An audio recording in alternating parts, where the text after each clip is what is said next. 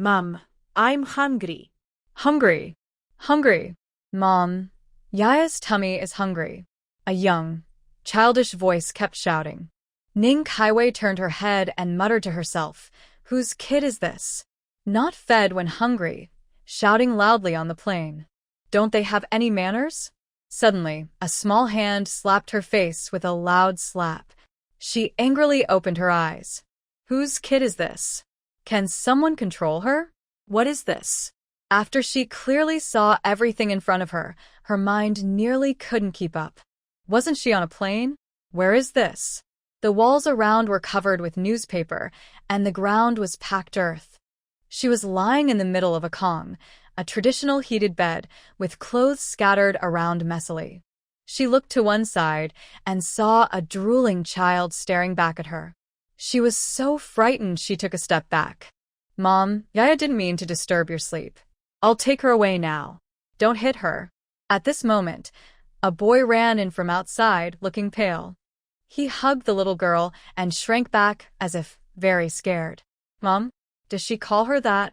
Having been single since birth for 30 years, with no plans to marry or have children, she just wanted to earn enough money to retire early. This trip by plane was just to discuss a big deal. After that, she planned to relax and do nothing. Wasn't it just a nap because she was tired? Now, who can tell her? Who are the two children in front of her? And where is she? How can she find her way back? "Stand there, don't move." Ning Kaiwei pointed at the little boy. The boy was covered in patches, his pants were short, and he looked very thin and yellow-faced, obviously malnourished. "What's your name?" she asked, looking at the frightened boy and frowning gently. The boy timidly stepped back and looked at her carefully. "Mom, what's wrong with you? I'm a burden." "A burden? What kind of parents would give their child such a cruel name? It's like condemning the child to a lifetime of hardship." Wait. Suddenly, her buried memories flooded back. Ning Kaiwei's mind suddenly recalled a scene. She was in the waiting room, relaxing her mind by reading a novel. She had complained for a long time then. The heroine was also named Ning Kaiwei. Same name, same characters, and the worst part was, she was not very smart. There is a soldier husband who is ignored, and instead, someone keeps chasing after a troublemaker. In the end, he was tricked out of his money and affection, and then sold as second-hand goods to a mountain area, where he was bought by a strange old man and cruelly tortured to death. "Come here," she said, watching the boy hold the little girl, who was about to fall and was too heavy for him. She hurriedly called out to him. Unexpectedly, the boy stepped back a few steps. "Mom, if you're going to hit, just hit me. Yaya is still so young and doesn't understand anything. Don't hit her, Mom. Hitting hurts a lot." Yaya was only 2 years old. How could she endure her mother's slap? Her tired mind thought this, then carefully placed her sister on the ground. He walked over and honestly held out his face. Ning Saixia suddenly felt a pang of sympathy. When she was reading earlier, she cursed the evil female character and even scolded the author for being brainless. If the author had any brains, they wouldn't have written such a story. Which parent doesn't love their child? Such a good child. How could anyone bear to mistreat them? The child was naive and innocent. If they couldn't accept them, why were they born? "I won't hit you, and I won't hit Yaya," Ning Saixia softly said, afraid that any change in her tone might scare this sensitive child. Looking at her mother's eyes, which lacked the usual anger and madness, the troublemaker tentatively picked up his sister and then walked to the bed, placing her there. Even though she hadn't moved anything, the boy's gaze was always guarded as he watched her. "I will go see if there's anything to eat. You watch the children." She thought she needed a private space to carefully consider how to go back. Her goal was to relax and enjoy her old age, her years of effort. Studying hard, working hard. Wasn't it all for a peaceful life? But at the critical moment, she was kicked right into her book. What kind of thing is this? "Mom, I'll cook." The troublemaker finally confirmed that his mother wouldn't hit them today, and he let out a sigh of relief. Ning Saixia looked at him. "Just watch the children then." Hearing her serious tone, The troublemaker's body stiffened again, and he nodded obediently. Ning Saixia sighed countless times. What a curse! She went to the kitchen and saw that only half a bowl of white flour and a little cornmeal remained. There was nothing else. In the basket, there was only one egg. She turned it over again. Behind the house, there was a vegetable garden with a tomato and 2 tender little cucumbers. She mixed the dough and then heated a pan with a little oil, adding chopped scallions to flavor the oil. Then she poured in boiling water. Suddenly, a fragrant smell wafted out from the kitchen. Time to eat, Ning Kaiwei called out after finishing. The family was really poor. Even the bowls were cracked and the chopsticks were bent. After waiting a while, the 2 children didn't come out. Ning Kaiwei frowned and, through a slightly open door, saw Lianzue feeding water to Yaya. Yaya could speak now, but only simple sentences. She shook her head and pointed outside, saying, "Eat, eat. That's for Mom. Be good, Yaya. Brother will make some porridge for you soon." Lianzue comforted Yaya, worried that her loud voice might disturb their mother, who would get angry. Ning Kaiwei looked at the responsible Lianzue with a painful feeling in her heart, scolding the original owner and her husband harshly. "Come, eat now, hurry up." She didn't go inside, afraid of frightening the children, so she kept her voice low. Lianzue held Yaya and came out of the house, looking timidly at Ning Kaiwei. "Mom, we're going to Grandma's for food," he said. Every time Grandma had a good mood, it meant she was going to Grandma's to ask for money. Ning Kaiwei pinched her forehead and said, "Sit down." She realized that talking to this child only worked if she was firm. Lianzue sat on a bench holding Yaya, staring at the noodles in his bowl, red tomatoes, pale yellow noodles, and a boiled egg. In a broken bowl, there was cold cucumber salad. "Mom, I'll be good." I won't eat anything, he said. "Whatever Mom asks me to do, I'll do it." "Mom, don't sell me." Lianzue's face turned pale, his voice trembling with tears. The 6-year-old's body shook slightly as he hugged the 2-year-old Yaya, swaying. Ning Kaiwei quickly stepped forward and took Yaya from him. Unexpectedly, Lianzue used all his strength and snatched Yaya back, looking at her defensively.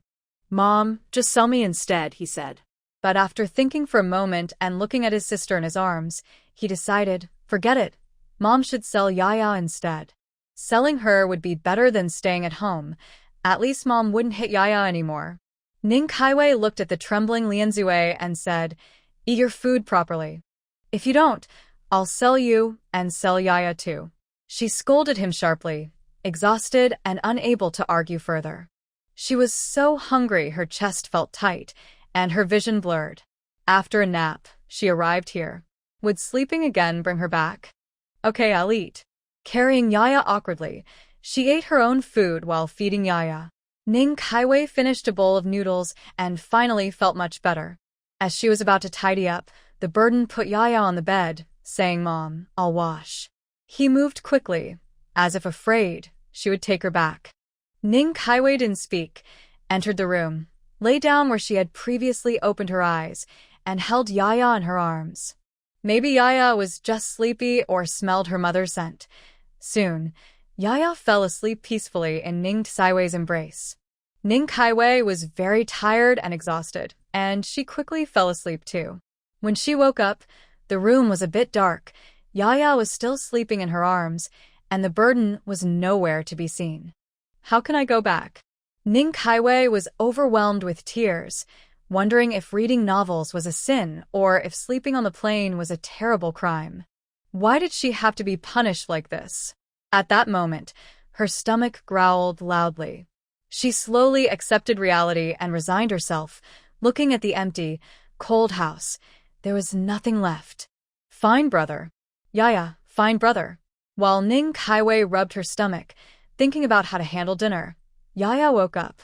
She didn't see the burden and looked at the door with a face full of tears and grievance, pointing outside. Ning Kaiwei hugged the little girl into her arms. She had just woken up, and her forehead was sweaty. "Are you looking for brother?" Yaya looked at Ning Kaiwei and nodded firmly. "Fine, brother." The original owner had Yaya, and mostly left her to the old lady and the burden. Whenever Yaya cried, She was very annoyed. Sometimes she scolded her, and other times she hit her. Yaya and she weren't close. Okay, let's wipe your sweat.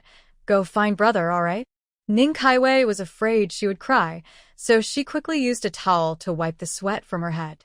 She grabbed a piece of clothing, covered Yaya, and then carried her out. Following the story, she headed toward the village entrance, where her grandmother's house was. The original owner had caused a lot of trouble before, and in the end, Grandpa Zhao couldn't take it anymore and decided to split the family. The old couple divided 2 houses, sharing a yard with the eldest, who had 3 rooms.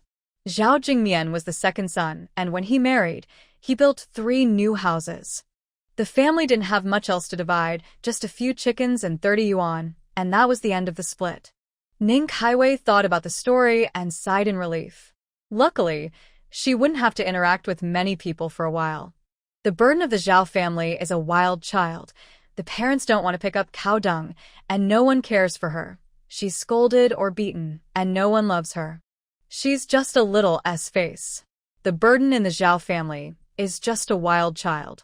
Ning Kaiwei hugged Yaya and walked for a while, then heard a group of children reciting a rhyme. In her mind, she suddenly saw the burden's appearance, those stubborn eyes, always full of unease but trying to change, ending in helpless defeat.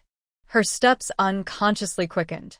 Soon, she saw a group of children surrounding the burden in the center, watching, scolding, and mocking.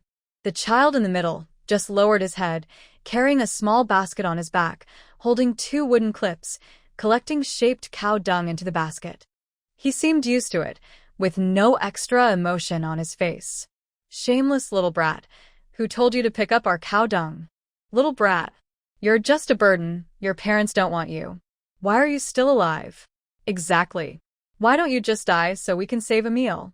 Seeing that the rhyme had no effect on the burden, the chubby boy at the front pushed him.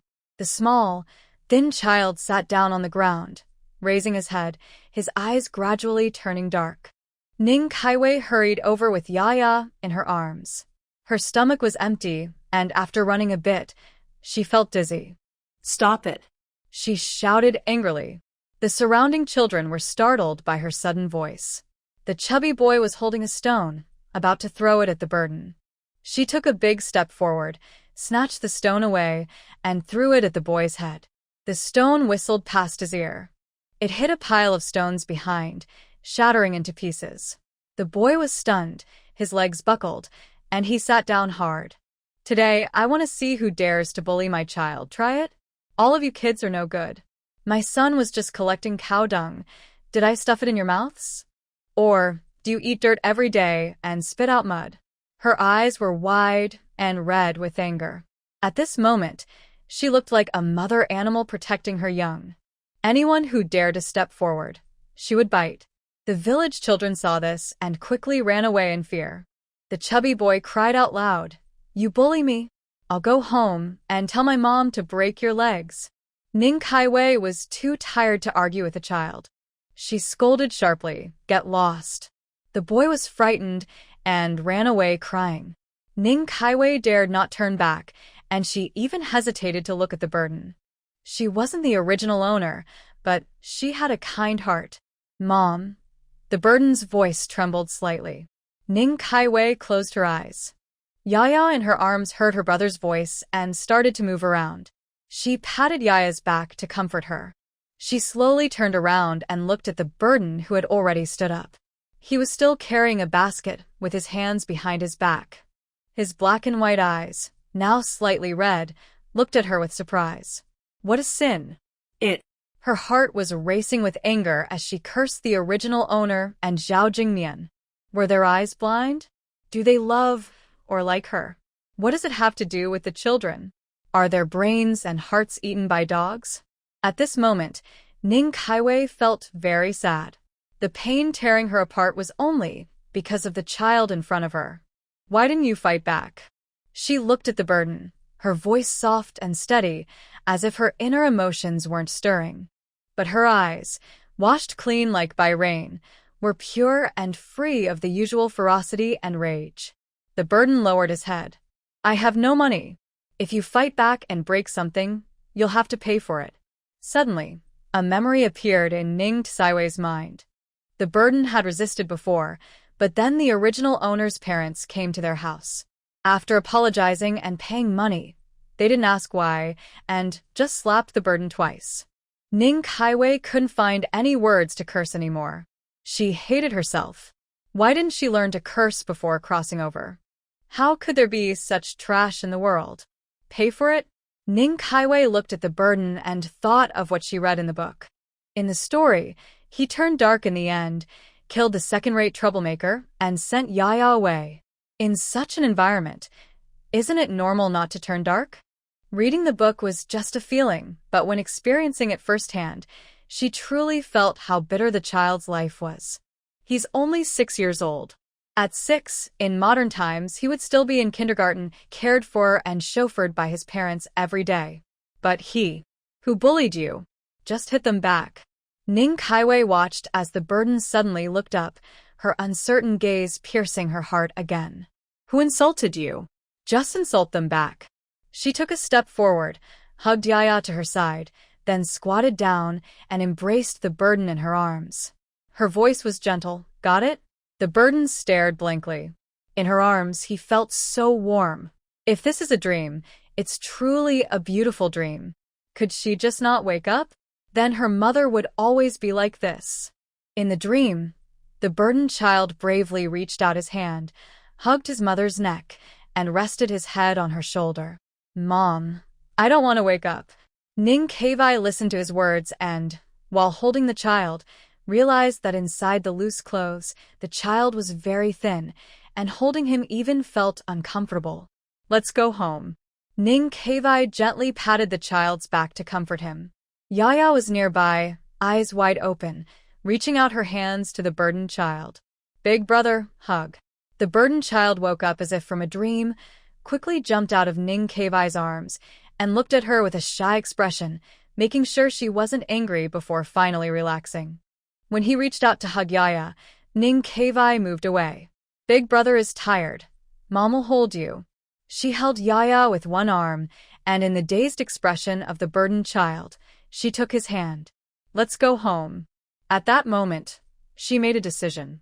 If fate didn't allow her to go back or live her simple life, she was willing to stay for the sake of her 2 children. Anyway, she had no attachments to that world anymore. It might be better to stay and watch them grow up. The burdened child seemed to always be in a dream. When walking, one step was heavy, the next light. He didn't look at the road, only watched the hand being pulled, feeling warm. Mom's hand, so warm. Yaya, be good. Go play on the bed. Ning Kaiwei placed Yaya on the bed, then went to a corner to get a bottle of white wine. The wine was bought a few days ago for early Uzi, but hadn't been delivered yet. Stretch out your hand. She opened the wine, carefully tore a piece of cotton, and looked at the burdened child. The child looked at her, hid his hands behind his back, and shook his head. Mom, I'm fine. The wine is too expensive. You don't need to use it on me.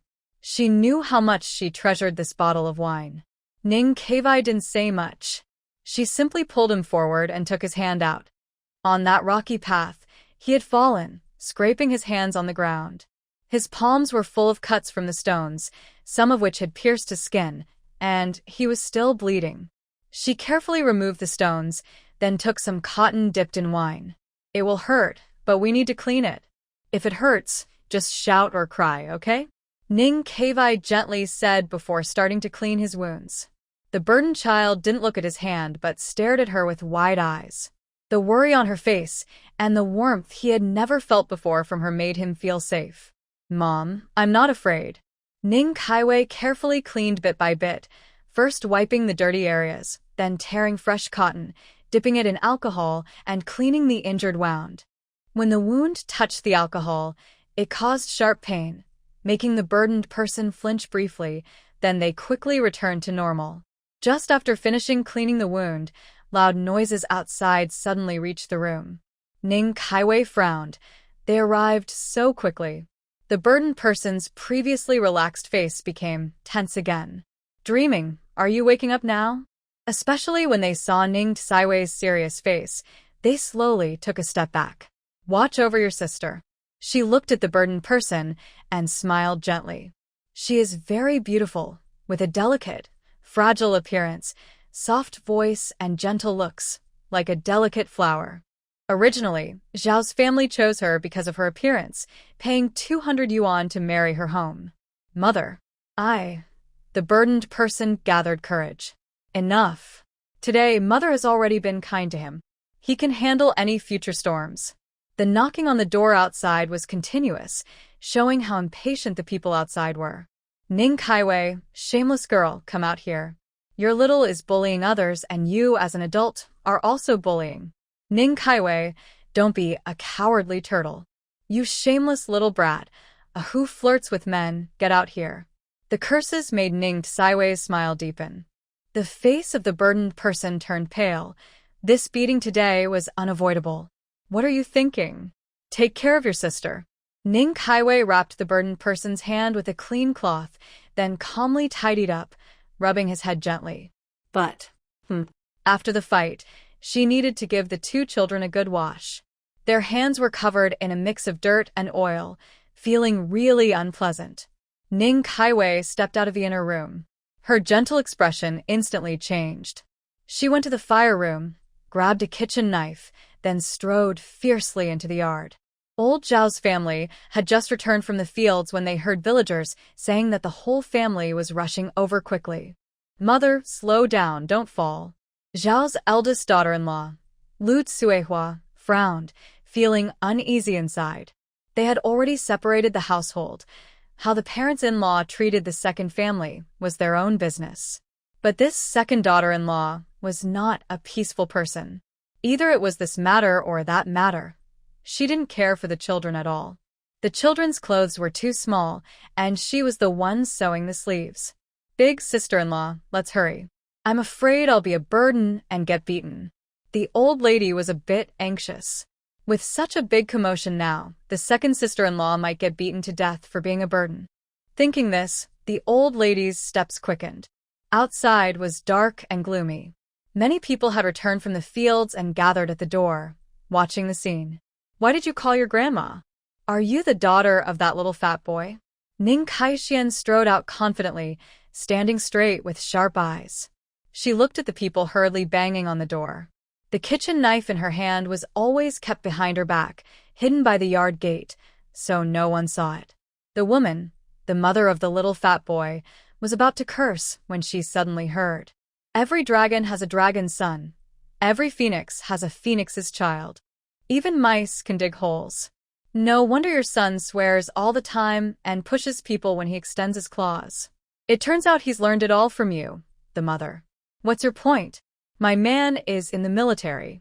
Do you think we, an orphan mother and daughter, are easy to bully? Not only does your son bully mine, but you, as a mother, want to sit on our necks and do whatever you like? The other person didn't say a word, but Ning Saishuan's mouth was like a machine gun, firing off a barrage of insults. Not only Lu Hua was stunned, but everyone in the village watching the scene was also stunned. Is this Ning Kaixian? Wasn't she the one who was found at home earlier, asked no questions, and immediately started hitting the children? What's going on today? Has she been possessed by some spirit? The woman was so angry, she almost burst. Her outstretched hand never retracted. You. Ning Kaixian held her finger and said, I wasn't quick to curse just now. Can't you speak properly? Just spitting curses, huh? The Zhao family members hurried over, running as fast as they could. Even the two young men from the old Zhao family were panting as they stood there. Mother, why does second aunt seem so strange? Zhao Mingrui widened his eyes, looking at the infuriating second aunt just a door away. In front of outsiders, second aunt was always timid and shrinking. But when dealing with family, she was fierce and ruthless. He had never liked second aunt, but their father always taught them that family harmony brings prosperity. Their father and second uncle were brothers. But second aunt was not good at all. He didn't want to be nice to her. She does seem a bit off. Lu Tsuehua looked at the constantly chattering second sister-in-law and felt something was wrong. But who knew what kind of madness she was up to today? Seeing the eldest sister about to go forward, The old lady pulled her back. Wait, let's watch a bit longer. Now, the second wife didn't suffer any loss. They shouldn't go over yet. Over the years, she has been scared off by the second wife's constant trouble, changing her mood every day, doing whatever she wants. Ning Kaiwei, you shameless little, always dressing like a fairy, flirting around, shamelessly bullying the children. Ning Kaiwei couldn't argue anymore. She took a few deep breaths.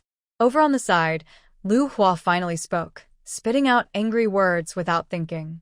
She had long disliked Ning Kaiwei, thinking she looked like a seductive enchantress, dressing like a butterfly every day, just a sly fox.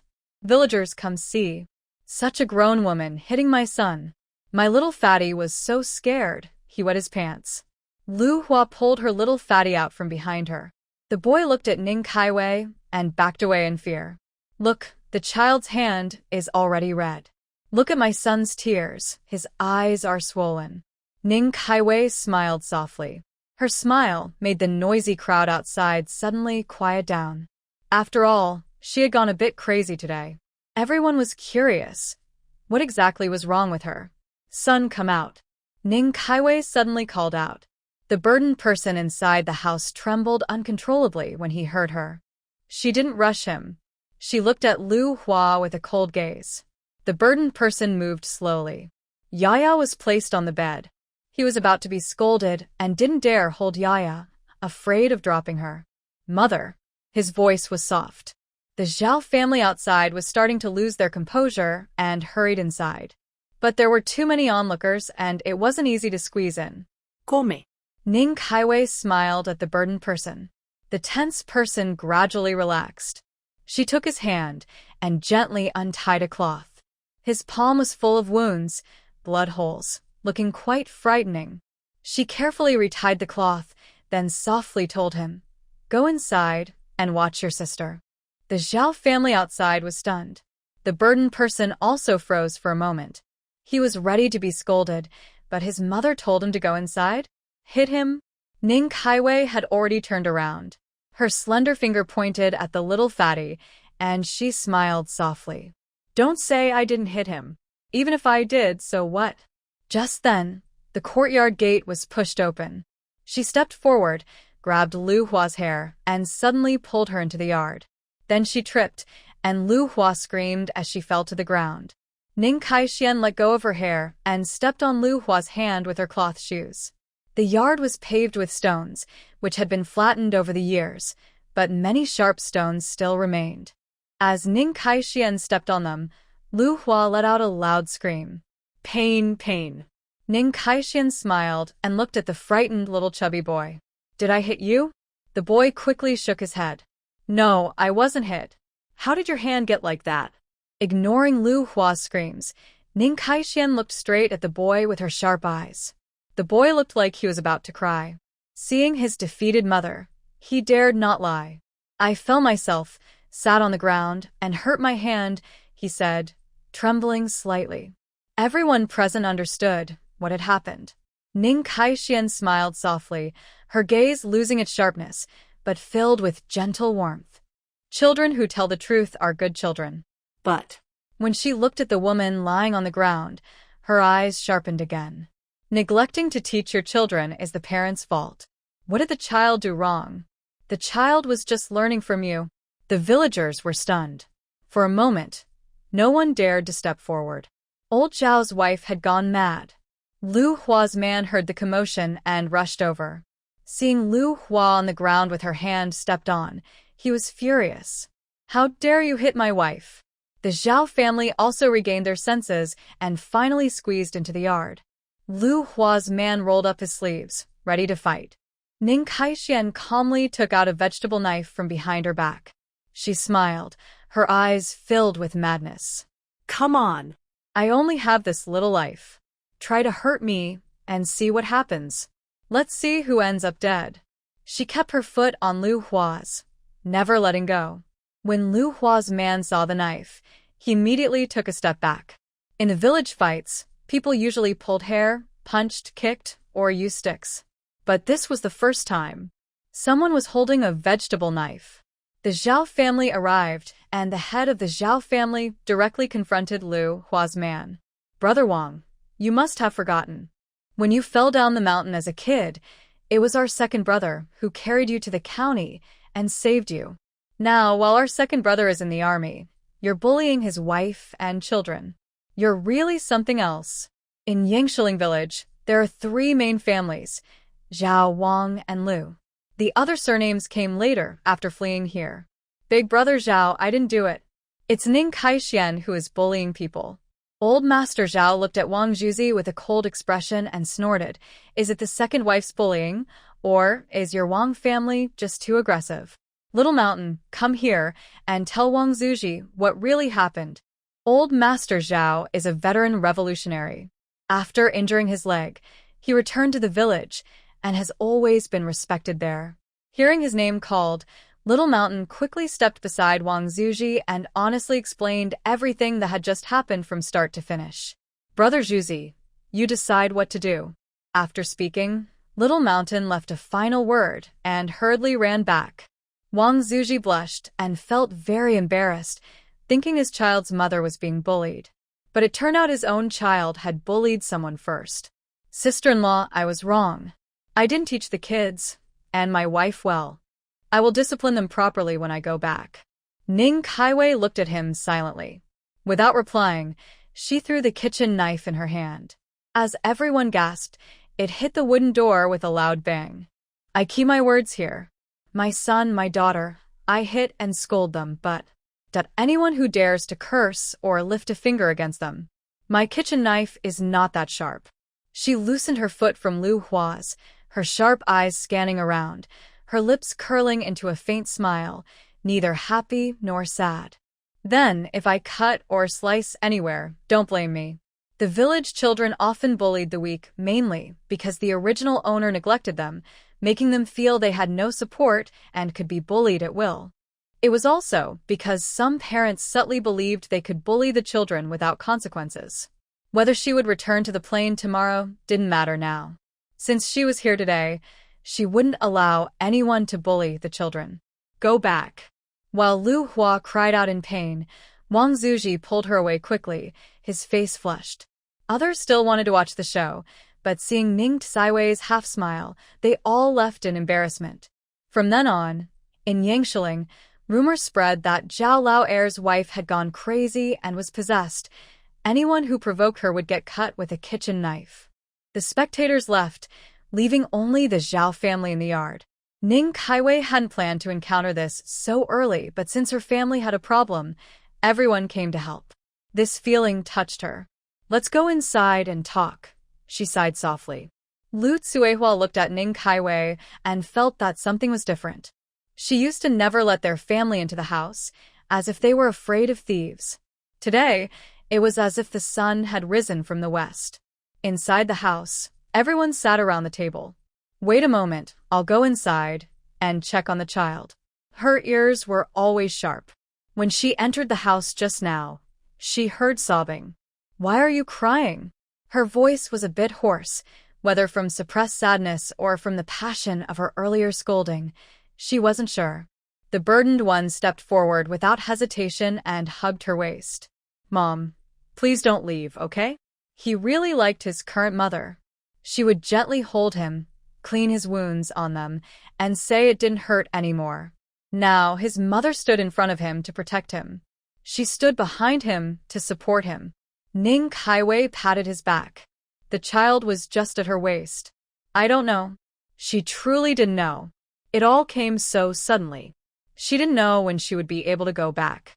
"Son," she softly spoke, wiping his tears.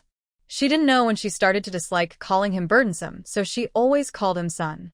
After wiping his tears, everything became clearer. The burdened one looked into his mother's eyes. He had two mothers. One was very strict, not nice to him or his sister, disliked them, hated them so much he wished they had never been born. But now, he had another mother who was gentle and made him feel warm. "I'll try my best," Ning Kaiwei said 3 words. She had always wanted to find her way back. But after half a day, she thought if she had a choice, she would stay. Money? She had the skills to earn it. She knew the market in her past life. She could earn however she wanted. Living a quiet, lonely life all her days seemed dull. Having children without pain, watching them grow, and being with them, maybe that wouldn't be so bad. Stop crying. Go meet the elders. Be polite, okay? She picked up Yaya. Yaya used to resist a little, but now she smiled widely at her, making the conflicted person willing to stay and protect that smile. Grandpa, grandma, great-uncle, great-aunt, older brother, second brother. When the burdened one left the house, his eyes were still red, but his voice was firm as he called out to each person. The old lady secretly wiped her tears and reached out her hand. Little one, come let grandma see. Over the years, if anyone loved the burdened one the most, it was definitely the old lady. The original owner had a child, but never took care of him. He was raised by the old lady. Seeing the smile on the burdened one's face, with no marks of a slap, her heart finally felt at ease. Father, mother, elder brother, sister-in-law. Ning Kaiwei came out of the house holding Yaya, smiling happily, with no more evil look from earlier in the yard. I was careless before. Sorry for troubling everyone with the 2 children. Although it was the original owner's fault, she was now her. She still needed to say what she wanted to say. Second daughter-in-law, what are you talking about? We are family. Even if bones are broken, we are still kin. Lu Tsuehua quickly spoke up. Whether the second daughter-in-law's words were sincere or not didn't matter. She, with her simple mind, protected her brother, and as his wife, she had to protect him too. There was some blame, but she married in early. During the famine before, her family couldn't get food. It was her brother's army allowance that kept her family fed and alive. She wasn't unkind. Over the years, no matter how much the old lady helped her brother's family or how much the second daughter-in-law caused trouble, she never complained. There's one more thing. I want to change the names of the 2 children. As soon as she spoke, everyone in the family was surprised. The name Luo Zue was something she insisted on when she was desperate, and it was set that way. Now, she wanted to change it? Ning Kaiwei ignored their strange expressions and wrote 2 new names on paper, then looked at Luo Zue and Yaya. Son, your grandparents are here. Today, I will change your name. From now on, you'll be Zhao Mingi. Ming is the name of your generation in the family tree. Your older brothers all have Ming as the first character. Since you're their younger brother, you should follow. It means standing firm like a mountain, unshakable. I hope you grow up to be a man as strong as a mountain. Her voice was gentle, and she pointed at each word clearly so Luo Zue could see. Zhao Mingi. Luo Zue's eyes slowly lit up with surprise. Mother, I will be like a mountain, protecting you and my sister, the boy said shyly but firmly, with a promise in his tone. Ning Kaiwei gently ruffled his hair and looked at the old man. Father, is that okay? Good. Then his name will be Zhao Mingi. Tomorrow, the eldest will go register the name. For many years, the second daughter-in-law had insisted on calling him Luo Zue, even refusing to give the children proper names. That's why they hadn't registered the children's names all this time. As long as it wasn't Luo Zue, they had no objections to any other name. What about Yaya? The eldest daughter-in-law reached out, trying to carry Yaya. Unexpectedly, the little girl turned her head and hugged Ning Tsaiwei's neck directly. Lu Tsuehua looked and couldn't help but laugh, saying, "You little ungrateful one. It's not your turn to cry and call for mama now." Inside the house, the tense atmosphere finally eased. When they first entered, they thought the second daughter-in-law had caused some new trouble, but it turned out to be about the child's name. Ning Kaiwei gently weighed the little girl in her arms, asking softly, "Yaya is a girl. Can we choose a name that doesn't follow the family genealogy?" Yes. This response wasn't from the old man himself. The old lady, the eldest son, the eldest daughter-in-law, and the old man all spoke together. It showed they were tired of the fuss the original owner caused. As long as the name was proper, anything was fine. I want to name her Zhao Xinyan, a name that means a treasured thought. Hearing the name, the Zhao family members all relaxed, glad they could call her that. Their only requirement was that the name should be easy to call out when they went outside. Good. That's her name now. No changes. Eldest brother, hold the paper. We'll go register tomorrow. Let's go. Ning Kaiwei watched her eldest brother quickly tuck the paper into his pocket. Then the six of them left immediately. Seeing their hurried steps, she couldn't help but smile softly. Were they afraid she might change her mind and revert the name? Mother, did I really change her name? Feeling burdened. No, wait. Zhao Mingi looked up. The dim yellow light shone on his expectant face. Yes, from now on you'll be called Mingi. And if anyone calls you a burden again, you must speak up loudly to oppose it. Your name is Zhao Mingi, with Ming meaning bright and Yi meaning standing firm. Do you understand? This time, Zhao Mingi nodded firmly. He liked his name, Zhao Mingi, with Ming meaning bright and Yi meaning unshakable. His mother gave him this name. There was nothing left at home. Ning Kaiwei found a half bag of potatoes in the empty house and made mashed potatoes. There's nothing else at home. Mother will go to the county tomorrow to buy some food. You all just have to make do for now. The children were at the age to grow stronger. If they delayed now, it would be hard to catch up later. Especially Mingi, who was much thinner than other children his age. Meanwhile, Ning Kaiwei was still bathing the child in the old house of the Zhao family. Old man, is the second daughter-in-law feeling better? Or is she just causing trouble again? I feel uneasy in my heart. Why do I feel so restless? The old lady lay on the Kong bed, thinking about the changes in the second family today, feeling like she was dreaming. Old Master Zhao couldn't sleep and kept thinking about this matter. No matter what, the names for the two children are settled. Tomorrow, I'll urge the older one to register quickly, so the second daughter-in-law won't regret it. Keep an eye on things over there. I'll do a bit more work in the fields. All right, go to bed early. Old Master Zhao thought for a moment, sighed, then closed his eyes. In the older brother's room, they were having a small meeting. There were 3 rooms. One for the couple, one for the 2 boys, and one for the firewood storage. Suehua, do you think the second daughter-in-law has changed? Zhao Jingyun nudged his wife with his arm. Lu Suehua sighed, I hope she really is changed. If she is changed, we might suffer a little, but I'd be happy. At least the 2 children are doing well, so we don't have to worry so much. Zhao Jingyun reached out and hugged his wife. My wife, I'm sorry you've been through so much.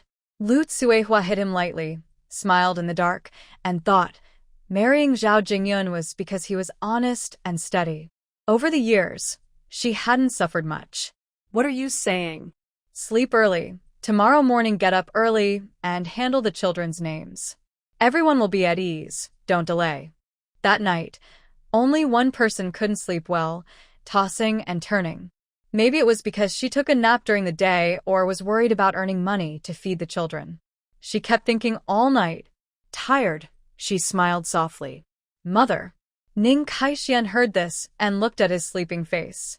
She gently tucked him in and couldn't help but smile softly. Until now, she felt like everything was just a dream. Morning came. Ning Kaixian had thought for a long time and woke up a bit late. When she opened her eyes, she saw a pair of big eyes staring straight at her. What's wrong? Do I have something on my face? Ning Kaixian looked at Ming Yi and reached out to touch her face. Ming Yi let out a deep breath. Now, his mother was the mother he liked. He didn't know if the other mother had changed, but he knew the 2 mothers were different. Mother. Ming Yi smiled, wrapped in his blanket, feeling a little shy. Yesterday, his mother washed both his and his sister's clothes, and they were hanging outside. He couldn't go out without pants. Ning Kaixian got up, opened the door, and fresh air flooded in. This era was still unpolluted, and the economy was just beginning to develop. In 1977, the college entrance exam was restored. After that, the red armbands disappeared, and people involved in speculation and profiteering also vanished. There were vendors on the streets. Since I have come, I will accept the situation. Ning Kaiwei takes the children's clothes into the house, helping Mingi and Xian Yen get dressed. She goes to the kitchen, which is her biggest headache. There is nothing there except a bag of potatoes. The original owner was too lazy. Not only was the land not cultivated, but the vegetable garden was also in poor shape. Eat shredded potatoes in the morning. Mother is going to the county town. When she comes back, she will bring you some tasty food.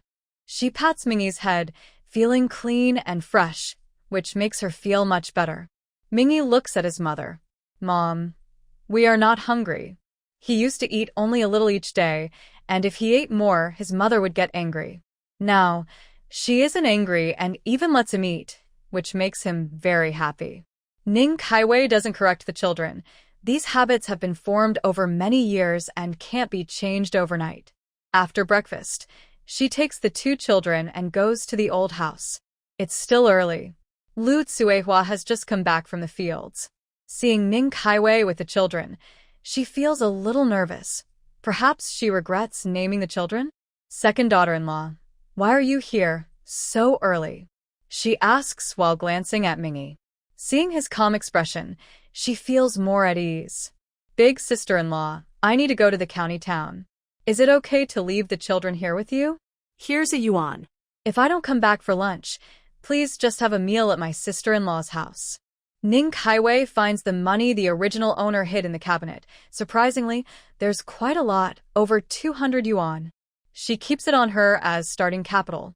Lu Tsuehua looks at the sun, which is rising in the east. What are you doing? Hurry and take it back. The children are just having one meal. How could they eat up all the grain? Lu Tsuehua frowns and refuses to take the money. Second daughter-in-law, take the money back. The children can stay here. If you're giving the money, then take the children home. Seeing her attitude, Ning Kaiwei can't help but laugh and cry. All right, big sister-in-law. Thank you. No trouble at all. We're family. Your brother took the bicycle. If you're going to the county town, it'll take about an hour to walk. You should leave early, as it will get hot later. Lu Tsuehua reminds her again, then hugs Xi and Yen and leads Mingi inside. After settling the children, Ning Kaiwei carries a large basket. Whether or not she finds buyers, she at least needs to buy some rice and flour. She walks into the town, feeling her calves cramp and her whole body weaken. Her body is too fragile. On the street, there aren't many vendors yet, just people pushing carts through the alleys. Some sell tea eggs, others sell vegetables from their homes, but the variety is small and dull. Suddenly, a group of people appeared. She smiled and bought 2 cucumbers, then asked the vegetable seller, Annie, what is that place? Why are there so many people? The Annie looked at Ning Kaixian and said, that over there is a textile factory. All the workers are inside. Ning Kaixian looked around. A crowd rushed over, and she understood the situation. Auntie, are there any other factories nearby? Ning Kaixian handed her 2 dimes. She looked gentle and smiled slightly at everyone. The Annie beckoned her over. Girl, are you planning to sell something? Many people have been asking lately. If you want to sell, you should start soon. The auntie, seeming experienced, quietly told her, then pointed, there's a furniture factory north of this street. Go that way, and you'll find the train station. The Annie happily put the 2 dimes in her pocket and shared all the useful information. Thank you, Auntie. Ning Kaixian smiled and expressed her gratitude. With this information, and after looking around the market, she made some plans. She first bought rice and flour, especially a lot of flour. The sun was already high, like a big oven roasting meat, and the heat made Ning Kaixian frown. Since her funds were limited, she decided to start small. She believed that earning money with her own hands was never shameful. Why did you buy so much? Lu Tsuehua saw Ning Kaixian come in and quickly went over, taking the watermelon she was holding. I ran into a donkey cart selling watermelons. It wasn't expensive, so I bought 2. She wiped the sweat off her face, which was flushed from the sun, softening her usually serious expression. Come inside quickly. It's so hot outside. Why rush back? Find some shade under a big tree and walk back slowly. In the past, she wouldn't have said a word. But since yesterday, her second daughter-in-law had changed. It made her speak up a little. Once she spoke, she wondered if she had gone too far. Would her second daughter-in-law be angry? Ning Kaixian took a sip of water and, finally, washed the sweat off her face. She smiled and said, Sister-in-law, I understand. I'll hide in the shade next time. Lu Tsuehua looked at Ning Kaixian carefully. For some reason, she felt that her second daughter-in-law looked even better now. She was always pretty, but somehow, she seemed more charming, like a proud rooster. She couldn't quite explain the feeling, but it made her feel fond of her. Thinking about it, she couldn't help but smile. Ning Kaiwei went outside, brought in a watermelon, washed the skin, and put it directly into a water bucket. The water was from the well, very cool. What are you doing? Take this back for Mingi and Xinyan to eat. The kids haven't had much good food. Don't leave it here for me. Lu Tsuehua felt Ning Kaiwei's attitude and spoke less cautiously. Ning Kaiwei smiled softly, watching Lu Tsuehua's stern face, but her words came from the heart. In her past life, she ran a business from scratch. She went door to door and signed big deals worth millions. She met many people. Often, just by chatting, she could tell if someone was sincere or just avoiding trouble. Although the eldest sister-in-law looked fierce, her words were genuine. She really wondered if the original owner was brainless. When reading novels, the heroine often curses in her mind, complaining about favoritism and the eldest daughter-in-law's greed. People. Only when you truly get close do you know what is real and what is not. Isn't there another one? I'll take that back too. It's almost noon and my parents should be coming back soon. We'll cut it later so everyone can cool off. She spoke softly, with a touch of southern elegance. Lu Tsuehua opened her mouth several times, but said nothing in the end. Mother! Madam! Mingi saw the familiar figure ahead and ran over immediately. Xinyan was held by the old lady, and seeing her brother run, she quickly followed. Hey, little girl, slow down, don't fall. The old lady didn't catch her, and Xinyan ran out. She hurried a few steps to catch her. The little girl twisted her body and reached out to Ning Kaiwei, calling, Madam, Madam. Mother, are you back from the fields? Are you tired? Ning Kaiwei quickly took Xinyan and greeted the old lady. They say mother-in-law and daughter-in-law are like enemies. She didn't have any particular feelings for Zhao Jingnian, but she couldn't deny she was now Zhao's daughter-in-law. So she felt a bit nervous around the old lady. But she didn't know that the old lady was even more nervous than her. Not tired. The old lady looked a bit stunned, even scratching her ear, doubting if it was too hot and she was getting heat stroke. Lu Tsuehua was cooking and couldn't help but smile softly at her mother-in-law's expression. The second daughter-in-law finally woke up. How good it was for the family to be like this. Big sister-in-law, do you know where to buy eggs cheaply? I also want to buy pig's head. Ning Kaiwei's words directly confused Lu Tsuehua. Eggs are not cheap. If you want to eat some, I have a few stored. You can take them back later, Lu Tsuehua whispered to her while looking at her. Ning Saixia didn't want to hide anything, mainly because if she started a business, she would often have to entrust the children to her sister-in-law in the future. So it was better to be honest from the start. Big sister-in-law, I went to the county town today. There are many stalls outside and the business is quite good. I thought that our family of four can't rely solely on Zhao Jingnian's salary, and Mingi is growing up. I also want to send him to school. I make pretty good cakes and want to try selling them on the street. Lu Tsuehua looked at Ning Saixia with her mouth slightly open, showing disbelief. A woman going out alone? It wasn't that she disliked Ning Saixia, but it was a common belief among village women that relying on men was enough, and taking care of the family was all that mattered. Ning Saixia looked down, her messy hair falling beside her face. The sunlight shone on her head, giving her hair a golden hue. Big sister-in-law, Zhao Jingnian is often away from home. If I rely on him, neither I nor the children will have a life. Besides, I want to see how far I can go without depending on him. She lowered her eyes, her eyelashes casting a shadow on her face, removing her anger and hostility, making her look peaceful.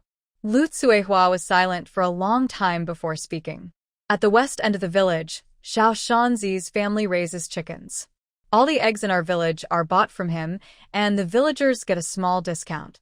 Xiao Shanzi has been following behind the second son since he was young, always a little follower. Just go directly to him. Pig head. I'll take you to my mother's house this afternoon. My uncle raises pigs there. She hesitated for a long time. If it had been before, she would have refused without hesitation. But seeing Ning Saixia now, she couldn't bring herself to say no. But you have to promise me. Lu Tsuehua looked at her second daughter-in-law and said, since it's your first time making it, buy less and just try. Ning Kaixia nodded. I understand. Big sister-in-law, thank you. She could feel that her sister-in-law was considering her. If yesterday she was unsure, everything that happened today confirmed it. The Zhao family was truly a united family. If Zhao Jingmian wasn't there, she would be willing to be a family with them for the rest of her life. Mother, at this moment, a little girl ran inside, hugging Ning Saixia's leg, lifting her face and smiling. Ning Saixia squatted down, picked up the child, and couldn't help but smile. Go outside first. Dinner will be ready soon. Don't go back today, Lu Tsuehua said with a smile as she looked at the mother and daughter. Ning Kaiwei heard this and replied, big sister-in-law, we'll go back first. I'll come over again this afternoon. Times are tough now, and since she isn't the original owner, she shouldn't eat someone else's food for free. She felt a bit embarrassed. While talking, she held her thoughts, carried a basket on her back, and called out, Mingi, we're going home. Zhao Mingi ran out of the house. Seeing his mother's outstretched hand, he happily took it. Sigh. Second daughter-in-law. Lu Tsuehua was already cooking. The stove was lit, and the food didn't have much oil or strong smell. They relied on controlling the fire to cook. She couldn't go outside now. Watermelon. Don't forget the watermelon. Ninkaiwei fronet. She really had forgotten. Mingi, wait. I need to carry the watermelon. Come with me. She turned around and picked up the watermelon. The watermelon was in a bag tied with a rope, with large gaps. She placed the watermelon inside, and it fit snugly. Mom, is this a watermelon? Zhao Mingi looked at the big watermelon with curiosity. It was almost as tall as his sister. Yes, a watermelon. It's very sweet. Let's go home, put it in the ice, and Mom will cut it for you to eat. Ning Kaiwei didn't reach out to take it, but spoke softly with a gentle smile, talking to Mingi. Xi Yen stretched out her small hand, pointing toward home. Eat, eat. Okay, let's give some to Xi Yen. Ning Kaiwei quickly agreed. Back home, the house was a bit messy. The children had few clothes, and her own clothes were piled on the kong, a traditional bed. Some were even dirty and crumpled. Ning Kaiwei resigned herself to the task, sorting the clothes by color. She kept a few that she liked, but planned to modify the rest to fit the two children. These poor children each had only one set of clothes, which were too big or too small, patched repeatedly. Go see your sister. Mom will make pancakes for you, she said. There wasn't much oil left, but enough to make pancakes for 3 people. In the afternoon, she planned to go to the pig farm with her sister-in-law to buy some meat. At the dining table, the thin, crispy pancakes smelled delicious, making the 2 children squint happily. Delicious. Fragrant. Xi Yen held her pancake with both hands, took big bites, and smiled at Ning Kaiwei. She had just learned the word fragrant. Ning Kaiwei asked if it was tasty. Xi Yen hesitated for a moment before nodding, understanding what fragrant meant. Mingi ate half a pancake and then stopped. Why are you eating so little? I have already eaten half a pancake. The pancake isn't big. According to Mingi's appetite, I made enough for 2 pancakes. Zhao Mingi drank a bowl of water. Mom, I'm full. Seeing his expression, Ning Saixia directly placed a pancake into his bowl. Mom doesn't like children who lie. But if I eat too much, we'll run out of food at home. In the past, Mom always said that Dad's money was all spent by the 2 of them, the ungrateful children. If life became too hard, she said they should just jump into the river and drown. Since then, he controlled his eating. As long as he wasn't starving, he could endure. If you can't even support your own children, and they can't eat enough, then your parents are truly to blame. Ning Saixia completely forgot that she was now acting as his mother. Eat. From now on, you should eat well every day, so you grow tall and strong. She unfolded the pancake, filled it with cold shredded potatoes, rolled it up, and handed it to Mingi. Finish eating.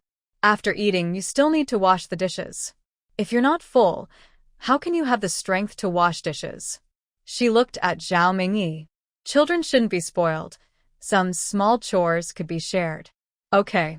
Zhao Mingi held the rolled pancake with both hands, but for a moment, he didn't eat. Ning Saixia held her heart and went to wash her hands. Zhao Mingi secretly wiped his tears and chewed carefully, bite by bite. In the afternoon, Ning Saixia checked the time and went to the old courtyard. Saixia, you're here? Just a moment. I'm finishing mending the clothes for the two little rascals. Lu Tsuehua was sewing clothes for the children when she saw Ning Saixia enter the yard and quickly greeted her. Ning Saixia smiled. Sister-in-law, you're busy. I'm not in a hurry. She sat on one side of the table. Old Zhao Mingrui was doing his homework. Bored. She looked at his work. The first part was correct, his basic skills were good. But the last two questions were a bit difficult. This one is wrong. Ning Saixia pointed to Zhao Mingrui's homework. See, this question mainly tests the movement of point P, as well as the speed and distance along the line. Your first step was fine, but you forgot that the line can be extended. Is the moving point really only at this point? What if the line extends here? Could point P be there? At first, Zhao Mingrui was a bit resistant. After all, he knew that his second aunt had never gone to school. She only knew a few characters, learned during the village's literacy class when she was forced to study. How could she possibly understand the knowledge of a first-year student? But the more he listened, the more surprised he became. Did second aunt really never go to school? The math that he found difficult to understand, second aunt explained clearly to him. The teacher's explanations were not as clear as hers. Stop daydreaming. Ning Saixia nudged Zhao Mingrui on the forehead. In the past, Zhao Mingrui would have jumped up at this, but today he just smiled and said, Second aunt, I understand now. I'll change. When he tried the problem again, he found it was much easier, with no hesitation at all. This was so amazing. He quietly looked up and glanced at second aunt's side profile. He felt that she was a wise person from beyond the world. Hidden in Yangshu Ridge Village, there must be some secret that no one knew. He had to keep second aunt's secret. Ning Saixia didn't know that an unintentional action had earned her a little nephew. Saixia, let's go. Lu Tsuehua brushed off some thread from her clothes and stood up a bit embarrassed. In the afternoon, the two mischievous kids climbed trees to pick wild fruit. The younger one tore his pants, exposing his backside. She hurried to sew it up, or else he wouldn't be able to come out of the house all afternoon. Lu Tsuehua's family home was not far from Yangshu Ridge Village, just around a hill. There was a small valley there. In the valley, stone enclosures were built for pigs. Each pen held 5 or 6 pigs, and some pens housed sows and piglets. When Ning Saixia came down the mountain, she had already looked around. The place looked clean. Second uncle, second uncle? Before entering the village, she called out as they descended the mountain. Tsuehua, you're back? Lu's second uncle looked at Lu Tsuehua and smiled. Second uncle, this is my sister-in-law, my second wife. Saixia, this is my second uncle. She first introduced them, then asked Lu's second uncle, Saixia wants to buy pig heads. Do we have any ready? Nowadays, pig heads are hard to sell. The most popular are pork fat, which can be used for cooking. A slice of fat can lubricate a pot or fry a dish. Yes, we have some. Pig heads are hard to sell. Why do you want pig heads? Lu's second uncle asked. If it was someone else, he wouldn't ask, but since she was his niece's sister-in-law, he couldn't cheat his own family. Second uncle, I plan to start a business and need 2 pig heads. If the business goes well, I will need more in the future. Ning Kaiwei did not hide anything. The original owner's reckless behavior damaged her reputation. Now, she is slowly making amends. She doesn't expect everyone to change their opinion overnight, but at least her credibility is gradually improving. 2. Lu Tsuehua looked at Ning Kaiwei and quickly gave her a signal with her eyes. 2 is too many. If it were her, half would be enough. Ning Kaiwei asked again, do I still need pig offal? Can Uncle's second save some for me? Uncle's second frowned. That stuff isn't wanted by anyone. It's hard to clean and not easy to cook. His pig offal is so unwanted that nobody even wants it as a gift. Today we slaughtered 4 pigs. I don't want your money for the 4 sets of pig offal. I'll give them to you. Ning Kaiwei bought not only 2 pig heads, but also 20 jin of meat. She asked Uncle Second to cut out 10 jin, then split that into 2 pieces. Along with the 4 sets of pig offal, which smelled quite bad, the 2 of them walked up the mountain. The day was long, and the sun was still high, showing no signs of setting. It hung in the sky with a hint of reluctance. Lu Tsuehua looked at Ning Kaiwei, who was sweating all over, and thought to herself, has she changed? She really has. Her personality has softened a lot. She's become more obedient, and most importantly, she can communicate now. If you say she hasn't changed, then her temper is still so stubborn. This has cost quite a bit of money, you know. But she didn't finish her sentence. Even though she felt a bit upset inside, she still helped Ning Kaiwei carry a big pig's head. Big sister-in-law, take these 2 pieces of meat home. One for the kids' meals, and the other to help my parents. There's a lot to do at home, so I'll head back first. Ning Kaiwei handed the meat she was holding to the somewhat dazed Lu Tsuehua, then took the pig's head from her and quickly left. Since the morning, she had only spent 1 yuan, but she realized it wasn't easy to give her sister-in-law some things. She didn't like pushing and pulling, it was too troublesome. Lu Tsuehua looked at the 2 pieces of meat in her hand and then at Ning Kaiwei, who was hurrying away, and sighed helplessly. This second daughter-in-law is quite ambitious, but she has indeed changed for the better. Forget it. If her business doesn't work out, she can just send her some things more often, so she won't go hungry herself or her children. Mother. Mingi heard the door open and ran out, looking at his mother's sweaty face. He quickly ran into the house, took a damp towel, and said, Mother, wipe your sweat. Ning Kaiwei took the towel, then saw him bring out a bowl of water.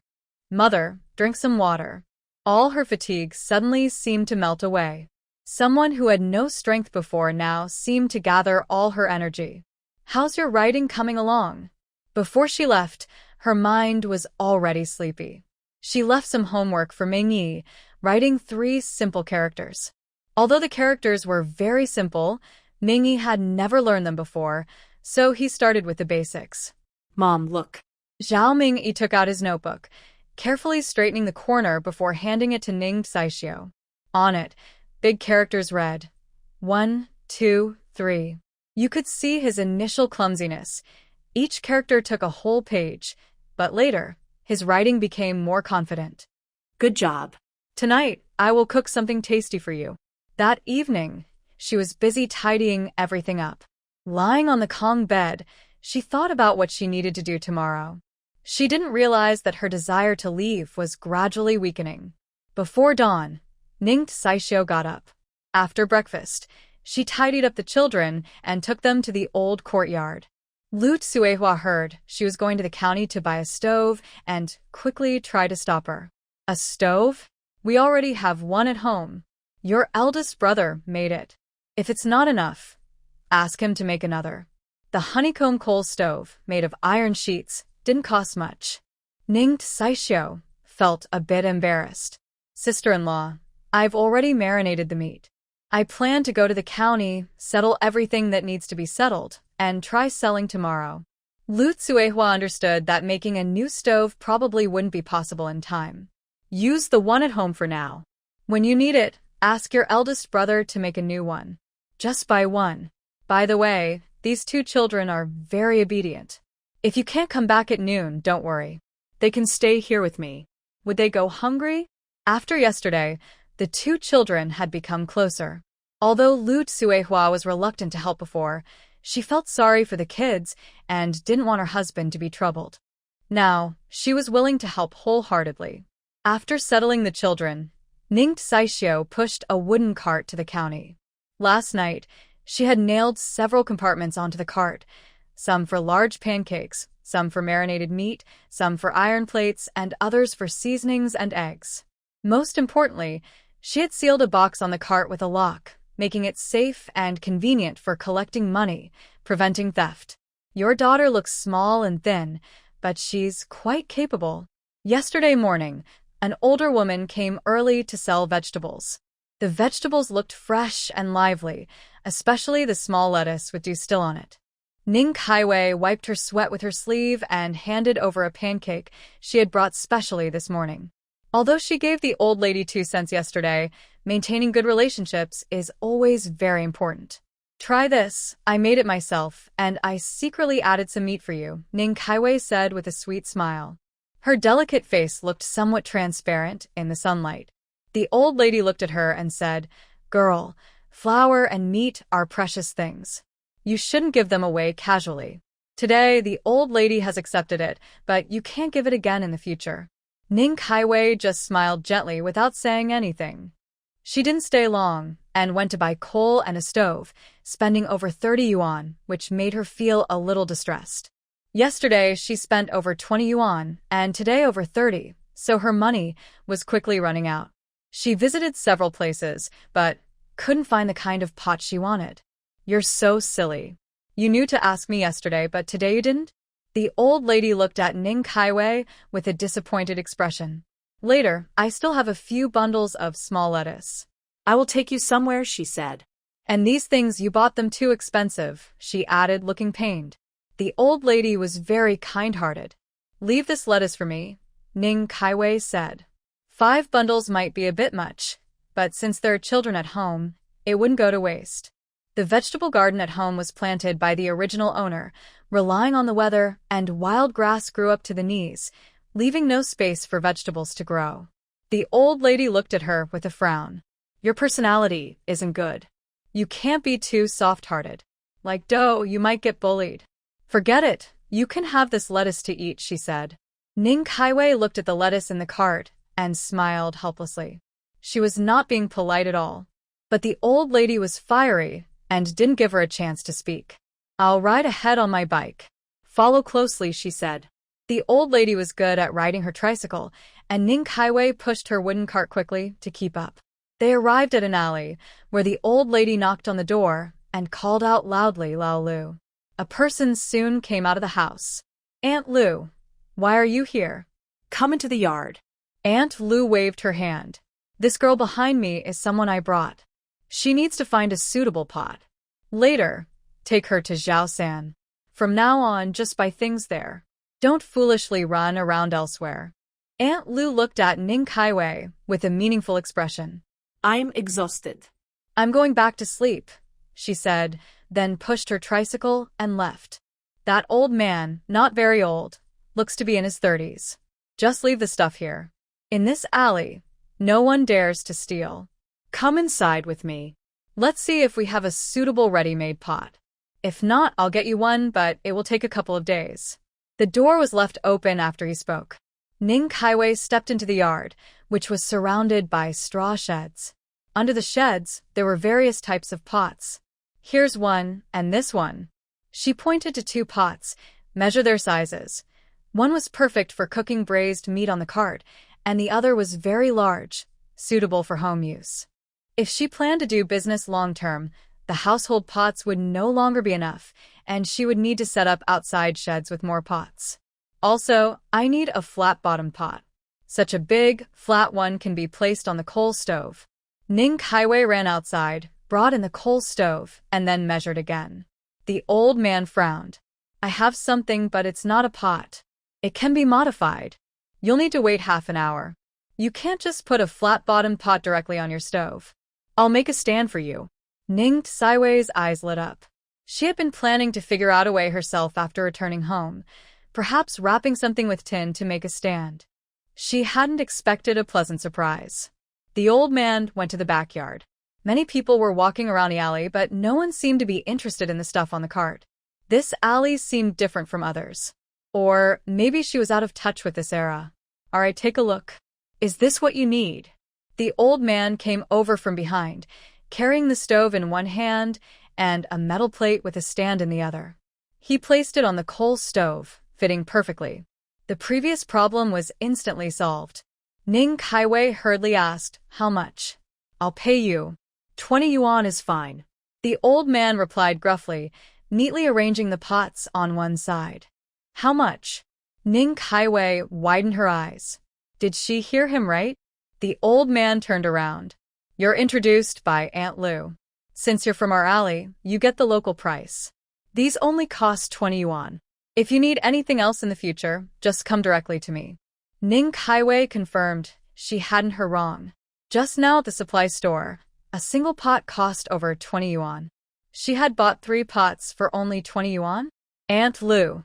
She knew that everything was connected to Aunt Lu. The old man mentioned the local prices, which meant everyone in this alley had good relations. By the way, the cart doesn't need to move. I'll take you to recognize the door, so in the future, when you buy coal, you can go directly to him. While talking, Old Six helped her place the pot onto the cart. Because there were many things on the cart, it wobbled a bit. He then went back to the yard to get some rope, tied everything up, and then took Ning Kaixian and continued walking forward. They reached the first house at the entrance of the alley. He knocked on the door. I'm Old Six. The door opened from inside. When the person saw her, their eyebrows furrowed slightly. Although it was quick, Ning Kaixian, who has experience in the business world, instinctively observed the expression. She saw it clearly. Introduced by Aunt Lu, Old Six pointed to Ning Kaixian and softly said, I'll head back now. Without saying anything else, he simply turned around and left slowly. Come in first. The person, upon hearing Aunt Lu's name, changed their expression. Ning Kaixian entered the yard. Unlike Old Six yard, this one was very clean and had no coal or stove. The person didn't look at Ning Kaixian much and directly took her to the backyard. There isn't much coal here, just to check the quality. If you need coal in the future, you can come directly to me. If the amount is large, I can deliver it to your home. Zhao Laosen spoke straightforwardly, without unnecessary words. The coal is of this quality, so you can rest assured. Ning Kaixian looked at the honeycomb coal, which was still stacked with many coal chunks. There wasn't much. Okay, I didn't know before. I bought it somewhere else. From now on, I'll come to you. Zhao Laosan looked at her. This alley hasn't had new people for 20 years. All right, if you need anything in the future, I will deliver as much as you want. After all, this person was introduced by Aunt Lu. If she didn't deliver, she would definitely suffer. Ning Kaixian pushed the cart and left the alley, but she kept feeling like she was dreaming. Outside, people came and went, lively and bustling, making that alley seem even more special.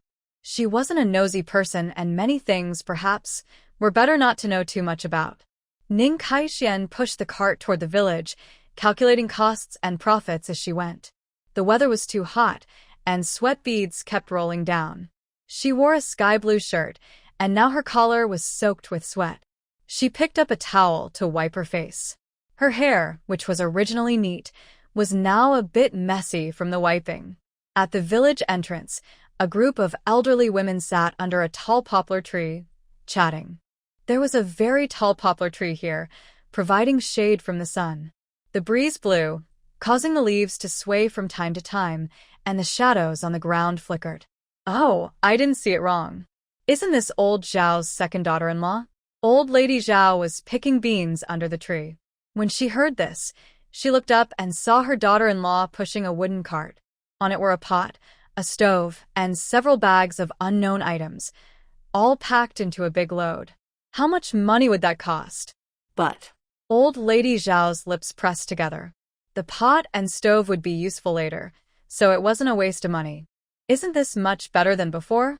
Although it cost money, at least she knew how to live a good life now. Old Zhao, your daughter-in-law dresses up beautifully every day, goes to town constantly. How much money does she need to do all that? If it were my daughter-in-law, she would have been scolded a few times already. She wouldn't know how to live properly. I think you should control her. Ning Saixio felt a bit dizzy. The original body was too weak, soft, and lacking strength. In the sun, she easily felt faint. She overheard the chat under the big tree, but didn't have the energy to speak. As long as no one pushed her too far, she would turn a blind eye. After all, she had to run her business and take care of 2 children at home. If she offended someone, her kids might suffer unfair treatment in the village later. That's just bad luck for your daughter-in-law. Married into your wolf's den, working like a beast every day. Do you still have the nerve to talk? Your whole family treats her like an animal. They bully her, and you still have the face to speak? Old Lady Zhao threw the beans into the basket, stood up straight, pinched her waist, and started shouting loudly. Did my daughter-in-law spend a single coin of your money? Did she take anything from your family? Our family raises our daughter-in-law as we see fit. What does your old busybody have to do with it? Does she eat your food? Use your grain? Don't you even look at your face? Why is it so big? Maybe because of the heat or her quick speech, she gasped for a few breaths. Ning Saixio, who didn't care much at first, was startled by her mother-in-law's words, but suddenly, her heart felt warm. Having lived 2 lives, her parents in the previous life favor her brother and seemed to drain the last drop of her blood. And the feeling of being protected by someone was so long ago she could hardly remember who that person was. Let me tell you, old woman, my Zhao family's daughter-in-law is here to be treasured, to be spoiled. If anyone dares to talk nonsense again, I'll tear their mouth apart. The old lady, like a victorious rooster, proudly carried a large basket and headed toward Ning Kaixian. The elderly woman, Qian Laotai, was stunned after being scolded. Once she reacted, she curled her lips and said, "Humph, what kind of thing is this? I do good for her, and she still gets excited. It's just Zhao Lauer's wife, always dressed up fancy, neglecting the kids, running to the city every day. One day, she'll probably come back with Zhao Lauer wearing a green hat." Bah. Are you still defending her? What kind of thing are you? Don't you know what's right? That old lady wasn't kind-hearted either, but she didn't expect that Zhao Laodai, who is usually kind and friendly with everyone, would suddenly cause trouble. Say less. People nearby saw the elderly woman from the Qian family and quickly tried to persuade her. Hearing this, Qian Laotai, who had been muttering softly just now and only a few people nearby heard, raised her voice even more. Zhao Laotai, just spoil her. Watch how she drains your Zhao family and then walks away. Ning Kaixian was very tired. She had already reached the village entrance and stopped to rest. Seeing her mother-in-law walking over with a basket, she took a few steps forward to help, but then heard Qian Laotai's words. She hadn't heard them earlier because the voice was quiet, and Zhao Laodai, who was angry, also hadn't heard. But now, she heard every word clearly. "Oh, Auntie Qian, isn't your home in the mountains? Not by the river?" Ning Kaixian smiled slightly, took the basket from Zhao Laodai, placed it on the cart, and patted her back to soothe her. There was no need to get upset over someone she didn't know well. No point in making the old lady angry. Second daughter-in-law Zhao. What do you mean? An old lady sitting under a tree, enjoying the shade, asked with a smile. Ning Kaixian also smiled warmly. She was naturally pretty, and even though she looked a bit disheveled now, her smile still radiated brightness. Big Annie Qian lives in a cramped place, but is quite broad-minded. Really? Your second son just got out of jail? Did he buy you many bags of salt? Are you so free? She wasn't angry.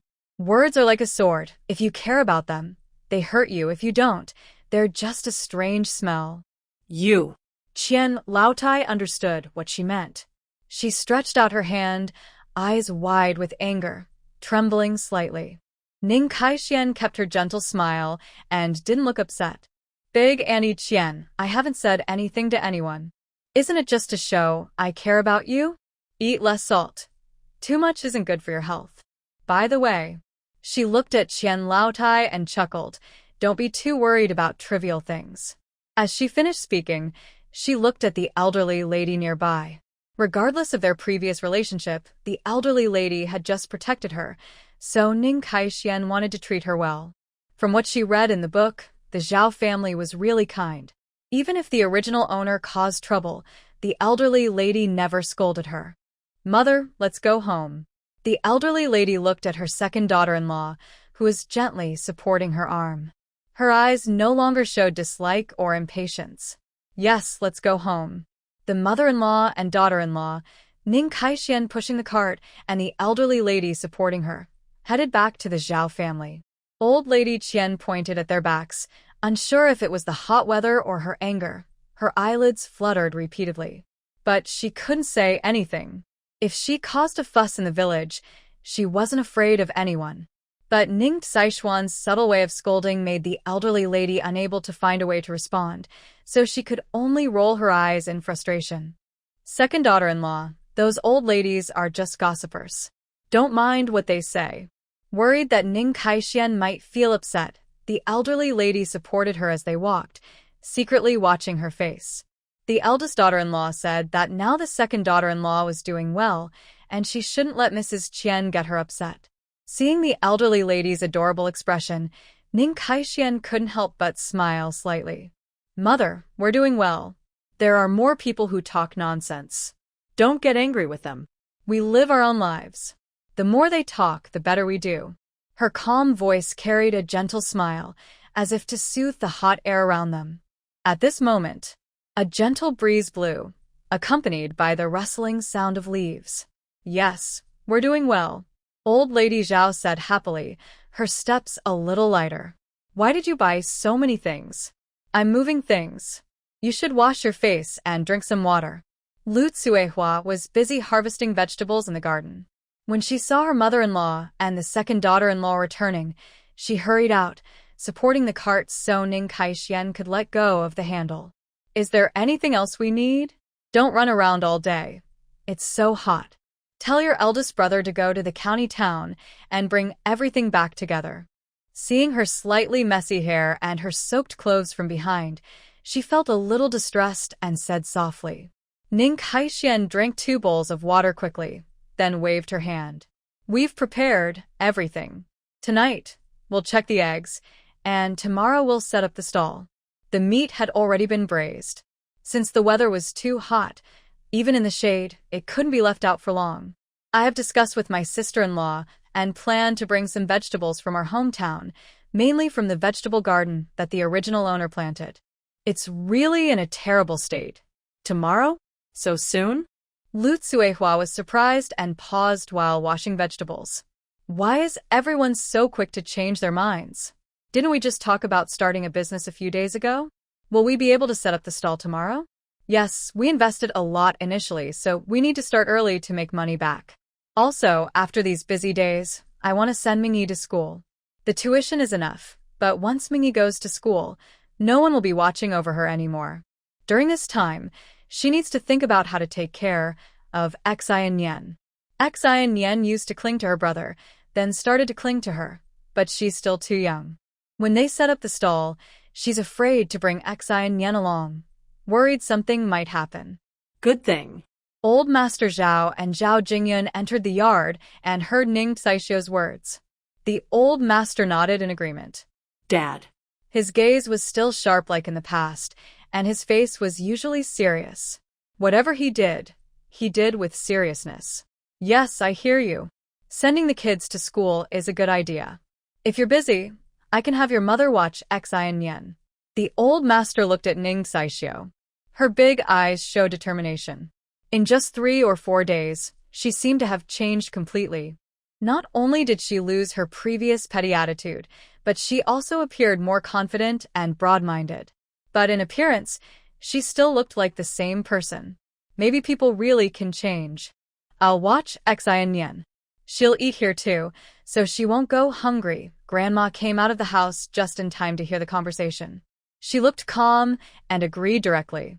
Lu Tsuehua and Ning Saishuo washed vegetables together. Let's do this. Starting tomorrow, we'll eat lunch together. That way, your mother won't have to cook alone. It's too hot. Zhao Jingyun hadn't said much. He listened to his wife and was a bit surprised. His wife isn't a petty person, but the second sister-in-law used to be unreasonable, always trying to get more. That's why his wife agreed to split the household, so everyone could eat their own meals. Now. Ning Saishuo thought about it. Her stall was her main work. She would prepare breakfast, lunch, and dinner. Big sister-in-law, don't bother making breakfast at home. I'll handle it. I'll prepare breakfast. Xi and Yen and Mingi will probably eat lunch and dinner here. I'll bring 2 bags of rice later. Sorry to trouble you, big sister-in-law. Lu Tsuewa's personality was gentle. She had figured her out these past few days. She wasn't stubborn but soft-hearted. She had no bad intentions, and even when she advised her sometimes, it was for her own good. She is not the original owner and only wants to get rid of her 2 children and the Zhao family. She has a conscience and can tell who treats her well. Saishio, we are family. How much can those 2 children eat? You make breakfast. I won't compete with you. Don't worry about lunch and dinner. Don't take the grain. If you do, I won't care about those 2 children anymore. Lu Tsuehua frowned and looked at Ning Saishio. Actually, she regretted speaking at first. But Saishio's recent words made her regret disappear. She has changed. She's not the same as before. Besides, how much can 2 children really eat? In the past, the children often came to eat. Seeing how thin they were, with big eyes and swallowing saliva, she couldn't let them go hungry. Ning Saishio looked around, and no one showed resistance. Only then did she nod. All right, I'll handle breakfast. Whatever I cook, everyone just eat. She was worried her in-laws wouldn't want to eat her braised meat and vegetables, so she decided to tell them in advance. Okay. Since the eldest daughter-in-law and second daughter-in-law have agreed, let's go with this plan. Old lady, give the grain to the eldest daughter-in-law later. Old Zhao just finished speaking when Zhao Jingyan quickly said, Dad, what grain? Family members are eating. What's the point of taking grain? When the topic turned to the second family's division, it was the second daughter-in-law who caused trouble. So he hadn't spoken earlier because he didn't know what his wife thought. But he, as the son, couldn't take his parents' grain. Just take what I tell you. The family is divided now. You're my son, so it's your responsibility. But your wife doesn't owe us anything. She does all the cooking every day, so this is not your concern. The old man usually spoke little, but when he did, things were decided this way. Zhao Jingyan didn't dare reply. He had been afraid of his father since he was a child. Sister-in-law, it's been a long time. Why haven't I seen Mingi and Xi and Nian? Every time Ning Saishio returned, those 2 kids would come over. Today, everyone talked for a long time, but they hadn't heard a sound from the children. Mingrue took the 3 little ones out to play. Lu Tsuehua smiled. Kids of any age still like to play outside. Just as she finished speaking, Manhwa ran inside, sweating all over, and somehow lost one of his shoes. His face was crying. Something's wrong. Mingi fell into the river. Oh. Can't find him.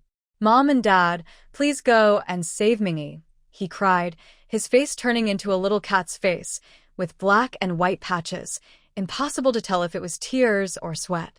Which river? Ning Kaiwei immediately stepped forward, her eyes flashing with a sharp glint. Zhao Minghua was so scared he took 2 steps back, then pointed in a direction, Shaoqing River, behind Hua Zi's house.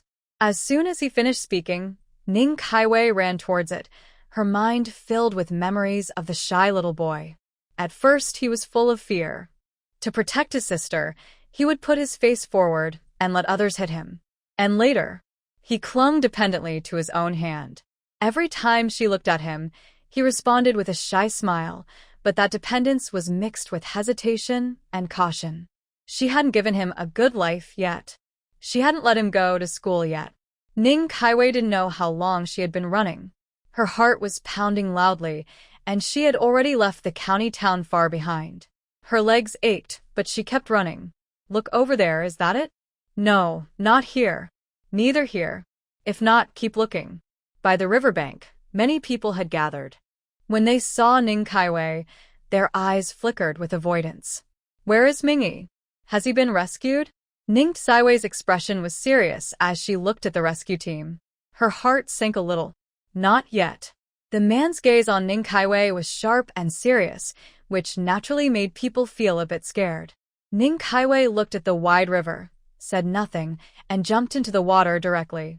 The river was too wide, and the current wasn't very strong. For adults, the water wasn't deep, but Mingi was only 6 years old.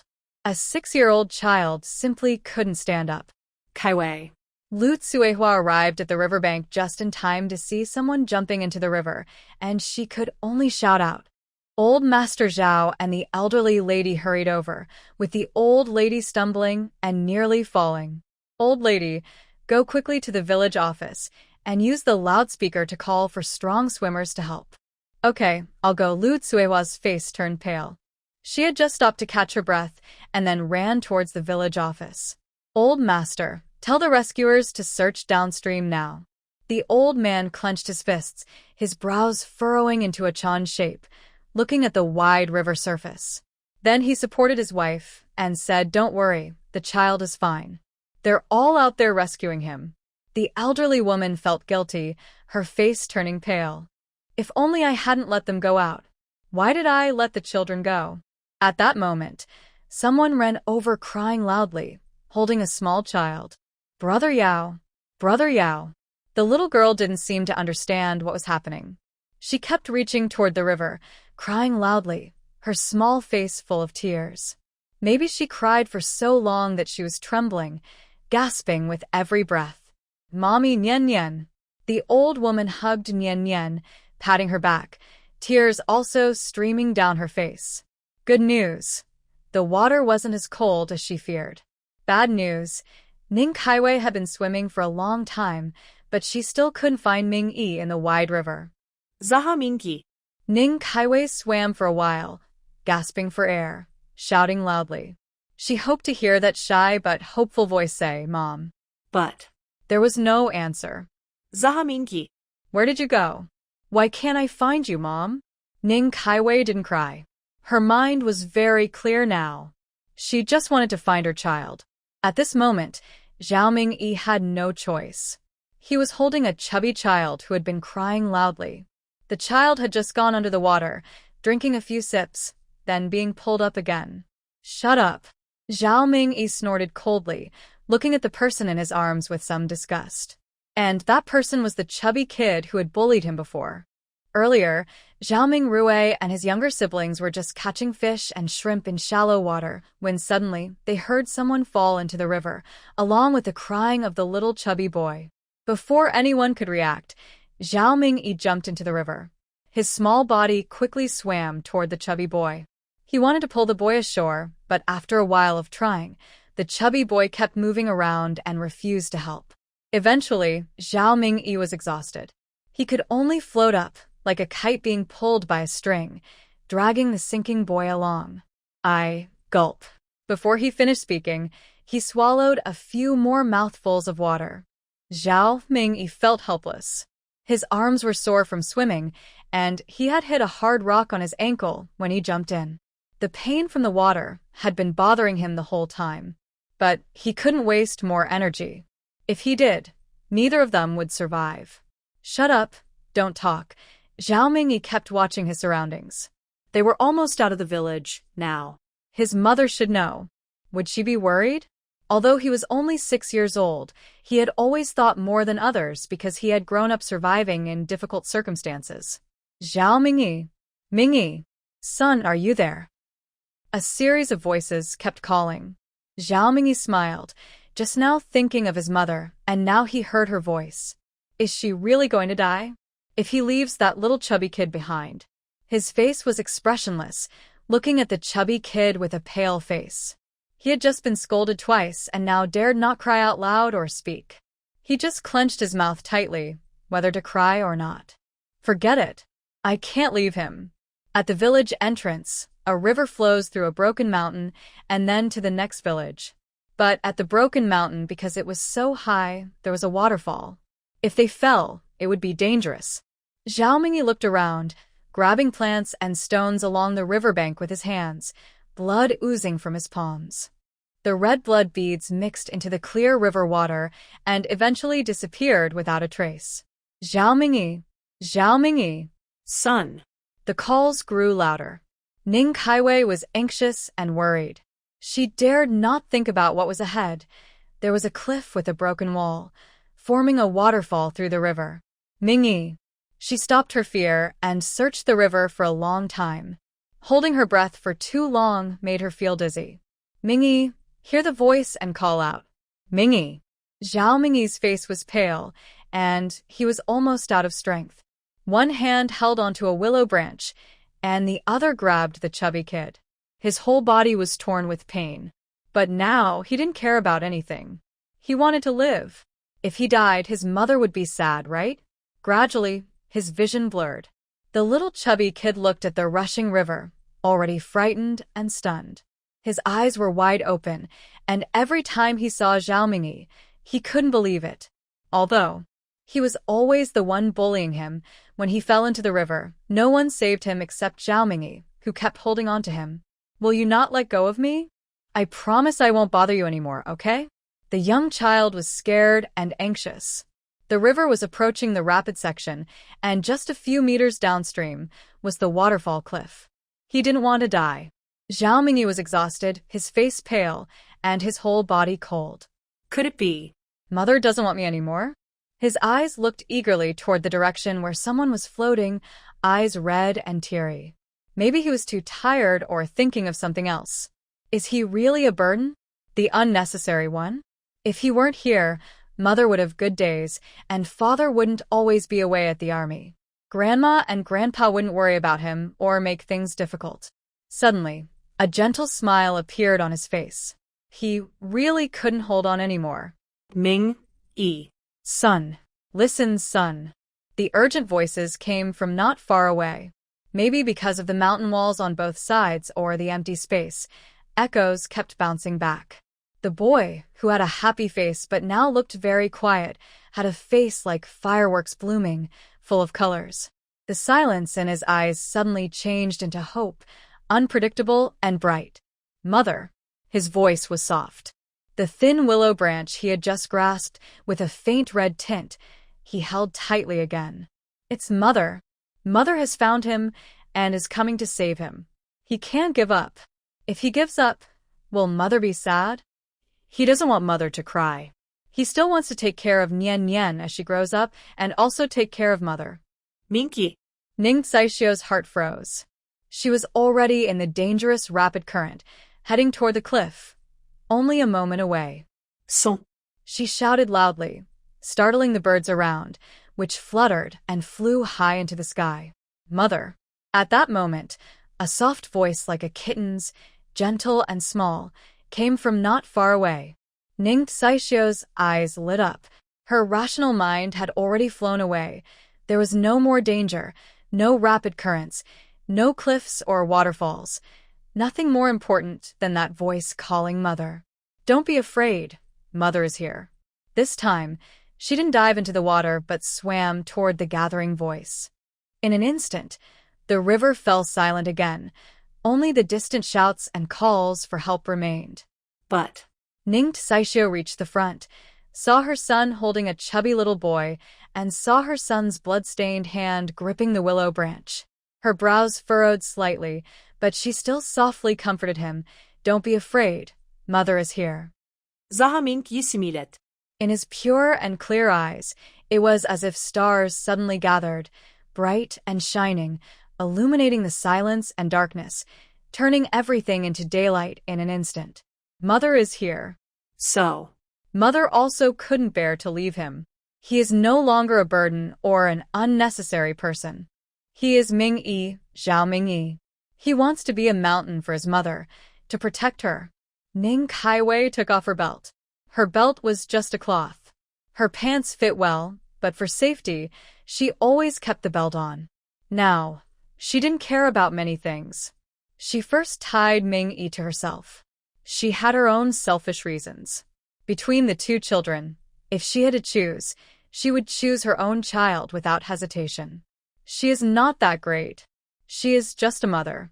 Although both children are not born by her, after a few days of being together, her only motivation came from her son and daughter.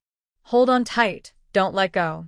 Ning Kaiwei tied Ming-yi to herself, then left a strand of her hair, tying it to the little chubby boy's hand. Seeing the chubby boy, her face was serious and stern. She didn't even dare to think about how her weak and thin son had been pulling him along all this time. I'm holding on. The chubby boy had long been scared and obedient. The cliff and waterfall were right below. If he fell, he would definitely turn into a sad, chubby kid. He didn't want to die. Let's go. Ning Kaiwei was carrying Zhao Mingyi on her back, with the little chubby boy beside her. She struggled to swim forward, but the rushing river only allowed her to move a little. But in her eyes, there was no panic, no giving up, because her son was on her back. She was no longer confused or helpless. As long as she kept moving forward, swimming out of the dangerous area, they could survive. For the first time, Zhao Mingyi felt that his mother's back was so fragile, yet so safe. No warmth, only a cold chill. Every time his mother swam with all her strength, she was inching forward. Mom. Let me go. He couldn't see her expression, but could her words really help them swim out? Ning Kaiwei seemed to ignore everything else, only focused on one thought, to swim out of here and bring her children back alive. Flowing downstream was easy, but swimming upstream was too hard. Ning Kaiwei used great effort, and the three of them only moved a little forward. I see them. They're just ahead. Brother Zhao. The pillar. They're in front. That was the rapid current zone. Little Mountain saw the struggling swimmers and quickly shouted for help. Second wife, hold on to something nearby. We're coming to rescue. Zhao Jingyan wiped his face, and his anxious heart finally settled. Ning Kaiwei grabbed a rock, but she was too exhausted to go any further. Holding the little chubby boy with one hand and gripping a rock with the other, she struggled. The rock had been by the river for a long time, battered by the water, covered in sticky moss. Her fingers pressed hard against it. Because she was carrying two children heavier than her own weight, her body felt stretched. Older sister-in-law, can you reach out? Xiao Shanzi called out from afar, looking at Ning Kaixian. But there was no reply. Ning Kaixian gritted her teeth. She didn't know when her lips had been cut, but she needed to stay calm. The only thing that could force her to stay calm was the pain. Now, she was too exhausted to answer, or even move. Zhuzi, your son is also here. Come quickly and help. Wang Zhuzi hesitated. Although he didn't want to admit it, he had already started to think the worst since he couldn't find his child in the rushing water. But he didn't expect. The chubby boy was protected by Ning Kaixian, reducing the impact of the water. Only when Xiao Shanzi got closer did he see the little chubby boy. When Xiao Shanzi approached, there was no time to think about gender differences. He directly grabbed Ning Saishuan's arm, then took the little chubby boy and handed him over to Wang Zhuzi on the side. Then he pulled Ning Kaixian. Many skilled swimmers from the village had already grabbed branches and vines on the shore. Zhao Jingyun and Xiao Shanzi each held one wrist, while their other hands grasped the vines. They were pulled onto the shore by the people waiting there. Second sister-in-law, how are you? Zhao Jingyun looked at Ning Kaixian. Her lips were pale, and her eyes looked dazed. Suddenly, she seemed to remember something. Save Mingyi, save Mingyi. She was just exhausted. Her whole body lacked strength. She could barely move her fingers, let alone do anything else. Zhao Jingyan took off his shirt, even though it was wet from the water, since there was nowhere to find dry clothes. He covered Ning Kaixian with it. Ning Kaixian was wearing dark blue work pants, which were fine, but her top was a light blue shirt, now sticking to her body. In this conservative time, her bright, revealing figure made many people turn away. Zhao Jingyun first covered Ning Kaixian with his shirt, then untied the rope. Looking at the unconscious Mingyi, he asked, Mingyi? Mingyi? Hearing Zhao Jingyun call, Ning Kaixian frowned. Take him to the hospital. No matter the cost, save him. Big brother, please help me send Mingyi to the hospital, okay? The child was unconscious, but tightly gripping Ning Saishua's shoulder. Zhao Jingyun had to use a lot of strength to pull his hand away. Little Mountain! Zhao Jingyun shouted loudly. The worried Little Mountain quickly responded, Big brother, I'm here. Take care of my wife here. My wife will come over soon. Before she arrives, you must protect her. Zhao Jingyun spoke quickly. The child in his arms was completely unresponsive. No matter how much he called, he remained unconscious. Don't worry, big brother, Little Mountain replied immediately. I'll watch over her. Nothing will happen. Zhao Jingyun hurried out with Mingyi in his arms. His steps were unsteady, and his face showed urgent concern. Ning Saixia lay on the ground, watching the distant figure leave. She finally closed her eyes in relief. She was so tired. She was exhausted. From the county town to the village and back, then running from home to the river, circling around the wide river, she searched back and forth for over an hour. All her strength had been drained. Saixia, second sister-in-law. When Lu Tsuehua arrived, she saw Ning Saixia soaked with water, lying there lifeless. Around her, many people gathered. Little Mountain was at the very center, and no one dared to move. Men and women were separated. Saixia. Lu Tsuehua's eyes filled with tears of pain and guilt. It was Ming Rue who took the children out, but Mingi fell into the river. She promised to take care of the children but ended up in this state. Saixia, Ning Saixia, was too tired. She had many cuts and bruises, and her fingers felt numb. When she heard Lu Tsuehua calling, she slowly opened her eyes. Big sister-in-law. Her voice was very soft. She couldn't even speak loudly now. Where does it hurt? Are you uncomfortable? Tell sister-in-law. Should we go to the hospital? Lu Tsuehua asked anxiously, looking at her. Old Lady Zhao gently stroked Ning Saixia's messy hair, which was sticking to her face. No one dared to move. Where is Ming? E. How is he? Her eyes showed worry. He was taken to the hospital. Don't worry, Lu Tsuehua assured her. Before going to the hospital, Mingi woke up for a while. He was just too tired and fell asleep again. Mingi was good at swimming, controlling the buoyancy of the water, so he didn't choke on water. She was just too tired. A small, thin person, holding a little chubby one that could fit him, and enduring in the rushing water for so long. She was completely exhausted. Okay. Just as Ning Kai-Xian said okay, she closed her eyes and lost consciousness. Kai-Xian, second sister-in-law. Despite hearing calls after calls, Ning Kai-Xian did not open her eyes. When she woke up again, she opened her eyes and looked at the familiar ceiling of the newspaper office. Kai-Xian, you're awake? Lu Tsuehua heard the noise nearby and quickly sat up.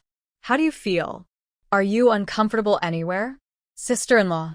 Ning Kai-Xian felt a sharp pain in her throat, unsure if it was from shouting or something else. Don't worry. Your older brother called. Mingi is fine, just injured his ankle and has several scrapes on his body. Nothing too serious. I fainted yesterday because I was too tired. Worried she might be concerned, Lu Tsuehua didn't wait for her to ask and quickly explained everything she knew, as if pouring beans from a jar. Ning Kai-Xian smiled slightly. That's good. As long as Mingi is okay, it's not a problem. Spending money on medical bills was fine. She could earn it, as long as the children were safe. Lu Tsuehua looked at her. The second sister-in-law had really changed. She used to care little about Mingi's life or death. But now, to save Mingi, she jumped into the river herself. If she hadn't found Mingi first, those two children might not have survived. How are you? Do you want to go to the hospital? Lu Tsuehua was a bit worried. The village chief had people carry her back on a wooden stretcher. When Lu Tsuehua was washing her and changing her clothes, she noticed all the bruises and bumps on her body. Ning Kai-Xian shook her head, then sat up and looked outside. The sky was almost dark. Where is Nian Nian? Mom is holding her. Don't worry. Afraid the child might disturb Ning Saixuan's rest, Grandma Zhao took the little girl away. But Nian Nian, who was usually not clingy, cried very sadly this time, grabbing Ning Kai-Xian and shouting loudly. Why are you getting up? Lie down quickly. Seeing Ning Kai-Xian sit up, Lu Tsuehua hurriedly helped her, with a worried face. Big sister-in-law, I'm fine. I just have no strength. Rest now. Once your strength is back, everything will be fine. She didn't lie down but got up directly and took 50 yuan. Sister-in-law, keep this money for now. Help me give it to my older brother. If it's not enough, I'll trouble you to cover the rest. I'll pay you back later. The hospital is not a place to save money, and Mingi has been worn down by her original owner for many years. She is weak, and after all this fuss, she will definitely need to spend a lot of money. But apart from the money she earned from selling things at the market, she only has 50 yuan left. Kaiwei, what are you doing? Our Zhao family has always been one family. Besides, Ming Rue didn't watch the kids properly. Our family also has some responsibility. Lu Tsuehua quickly pushed her hand away. The second family hasn't bought much lately, so she probably only has this much money left. If she takes it, how can she feel at peace? Big sister-in-law, it has nothing to do with Ming Rue. Please don't punish the kids. It's normal for children to bump into things. And don't forget, Ming Yi is still young, but he's quite clever. Ning Kaiwei looked at him holding the chubby boy, and she understood. Her son probably didn't fall into the water by accident. He was able to pull someone and swim so far, holding on tightly. With such good water skills, how could he slip? Moreover, Ming Yi probably jumped into the river himself, maybe to save someone. She smiled softly. As long as the child is safe, everything else is minor. There's no obstacle they can't overcome. Huh? What? Auntie, you're so wise. In front, Lu Tsuehua was puzzled, asking questions, while Zhao Mingrue loudly praised in the yard. Come in, Ning Kaiwei said, not knowing that Mingrue was already in the yard. Lu Tsuehua looked at her two sons and glared fiercely at Zhao Mingrue. As the eldest brother, it's his responsibility to watch over his younger siblings. But she didn't tell her children to come here. When it comes to disciplining kids, she does it at home. There's no need for any formalities in the family. Now she just hopes Mingi can come back soon, and Kaiwei can get better quickly. Auntie. Zhao Mingrue and Zhao Minghua are the two sons of Zhao Jingyun and Lu Tsuehua. The older is Zhao Mingrue, and the younger is Zhao Minghua. Did that little chubby kid fall into the water? Did Mingi go to save him? Ning Kaiwei looked at Zhao Mingrue with a smile, without any blame. Zhao Mingrue quickly nodded. He felt so wronged. Everyone was blaming him, but no one asked why. Only Auntie understood him. Yes, I was with them. Nian Nian is too young, so I was holding her and playing far away. The second and third brothers were always catching fish for Nian Nian. Then I heard the splash and shouts from nearby. The third brother heard the screams and calls, and he jumped right in. I am holding Nian Nian and dare not let go. I just let Minghua go home and tell the adults. Ming Rue lowers his head. Although he feels wronged, Second aunt, I won't take my younger brothers and sisters to the river anymore. The river is too dangerous. Actually, I shouldn't have taken them there in the first place. Even though I feel upset, I was wrong, and being wrong is just wrong. Ning Kaiwei pats his head. Ming Rue, thank you, second aunt. Huh? Now, Zhao Ming Rue and Zhao Minghua are surprised. Both are very scared. The third child has already been to the hospital and hasn't come back yet, so it must be very serious. They feel anxious, afraid of being scolded by elders, but also worried about the third child. But second aunt says thank you? Why? Although I don't encourage you to take your younger brothers and sisters to dangerous places. But when something happened, it was your decision. You saved Ming Yi. You made Ming Hua notify the family in time, giving second aunt a chance to save Ming Yi. If you had gone to save him alone, you might not have been able to, and you could have gotten into trouble yourself. Ning Kaiwei even feels a bit scared. If she hadn't told the family at that time. Is that so? Although Ming Rue is the oldest, he is only in his teens. His understanding of many things is still vague. Moreover, in the village, no one asks so many questions. For example, the Zhao family or Lu Tsuehua. Taking younger brothers and sisters to dangerous places is wrong. How could they ask for reasons? yes. So, thank you, second aunt. You're a great and responsible big brother. Ning Kaiwei pats Ming Hua's head again. Ming Hua is also very brave. Did you fall many times along the way? Does it hurt?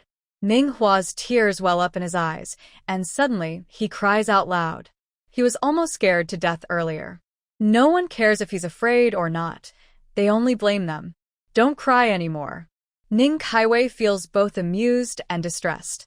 She takes the bottle of alcohol and new cotton to disinfect Ming Hua's knee. Did you fall on your knee? Lu Tsuehua looks on without anger or other emotions. The places she ignored before, Kaiwei didn't ignore. Looking at her two sons, she seems to understand something. Yes, here and here. Rolling up his pant leg, she sees 2 blood spots on his knee. It hurts a little. It will be fine soon. Just bear with it. After disinfecting, Ning Kaiwei looks at the 2 children but doesn't say anything further. Can you help Annie bring the sister back? Don't let her look for others when she's sleeping. As soon as she finished speaking, the 2 boys ran out. Okay, let's go pick up my sister. Lu Tsuehua opened her mouth, but Ning Kaiwei interrupted her, sister-in-law. Everything I said is true. From the bottom of my heart. She didn't complain. Mingi's own choice had nothing to do with the 2 children. But I'll set up my stall tomorrow. Before Lu Tsuehua could finish, she heard Ning Kaiwei speak, looking up in surprise. The braised meat can't stay fresh. I must set up my stall tomorrow, or it'll spoil. After I go to the county town, I will visit Ming-yi in the hospital. But Nian will trouble my sister-in-law and mother. Ming-yi needs money for hospitalization, and both children need to be fed well. Having been through so much over the years, she plans to treat them even better now. All right, your older brother will take care of Ming-yi. Don't worry. Lu Tsuehua thought of something, but after Ning Kaiwei pushed over 50 yuan earlier, she added it again. Here, consider this money for medical expenses as a debt. When you earn more, pay it back. Have your second brother give it to you. With so many family matters, she hadn't realized before how difficult it was for her second sister-in-law without a man around. Ning Kaiwei didn't know what her eldest sister-in-law was thinking. Even the original owner didn't seem to care about the safety of the 2 children. Sister-in-law, I kept some money for emergencies. This money is enough for Ming-yi's medication, and I will deliver the food for my older brother and Ming-yi directly. You keep this money. Future expenses should be covered by my second brother. I will pay it back as soon as I can. Her face turned a little red. Coming here just now, borrowing money, she had never experienced such things in her previous life. But there was no other way now. Mother, I want mother. Before Lu Tsuehua could refuse, Zhao Mingrui carried Xi and Nian and walked in from outside. Behind him was not Manhwa, but Grandma Zhao, who looked worried. Are you all right? Does it still hurt? Grandma Zhao looked at her with concern, her eyes flickering with hesitation, but she still needed to see her clearly to feel at ease. Mother, sit down. I'm fine. Don't worry about it. Ming-yi is also fine. I will visit her tomorrow. Rest assured. She held her mother-in-law's hand, looking at the slightly awkward little old lady. There was a bit of amusement but also warmth. In her previous life, she was afraid of marriage, didn't want to marry, and didn't want children. The main reason was her family's preference for boys. Her original family was like a bunch of vampires, even wanting to drain her marrow to feed her younger brother. But she had long stopped owing them anything. The university is fully funded by her own scholarship. She supports herself. In the past, when she was in school, she earned small amounts of money by collecting recyclables, washing dishes, and doing laundry for others. But her parents took these things for granted. She doesn't want to get married, afraid of becoming like her parents. Now, things are pretty good. Okay, as long as you're fine. As long as you're fine. The old lady clearly knew, but when Ning Kaiwei said it, the meaning felt different. This is what your father asked me to give you, you keep it. In the old lady's hand, she handed over a few crumpled bills, totaling 80 yuan. Since the family split, the couple had been saving these by eating very frugally. I can't take this. Ning Kaiwei quickly pushed it back. Seeing the old lady insist on giving it, she quickly spoke. Mom, I have money. Really, I do. She couldn't help but laugh and cry at the same time. Her sister-in-law was here. What if something went wrong? But Lu Tsuehua just smiled and didn't say anything. Keep the money, and when the little third son gets better, you can give us some. Be good, and make sure the little third son is well. If the money isn't enough, just tell Mom, she'll give you more. Hearing this, Ning Kaiwei understood. The 2 elders were worried about not having enough money, so they didn't want Ming-yi to be hospitalized. If she didn't accept the money, they might worry even more. All right, Mom, I'll borrow this money. When Ming-yi is discharged and I start earning money, I'll pay you back. You must keep it. She felt a bit helpless. The mistakes made by the original owner were deep-rooted. No matter how much she said, many things were already fixed. She couldn't change everything in just a day or two. Okay.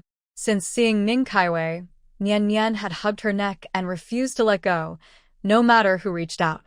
Her dependence made Lu Tsuehua pinch her little nose. No more looking for grandma? No, no, no. The little girl turned her head and quickly refused, afraid she might be picked up again. Unkind little girl. She used to call me grandma all the time, and now she won't. Lu Tsuehua looked at the clever little girl with envy. She had 2 sons, who jumped around all day. There was no soft little girl like her. All right, you're fine now. We're going home. Should we set up the stall a couple of days later? Lu Tsuehua still wanted to persuade her, but after thinking about the pig's head and meat she bought, she couldn't say much. Forget it, I won't persuade anymore. All the vegetables that need washing are done. Do you want me to bring them to you? Mostly green beans, lettuce, cilantro, and green onions, nothing else. That would be a big help, sister-in-law. Holding the little girl in her arms, at this time, Mingi was not at home. The little girl clung to her tightly, probably frightened during the day. No trouble at all. Family doesn't need to be polite. Lu Tsuehua waved her hand and then stood up, looking at the elderly woman. Mother, will you stay here for a while? I'll bring some vegetables and come to pick you up later. It's already dark now. Although the elderly woman is in good health, any bumps or knocks are not good for her. I'll go back with you. Your father is worried. The elderly woman also stood up and followed her. The lively house just now suddenly became quiet. Ning Kaiwei tied Nian Nian to her back, but she had many injuries. When tying Nian Nian, her injured areas hurt a bit. She just frowned slightly, but didn't pay much attention. She quickly started making dough. Tomorrow's main dishes are braised meat rolls and egg pancakes. The pancakes are the staple food, so they need to be cooked in advance. The next day, they can be reheated on the iron plate. Why are you still busy? Lu Tsuehua brought over the vegetables and saw Ning Kaiwei carrying Nian Nian and frying pancakes by the stove. Nian Nian had fallen asleep quietly, her little mouth slightly open, long eyelashes casting shadows under her eyes, making people feel soft-hearted. Ning Kaiwei straightened up and smiled gently. The pancakes will be useful tomorrow, so they need to be prepared in advance. It doesn't take much time. Lu Tsuehua sighed. You're so stubborn, always arguing. You'll end up hurting yourself eventually. I'll help you. Teach me. In the past, the second wife was disliked and overwhelmed with complaints. Whenever something happened, she would start crying and throwing a fit, but in the end, she always got her way. Now, it's not like that anymore, but her stubborn temper hasn't changed at all. She's stubborn. With all those injuries and carrying Nian Nian to work, what kind of shape must she be in? When she's spoiled, she's too spoiled. Now that she's not spoiled anymore, she doesn't take good care of herself either. Seeing Ning Kaiwei wash her hands and stand nearby, she could only explain the pancake-making technique, including the heat and doneness. Is that so? Lu Tsuehua followed Ning Kaiwei's method and made her own pancake. Ning Kaiwei noted. It's been a bit long. It's suitable to eat now. If heated tomorrow, it might burn. All right, I understand. Lu Tsuehua immediately nodded and then skillfully fried the pancakes. The second pancake was already perfect. Watching Ning Kaiwei tending the fire, Nian Nian is asleep. Put her down. She needs someone around, either Mingi or me. The little girl has a sharp nose. She starts crying within 5 minutes of being put down. These days, after several experiments, she has come to a conclusion. She might as well carry her all the time. Anyway, the little girl is not heavy, and carrying her doesn't bother her. Isn't it normal for children to cry a few times? Every child cries sometimes. Once they get used to it, it's fine. Lu Tsuehua couldn't help but laugh and cry at the same time. She didn't expect it was for such a simple reason. Ning Kaiwei just smiled gently. My daughter, of course I spoil her. If I don't, others might treat her better, and then she might be taken away. Compared to that, these people haven't loved her like a mother does. Why would she want to be with them? As she spoke, she chuckled softly. Maybe it's to make up for her past self. Maybe she truly loves her children. Mingi and Xian. As long as she treats them well, what does it matter why? Her own children, her own way of spoiling them. What's wrong with that? By your words, boys might have trouble finding wives in the future, Lu Tsuehua said with a smile. The two sisters-in-law hadn't talked much before, but these days, they felt more like companions, especially in how they address each other. Before, Lu Tsuehua called Ning Kaiwei's second sister-in-law. Now, she simply calls her Kaiwei. It's all because of this person. Big sister-in-law, take these pancakes home. Everyone hasn't had a good dinner. Just deal with one bite when you get back. She took a small basket, lined with oil paper, and placed 5 wrapped pancakes inside. That won't do. We need to sell them tomorrow. Lu Tsuehua quickly pushed the basket back. These freshly rolled pancakes, soaked in soup, they'll spoil if we keep them overnight in this heat. She didn't argue, just kept talking. Lu Tsuehua looked at her, took the basket, and said, I understand now. The 2 kids are so big, and everything depends on you. Tomorrow, don't make breakfast. Ming Yi and your brother's meals are yours. I'll have Ming Rue come over tomorrow to hold Nian Nian, so you don't have to make a trip. What time will you leave? Lu Tsuehua suddenly remembered something and asked quickly. 3 o'clock. What time? Hearing Ning Tsaiwei's reply, her voice naturally rose a bit. At 3 in the morning, it's still dark, and there isn't a single person on the road. Ning Kaiwei explained helplessly. It takes over an hour to walk from here to the county seat. I checked the factory schedules. The night shift workers finish at 5, so we can sell some then. From 6 to 8 o'clock is the busy time for breakfast, when many people need to buy food. This is the busiest period. She spoke with a gentle smile, subtly guiding the conversation to learn about the work schedules of different factories. After 8 o'clock, I will go to the hospital to deliver food to my older brother and Mingi. From 10:30 to 12:30 is lunchtime. In the county, there are 3 meals a day. Many workers in the factories don't like cooking, especially in the hot summer when it's uncomfortable to light a fire, so they just buy food. Lu Tsuehua finally looked at her closely and realized that this time, Kaiwei wasn't joking around but was well prepared. Things are definitely different from before. I'll come over at 3 o'clock. Lu Tsuehua directly confirmed. Sister-in-law? Hearing Lu Tsuehua's words, Ning Kaiwei was surprised and called out. 3 in the morning. That's when people are sleeping soundly. Who wants to wake up so early? Kaiwei stopped talking. Your life is hard now. If everyone helps a little, your life will get better. We are family. When you're doing well, you won't forget us. We don't need to be so polite. In the past, Lu Tsuehua thought that if she lost money, she could support them with some grain later and they wouldn't starve. But Watching Ning Kaiwei talk about her plans under the light, her eyes sparkled with hope. Little by little, she was planning everything. She was uneducated, but Ming Rue had studied, and she had heard about it too. Only true passion makes the eyes shine. Kaiwei really wanted to start a business. As the big sister-in-law, she couldn't do much, but could help with the children. All right, get up early tomorrow. Rest early tonight. I'll take the pancake back, or our parents will be asleep. Lu Tsuehua didn't give her a chance to refuse and simply carried her basket and headed out. The Zhao family. They are really good people. But Why is there a Zhao Jingyan? If only he wasn't here. How good that would be. She didn't want to leave him. The next morning, Ning Kaiwei woke up at 2:30 a.m., lit the coal stove in the car, and prepared to start the fire. She placed the processed eggs and long beans into the braised meat pot, then put the cut oil paper into a cloth bag, organizing all the vegetables and seasonings. At this moment, Lu Tsuehua came in from outside, holding a flashlight. You are holding a flashlight. The road is dark. When you tie it to the car, you can see the road while walking. Don't worry about wasting electricity. Safety is more important. Okay. She didn't refuse her sister-in-law's kindness. She had been to the city a few times and was familiar with the way. However, some places were bumpy, and now with more things on the car, it was hard to manage. I've put the cookies and marinated meat on the stove. I left early, so sister-in-law, please warm up the breakfast and eat it. Ning Kaiwei gave a reminder, pushed the wooden cart, and headed to the city. This time, she was a bit late, about 10 minutes behind her usual schedule. When she arrived at the steel factory, she saw the security guard had already opened the main gate. Huh? It's not even dawn yet. What are you doing here?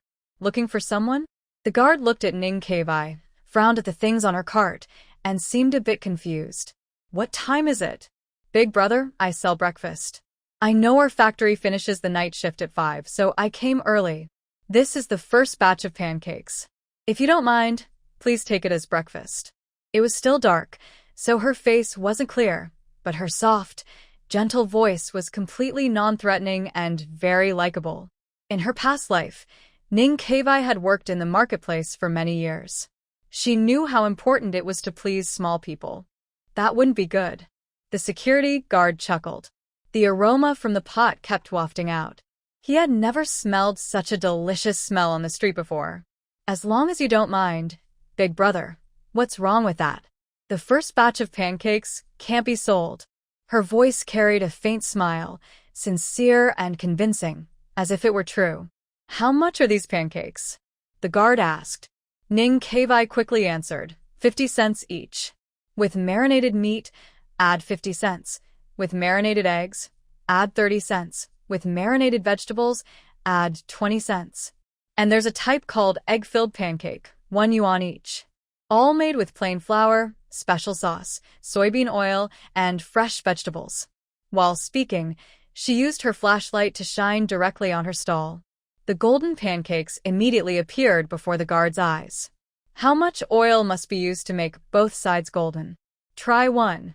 No matter how many I say, it can't compare to your first bite. Ning Kevai handed a pancake directly to him. The guard sniffed the aroma, swallowed, and said, not tasty. I won't buy it next time. Don't say that. If it's not tasty, it's free, Ning Kevai said with a cheerful smile. The security guard took a bite, enjoying the crispy texture, the smell of eggs, and the special sauce. It felt like he had never tasted anything so delicious before. What's this pancake? Hearing the guard's question, she quickly replied, it's an egg-filled pancake. There's an egg inside, so it smells like eggs. Not bad taste. Don't talk for now, just listen to me. The guard praised her and then gave her a direct instruction. All right. The task was done.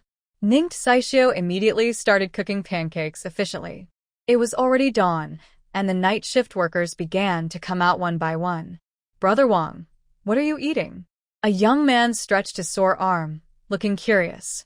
You can't have this. I haven't seen it before, and I'm sure you haven't either, said Brother Wang, the guard, waving his hand. Then he took a big bite, squinting happily. The crispy sound, whether others heard it or not, the young man definitely did. Smells so good. He didn't hold back and reached out to tear off a piece. Usually, the guard would be annoyed, but this time he looked at him surprisingly. Hey kid, how does it taste? Smells good, right? The young man took a bite, his eyes lighting up. Really good. Where's it from? Brother Wang, since we're friends, you can't hide things from me. Not only the young man, but everyone behind him was watching the guard. They all knew how picky this kid was. Plus, they worked in a factory doing heavy labor all night and their stomachs were empty. They just wanted something tasty. Don't blame your older brother for not telling you. It's from the girl over there. I bought it because it smells so good. If you can afford it, buy one. If you can't, don't cause trouble for her, the guard shouted. He used to be a supervisor at the factory, but after an accident where he lost an arm while saving someone, the factory made him a security guard. His status at the factory wasn't low, though. The current supervisor was his former apprentice, and if there were any issues, they would come to him for advice. He wanted to find a familiar place to eat quickly, but when he heard the guard speak, everyone became curious and moved closer because of the smell. Miss, how much is this pancake? The young man who had been talking to the guard looked at Ning Saishio with curiosity. His boss's salary was good, and he said he could afford it. If not, don't cause trouble. Even though the pancake tasted great, it shouldn't be so expensive. Ning Kaiwei raised her head, beads of sweat on her nose. She had been paying close attention to the activity over there. In just a short while, 8 hot pancakes had been made. Just the pancakes cost 50 cents. I made the braised meat and large intestines myself. They are very clean and hygienic. The braised meat and intestines cost 50 cents. Look, these are boiled eggs, then cooked in the braising pot. You can buy just the eggs or put them inside the pancakes. Each costs 30 cents. These are green beans from my own garden, cooked in the braising pot. For one large pancake, I can roll 6 green beans. It costs 20 cents. You need to add other vegetables, or even your own vegetables can't resist.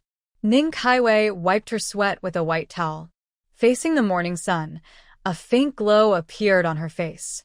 The young man who asked about the price was a bit stunned, his eyes slightly fixed. He had never seen someone so beautiful.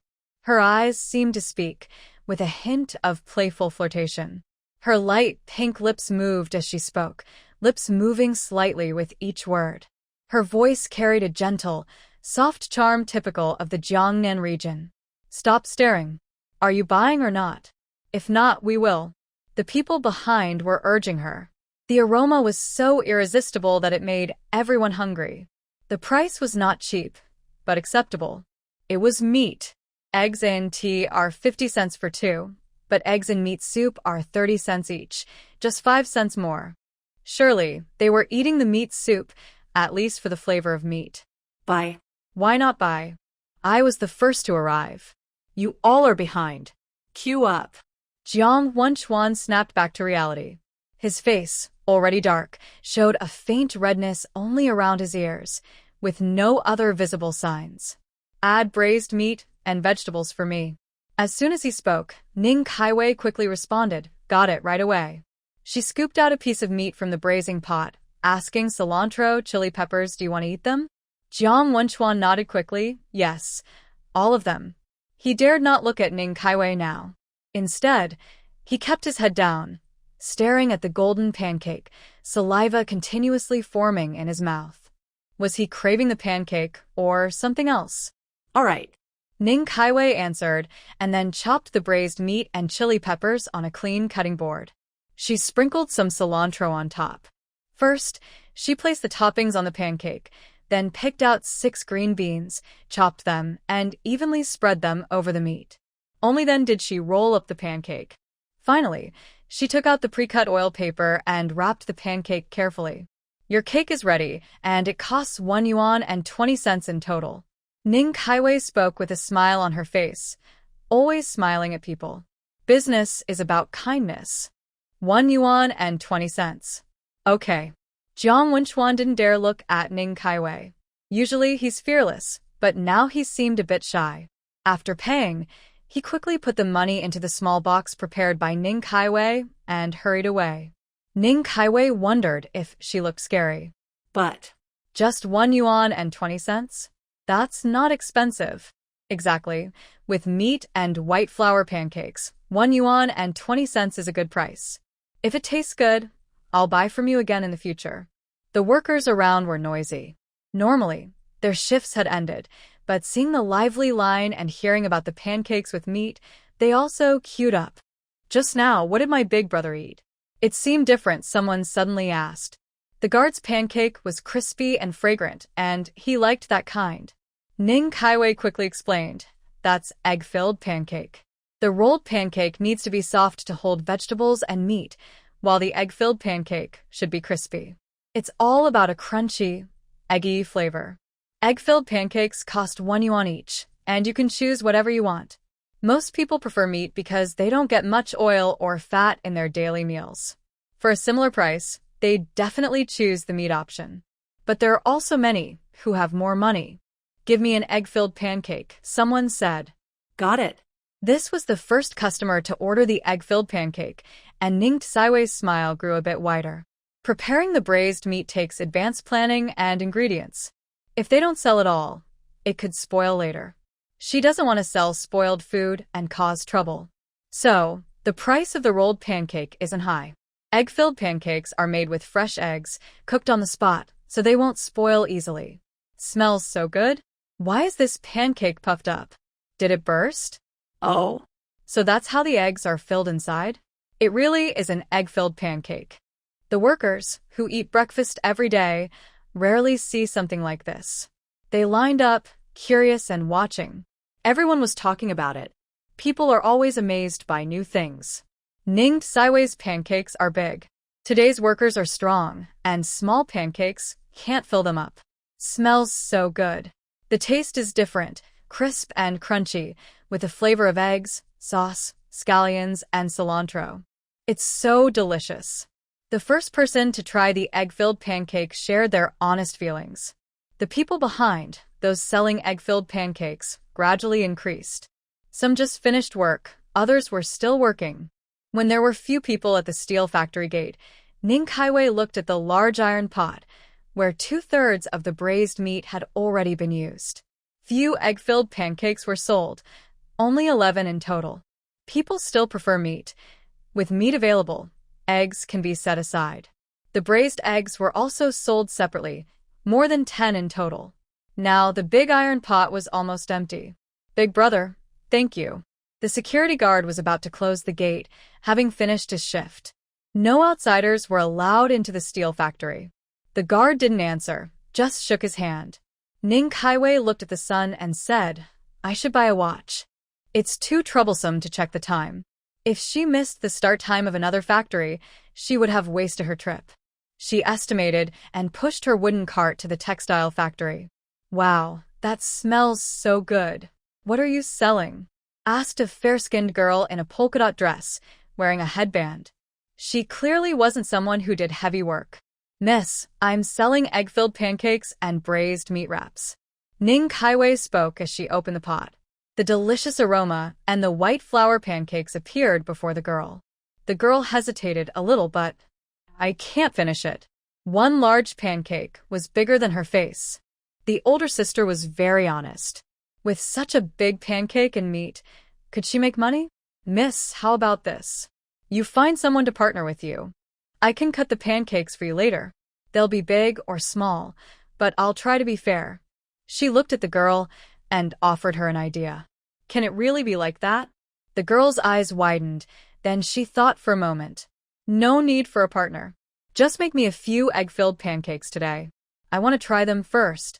If they're good, my friends and I will come back tomorrow. The lady selling tea eggs nearby pursed her lips. Now, more and more people are being dishonest. Tea eggs cost only $2.50, but a plain pancake costs a whole yuan. Those buyers, too, they clearly don't know how to manage their money. Ning Kaiwei looked at the lady and just smiled lightly, shaking her head. Thanks for your concern about my business, but it's none of your business. I really appreciate your care, but I'm touched. The lady's eyes widened in surprise, momentarily confused. The girl buying pancakes chuckled softly, haha, looking at Ning Kaiwei's gentle and soft appearance, but she didn't expect her to be someone who wouldn't get upset easily. The stuffed pancake is ready. I wrapped it separately for you. It's best to eat it soon. Egg-stuffed pancakes are crispy and delicious. Ning Kaiwei finished making the pancake, then cut it open. She wrapped half in one piece of oil paper and the other half in another, then handed both to the young girl. The girl happily paid her. Sister, you're really interesting. As long as it tastes good, I'll introduce everyone in the office to you. Watching the girl walk away, Ning Kaiwei smiled and shook her head. She really is a carefree girl. Most families wouldn't eat out every day. At the textile factory, the pancake sales slowed down. Many people were used to eating at their usual spots and didn't want to change. Some were in a hurry to get to work and didn't want to wait. But the marinated eggs still sold over 10 more. Ning Kaiwei only covered half of the pot with a lid, leaving the other half open. The aroma of the braised meat wafted out repeatedly. Although sales here were slow, she still sold most of her remaining braised meat. Mainly because the steel factory sold so much that it exceeded her expectations. Hey, sister, why did you leave? Can you make me 3 more egg-stuffed pancakes? Also, give me 5 pancakes with braised meat and vegetables. Give me 5 braised eggs. Ning Kaiwei checked the time. She needed to go to the hospital. She had deliberately kept 2 pieces of braised meat for her older brother and Mingi. She had forgotten to eat all day, busy since morning. Girl, egg-stuffed pancakes are fine, but I don't have any braised meat left. Can I replace it with more pancakes? I'll include a green bean pod in each pancake, wrapped together in oil paper, okay? Ning Kaiwei felt a bit embarrassed. She only had 2 pieces of braised meat left and couldn't give them away. Aren't there 2 pieces? The girl saw the 2 pieces of braised meat through a gap and looked a little disappointed. She enjoyed eating the egg-stuffed pancakes and was excited to bring her business. She clearly had braised meat, but chose not to sell it. Wasn't that making things difficult for herself? Ning Kaiwei felt a bit guilty. My son is in the hospital. My older brother is taking care of him. I was in a rush to leave because I was going to visit my son and bring them some food. I won't sell these 2 pieces of braised meat. They're reserved for them. No matter how much money you offer, I won't sell. The girl's face, which had just looked unhappy, immediately changed. She smiled shyly. Then let's exchange everything for egg-stuffed pancakes. But tomorrow, bring more meat. Some people really love eating meat. Ning Kaiwei watched all her expressions carefully and quickly nodded. Okay, I'll bring more tomorrow. I'll set aside 5 pieces of meat for you in advance. The young girl heard this and quickly responded, leave it for me. I can pay you in advance. Ning Kaiwei couldn't help but smile or laugh. This girl must have grown up in a safe environment, never experiencing hardships. No need, no need. What if I'm a scammer? What if I don't come tomorrow? The girl shook her head. Your pancakes are so good. Those 5 pancakes only cost a few dollars. If you don't come, you'll lose out. While they talked, Ning Kaiwei kept working without stopping. Egg-filled pancakes, do you want them separate? She asked, looking up. Yes, 3 separate, the others don't need to be. Ning Kaiwei moved quickly and carefully, washing her hands whenever she touched something dirty during the cooking process, keeping everything clean and hygienic. This marinated egg is for you. Don't tell anyone, she whispered, pointing to a small paper-wrapped package. These green beans are for everyone to try, 1 pancake with a bean. The girl helped her busy herself and didn't need to go out shopping. She had already eaten enough. If Ning Kaiwei didn't thank her, it would be ungrateful. Thank you. Big sister, my name is Wenyuan. From now on, I'll eat breakfast here. The girl carried a bunch of pancakes and hurried to the office. Wenyuan? Ning Kaiwei remembered her name and then no longer hesitated. She pushed her small cart and quickly headed to the hospital. Grandpa, I want to go home. She had just found out which ward Mingi was in. As she reached the door, she heard his voice. Why? Your body is weak. You need to stay in the hospital for a thorough check. Zhao Jingyan looked at Mingi and poured him a glass of water. It was already quite late outside. They had arranged for food to be delivered yesterday, so why hadn't it arrived yet? I'm not staying in the hospital. I'm Fine. I woke up and can jump around. Grandpa, let's go home. The usually quiet child was talking a lot today. Since he woke up, he kept talking, and the only thing he kept saying was that he wanted to go home. Mingi. Zhao Jingyun felt a headache. Don't worry, Grandpa has money. You can stay peacefully. Mingi moved his mouth. But my mom doesn't have money. He was paying for his hospital stay and daily treatments. How much was his mother spending? His mother was already exhausted. He didn't want to be a burden on her. He wondered how his mother was doing. Was she also sick? A 6-year-old child, during the years when the original owner ignored him, was eager to grow up more than any other child. Does mom have money? That's not up to you to decide. When I get discharged from the hospital is not up to you either. Ning Kaiwei walks into the room, her forehead covered in sweat, her hair sticking to her face, looking a bit disheveled. But even in her tired state, hearing her voice makes Zhao Mingi brighten up. Mom. Zhao Jingyun also looks over. Second sister-in-law, why are you here? Aren't you resting at home? Big brother, I'm fine. She didn't mention that she was selling snacks. She simply takes out a pancake, along with 3 marinated eggs. 1 for Mingi and 2 for Zhao Jingyun. Why are you still buying food? Your sister-in-law said yesterday she would send meals. How much does it cost? Second sister-in-law, from now on, just buy for Mingi. I can eat a little, but don't buy such expensive things. There's meat and eggs again. How much does that cost? Mingi still needs to stay in the hospital, and it's a time to tighten the belt. If she keeps spending like this, when will it end? Mom. Mingi didn't eat, but called out. The old man might not know, but he did. This pancake was made by Mom. Mom had made many pancakes for him, and this one had her special taste. Have you started selling snacks? Are you hurt? Is your body okay? Mom, there's no money at home, right? The little guy looked worried. Yesterday, Mom's face looked bad, and he just couldn't hold it anymore. It must be that there's no money at home. So Mom went out to earn money. Don't think nonsense. Mom is still here. Do you need to worry so much? You're so young and worried so much. Be careful not to get wrinkles. Ning Kaiwei gently pats his head, noticing he's in good spirits. Her anxious heart finally feels at ease.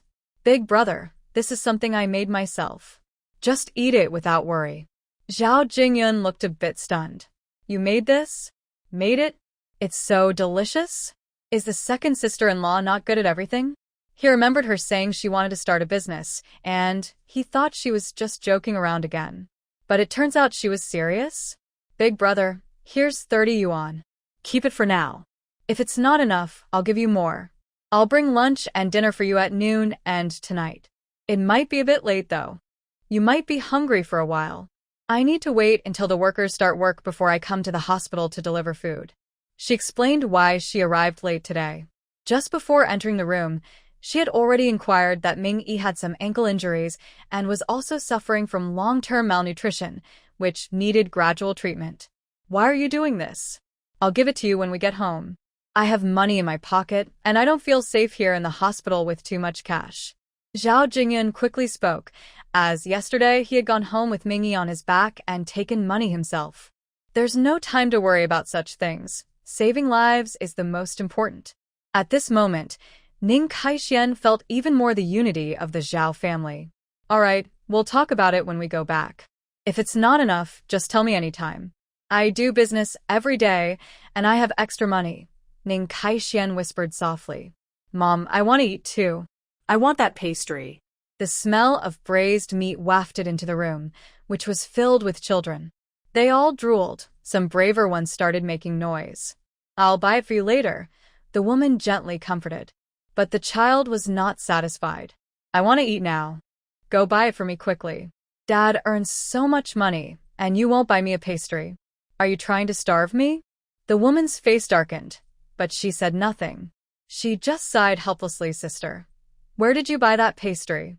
Ning Kaixian smiled, feeling it was none of her business. I made it myself, not bought outside. Then. Before the woman could speak again, Ning Kaixian quickly refused. The braised meat is sold out. The last 2 portions are reserved for our family. I just want to eat it. I want to eat now. Go find it for me.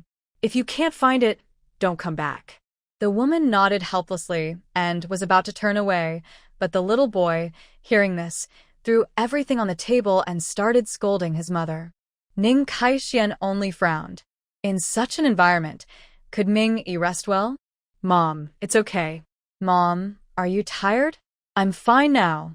You lie down and rest for a while. Her mother's eyes were bloodshot, clearly not sleeping well. Mingi Zhao felt very distressed. He reached out his small hand to wipe the sweat from her forehead, which hadn't yet dried, and was about to get up. But Ning Kaixian quickly held him back. You're a patient, and Mom is a patient too. Let Mom lie down. What's wrong with that? Ning Kaixian rubbed his head. You're just a kid. You don't need to think about anything, worry about anything, or think about money. Just listen to the old man and the doctor. And Mom can't always stay with you. I come every day to bring food and check on you, but I can't stay too long. The street vendor business cannot stop. The family needs braised meat and flatbreads prepared in advance. Outside, I need to set up my stall and work hard. But every time I think of my son and daughter, I feel endless strength inside. It's okay, Mom. I am a man. I can take care of myself. Mom, don't worry about me. I'll get better soon and come home. The little one comforted her instead, and Ning Kaixian felt a strange feeling in her heart. Big brother, I have to go back now. I'll bring lunch at noon and in the evening. I can only trouble you here at Mingi's place. We'll use the best medicine. were not afraid to spend money. Ning Kaixian was worried the little one might influence Big Brother, so she quickly reminded him again. Zhao Jingyan watched the mother and son together. Their relationship seemed different from others. They are mother and son, but more like friends. They care for each other and also set limits. Ning Kaixian told Mingi to stay in the hospital and get proper treatment. Mingi told Ning Kaixian to rest well and not do too much work. It was like a debate, with one speaking after the other. Our family doesn't talk behind each other's backs. You've been tired for a long time. Go back and rest for a while. If you're too tired, let your sister-in-law send you home. Zhao Jingyan looked at her tired face, his eyes a little hazy. Can hold on. Then I'll go first. Afterward, Ning Kaixian went to Zhao Mingi and hugged him. Son, Mom is leaving now. I'll come at noon. When she left, she didn't see Zhao Mingi's eyes turn a little red. She exited the ward and first went to her car, where she packed a braised egg, then returned to the hospital. Did the nurse eat? This is homemade, from our family. It's not worth much. I am Zhao Mingi's mother. Just eat it without worry. Without giving her time to respond, she left directly. The ward was busy, and she hoped the nurses could help a little so everyone could feel better. When Ning Kaixian returned, her steps felt lighter. Maybe she had gotten used to walking these days, or perhaps she had sold everything, making her walk more easily. Kaixian is back. It was past 10. Only a few elderly women sat under the big tree, sewing, picking vegetables, and chatting. After yesterday, those women looked a little afraid of Ning Kaixian. But she smiled happily and greeted them. Especially when she saw Grandma Qian, it was as if yesterday's unpleasantness never happened, and she even became more friendly. Grandma Qian, busy with something? Grandma Qian found it hard to agree or refuse. In the end, she blushed and softly said, As soon as she returned to the yard, Lu Tsuehua saw her and quickly came over, supporting her with the cart and helping her put down the handle. How was today? Are you tired? How did the sales go? Inside, she had no peace of mind all morning, worried she couldn't hold up or that the business wouldn't do well, making things harder for their family. I'll drink some water. She was busy all day making cakes and on the road, with no time to drink water. Now that she was home, her mouth was dry and her tongue parched. Hey, Don't drink cold water. you just got back. Drink some warm water.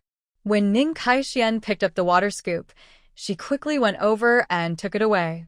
Then she took a bowl from inside the house, poured warm water from the kettle, and handed it to her. This kettle doesn't keep warm well. The hot water was poured in the morning, so it's just right now. Ning Kaixian felt helpless. Her whole body was hot, and she just wanted something cool to drink. Seeing her determined older sister-in-law, what could she do? She decided to drink warm water. The marinated meat you brought out has all been sold. Only 3 marinated eggs left, and the egg-filled pancakes sold quite a few. Ning Kaixian took a sip of water, looked at her caring sister-in-law, and quickly explained the situation. All sold? Lu Tsuehua's tense expression immediately turned into a smile. That's good. Although it was hard and tiring, at least they made money. Life would be better for Kaixian in the future. Yes, all sold. But this time, I need to go to Uncle Second's to get 3 pig heads, and I need to clean them. From now on, we'll set aside 3 pig heads every day. Ning Kaixian thought about it. Since she was her sister-in-law's relative and she was brought into the family by her, she still needed to clarify. As long as they can be sold, that's fine. I won't stop you this time.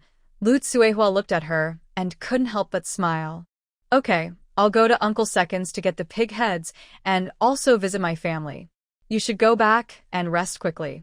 Later, I'll deliver lunch to those 2 guys. You don't need to worry. I'll handle it. After Lu Tsuehua finished speaking, Ning Kaixian hurriedly opened her mouth to say, What are you? Are you not letting me go home to my family? Or not letting me see Mingi? He's the child who grew up in front of my eyes. I feel uneasy if I don't see him with my own eyes. Lu Tsuehua smiled and looked at Ning Kaixian across from her. She was no longer the glamorous girl she used to be. Her clothes were wrinkled and stained with sweat, her hair stuck to her face, but she just casually wiped it away. Yet this kind of Ning Kai-xian made her feel comfortable and willing to stay close. Big sister-in-law, I really don't know how to thank you. Ning Kaiwei spoke sincerely, accepting everything, her brother and sister-in-law's kindness, her in-laws' goodwill. But now she is nothing.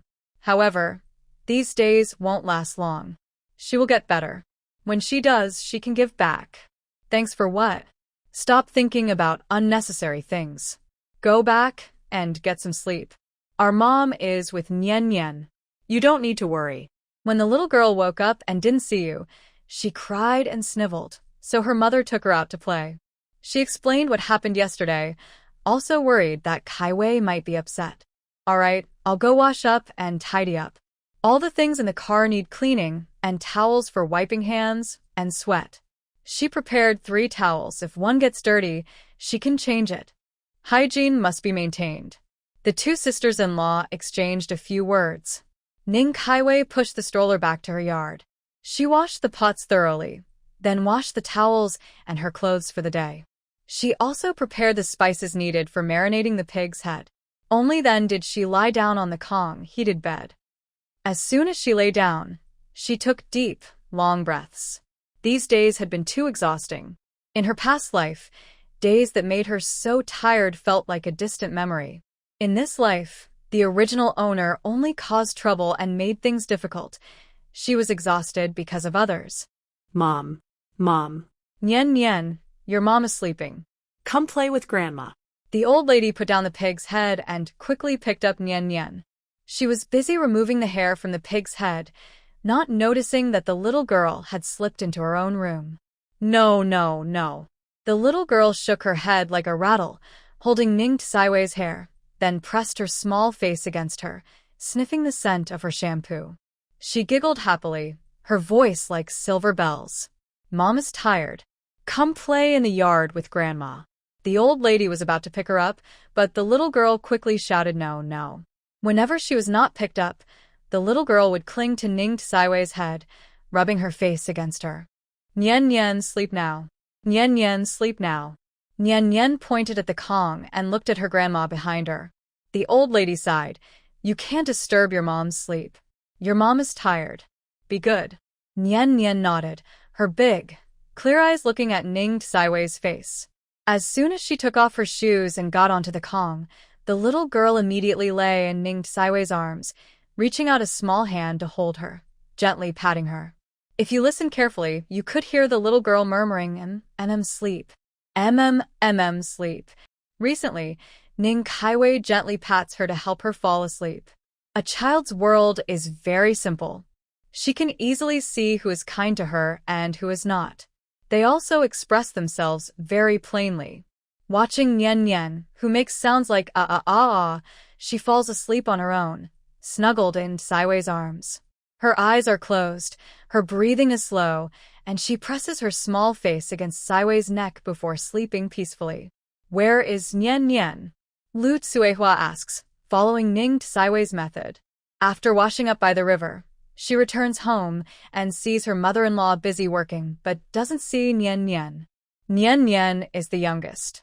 After what happened yesterday, she feels uneasy when she can't find the child. She's sleeping in her mother's room. Then she looks at the window. Oldest daughter-in-law, it seems like the second daughter-in-law has really changed.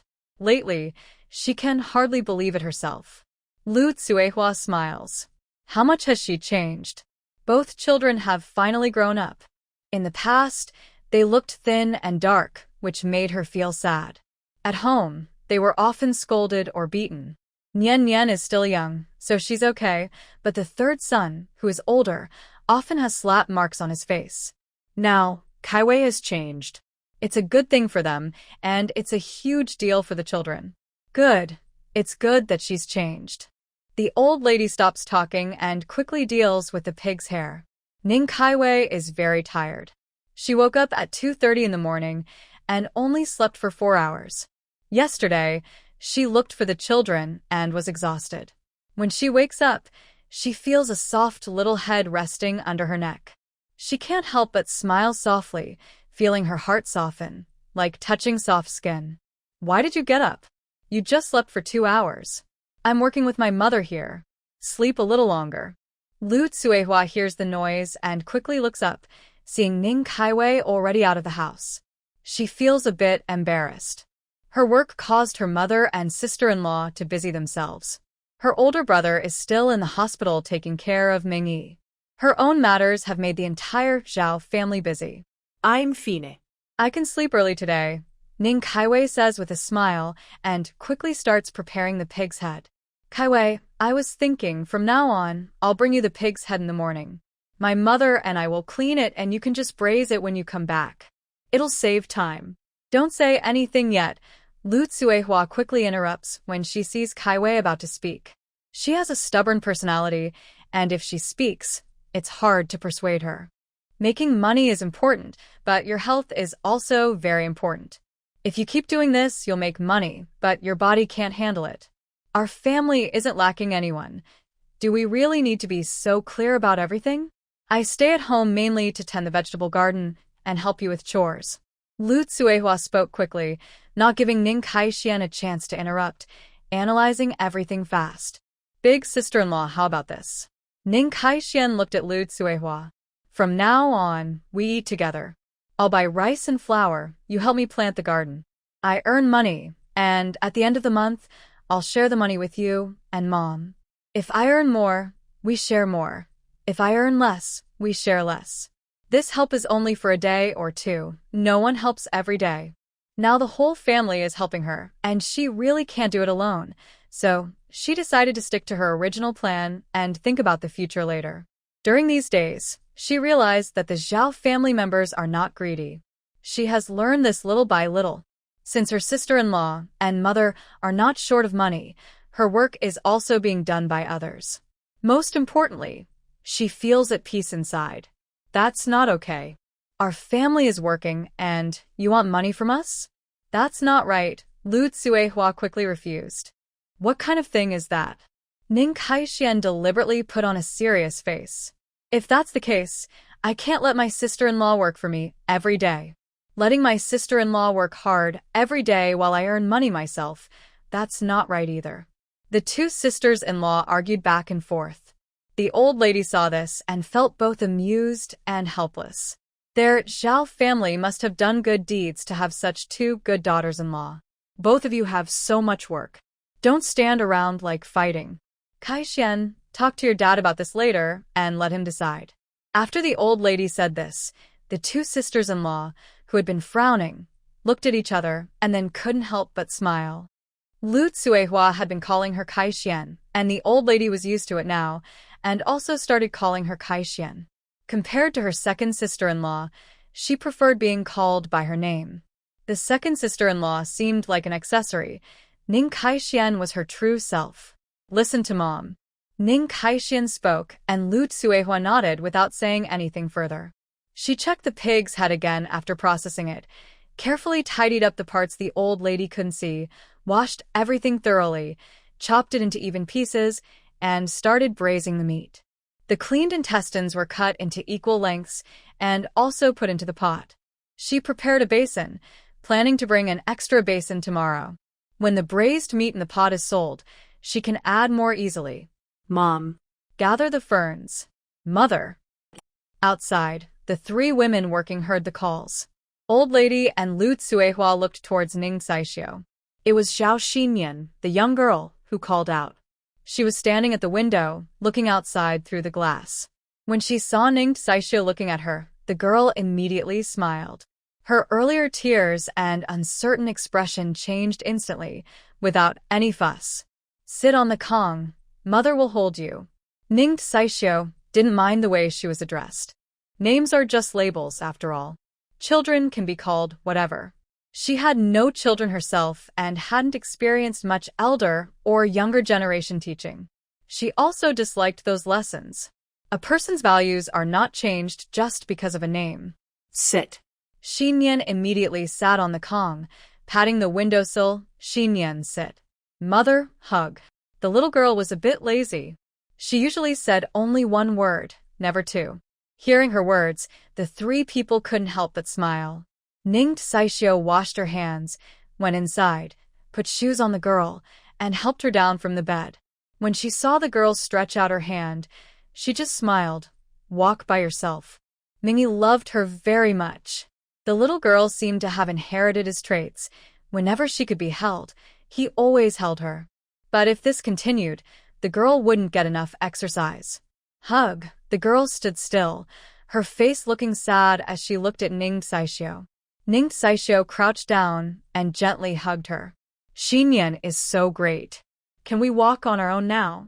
Xinyan thought for a moment, then slowly stepped outside. When passing the threshold, she stuck out her little bottom and crawled over, looking adorable and silly, making everyone's heart soften. Old lady and Lu Tsuehua listened from outside, watching the small figure, and only showed kind smiles. They said nothing. The three worked nearby.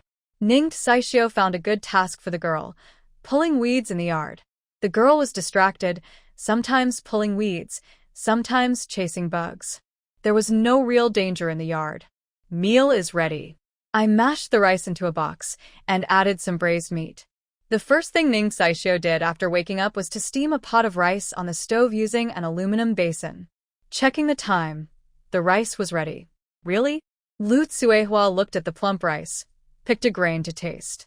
It was better than the rice scooped out of water, drier and fluffier. Ninkaitsu notet. But with this method, there won't be any rice soup to drink. It's easier this way. Just control the rice and water and stack the firewood on top. She loosened the rice on one side and put it into the lunchbox, then cut the braised meat into pieces and placed it on the other side. She also brought a small can jar filled with pickled radishes she soaked in vinegar a few days ago. She planned to give it as a gift to the guests.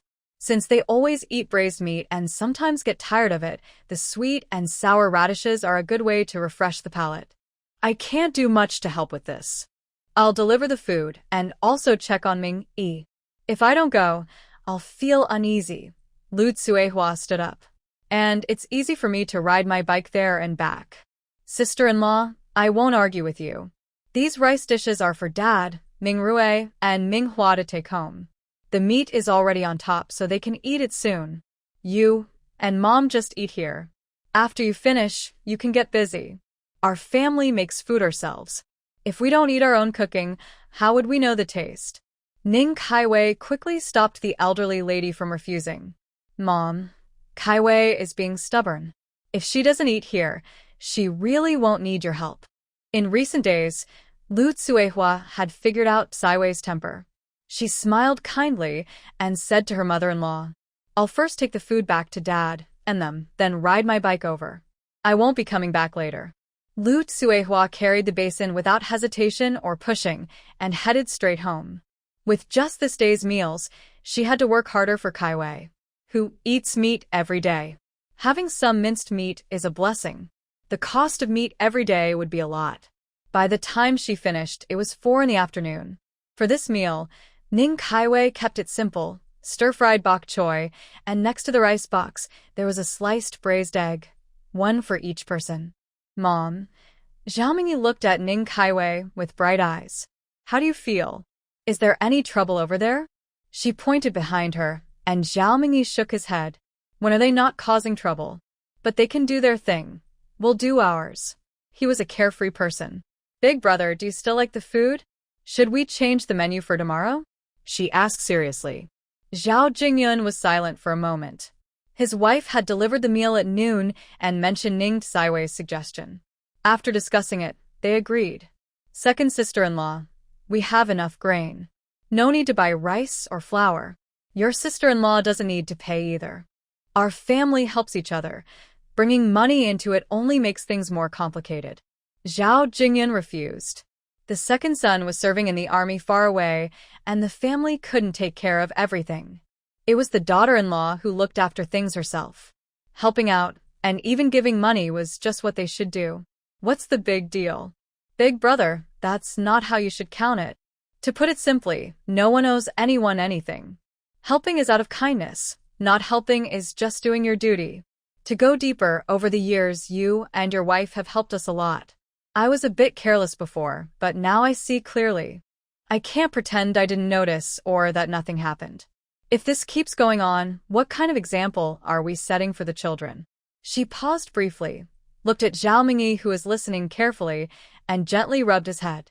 Mingi looked up and showed a sweet, affectionate smile.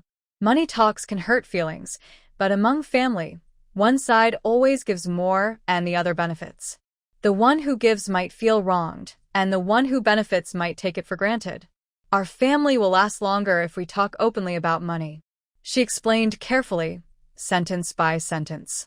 She had seen through the Zhao family clearly. Except for Zhao Jingmian, everyone was kind. I won't get involved anymore. Let's see what Dad says. Zhao Jingyan listened and thought it made sense. Thinking about his wife's attitude before, which was completely different now. Was it also because of the change in the second daughter-in-law? Anyway, it was women's work. They should discuss it themselves. He decided not to interfere anymore. He couldn't argue or reason it out. After they finished eating, Ning Saiji was about to leave when the mother of the little boy stopped her. How much is that meat-filled pancake? Can you bring me one tomorrow morning? The woman looked a bit thin, her face yellowish, and her voice was soft. If Ning Saiji hadn't listened carefully, she might not have heard her clearly. The pancake is 50 cents. If you want it with braised meat, add 50 cents. The braised egg is 30 cents, and the green beans are 26 cents. She was in a good mood when doing business. The woman pinched her clothes nervously and then said, "1 pancake with braised meat." Ning Saiji responded happily, "All right, I'll bring it when I deliver the meals tomorrow morning." There were 3 beds in this ward. The family inside heard her and quickly called out, "Miss, bring me 2 too." Ning Saiji smiled even more happily, feeling convenient and worry-free. She had already made arrangements. "Okay, I've noted it down. But when I bring it, everyone has to pay, or I won't bring any more in the future." She made sure to clarify beforehand.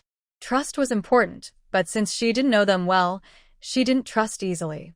"Sure, don't worry." The mother of the child waved her hand dismissively, showing she didn't mind at all. Ning Kaiwei turned back and said, "I'm leaving now. I'll come again tomorrow morning to bring food. If you're hungry, just drink some porridge to fill your stomach." Zhao Jingyan nodded. Today at noon, his wife brought him 50 yuan, and he unconsciously patted his pocket. He didn't expect that his second wife had really changed a lot. But was it really a change? It was more like she had become a different person.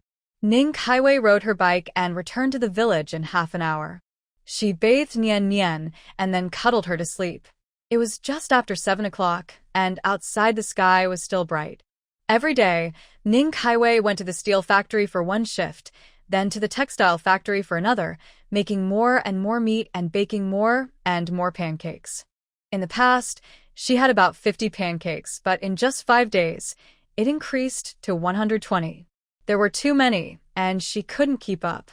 That day, when Yuan went to work and waved to Ning Kaiwei from afar. "Sister, you should sell some snacks for dinner too. While I eat your pancakes, I don't know what to eat at night. Whatever I eat, it has no taste." Her sister's pancakes were very clean. From the first time she asked someone to try, to later everyone just came over themselves. From their office to other offices, then to the factory. Although Ning Saiwei's pancakes cost more than a yuan each, they contained meat and vegetables. Overall, it was acceptable. They couldn't eat pancakes every day, but eating them every other day was doable. Always eating pancakes gets boring. You can mix a cold dish at night. You don't need to eat staple food, and it can help keep your figure and add vitamins. Ning Kaiwei looked at Wen Yuan and learned that she had a baby face, but she was not young anymore. She was 22 now. In recent days, she had introduced many customers, which made the lady selling tea eggs very angry. She kept looking nosy and asking questions, but didn't answer much. It had been 4 or 5 days. Ning Kaiwei knew that once the business picked up, imitators would come sooner or later. But during these days, they still needed to explore. Her method of baking pancakes, her special sauces, and her marinated meat were all secret recipes. They weren't easy for others to copy. Mix a cold dish? Hearing that it could help keep her figure, when Yuan's eyes lit up. She tended to gain weight after eating a little. Recently, after eating wraps, her face looked rounder, but she didn't want to stop eating. Was there really such a method? I can make it, but you need to give me your lunchbox a day in advance. I have a vegetable garden at home, so I don't lack vegetables. Ning Kaiwei smiled gently as she looked at Wen Yuan's pure, happy face, unconsciously showing her kindness. Will my own Nian grow up to be like this? Big sister, you're my real sister. Wen Yuan was so excited she ignored everything and ran up to hug Ning Kaiwei. Ning Kaiwei took a step back. You're dirty. I smell like oil and sweat. It's almost time. Hurry up and go to work. Don't forget to bring my lunchbox at noon. Watching Wen Yuan's back, she couldn't help but remind her again. Where did you buy that pot? It looks good for making pancakes. My son, buy one for me so I can use it to make pancakes. The old lady, with a shameless face, leaned in. Ning Kaiwei smilet politeli. Madam, I understand what you're thinking. I know too. This business can't be done by me alone, but you can't just bully me either. If you want to do it, I can't stop you, and I don't want to. We each rely on our own skills. But please don't bully me too much. I'm not very smart, but I'm not that stupid either. She packed up her things. The workers at the textile factory finished their shift. She quickly packed up and then went to the hospital. Today was Ming Yi's discharge day. She promised to go and pick him up. Young people these days, they hide everything. If it were before, the red sleeve armband would have already caught them. What kind of stuff is this? They don't respect the elderly. A little girl, what is she so proud of? The old lady, whose scheme was exposed, started cursing loudly. She had been jealous of this business for days, but had searched all over the county without finding a place that sold flat-bottomed pots. That's why she shamelessly asked to see what Ning Kaiwei was using. Unexpectedly, that girl was clever and didn't say anything. Respect the elderly? My parents are dead. If you want me to spend money on festivals, I'll tell my parents. And remember to sleep lightly tonight when you go to bed. When my parents come to pick you up, don't sleep so soundly. Ning Kaiwei frowned. Today was a happy day because her son was discharged from the hospital. What kind of troublemaker is she? If she let her go, she wouldn't be Ning Kaiwei. You. The old lady pointed at Ning Kaiwei, but couldn't say a word. Ning Kaiwei snorted coldly and pushed the wooden cart, quickly heading to the hospital. Mom. Zhao Mingi smiled as he looked at Ning Kaiwei, his eyes narrowing into a grin. How are you feeling? Any discomfort or strange sensations? Seeing his cheerful appearance, Ning Kaiwei thought he looked much more lively than before, and his overall spirit seemed good. No, I feel fine, like I could carry Nian and run around the village. Mingi was even happier when he saw his mother holding his hand. Where's your uncle? After entering the house, Zhao Jingyan was nowhere to be seen. Only Mingi was waiting inside. He went to handle the discharge procedures. He told me to wait here for a bit, Mingi answered carefully as Ning Kaiwei helped straighten his messy collar. They waited for a while, but neither of them came back. Ning Kaiwei didn't feel at ease leaving Mingi alone, so she pulled him along to look for the others. It had been about 20 minutes. The discharge shouldn't take that long. Last night, she locked her bicycle at the hospital and walked back to the village, hoping they could ride straight home when they were discharged. Why are you giving the money to your second sister-in-law? What does that have to do with me? Wang Zuji, how can I explain it to you clearly? Zhao Jingyan faced a man with a flushed face, holding money and looking helpless. Brother Jingyan, I didn't have the face to ask my sister-in-law for help last time. His ears were red, and behind him, his wife also looked down, clearly feeling embarrassed. It was Xiao Pengzi who saw Zhao Mingi first. Thinking of something, his pale face also turned red. Zhao Mingi's hospitalization was partly due to an ankle injury and partly because his body lacked nutrition and needed ongoing observation. Xiao Pengzi's situation was purely because he almost drowned in the river after drinking so much water, and his belly was probably about to burst. But you can't give it to me either. As the head of the family, I collected money on behalf of the two of them. What's wrong with that? Zuji, I'm telling you, no matter what happened before, you should thank them yourself. Zhao Jingyan also looked a bit angry, staring seriously at Wang Zuji. He had wanted to act without asking anything before. Now he was thanking him. What kind of situation was that? Wang Zuji's face turned even redder. Ning Kaiwei called out, "Big brother, have you finished the discharge procedures? It's time for us to go." As for others' families, it had nothing to do with her. Zhao Jingyan responded, all right. His hand held the payment slip and some change, but he didn't even look at Wang Zuzi, and just walked away. Child's father, what should we do? It's all my fault. Lu Hua was a bit anxious. Watching the person walk further away, she didn't have the courage to stop him. After we return to the village, buy some gifts, ask Xiao Shan to help calm things down, and then go to apologize to my sister-in-law and thank her. If it weren't for Mingi this time, our fat boy wouldn't be alive. This can't just be ignored. He's our son's life. Wang Zuzi straightened up and made a decision in his heart. Years ago, brother Jing Mian saved him. Now it's brother Jing Mian's son who saved his son. 2 generations of lifesavers.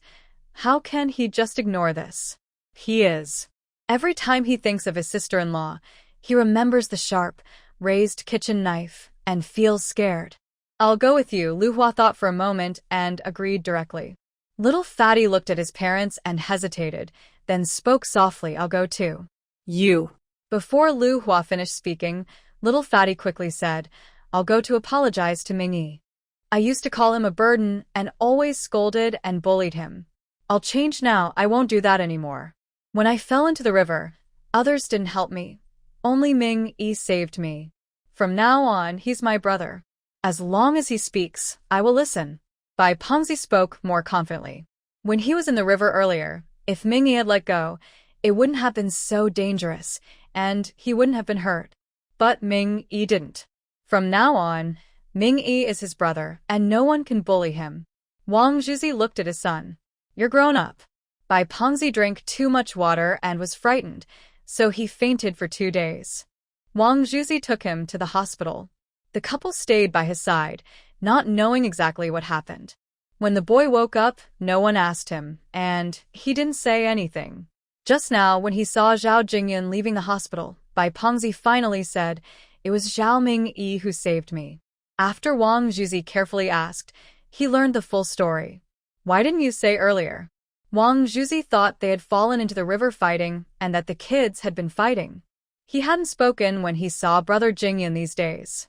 And yet, the child saved his own child and was injured, but they didn't visit or care for him. They just ignored him. What's wrong with them? You didn't ask either. Bai Pengzi answered naturally. He had been eating whatever he wanted these days, so he forgot.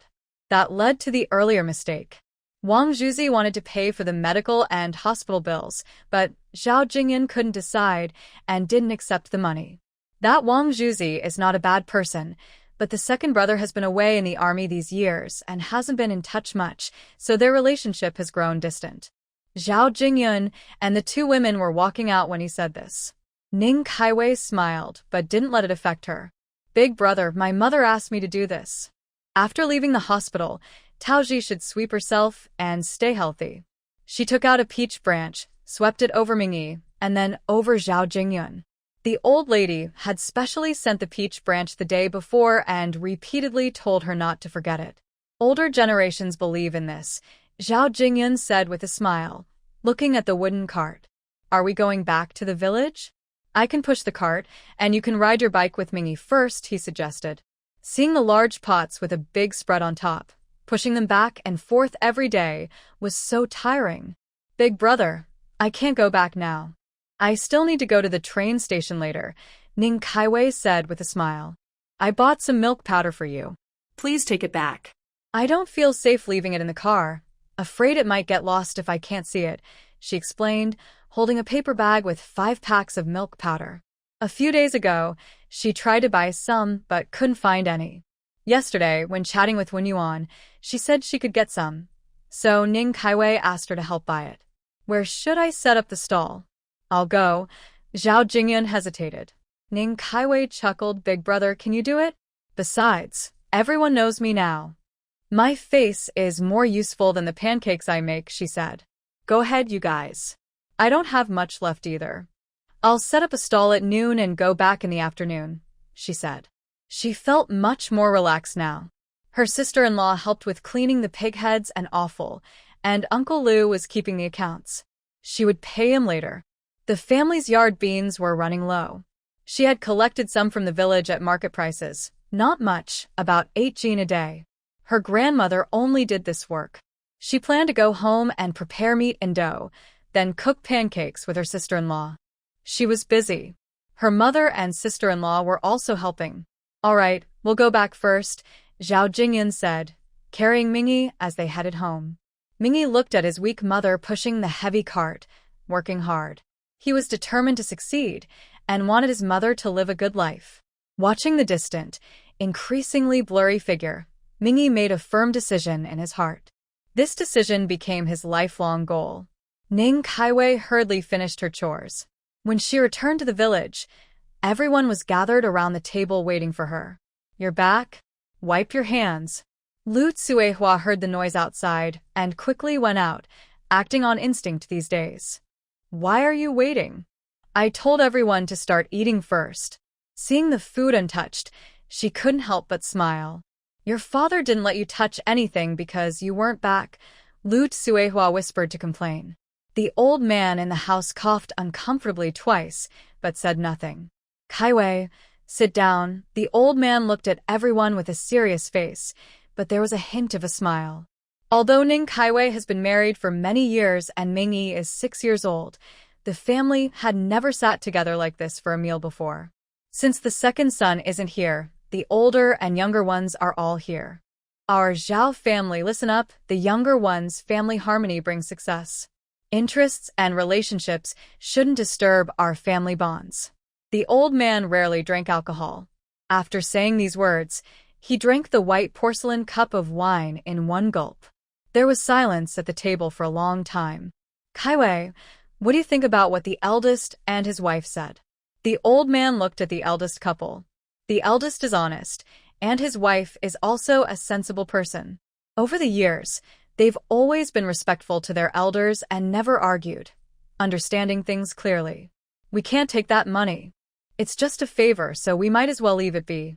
Plus, your eldest brother can work the land, and there's no work at home. How could we take your money?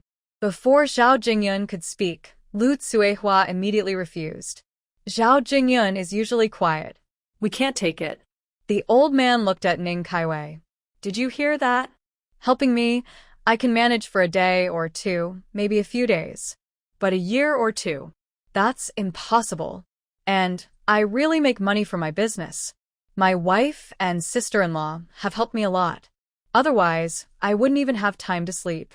How can I feel good about that? Ning Kaiwei sighed. She had plans for the future. This was just the beginning. After earning the principal, she would start opening many shops, sharing the profits fairly. She trusted the Zhao family's nature. Lu Tsuehua frowned.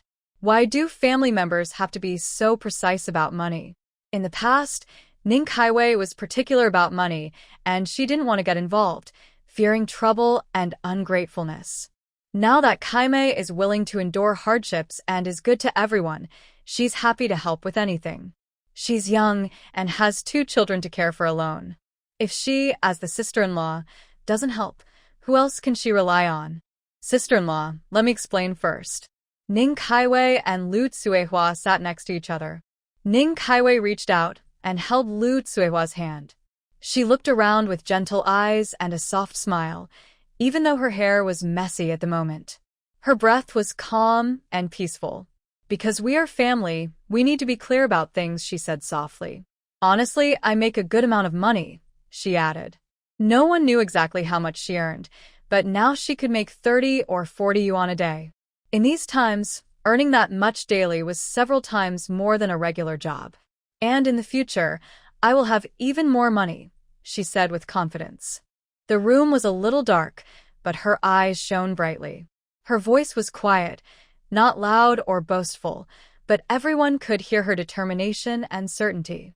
If we don't clarify things now, it will be hard to do so later, she said. It's better to prevent problems early rather than face inequality later. When everyone has little, they don't mind. But when there are differences, especially growing gaps, problems will come. The Zhao family is really good, except for Zhao Jingmian, everyone else is kind. That's why she hoped to be open about many things, to prevent trouble before it starts, or to clarify things early. When the time comes, she knew she had to speak. I won't always be selling at the market. I might open a shop, maybe in the city, maybe even in the province. Will you still help me then? She asked openly. She never hid her ambitions. If a person doesn't dare to have dreams or talk about them, what is their goal? Her words weren't just ambition. They were short-term goals, part of her plan for the past 2 years. But when the Zhao family heard this, their reactions changed. The old man looked at Ning Kaiwei with admiration for the first time. Someone who has come from the battlefield is never a coward. A soldier who doesn't want to be a general isn't a good soldier. Without dreams, life is just aimless. Good, he said loudly before anyone else spoke. He put down his chopsticks, and the head of the family did the same. Everyone else followed suit. Having this ambition is a good thing. As a father, I support you, he declared. First, the old man showed his support. Then he looked at Zhao Jingyun and Lu Tsuehua. Listen to Kaiwei on this. Whatever she plans, you follow her lead, he said. He then turned to Ning Kaiwei. Kaiwei, tell us your plan. With the old man speaking, Zhao Jingyun didn't say a word. Lu Tsuehua wanted to speak but hesitated. Her lips moved, but she said nothing. Ning Kaiwei looked at her mother and sister-in-law. I will start selling things. I will do it continuously if I can, so I won't delay. If I keep delaying, people will go somewhere else to eat. Our land, big brother and sister-in-law, you can plan on it. Lu Tsuehua looked at Ning Kaiwei with some surprise, her mouth slightly open, and asked, Are you serious? Ning Kaiwei nodded with a smile. It's understandable why Lu Tsuehua was surprised. Ning Kaiwei didn't usually farm, but she had given her own land directly to her younger brother to farm. Although it wasn't in the same village, it was nearby. When her family came to ask for land, the original owner was persuaded to give it up in a moment of excitement.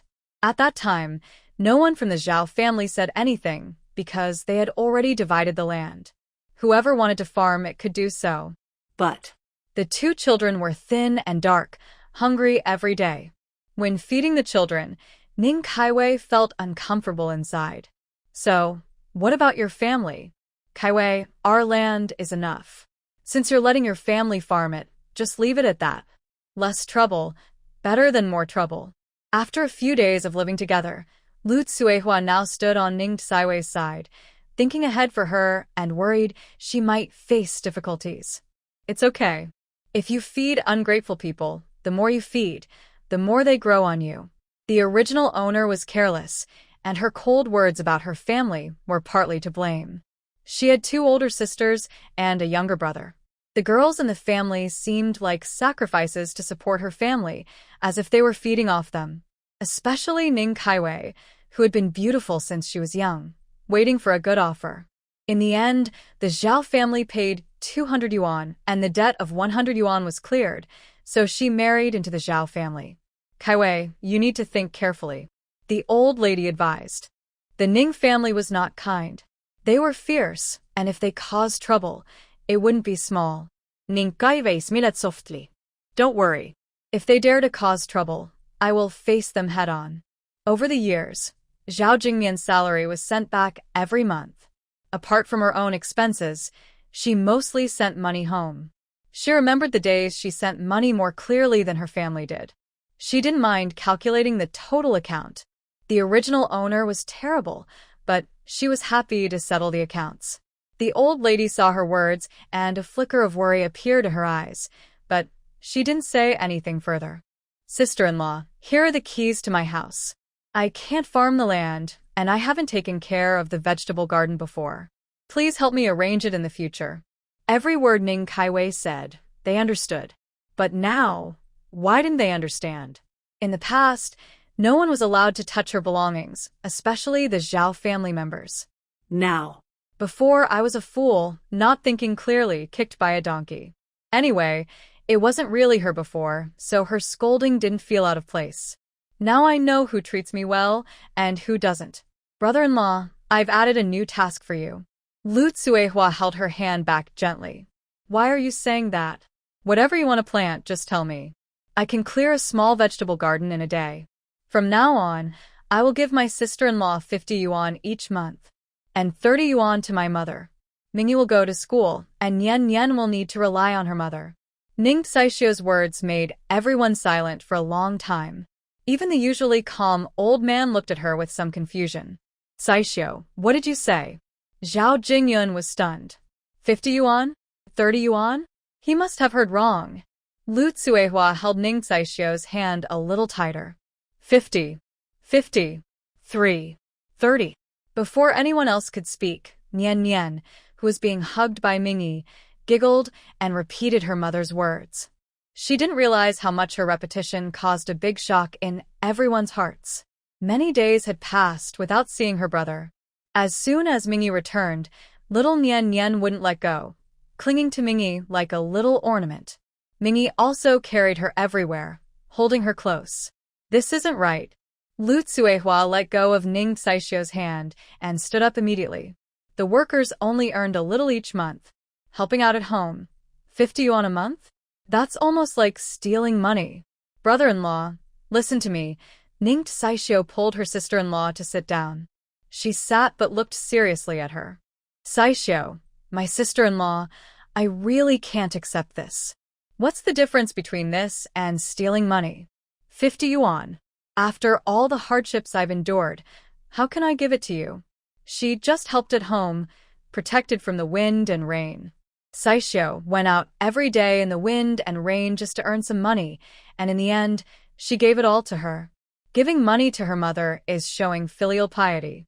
Giving money to her sister-in-law, what does that matter? It's too much to give like that. Zhao Jingyan finally spoke after holding back for a while. The three children listened quietly to the adults talking, none of them interrupted. Only little Nian Nian, hugging her brother's neck, kept repeating what the adults said. She is already 2 years old. The village hasn't specifically taught her to speak. Her language skills develop slowly. Now, she can say 3 or 4 words when she's not lazy, but when she's lazy, she just jumps from one word to another. Listen to me. I earn much more, several times more than this. Yes, she's definitely tired. She wakes up at 2 every day to prepare the day's goods and tidy up. But I have to say the profit is really big. Except for the first time, when she went to get the pig's head, all other times, her sister-in-law went. She also washes the pig's offal. Her sister-in-law handles all the chores. She only needs to do the braising. Her sister-in-law does everything else at home. She is tired. But her sister-in-law has already taken on too much for her. I have 2 children to raise. I will make sure they live a good life. I will never do a business that loses money. Seeing the doubtful looks from her family, Ning Kaixian couldn't help but laugh and cry. However, it's really the first time she's advised someone to collect money. Let's follow what Kaixian said. But the 2 children will stay at your eldest brother's house from now on. Your yard will only be used for selling your goods. All meals will be here in the future. We have grains and vegetables at home. The old man eased his tone. The eldest daughter-in-law can rest assured now that she's collecting money, and the second daughter-in-law also has time to relax. All right, I'll listen to my father, Ning Kaixian agreed directly. But she didn't know that after returning with her 2 children, a series of conversations would happen at the old Zhao family house. Old man, how come you agreed to this? Are you really going to take money from your granddaughter? Do I still have any face? The old lady walked over, looking resentful.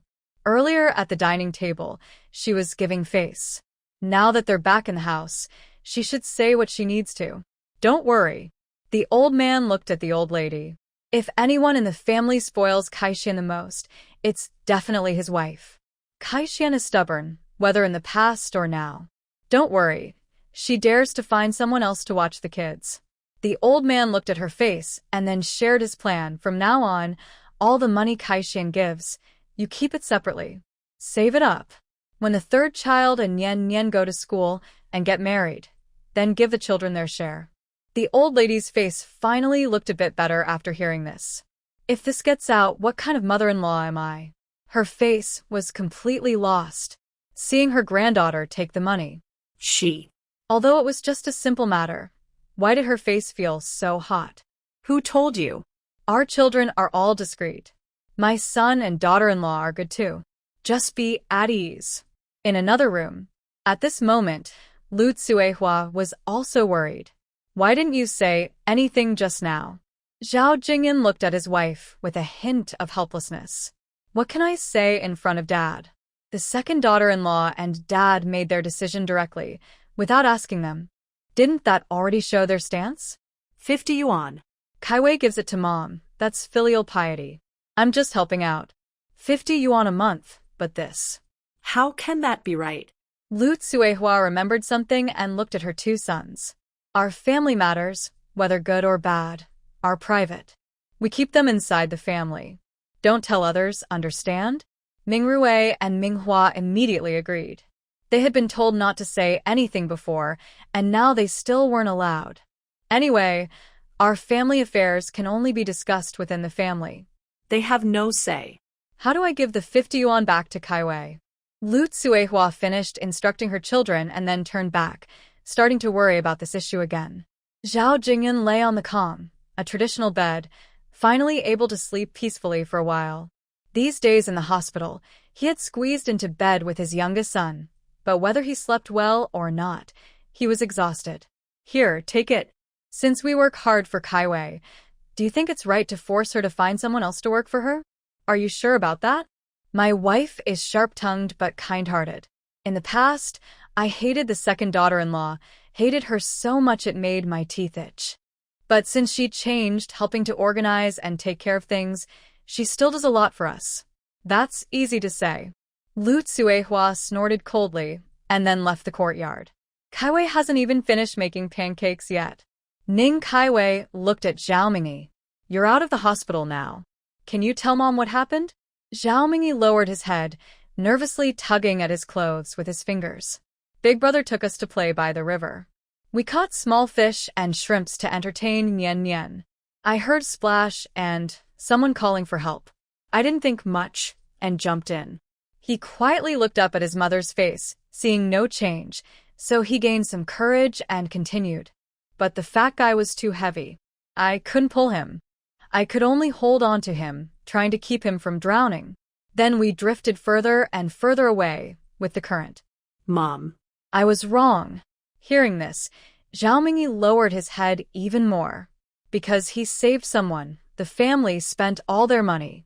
He spent so much on hospital bills, and his mom worked hard to earn it back. Where did you go wrong? Ning Kaiwei stifled her laughter as she looked at her son with her eyes. I shouldn't. Zhao Mingi hesitated. Shouldn't I save the chubby kid? Ning Kaiwei finished his incomplete sentence. Then she pulled Zhao Mingi in front of her, holding his small face gently with both hands, softly guiding him to look up and meet her eyes. I'm proud of you, my son. The air seemed to freeze. Ning Ning, on the other side, had fallen asleep on the bed at some point. After eating and drinking well, she showed a round belly. Over the past few days, she had been eating a lot, growing quickly, no longer the thin, black-faced child she used to be. Mom. Zhao Mingi's face was held by his mother's hands, but his eyes were wide open. My son is brave and helpful. Even if that little friend used to bully you, you still went to help him, without holding a grudge. I'm really proud of you, my son. Ning Kaiwei looked seriously into his eyes, and seeing his disbelief, she repeated again. But... Zhao Mingi, I'm your only son. Next time before helping someone, can you think first? What if something happens to you? What about Mom? What about Ning Ning? Can you do that? Her voice was gentle, and her eyes looked like a spring, embracing everything. Zhao Mingi looked at his mother, then nodded firmly. Okay. The river flows fast and time is short. If Mom is a little late and the villagers find that place, you might already be falling off the cliff. Even when doing good, you must think carefully. You need to consider if you can bear the consequences. Mom is selfish. Mom just hopes you and Ning Ning stay safe. Where she can, she will help others. But if she knows she can't handle the consequences, she will decisively give up. Mom, I understand. Zhao Mingi nodded, then hugged Ning Saiwei's waist, pressing his face against her. At that moment, he realized that his mother needed him too. He is very important. He is not extra. His mother and Ning Ning both need him. Dad isn't home, and he is the only man in the family. He must take care of this home. When you leave, you didn't even take the milk powder your big brother brought back, Lu Tsuehua said as she arrived, seeing Ning Kaiwei already cooking braised meat. Forgot. Ning Kaiwei couldn't help but laugh and cry at the same time. When she was busy, her mind often forgot things. Is the dough ready? Once it is, I will go make pancakes. Lu Tsuehua rolled up her sleeves. Not only did she not have the 50 yuan, but even if she didn't, she would still do the work that needed to be done. Older sister-in-law, you're on the stove. That's right. I'll go to the vegetable garden later to pick some vegetables. I promised a young girl I'd help her prepare some salad. Ning Kaiwei smiled and brought back her lunchbox. Thinking of Wen Yuan's innocent smile, she couldn't help but smile herself. What are you saying? The vegetables are from our own garden. You can take whatever you want. Lu Tsuehua turned to look at her, then quickly continued to light the fire. Over the past days, she had become used to making pancakes, and she had mastered the size and heat perfectly. All right then. She smiled, then started to braise the fresh meat, adding new ingredients to the old broth. Mother, tomorrow I will comfort Nian Nian. No need for Auntie to come over. I'm not afraid. Zhao Mingi was doing his homework while watching his mother braise the meat. Okay, I'll listen to my son. Ning Kaiwei looked at him without any doubt, fully agreeing with him. Really, you don't need me to come? Lu Tsuehua asked after hearing this. Auntie, I've grown up. I want to protect my mother and Nian Nian in the future. I'm not afraid. Hearing his words, Lu Tsuehua couldn't help but smile. Yes, our little third son has grown up. Seeing Zhao Mingi's bright and cheerful face, she also felt happy for the family. Ning Kaiwei finished her stall early. When she left, she didn't wake Zhao Mingi, but simply added a piece of firewood to the stove, making the cold bed warm up again. She carefully closed the door, then pushed her cart and headed toward the county town. Big brother, today's pancake. Since the first day, Ning Kaiwei had been giving the first pancake of the day directly to the gatekeeper. Sometimes it was an egg-filled pancake, sometimes braised meat pancake, or braised eggs and vegetables. She kept changing the types. You, girl, really know how to fool me without experience? After opening the door, the gatekeeper looked at Ning Kaiwei with a stern face and scolded her. How can the first pancake not be sold? Give it a couple of days.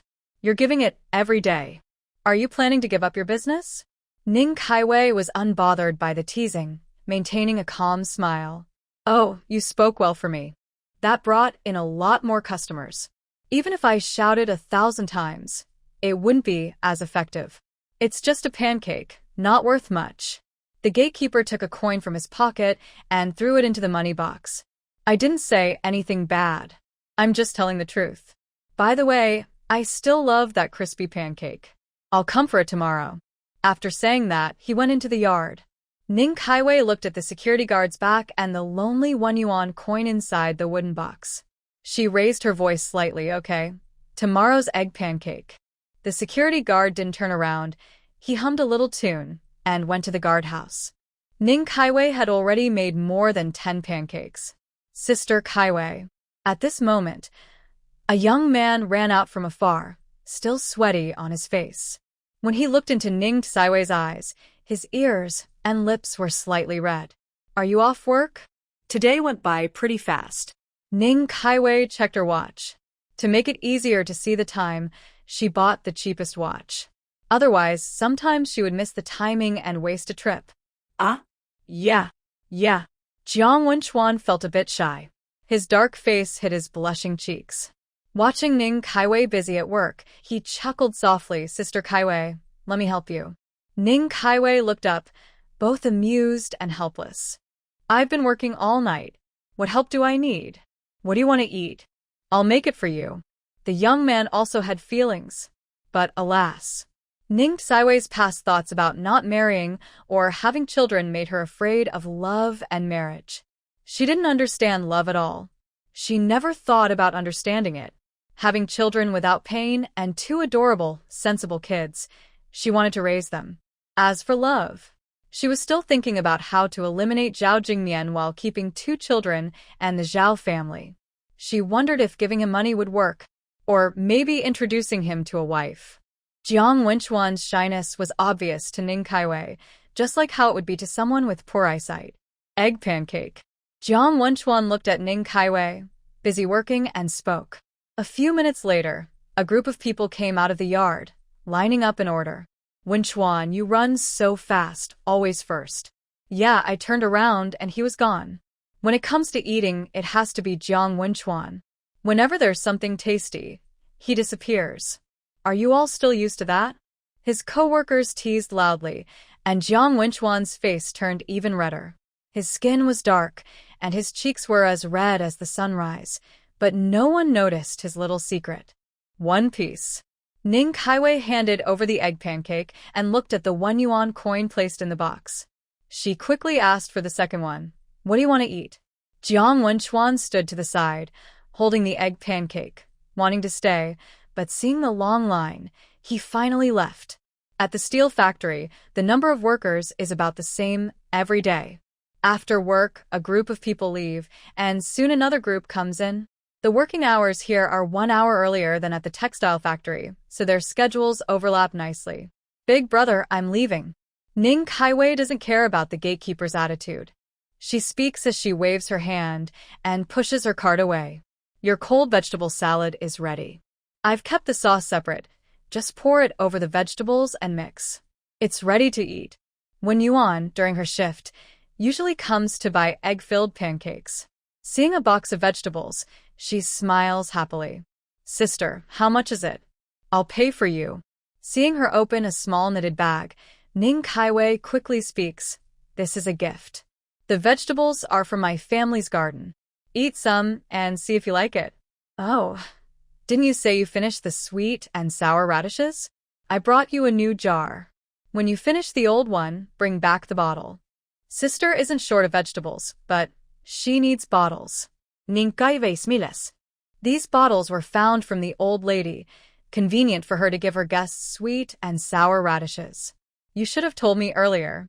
When Yuan laughs and says, I have several of those. I'll bring some to you tomorrow. Nowadays, the glass bottles are mostly used for canned goods. You only see them when visiting relatives or giving gifts. Usually, no one dares to eat them regularly. Then don't be polite, sister. If you like the vegetable salad, bring your lunchbox at noon, and I'll prepare some for you. Ning Kaiwei really cares about this girl. She's straightforward and likely well protected by her elders. Okay. When Yuan grins happily, her slightly chubby face full of joy. At this moment, someone pushes a cart over, with a stove, a pot, fresh eggs, and a bunch of vegetables on it. Today, she isn't alone selling. A man is with her, looking at Ning Kaiwei with a cautious expression. Ning Kaiwei just shakes her head and continues making pancakes. 80 cents? That's 2 cents cheaper than over there. Give me a pancake with egg. It's 1 yuan. The man, in a hurry to get to work, joins the line where Ning Kaiwei is serving. He's trying her pancakes, thinking 2 cents isn't much, but over time, it adds up. If the taste is similar, even if it's a little worse, he's happy to save 2 cents. Here you go. This is made with refined white flour. Look at this pancake, the old lady boasts proudly. Ning Kaiwei just keeps working silently. The man who paid frowned and said, this pancake is a bit small. Especially when compared on both sides, it's clear it's a little smaller. Look at what you said, it's missing 2 cents. Missing 2 cents every day, and that means less food for the day, the old lady replied directly. The man didn't say anything more. Hurry up and make it. He checked his watch. He was in a rush to get to work. There's no time to wait in line anymore. And he had already paid. The old lady poured oil into the pan, then took out a plain pancake and put it in. Soon the pancake started to burn a little. She quickly cracked an egg on top and placed the pancake back in. That's not the right way to do it. Isn't the egg supposed to be mixed in? The man's eyebrows furrowed even more. The pancake looked a bit burnt. Is it safe to eat? The old lady was annoyed. I don't sell egg-filled pancakes. I sell fried pancakes with eggs on top. It's made this way. A new style. It doesn't look pretty, but it's definitely tasty. The old lady has been cooking all her life. She's better than those young people, right? She wouldn't cheat you. The old lady kept busy. When the pancake was ready, she brushed on some sauce, sprinkled green onions and cilantro. But the dark, greasy stains made the man regret his choice. He thought, why didn't I just wait in line? Why try to save a little money? Some people wanted to try, but the appearance alone discouraged them. Let's not talk about whether it's delicious or not. The main question is, can you really eat this? Will it make you sick? Ning Kaiwei didn't care. She just kept making pancakes. When comparing the two sides, one was golden and crispy, the other greasy and dark. One smelled wonderful, the other had a burnt smell. One was clean and hygienic, the other had dry, rough hands that looked like they had been scraped or rubbed against something. In short, being cheap isn't always a good thing. More and more people were lining up for Ning Tsaiwei's stall, but in front of the old lady's stand, there wasn't even a bird. It was even worse than before. At least when selling tea eggs, some people who were late for work still bought them. With such a flirtatious face, I don't know if she's eating pancakes or meat, the old lady muttered angrily, her face darker than her pancakes. The people in line included a girl and Wen Yuan, who worked in the same office. The old lady is quite experienced. She knows so much. Tell us your story, I love listening. The old lady wanted to curse, but she remembered these people worked at a textile factory. If she offended them, she might not be able to sell here anymore. She could only direct her anger at Ning Kaiwei. Look at that flirtatious girl. Men like her, and women are even helping her. The girl was about to speak, but Ning Kaixian smiled and asked, are we splitting up? Huh. Splitting up? Miss, that old lady's words are so rude. Aren't you angry? The girl looked angry. It seems people of the same kind tend to gather. This girl is just like Wen Yuan. If a dog bites you, do you bite back? Ning Saishuan's voice was soft but clear. Everyone in line heard her, including the old lady. You're a little brat. What did you say? The old lady crossed her arms, glaring angrily. Ning Kaixian ignored her and looked at the line. It's almost 7. If you're anxious about eating marinated eggs, just wait patiently. Making money isn't easy. Don't be late. She looked at the time carefully to remind those who might not have a watch. Almost late. Miss, I'll have 3 marinated eggs, please. A man ran up, but when he reached into his pocket, he froze. Miss, I don't want them now. Ning Kaixian watched him. He buys cakes here every day, so she recognized him. Take them and eat. If you skip breakfast, you won't have energy for the day. Bring the money tomorrow, and I'll give you the eggs then. She handed him the 3 packed eggs, but he quickly waved his hands. No, I can't take them without paying. That's not right. Seeing how anxious he was, Ning Kaixian urged him. Hurry up and take them. There are so many people waiting behind. Everyone is ready to go to work. Thanks, Mississippi. I'll bring the money tomorrow, first thing in the morning. The man's face turned slightly red. Afraid of delaying everyone, he quickly took the eggs and ran into the yard. He was going to be late for work. The textile factory had started work, and Ning Kaixian didn't bother with the angry old lady. She's so old. If she doesn't do good, she's only hurting herself. What can she do to stop her? Mom, let's sell tea eggs tomorrow. That man was honest. He had been silent, but when his mother spoke, he already disagreed. Still, he got scolded and had to find a flat-bottomed pan. But after searching all over the county, he couldn't find one like Ning Saishuan's. So he used a small pot at home instead. They only sold 1 pancake, and after that, no one came anymore. Even if someone came, good friends would warn them, scaring them away. Compared to before, Ning Kaixian was selling quite a few marinated eggs. They used to sell tea eggs, but today they only sold marinated eggs. Do you know how much money you make from selling 1 pancake? Selling tea eggs only earns a few cents. If I don't say anything all day, I just watch that stubborn girl bully me. After raising you all these years, what's the use? the old lady scolded loudly. At this moment, she had no target in Ning Kaiwei, so she directed all her words at her son. The man's head drooped lower and lower. He didn't argue or speak. No one could see any expression on his face. Ning Kaiwei looked at the time. A bus was just about to arrive. She quickly pushed her cart to the train station. When she arrived, the bus hadn't yet reached the stop. Third sister? A voice came from the side. Ning Kaiwei looked up and saw a man. He had a black mole on his chin. Ning Kaibao. The man in front of her was the only younger brother of the original owner's family. He was always hanging around the three sisters, all to support himself. Is it really you? My brother-in-law's salary has been paid, right? Just give me some money. I want to go see a movie. Ning Kaibao spoke naturally, with a bit of impatience on his face. His hand was stretched out. Hurry up, give me the money. Stop dragging your feet. If you get bullied in the Zhao family later, I won't help you. Ning Kaiwei couldn't help but laugh in anger. The old lady didn't make her angry, but Ning Kaibao really shocked her.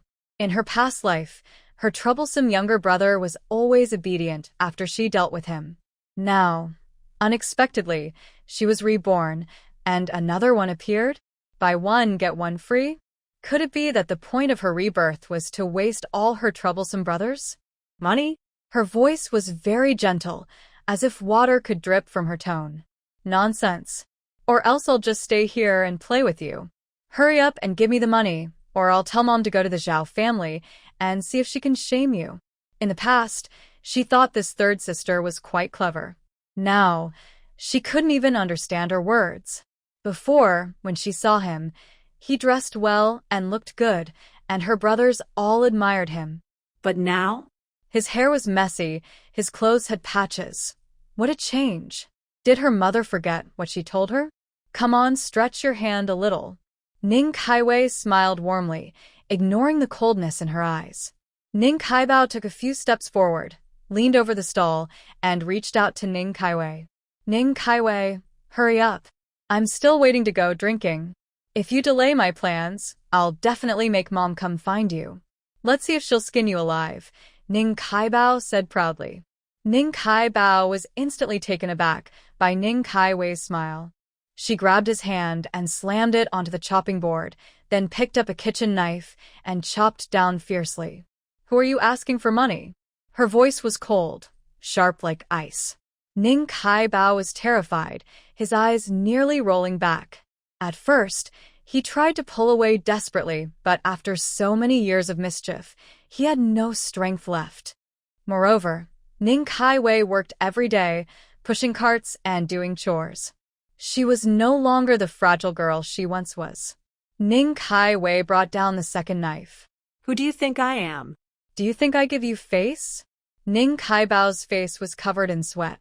The cold blade was close to his hand, making his pores stand out. Any mistake could mean his hand would be cut off. Third sister. Ning Kaibao sở voi sở chamber. His legs felt weak, and he looked at Ning Kaiwei with a dazed expression. Ning Kaiwei held his hand tightly, her voice icy.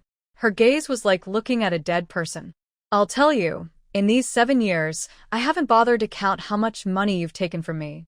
Pay me back 3,000 yuan by the day after tomorrow. If you can't, I will tear your flesh apart. She loosened her grip, but then threw the kitchen knife down hard. Ning Kaibao reached out instinctively, but the knife's tip was stuck in the chopping board, just touching his arm. If he moved, if the knife slipped. Ning Kaibao pulled his hand back, but his soul seemed to have run away. He collapsed onto the ground, sitting heavily. Ning Kaiwei looked at him coldly. Get lost. Stay away from me, or I might lose control and cut you. After speaking, she pushed her cart and walked inside. The train was about to arrive. She didn't have time to deal with trash. Maybe she accidentally touched the trash, or maybe because there weren't many passengers, she didn't sell many pastries at the station. Looking at the time, she still had about 10 pieces of braised meat in the pot. Thinking about nearby places, she pushed her cart toward the hospital. Most people had already finished eating by now. She was just hoping to find some busy doctors or nurses who hadn't eaten yet, or patients who hadn't eaten and happened to come out. And surprisingly, she even met someone she knew. "Aren't you Mingi's mom?" The nurse looked at her with a smile. Mingi was well-behaved and polite, unlike other children who caused trouble. He was always obedient. "Yes, I am Mingi's mom. Are you off work?" Ning Kaiwei saw her rushing out and thought she was finished for the day. She pushed her cart aside to make way. "Is there still that marinated egg? By the way, I heard Mingi say that your homemade meat roll pancakes are delicious. Can you make them now? A patient came early this morning, and I've been busy until now. I haven't had time to eat and thought there were no more meals sold outside. It's lucky to see you here." The nurse spoke very quickly, showing how urgent the situation was. "Yes, I can make them. How many rolls do you need?" "I can make 12. Looking at the marinated meat, there are already 12 pieces. 12 isn't enough. Do you need anything else?" The nurse frowned. There are more than 12 nurses on this shift, plus doctors and surgical room staff. "I can also make egg-filled pancakes. How many do you want?" While Ning Kai-xian was speaking, the pancakes were already heating up. 12 marinated meat rolls, 9 egg-filled pancakes, and 20 marinated eggs. The nurse was just out buying food, and everyone's meals were entrusted to her. After counting the people, she thought this should be enough. "Okay, it might take a little while. If you're busy, you can go back first. When I finish, I'll deliver the food inside." Ning Kai-xian looked at her watch. It was almost 10 o'clock. It was probably a busy time. The nurse was already anxious. When she heard Ning Saishuan's suggestion, her eyes lit up. She quickly agreed. "Okay, I'll wait at the nurse station. Once you're done, just deliver it directly to me. I'll pay you first." The nurse calculated the money, let Ning Kai-xian see it, and then put the money in the box before rushing to the hospital. Several nurses had been transferred from the operating room, so there was a shortage of staff. She was assigned to buy food, while a few nurses went to check on patients. Only 3 nurses, including her, were at the nurse station. Ning Kai-xian didn't think much, and quickly started heating the pancakes. Liu Xiaohui, I'm starving. That person probably isn't a scammer, right? The nurse returning from checking on patients saw Liu Xiaohui busy and hadn't eaten breakfast yet. The county hospital here isn't big, and nurses aren't divided into departments. They can eat early every day, but today, due to special reasons, they were called back to the hospital before dawn. By the time they wanted to eat, the cafeteria was out of food, and no one was selling meals outside. Everyone handed their money to Liu Xiaohui to buy breakfast. But then, Liu Xiaohui. Is that person trustworthy? Did they run off with the money? It's almost 30 yuan. Liu Xiaohui was a bit stunned, looking at everyone's expressions. Really? What do you mean, really? Are there still scammers nowadays? Let's go check quickly. Maybe they already left. When a few girls gathered together, Ning Kaiwei ran in from outside, carrying a large basket filled with over 20 paper-wrap snacks. Liu Xiaohui looked at her with bright eyes. "You all tend to overthink. Mingi's mom is here." "Nurse Liu, the charcoal fire was slow earlier, so it's a bit late. Are you hungry? These are the pancakes I made. 12 soy sauce marinated rolls, 9 egg-filled pancakes, and 20 marinated eggs. This bottle has sweet and sour radish I made, and this one has chili sauce. You can add whatever flavor you like, no charge." She smiled happily. Some liked sweet and sour, others liked spicy. Later, she specially made chili sauce to suit different tastes. Seeing the 2 jars of chili and radish, the people who had just spoken felt a bit embarrassed. "Mingi's mom, thank you. So, this is the taste of the marinated rolls." Before Mingi was discharged, several kids in the ward kept fussing to eat. I was wondering why. Now we can finally taste it today. It's really delicious. Liu Xiaohui took out the pancakes one by one and returned the basket to Ning Kaiwei. "Ning Kaiwei noted. I usually sell at the textile factory from 8 to 9 in the morning. If you have no place to eat breakfast like today, just come find me there. Don't worry, I don't cheat or cheat honest people. When I finish making everything, I'll bring it over." Ning Kaiwei wiped the sweat from her forehead, smiling honestly. "Okay, I'll remember that." Liu Xiaohui quickly agreed. When there's an emergency or special surgery at the hospital, they often can't eat. If the food is good and trustworthy, even if there's a lot on the cart, everything is neat and very clean. In the future, if they don't have time to eat, they can just go directly to her. No need to run back and forth. Ning Kaiwei felt happy inside, knowing she could go straight back to the village. Mung. Where have you been these days? I haven't seen you for quite a while. Ning Kaiwei saw a familiar figure, put down her cart, and hurried over, grabbing Lu Daijian's sleeve with a serious look. Zhao Lao-san said you were sick. I asked which room you were in, but he wouldn't tell me. She had been worried all these days. Since Lu Daijian took her to that magical alley, she hadn't seen her again. The last time she bought coal, she specifically asked Zhao Lao-san. He only said that Daijian was sick, and no matter what she asked, Zhao Lao-san remained silent. Lu Daijian looked at her approaching with some disdain. Why do you look so messy? All this greasy smell has made me stumble. Ning Kaiwei doesn't care what the old lady says, you seem to be in good health. You can even do flips. Daughter Lu is silent for a moment. This girl has a thick skin. No matter what, she refuses to leave. I'm going to make you some pancakes. Are you feeling better now? Not feeling unwell? Otherwise, I should take you to the hospital first. Ning Kaiwei looks at Lu's face. Besides being a bit pale, there's nothing else unusual. Her gray hair is neatly tied back, and her clothes are buttoned all the way to the top. Even though she's just an old vegetable seller, her clothes are perfectly tidy with no wrinkles. In her past and present lives, Ning Kaiwei has seen many people, but she has never met an old lady like this before. Although she always has a serious, frowning face, her cloudy eyes seem to see through people. All right, stop talking so much. It's like 200 ducks quacking in my ears, giving me a headache.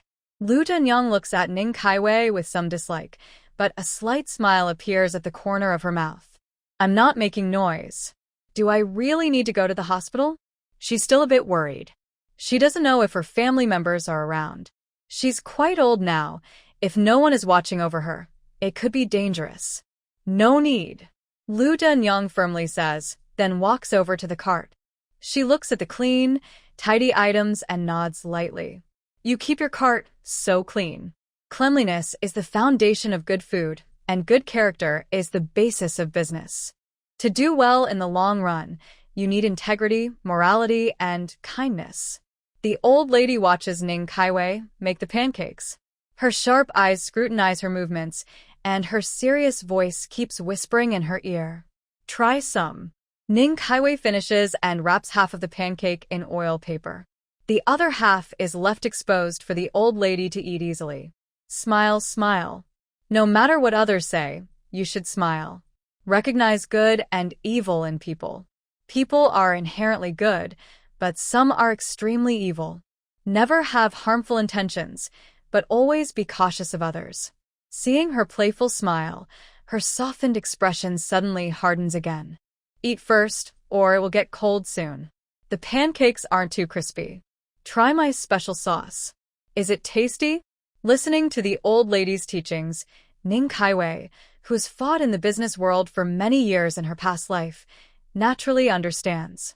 However, in her past life, she had to struggle alone, with no one by her side to tell her right from wrong or help her understand people's hearts. Her company was just starting, but her most trusted friend cheated her out of 60,000 yuan, her entire savings, and she also carried a debt of 20,000. Because of money problems, people left, orders stopped coming in, and her rent was due. She received one debt collection call after another, along with calls about breaking contracts and compensation. At that time, she wished all of this was just a bad dream.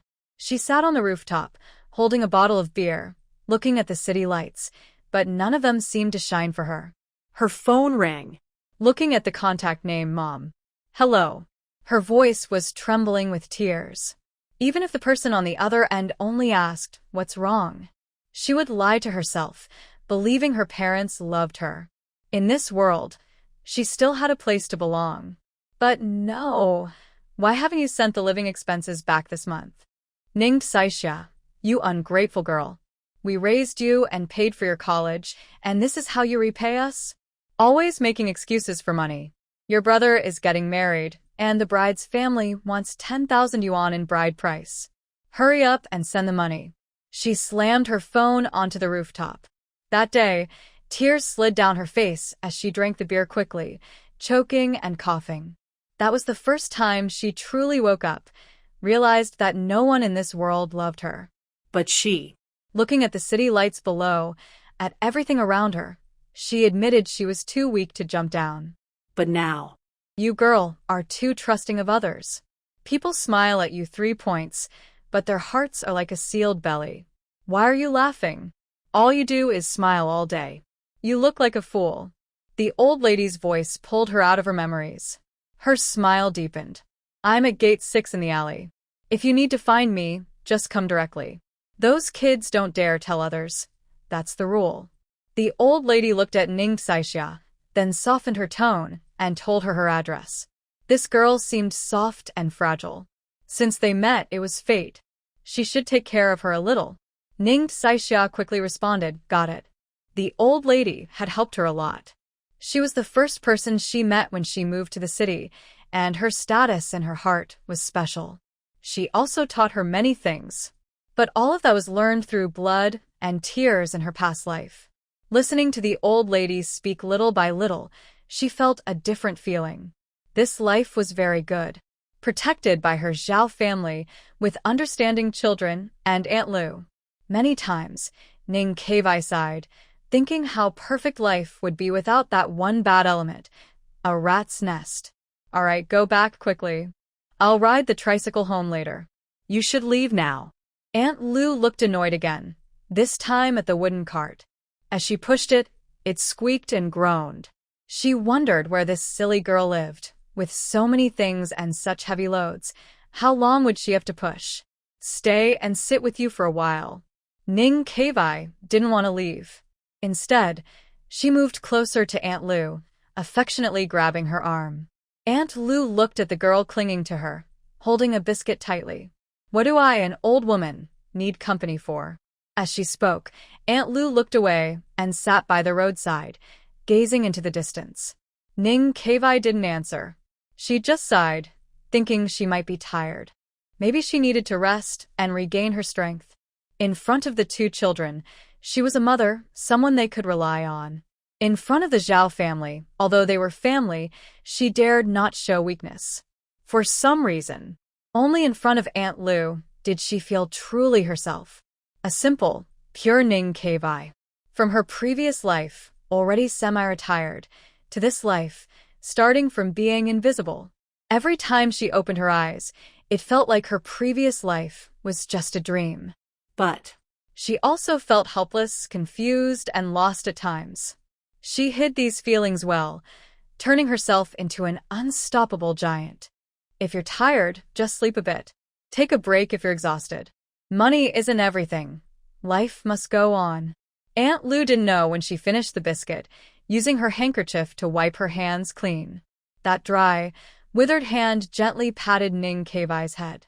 She had previously disliked her smell of smoke and oil, but now, there was no trace of dislike. Every gentle pat seemed to fill Ning Kevai with energy. All right, go home quickly.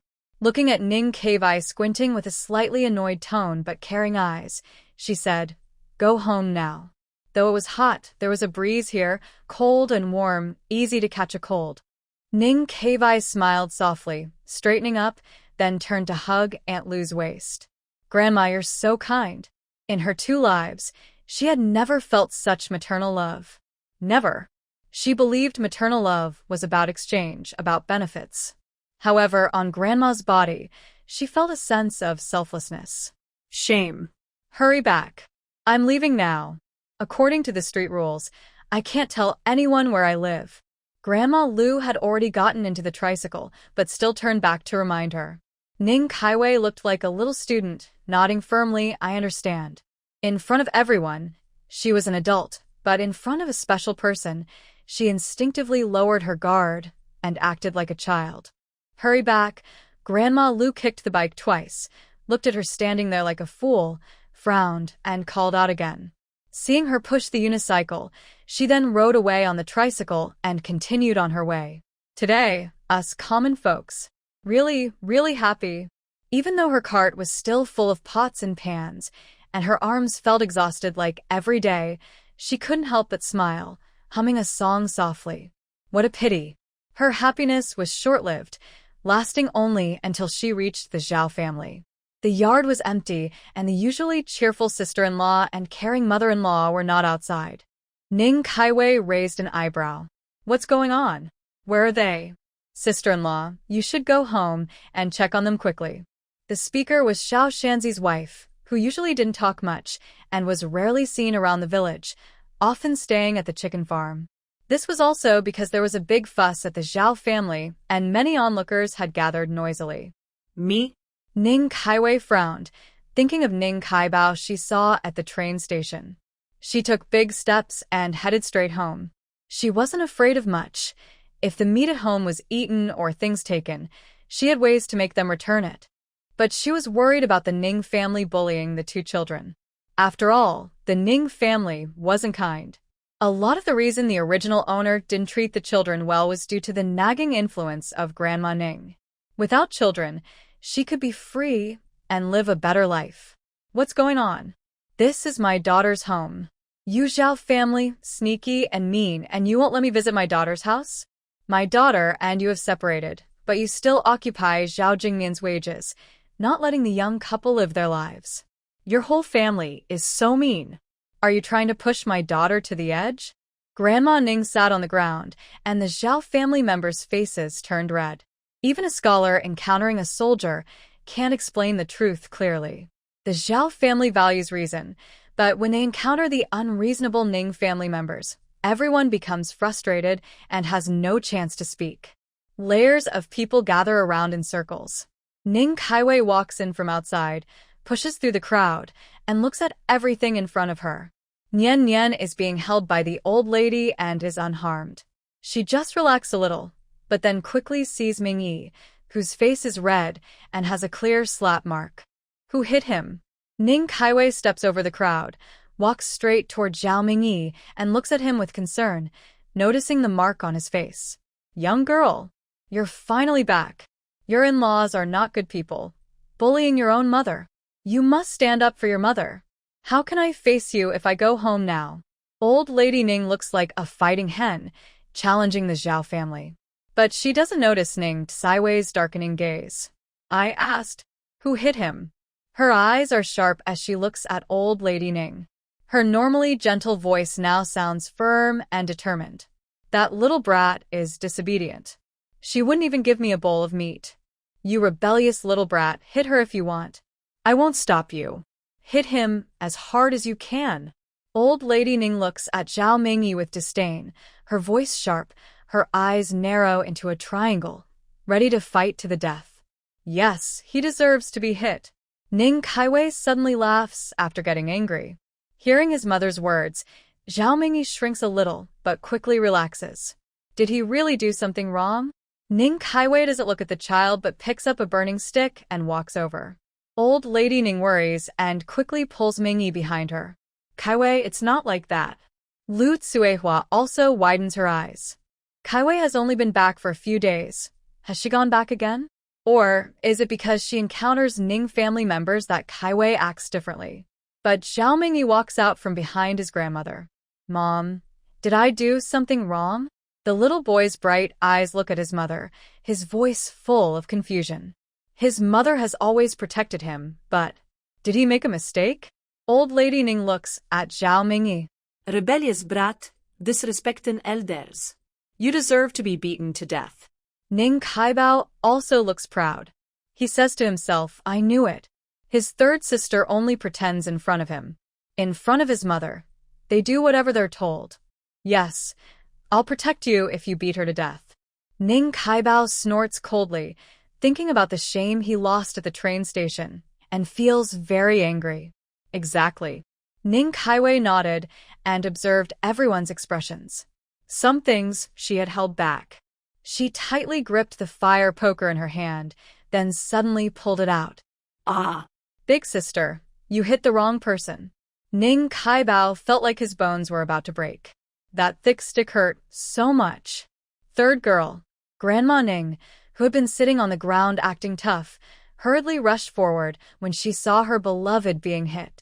The Zhao family members, who had been tense just moments ago, now all relaxed. Lu Tsuehua took a few steps forward and first pulled Mingi to Zhao Jingyun's side, saying, "Silly child, stay close to your big brother." She then grabbed a wooden stick and stood beside Ning Kaiwei.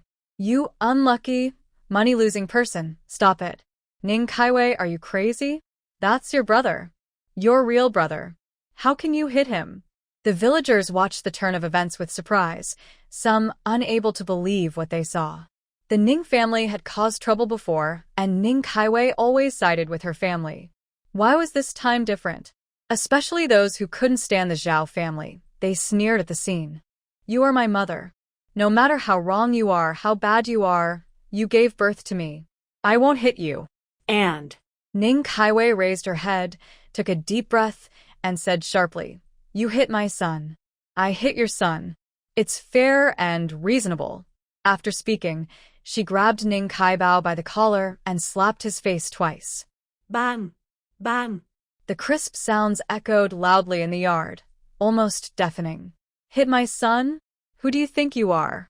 Did you eat a grain of rice from Ning's family? Drink a sip of water from Ning's family? Who gave you the courage to move my son?" Each question was accompanied by a slap.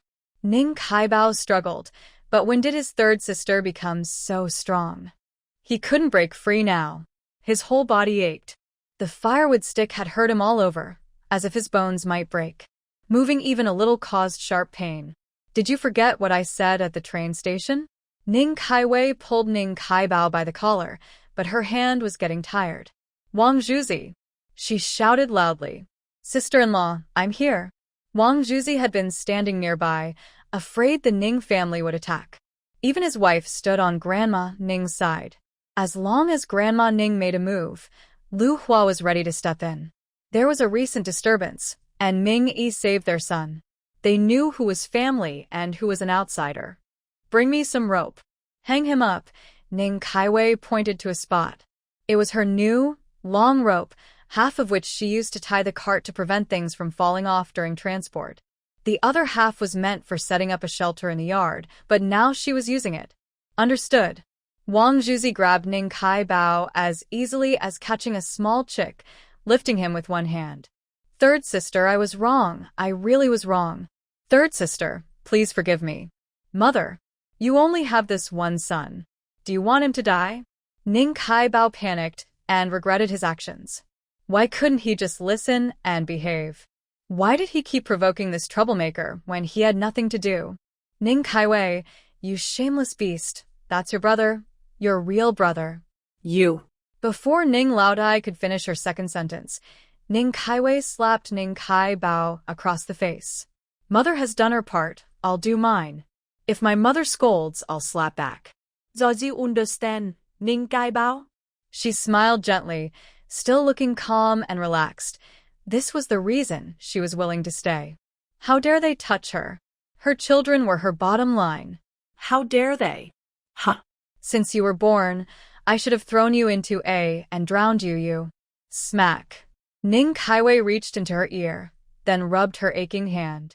She didn't look at Ning Laotai, only at Ning Kaibao. "What should I do? I don't want to hear this." As her words fell, Ning Kaibao's face turned pale. This wasn't her third sister. She looked good, but she wasn't smart and was easy to deceive. But this person, that gaze and those methods. She was a demon. A devil. You. Smack.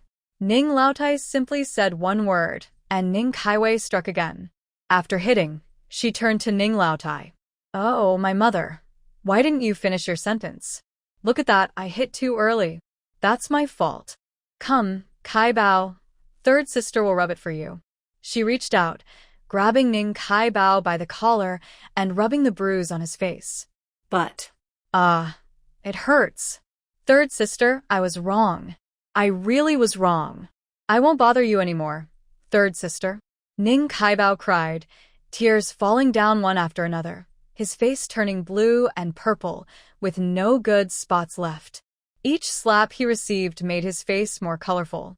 Stop. You're Ning family's treasure. How can you be wrong? You're not wrong. Let me rub your pain away, it will stop hurting.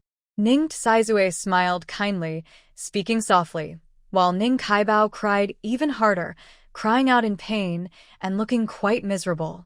Every time Grandma Ning tried to rush over, Lu Tsuehua and Lu Hua held her back. Grandma Ning, take a rest. It's a matter between the brother and sister. They can solve it themselves. Lu Tsuehua smiled, her anger gone, and her eyes sparkled with a rare brightness when she looked at Ning Saizue. Get out of the way. I'm going to teach this troublemaker a lesson today. Grandma Ning was angry, looking at her son's injuries as if her heart had been torn out. Listen to how much I love you, my son. Ning Saizue smiled gently, her kind eyes unlike anything Ning Kaibao had ever seen before. But then... Smack. This time, it wasn't a slap, but a burning stick.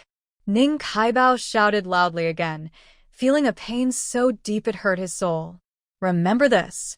Anyone who touches my child, I will hurt your children. Trust me, I am just a woman. I have nothing but a fierce spirit. If you hurt my child, I can destroy your family. Try me if you don't believe. She smiled and looked around.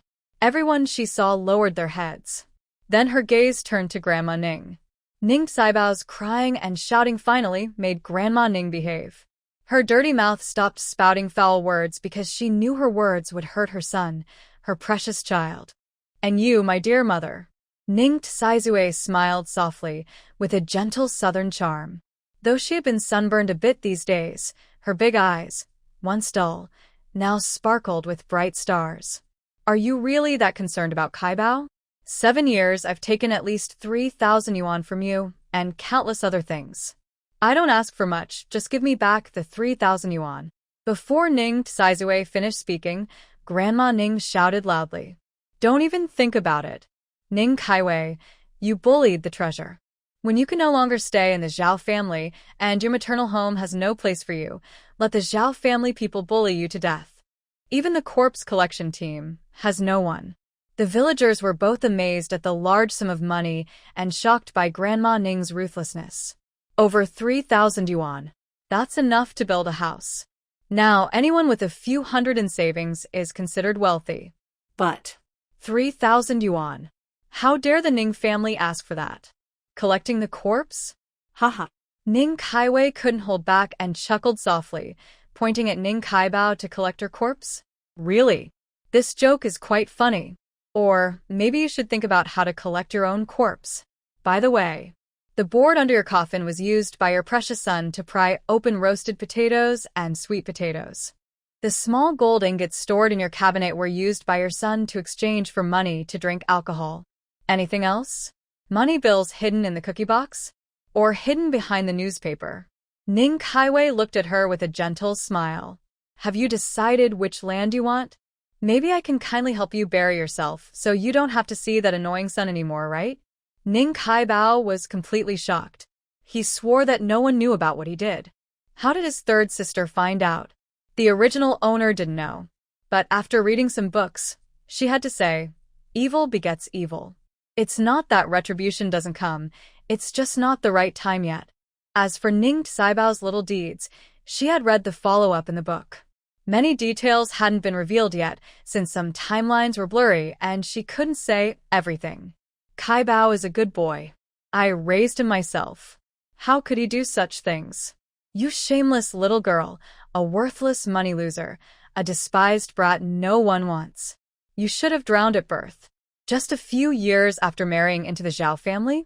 Now you've learned to argue with your mother and even accuse your own brother? Watch me beat you to death today. Grandma Ning didn't believe her son could do such terrible things, and from childhood to now, he had never lacked anything.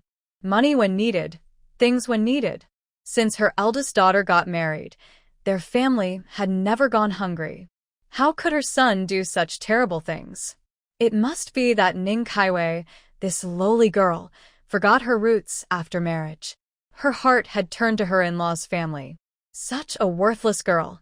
Let's see how she handles her. Grandma Ning stepped forward. Just then, Grandma Zhao came over. Ning Kaiwei didn't even have time to act herself before she saw her mother-in-law tightly holding Grandma Ning's hand. Dear family, since Kaiwei married into our Zhao family, she is one of us.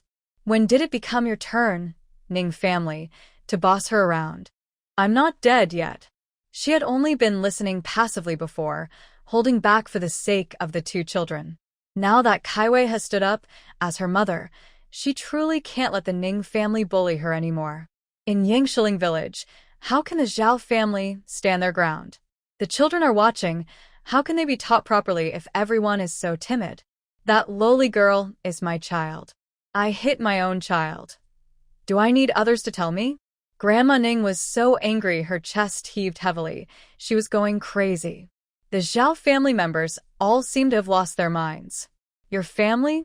Your family? And you insult like this? Before, you were the grandmother of Mingi and Xinyan and Saiwei's mother. We Zhao family have been accommodating you to make things easier for your 3 daughters. Grandma Zhao spoke while glancing at Saiwei's face. Seeing her only with a faint smile, not the wild protectiveness she used to have, made her feel more at ease. Kaiwei has truly changed. She can finally see clearly who is good and who is bad. Now, look at you all, calling yourself a grandmother, hitting your grandson.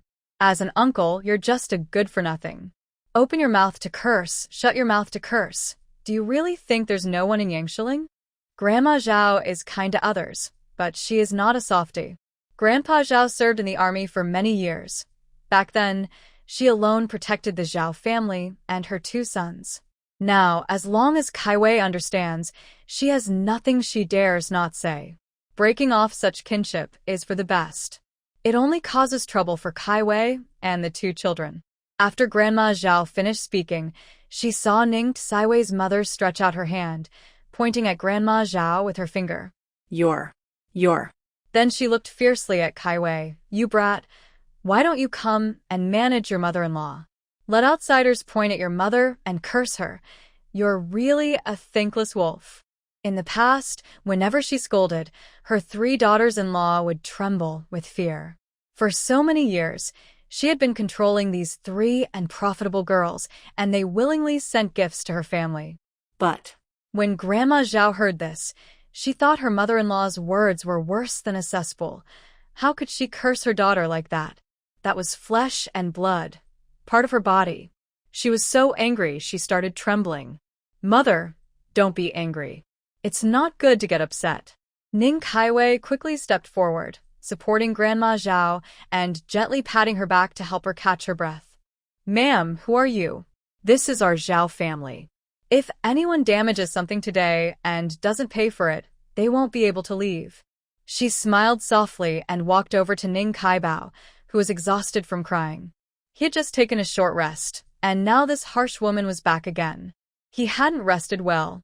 His whole body ached so much that he forgot his fear, forgot Ning Saiwei's knowledge of everything and the huge changes she had undergone. 3rd sister, I was wrong. I truly was wrong. I won't dare do it again in the future. Please forgive me just this once. He was truly scared now. 3rd sister was no longer the gentle, easy-to-trick person she used to be. She had become a fierce beast. The stick hitting him was really painful. His face was numb now. He didn't know how many times he had been hit. Forgive you? Ning Kaiwei pointed at Grandma Ning and said, Ask your mother if she's willing. Good for nothing.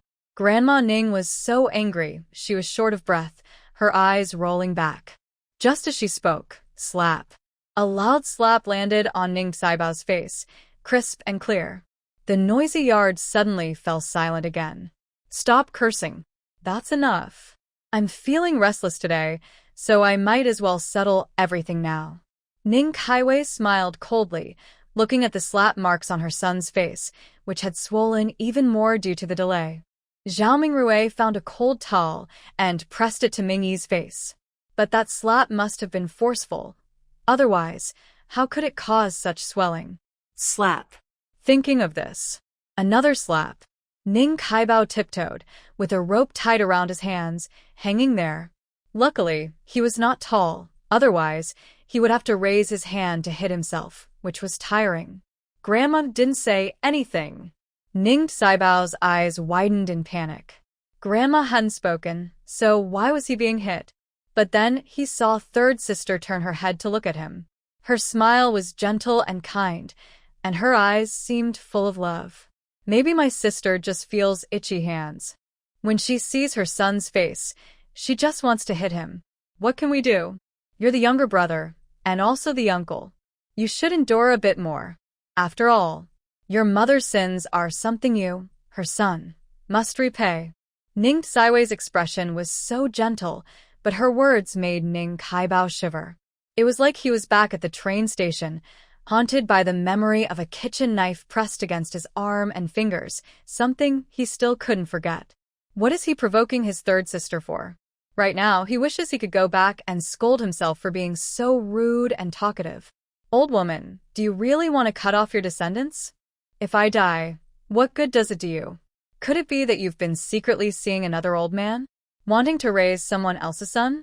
Ning Kaibao isn't just anyone. He has been cherished by Grandma Ning since he was little, so he doesn't need to worry about words or actions. He gets whatever he wants, eats whatever he desires. Of course, his three sisters provide for him. As long as his mother brings him back, he only needs to enjoy himself. Let go of Kaibao. Grandma Ning choked on her breath. She couldn't breathe in or out properly. Seeing Saibao's face full of injuries, her heart ached painfully. Where is the village chief? Ning Kaiwei looked up at Xia Shanzi. Xia Shanzi had just carried Nian Nian into his arms, with Xiao Jingyun protecting Mingi. Sister-in-law, the village chief is behind us. After witnessing the scene, which looked a bit fierce, he had told a few children to push the village chief to the back. This matter could be big or small. Bring the village chief over. Ning Kaiwei nodded at Xia Shanzi. She usually bought eggs from Xia Shanzi, and they had a good relationship. Manhwa, little fatty, you guys move aside. Hearing this, Xia Shanzi quickly called out to the others, releasing the two children holding the village chief. The village chief squeezed in, wiping sweat from his forehead. He is the village chief of Yangshiling. How come these little brats are so wary of him, as if he were a thief? Can he not trust outsiders? But seeing the situation inside, is it still possible to turn back now? Ning Kaiwei didn't give him time to hesitate. Instead, she looked at the village chief. Our land was cultivated by Ning Kaibao a few years ago. It's our village's land. Can you help me exchange it for some land closer by? Even if I don't farm it, Zhao's family should be allowed to farm it. Our Yangshiling land shouldn't be farmed by other villages. She looked at Grandma Ning and gently curled her lips. How dare you? That piece of land was very fertile. Over the years, the Ning family had accumulated a lot of grain, all sold for money. The ducks they caught were still fat ducks. How could they fly away? I really don't dare. Ning Kaiwei looked at Grandma Ning, her eyes emotionless. She wasn't the original owner and didn't fear losing anything. She had no deep-rooted servile nature from childhood. Even seeing the slap print on her son's face, she felt dissatisfied and angry. Do you dare? Ning Saiwei's fire poker struck Ning Kaibao. The blood-sucking mosquitoes. That land is officially owned by the Ning family, but in reality, it is farmed by two sisters and their brother-in-law. The three Ning family vampires are just waiting to harvest the crops. I don't dare. I won't do it. I don't want to. Old lady, do you want to see me die? Ning Kaibao dares not scold the third sister. He tiptoes around a fire stick, looking at Ning old lady with bloodshot eyes and anger. Ning old lady is so angry her hands tremble. She originally wanted to discipline the third girl and was planning to take her wages this month. She used to scold that burden, but the third girl never responded.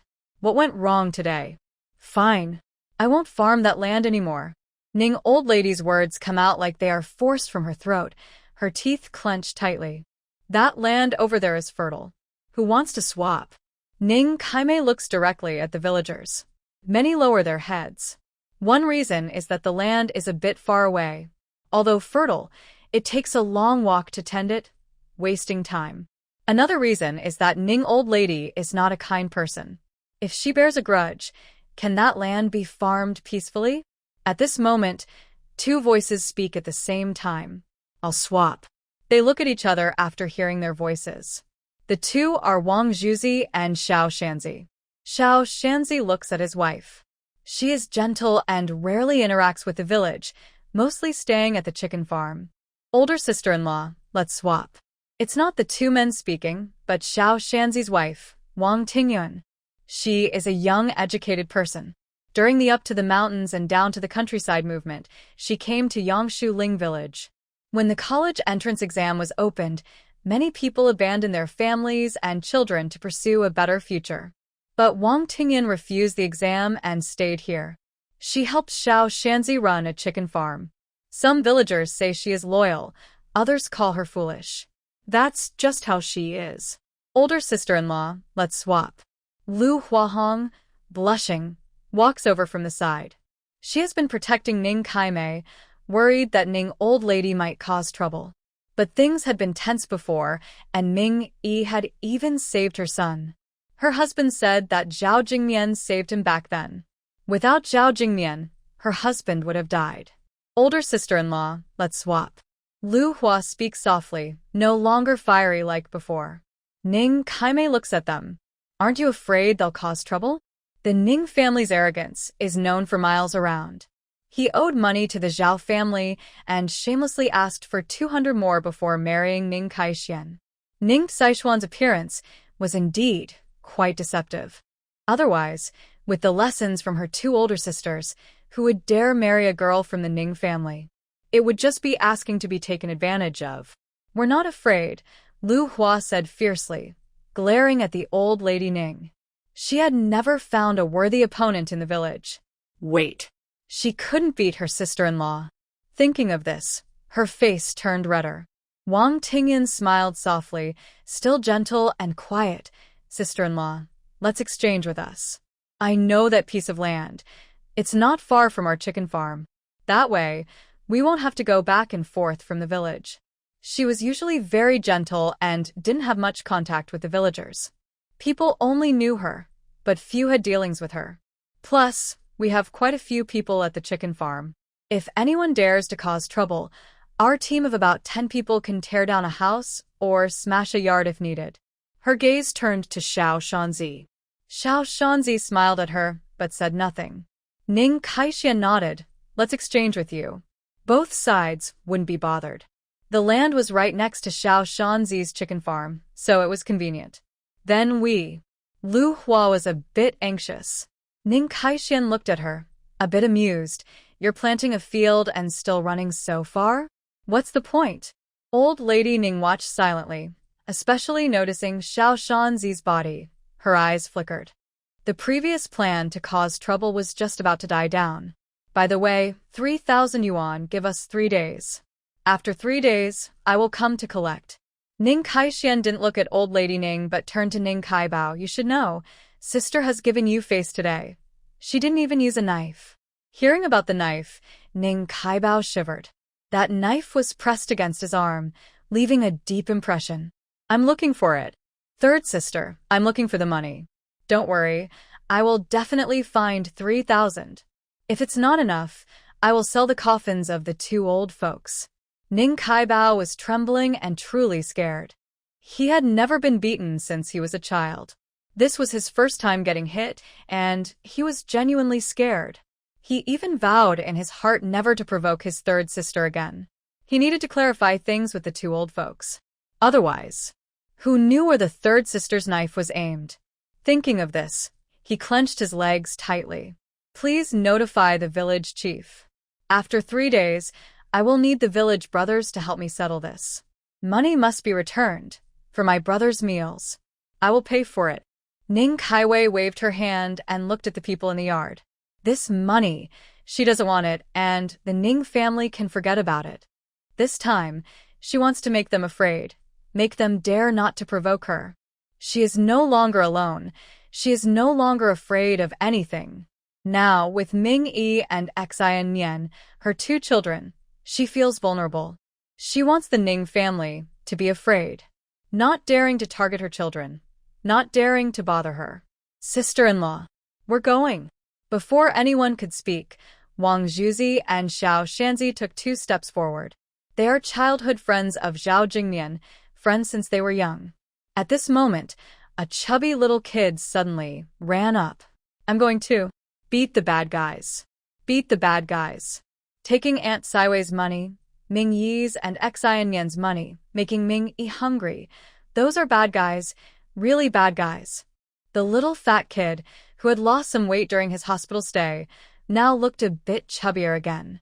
People in the yard looked at the little kid and found it amusing. After all, he was only about 7 or 8 years old. Ming Yi, don't worry, I'll stand up for you. She hit you, she's definitely not a good person. The little fat kid leaned close to Zhao Mingyi, his round face full of an innocent and adorable smile. Children's understanding is simple. Mingyi saved him, so he is a good person. Anyone who hits Mingyi is not a good person but a bad guy. Not bad. Little fat kid, you're really loyal. Ming Rui patted his shoulder and replied. Ming Yi didn't speak, his eyes were all on his mother. He never cried out in pain or made a fuss. Only when he saw his mother fighting for him, his eyes sparkled with light. You little rabbits, you're corrupting the children. Our Yangshiling village won't let others bully us. The village chief stood in the center, looking sternly at the mother and son. Over the years, the Ning family's troublemaking was nothing new to him, and he was tired of it. 3 days later, I'll bring people over. After the village chief finished speaking, no one objected. Even those with their own thoughts kept their words silent. This is no longer about personal grudges. Zhuzi loosened the bonds. Ning Kaiwei took a step back. Seeing her like a demoness, Ning Kaibao finally let out a breath of relief. He is alive. But his whole body ached, his face numb, and his complexion was unrecognizable. Watch your mother carefully. What did your mother do wrong? I won't blame her. But I will put everything on you. Ning Kaibao looked at the person lying weakly on the ground. He knew what Ning Lao Tai's weakness was and understood Ning Kaibao's timid and fearful nature. Third sister, it won't happen. I swear, the Ning family won't come again, never again. Ning Kaibao was truly scared. Spoiled and pampered. This was the first time he felt fear. Only when a slap lands on oneself does one realize how painful it is. Kaibao. Mother's precious. What's wrong with you? Kaibao. Ning Lao Tai burst into tears. Looking at Ning Kaibao, who was lying weakly on the ground, his face was no longer recognizable, purple and swollen, symmetrical, with only his forehead still showing smooth, white skin. Maybe because it had been for too long, his forehead was slightly red. Why am I like this? Ning Kaibao pointed at his nose, looking at his mother. He used to think his mother was clever, controlling his 3 older sisters and brother-in-law tightly. But now, he realized his mother was foolish. And he was still asking such questions? Why am I like this? Isn't it because you cursed me? Stop talking, but you just had to keep talking. Stop cursing, but you just had to curse. Old woman, do you have another son? Are you not relying on me to support you in old age?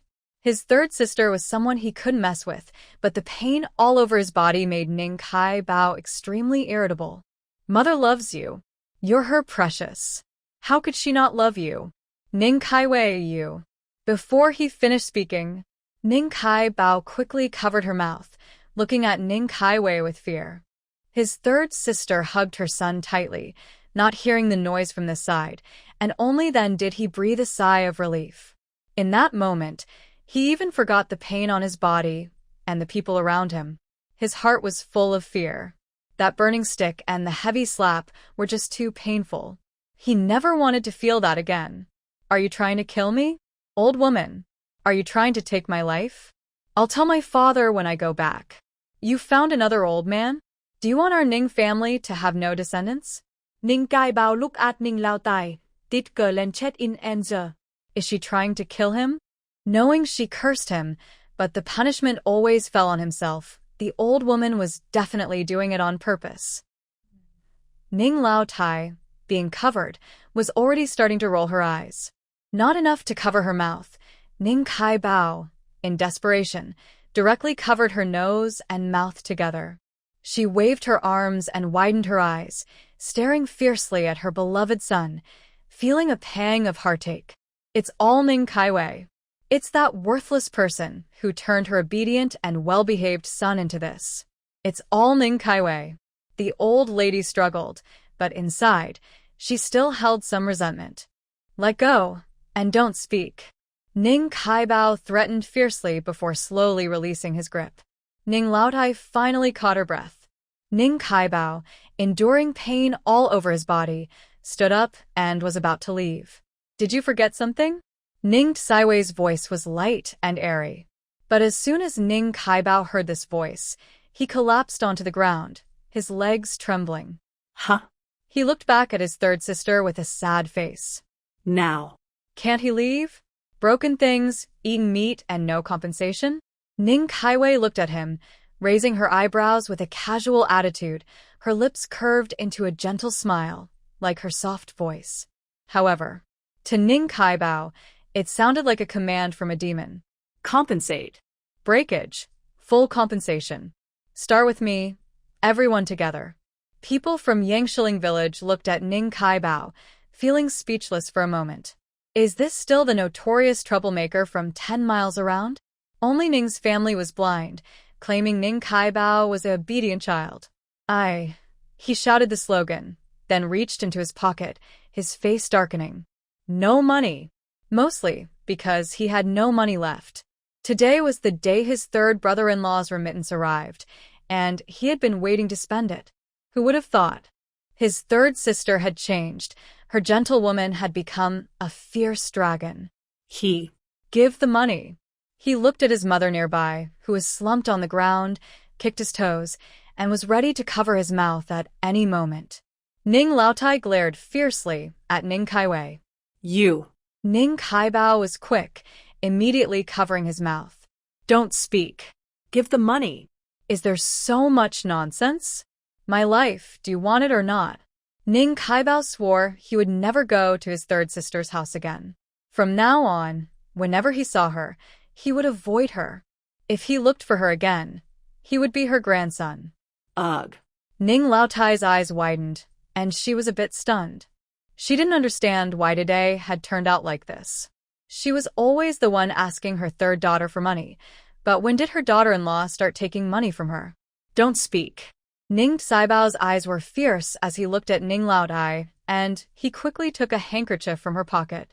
Treasure, that money is for buying you egg cakes. Old Lady Ning was worried. Her son was not feeling well and needed egg cakes to get better. If this money goes to a scoundrel, what will happen to her son's health? No. Absolutely not. Be honest. It's your fault for causing trouble every day. You ate that meat, and you broke that thing. Shouldn't you pay for it? Old man, why aren't you responsible? Look at my nephew's face. It's all because of you hitting him. As a grandmother, shouldn't you buy something nice for the child? Ning Saibao's eyes were wandering.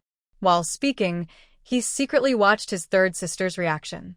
Is this money for him to get stronger? This money is to buy his life. Third sister, it's just 20. Is that enough? Ning Saibao's hands trembled a little.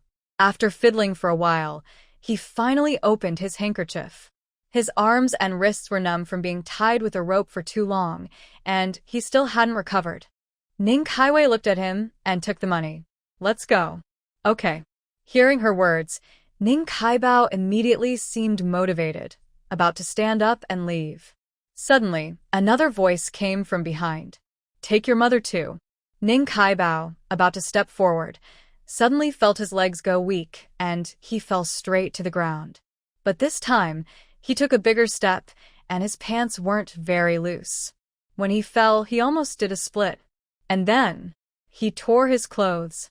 Ouch. He covered himself below, and his face, full of bruises and purple marks, now looked a little pale. Kaibao, what's wrong? Kaibao, don't scare Mom. Old Lady Ning saw her son and hurriedly rushed over. Her eyes and heart were only for her precious son now. Let's go home. Ning Saibao's voice trembled, showing how much pain he was in. Little Mountain couldn't stand it and grabbed Ning Kaibao by the back of his collar, pulling him up. This time, Ning Kaibao remembered to hold onto his grandmother.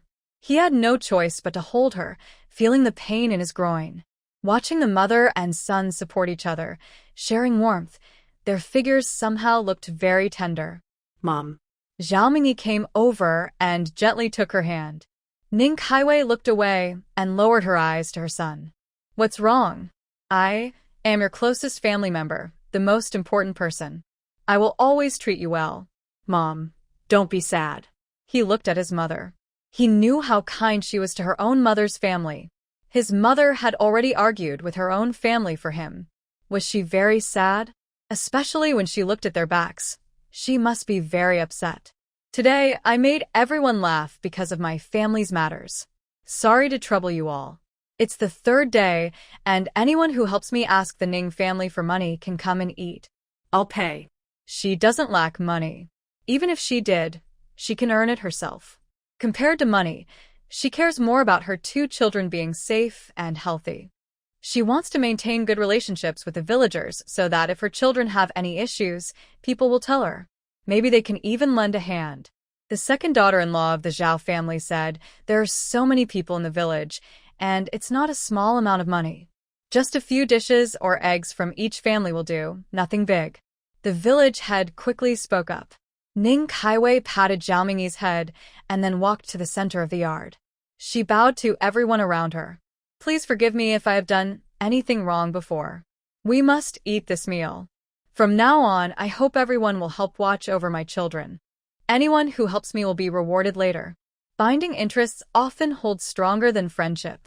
Friendship might not withstand the test of time and hardships, but long-term benefits can. Everyone around was silent. A gentle breeze blew, seeming to carry away the falling leaves and also signaling a change in people's hearts. Today, I won't keep you any longer. With that, Ning Kaiwei started to see everyone off. They slowly left without staying, and the messy yard made Ning Kaiwei just smile softly. Can you still smile? Lu Tsuehua came over, standing in front of her, looking into her bright eyes, which shimmered like beautiful glass, shining with light. If you want to cry, just cry on my shoulder for a while. No need to hold it in. The Zhao family members with their children went straight into the house. Even Xiao Shanzi and Wang Zuji's families, who hadn't left this time, followed inside. Outside, her sisters-in-law were also there, and the Zhao family had deliberately left space for them. Crying? Why cry? Ning Kaiwei looked at her sister-in-law, then stepped forward and hugged her. Her sister-in-law and Lu Hua had been protecting her all along. While she fought like a general, the Zhao family had always been behind her. They were waiting for her attitude, waiting for her instructions. No need to pretend. Cry if you want. Just let it all out. She used to protect her family so much, but now her family members behaved like this. How could she feel good inside? Lu Tsuehua's eyes were full of worry. She didn't look at the chaos in the yard, but kept staring at her. Sister-in-law, you are really good. The first warmth from the Zhao family came from Lu Tsuehua. Oh, my dear. When I was reading, I wanted to pull the characters out of the book and give them a good slap. But my sister-in-law forgave so easily. She is truly a very kind person. The 2 children have never gone hungry because of her kindness. Why are you talking such nonsense? Are you really okay?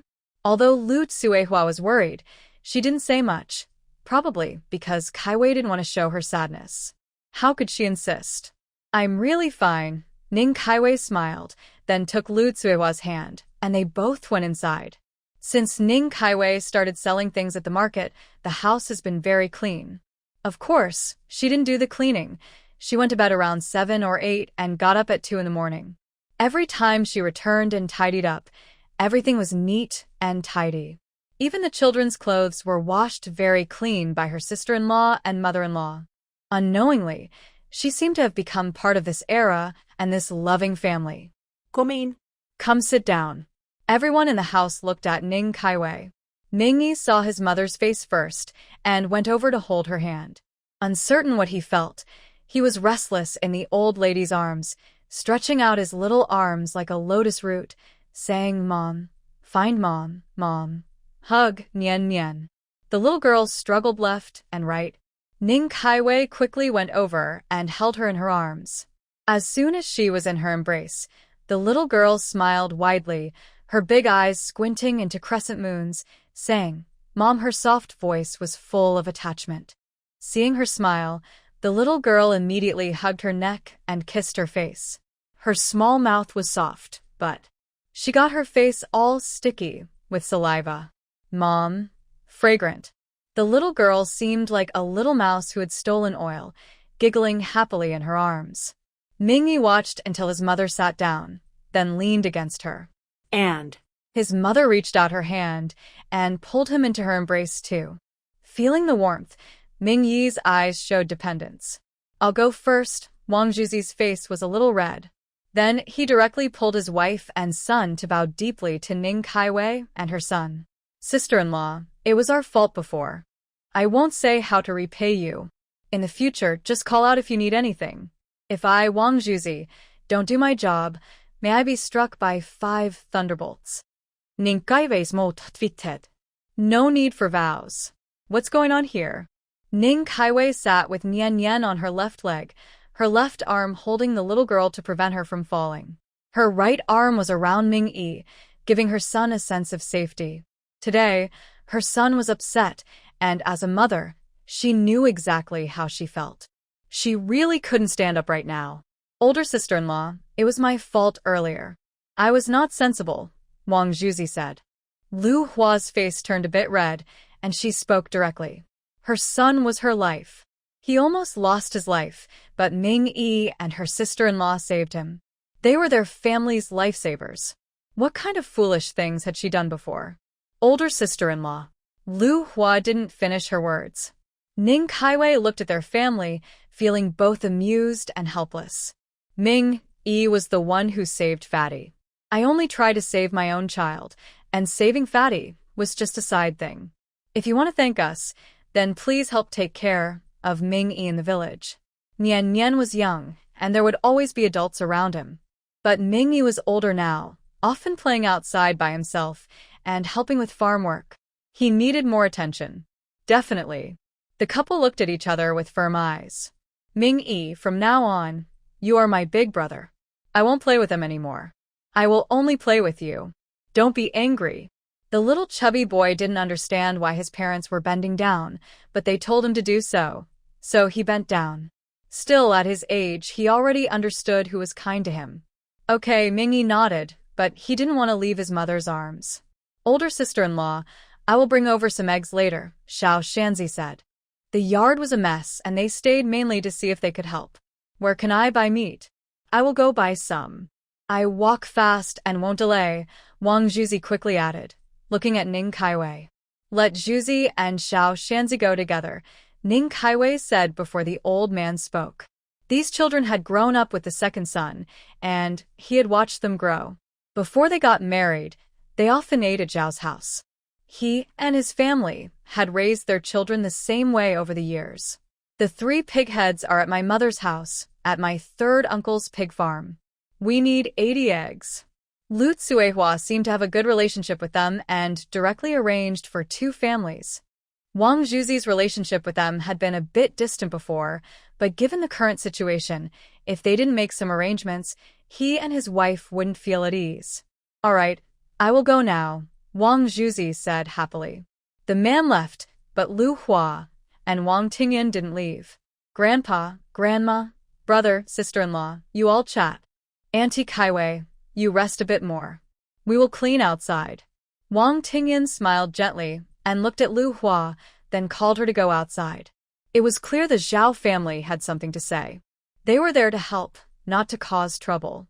Lu Hua didn't like Wang Tingyan. She always thought Wang Tingyan and Ning Kaiwei were the same, weak and delicate, not doing heavy work, full of tricks.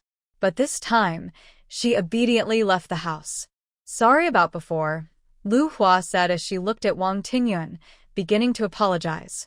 She had only recently realized that appearances could be deceiving. The people she thought were close to her watched her son drift away, without helping. In the end, it was Ning Kaiwei and her son, whom she looked down on, who saved her son. Wang Tingyan looked at Lu Hua with confusion. What? Lu Hua felt embarrassed. She was busy tidying up the dirt on the ground and said, I spoke badly about you before, and I even cursed you behind your back with others. Wang Tingyan smiled softly. She hadn't been moving around the village much before. Xiao Shanzi was an orphan. His father had fallen ill and passed away when he was very young. His mother died from cold sickness when he was 10. Later, he grew up eating from many families' leftovers. During food shortages, Zhao Lao even took him to Zhao's house to eat, sometimes for 10 days or half a month. He felt shy about going, but Zhao Jingmian would send him away, and every day he would find someone to bring him back for meals. Although his family name wasn't Zhao, he was like a half-son of the Zhao family.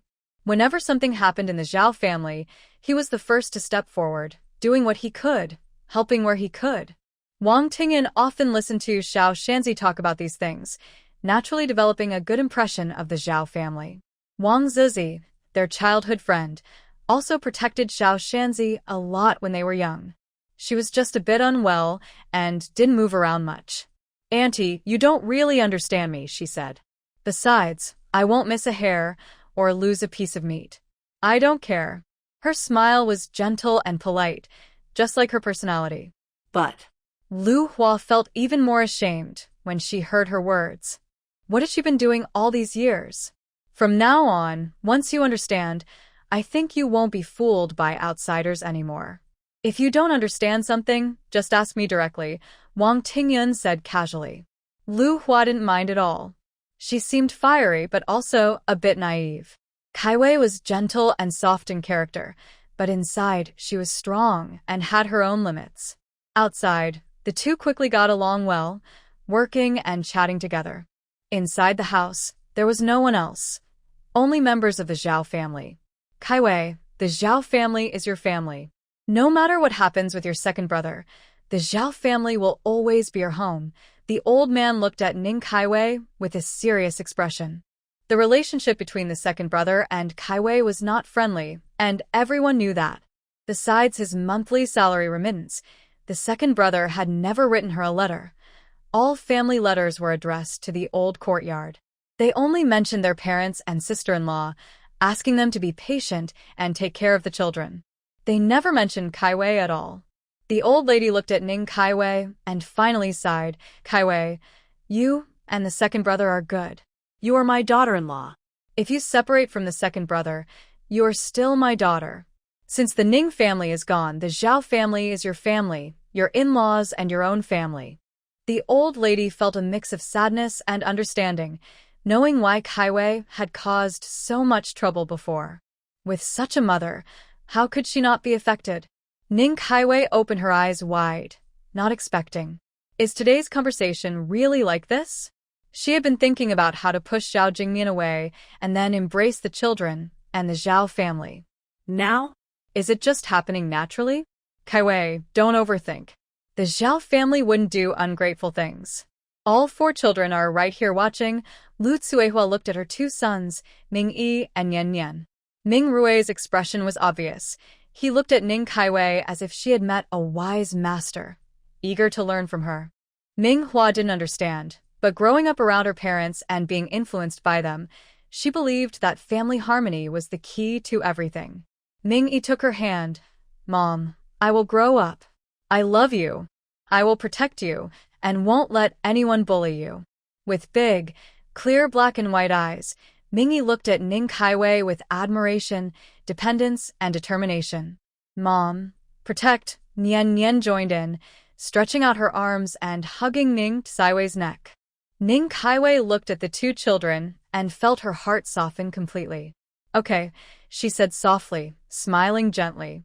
There was no sadness in her eyes, only a slight ache in her hand.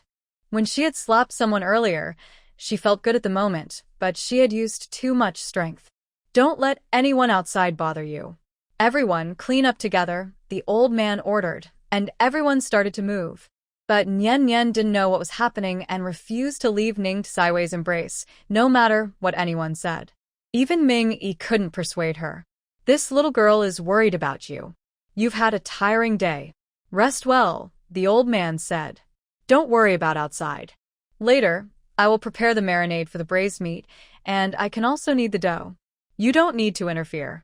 Lu Tsuehua carefully pinched Nian Nian's small face and couldn't help but smile softly as she spoke.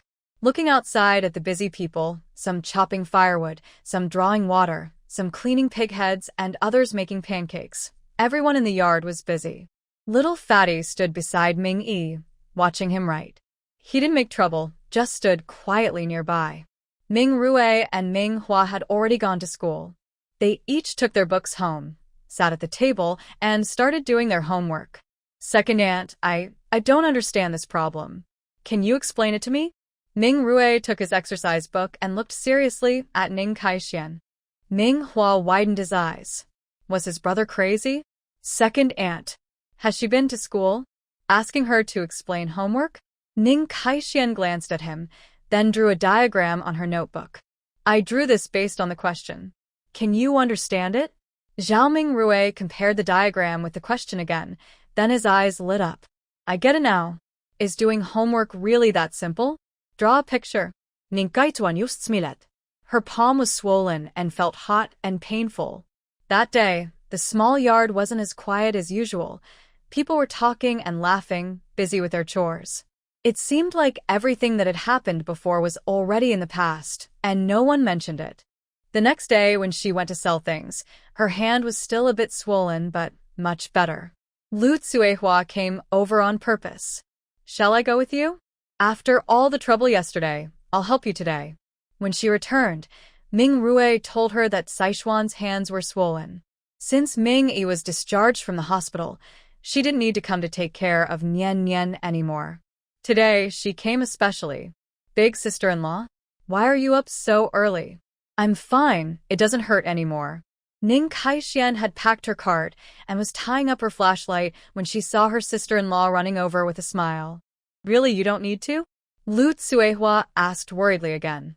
In the past, Ning Kaixian wouldn't say anything and would just cause trouble.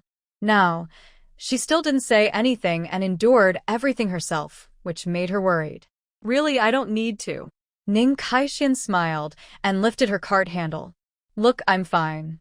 She walked ahead, and Lu Tsuehua closed the door behind her, watching her light steps before finally relaxing. Ning Kaixian went to the steel factory as usual. How did you hurt your hand?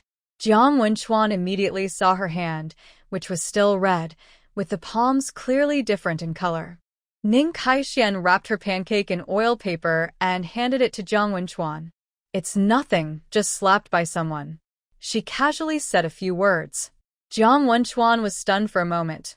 Then he smiled helplessly, thinking Ning Kaiwei didn't want to talk. Wait for me a moment. Jiang Wenchuan held a pancake with egg and hurriedly ran outside. Where did he go? He's not even eating properly, what's the rush? The workers behind saw Jiang Wenchuan's back and could only complain briefly before lining up to buy pancakes. Since Ning Kaiwei set up her braised meat pancake stall, they finally had a regular place to eat. After work every day, they could fill their stomachs, which was better than anything else. By 8 o'clock, fewer people were around. Ning Kaiwei began packing up her stall, cleaning what needed cleaning, and washing everything thoroughly. She counted the braised meat and eggs in the pot. She pushed her cart, ready to go to the textile factory. Senior Sister Kaiwei, why didn't you wait for me? At this moment, Jiang Wenchuan ran over from a distance, wiping the sweat from his forehead with his sleeve. His face, a little dark, was smiling. Huh? Ning Kaiwei stopped her cart. Waiting for him? For what? She looked confused. Jiang Wenchuan was caught off guard. This is medicine. I asked about it. Just apply it on your hands before bed, Jiang Wenchuan said shyly, taking out a small porcelain bottle filled with herbal ointment.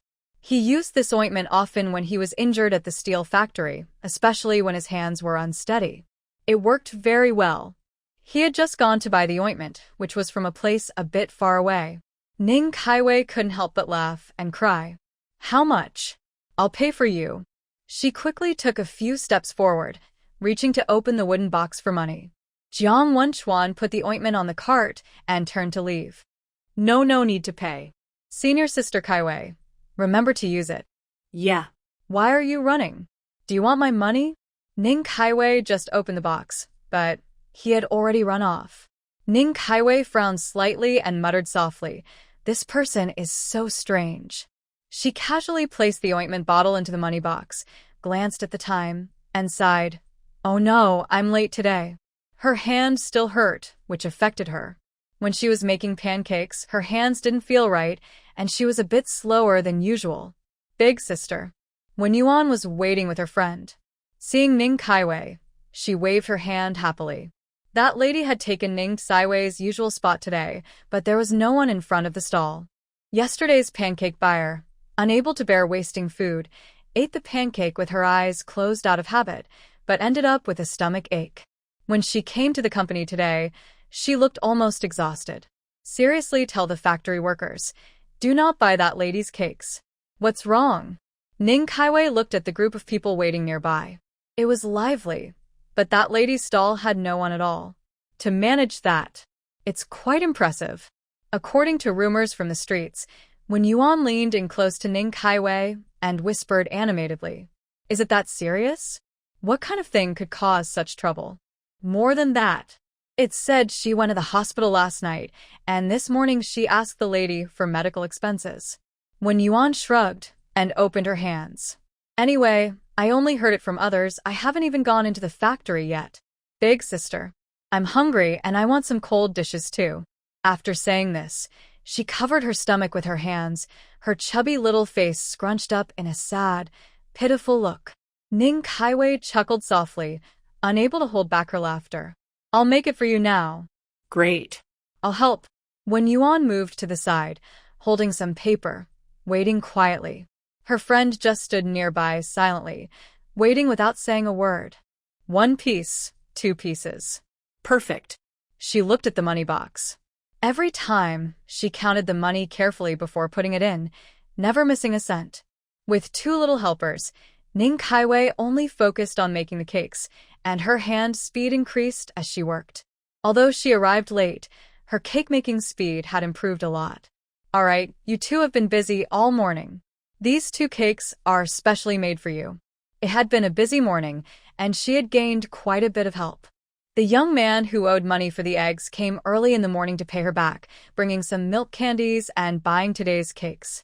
"Big sister, When Yuan smiled happily but seemed a bit hesitant to speak, Ning Kaiwei looked at her, wondering what she was about to say. This girl was straightforward and honest, rarely hesitant. "What's wrong? Is there something you can't say?" She was genuinely curious. Her friend then came over and said, "Big sister, let me tell her." When Yuan said the cold vegetable salad is very tasty, and I want some too. But I won't ask for it for free, I will pay. My parents don't cook, they buy food every day. My mom always buys from the same place, and I'm tired of it. Wang Huihui wasn't shy, but she felt she was bothering others. If it's possible, she would do it. If not, she wouldn't. She had lost some of her innocence and gained a more confident, graceful attitude. I was just wondering what it was about. Ning Kaiwei looked at the 2 girls and smiled helplessly. "All right, each of you buy a lunchbox separately and send it to me in the morning. I'll pay you the next day. It's free, just some vegetable leaves. What money do we need?" But She thought for a moment and decided to say everything up front to avoid any unpleasantness. "When it gets cold, the vegetables in the garden will be gone, so I won't bring any then." please don't be upset. When Yuan held her arm and smiled like a little kitten. "Sister, am I really that ungrateful?" "Don't worry, sister." Wang Huihui didn't expect that Ning Kaiwei hadn't asked for money at all. Her face turned a little red, as if she understood why when Yuan found it hard to speak. "All right, I've been busy here all morning. Go to work quickly." Ning Kaiwei handed them the pancake, wrapped in oil paper. Although it was just 1 pancake, she divided it into 2 parts for them. Money. When Yuan and Wang Huihui instinctively reached out, then suddenly remembered and hurried back, only to find Ning Kaiwei had already left. She didn't want the money. They had helped her all morning, so why would she take payment? Moreover, she genuinely liked these 2 people. She hoped her own Nian Nian would grow up with proper values and meet someone kind to her. Today, She had been busy at the train station, bought some seasonings, and used a plastic bucket to brew 10 jin of pure grain white liquor. 10 jin definitely wasn't enough, but she had been buying a little each day these past few days. She deliberately kept a pancake, but when she reached the intersection, she didn't see the old lady. Over the past few days, she planned to finish her family's matters and then take the old lady to the hospital. Lu Dajia was old and had fallen ill. Her body couldn't handle it. Why did you buy so much stuff? Are you stupid? If you want to buy something, tell your older brother to ride his bike and get it. You're pushing a handcart back and forth, huffing and puffing. Aren't you tired of that? Lu Tsuehua was both angry and worried. Seeing her sweat-soaked hair and how busy she had been every day, her already weak body seemed to have become even thinner. It's no trouble. The cart is useful, and I didn't bring back much. Plus, I came back early today, so we can just eat rolled pancakes tonight. There are a few pieces of braised meat left, enough for our family. Ning Kaiwei wiped her sweat casually, smiling happily. All right. Listen to you. I bought 2 more pig heads today and already arranged with Uncle Air. The day after tomorrow morning, I'll leave 20 jin of good meat. Who else would invite someone like you? There are only 2 dishes of oil and water vegetables needed. How many people? Are you feeding 2 big pigs? Lu Tsuehua feels sorry because these things must have cost a lot. Originally, 3 people living together was already hard, and hiring someone costs over 100 yuan. Although 3,000 yuan is not a small amount, for the 3 women, money is always needed. It's not just about this. Ning Kaiwei smiles as she holds a glass of warm water sent by Ming Yi and a handful of wild fruits picked by Ming Rui. Manhwa is nearby fanning herself, and only little Nian Nian is hugging her mother's leg, smiling. Seeing the children, their exhaustion seems to disappear. Our family has 4 children, and if we keep good relationships with everyone, the kids won't suffer. She looks at the 4 children and smiles softly. Whatever you say, you are always right.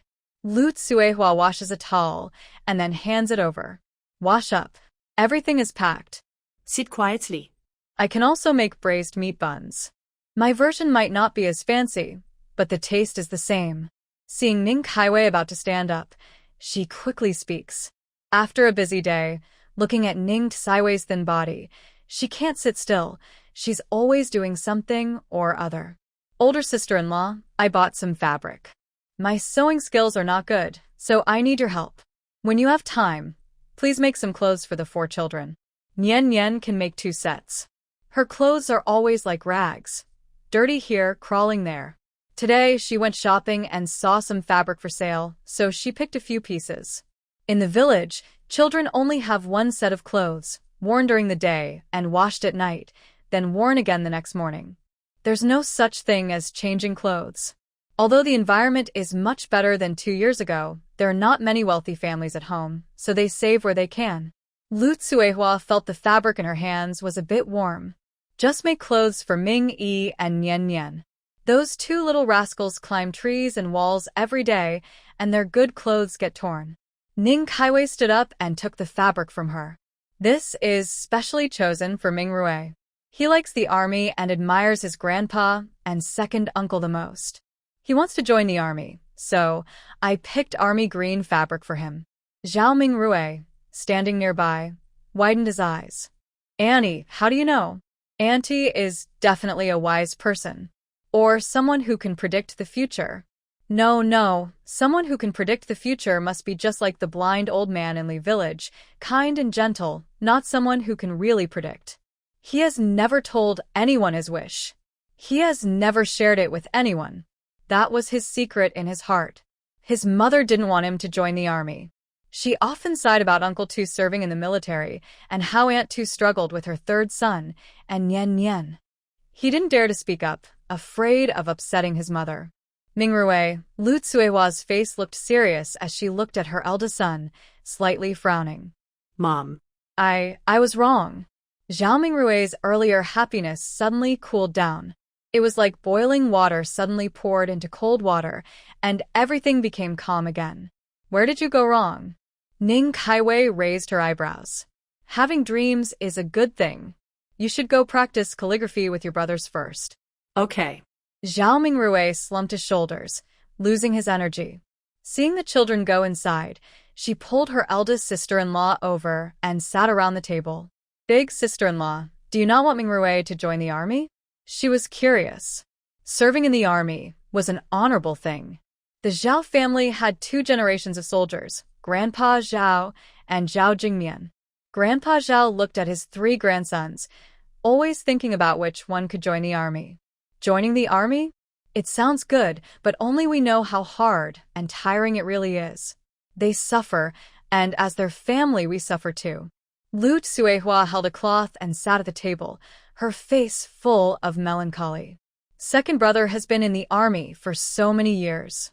You've only come back twice in 7 years of marriage. Every time it's hurried.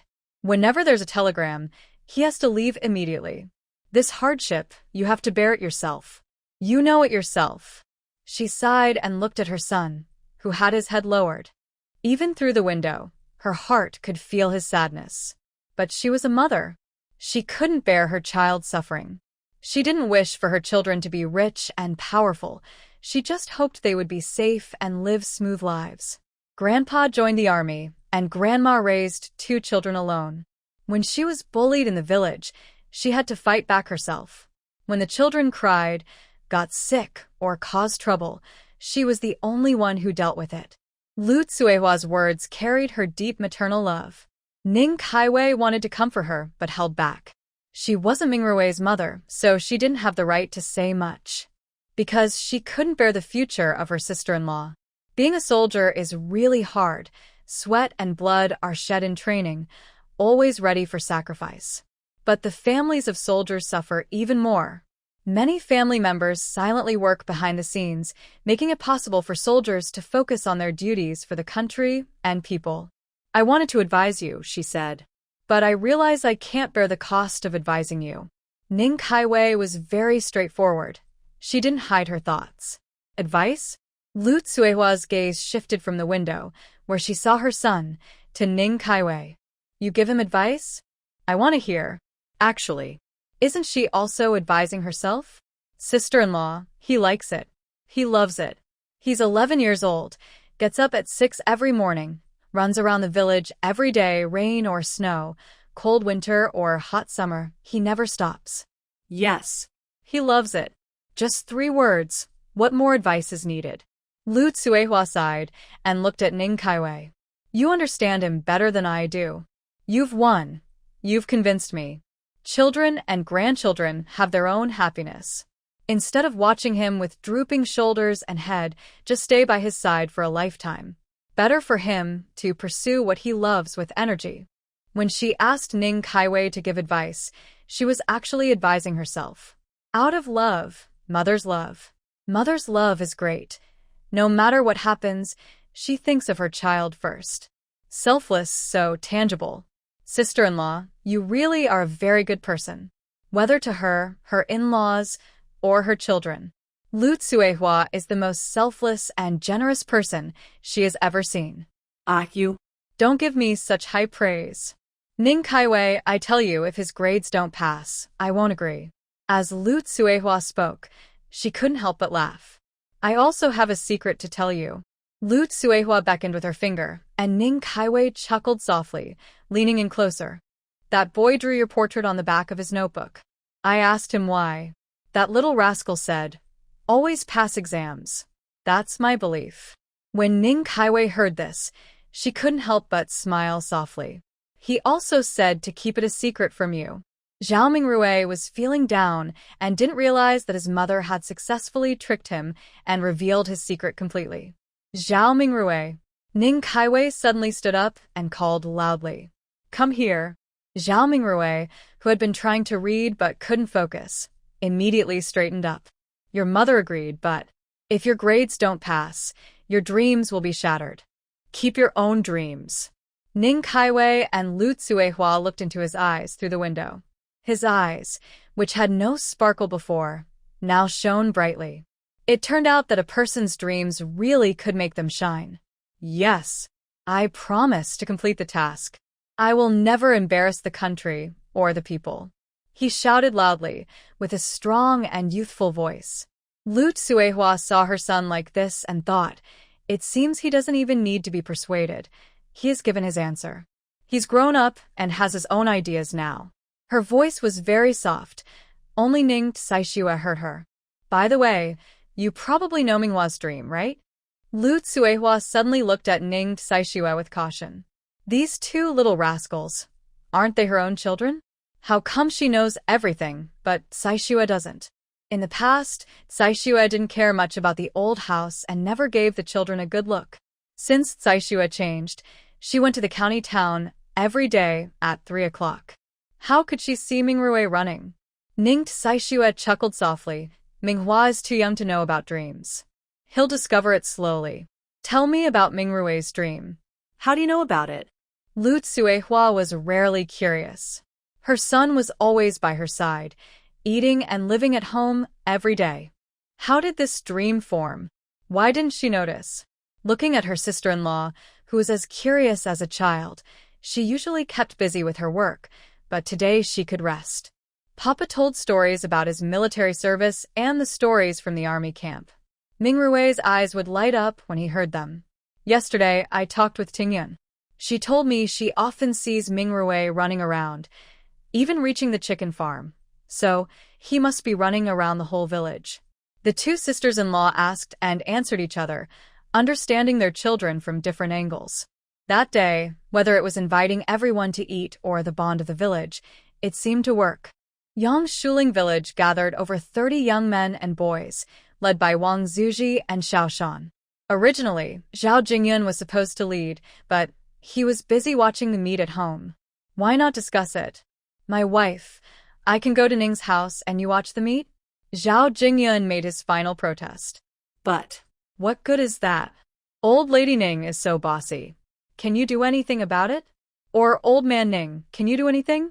That Ning Kaibao is quite timid. As soon as he sees Tsaishua, he gets weak in the knees. do you need to step in? Come back soon. Everyone is waiting for dinner.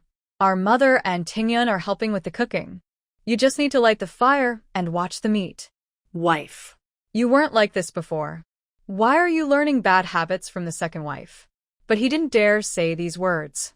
Ning Tsaishua didn't know that her sister-in-law's family was actually the one going. You're still her biological daughter, so it's not good to get involved.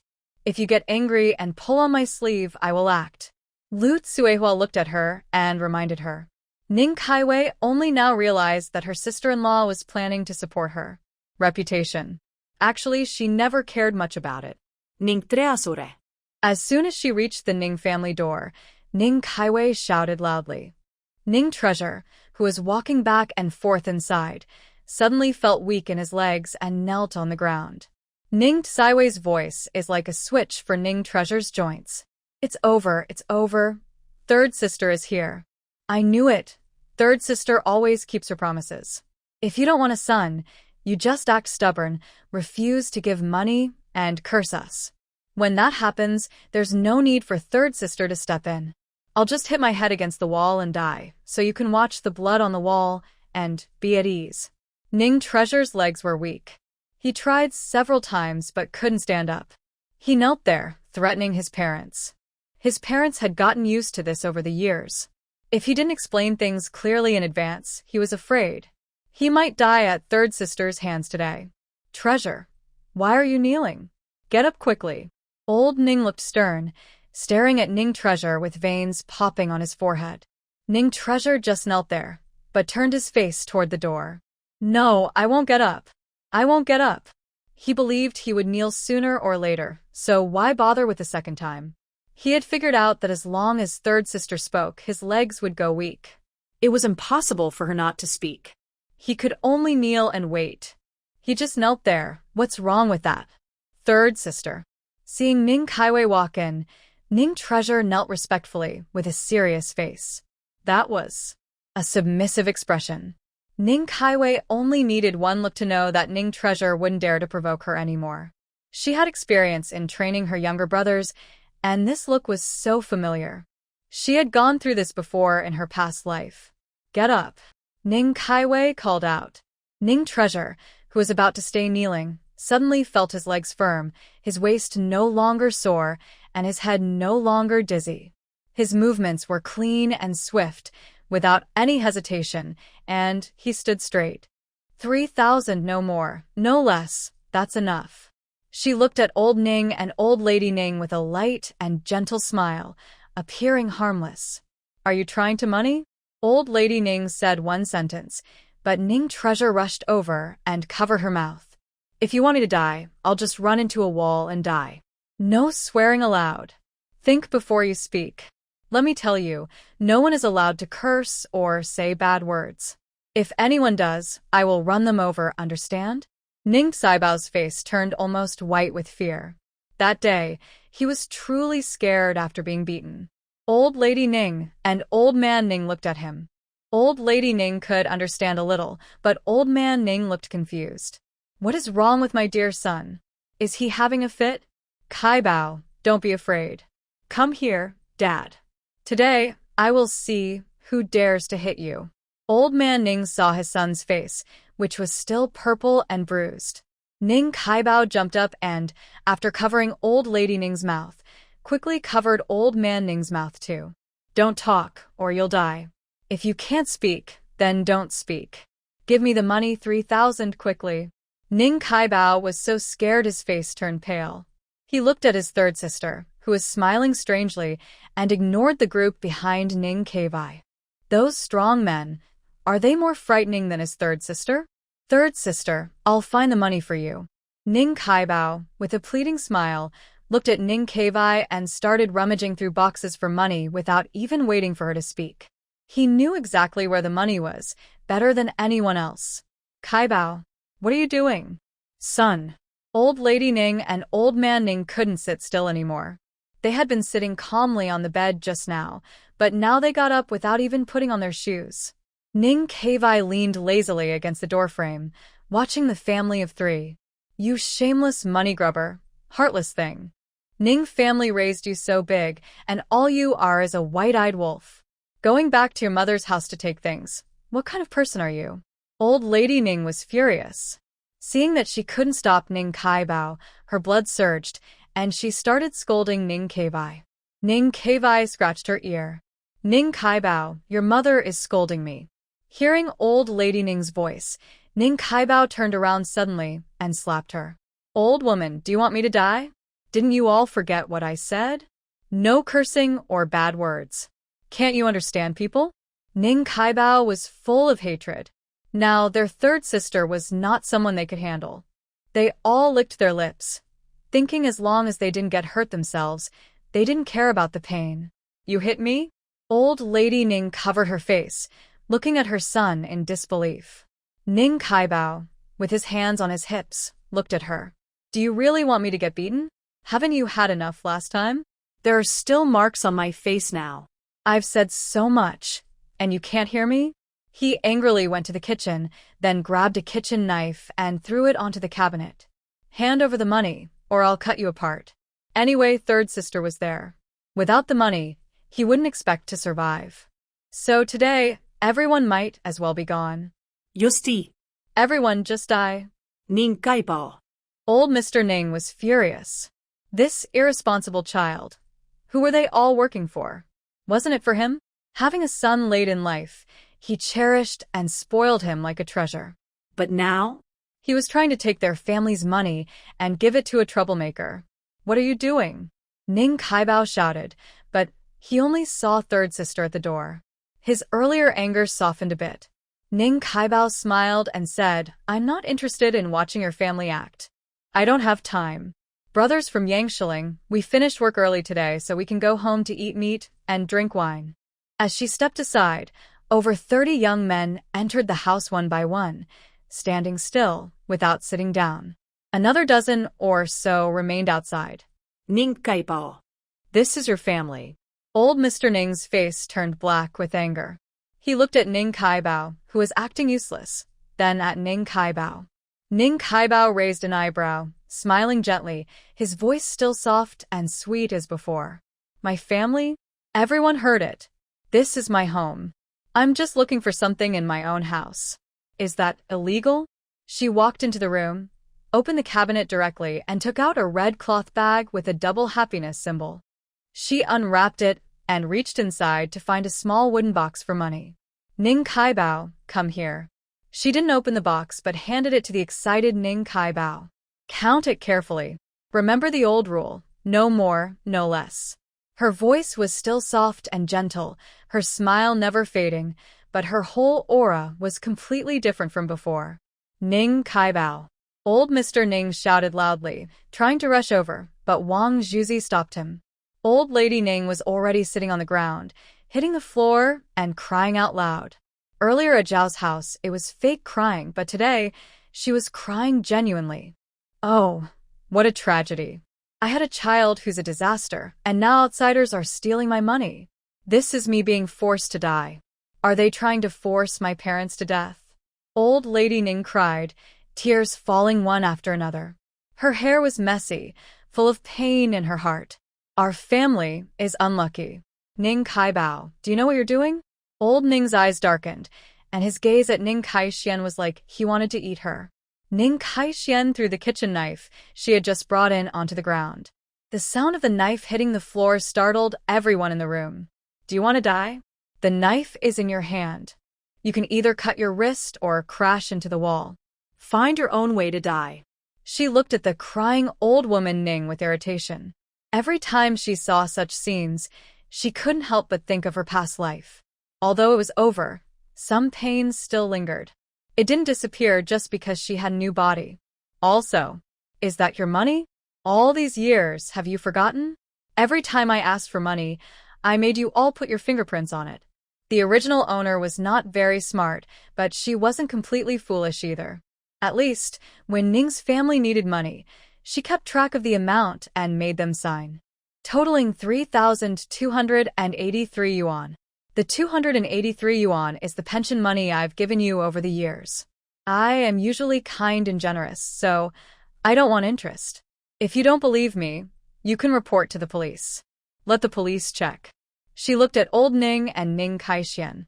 By then, you three can decide who'll go to jail. After all, 3,000 yuan is a serious amount of extortion. Don't worry, if you can't handle peanuts, extorting military family members will get you 10 or 8 years in jail, and then you'll be out. Oh. There's food there. Isn't that what you like to do? Her words were clear and loud throughout the house. In the yard, everyone was watching the scene, but no one dared to speak.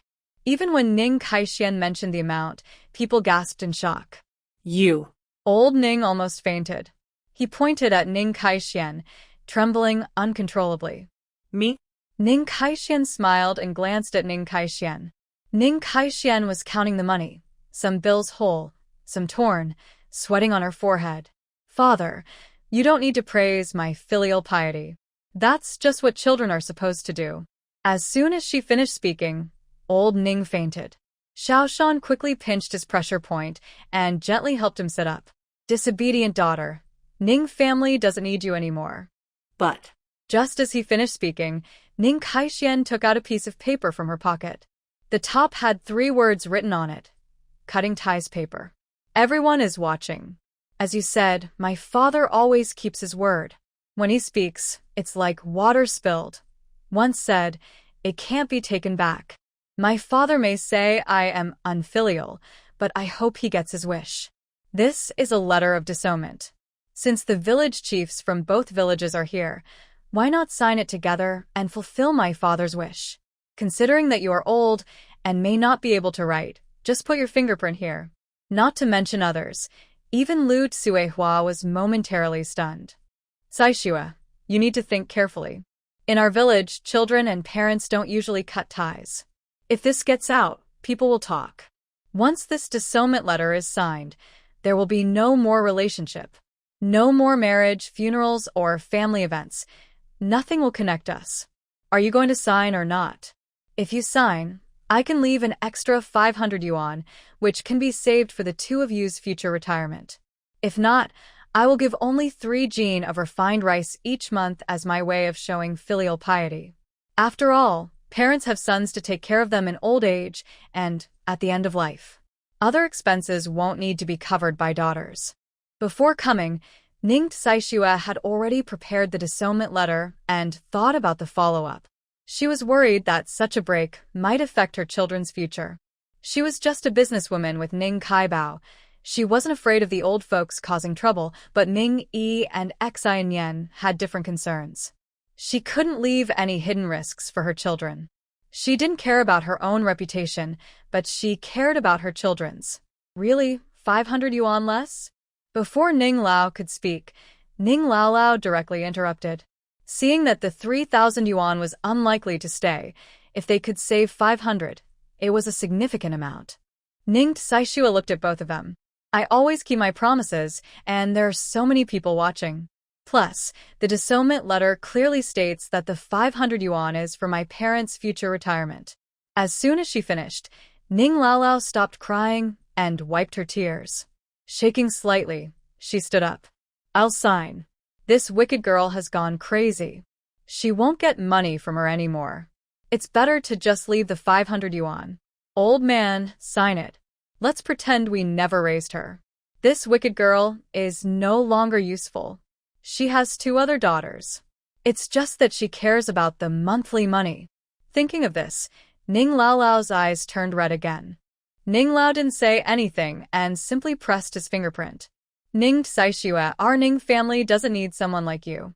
From now on, don't come knocking on our door. The old man threw the disownment letter onto the table. Look at this. It's better to clarify everything early. Why bother with so much fuss? Ning Saishua, with a smiling face, calmly picked up the disownment letter and asked the village chief of Lijia village to sign it. Both sides have already agreed. They are just witnesses. The village chiefs from both villages, without hesitation, reviewed the content, confirmed there were no issues, and signed their names. Ning Kaibao then looked at Ning Kaiwei. How much have you counted? Why is it so slow? It's only 3,000 yuan. Does it take a whole century to count? Ning Kaibao was counting money at the counter when he heard Ning Kaiwei's voice. His knees went weak, and he knelt on the ground. He held a handful of money, looking confused. Third sister. I'm counting slowly. Is that 3,000 yuan? There are bills of 100, 10, 1, and 50 cents. So much money. Ning Kaiwei looked at him. Stand up. Why are his bones so soft? Just talking to him makes it seem like his knee cartilage is soft, causing him to slip and kneel instantly, without delay. Oh. Ning Kaibao obedini stood up. When he saw the money on the counter, he almost cried. Third sister. I forgot. What can he do? He had been counting for half an hour and then told himself he forgot? Is he deliberately not wanting to give it? But seeing his almost crying eyes and the recent signing of the severance paper, Ning Kaiwei felt happy inside and didn't bother to argue. I'll do it myself. Once I finish counting, you can count again. To prevent your parents from accusing me of taking too much. For a moment, everyone saw Ning Kaiwei's quick counting skills. The coins seemed to dance in her hands, almost too fast to see clearly, leaving only streaks of afterimages. These are 3,000. Ning Kaiwei looked at old man Ning, then took out a stack. Here are 500, which will be your future pension money, paid all at once. She tried to use whole bills for her 2,500 yuan, wrapping them in newspaper. The accounts are settled. From now on, we are no longer involved. Yang Shuling's brothers worked hard. Go back to the village, eat meat, drink wine. Ning Kaiwei packed the money into her bag, raised her hand high, and looked at Yang Shuling's people. Let's go. Let's go. Follow the sister-in-law. Eat meat, drink wine. Wang Zhuzi and Xiao Shanzi shouted, and the young men from Yang Shuling village all smiled. The team that came was large and lively. When they left, it was still bustling. It's over. That. Such a curse. Why did I have her?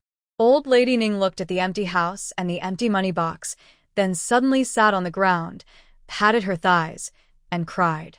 There are no outsiders now, so there's no need to pretend. The crying is so heart-wrenching, all full of genuine emotion. At this moment, in Ning Saiwei's yard and outside, there are 8 big tables set up. Each table has pig head meat, cold pig ears, stewed chicken with mushrooms, braised meat, and slices of meat with fat and lean part stir-fried. In the yard, many people are helping, busy and bustling.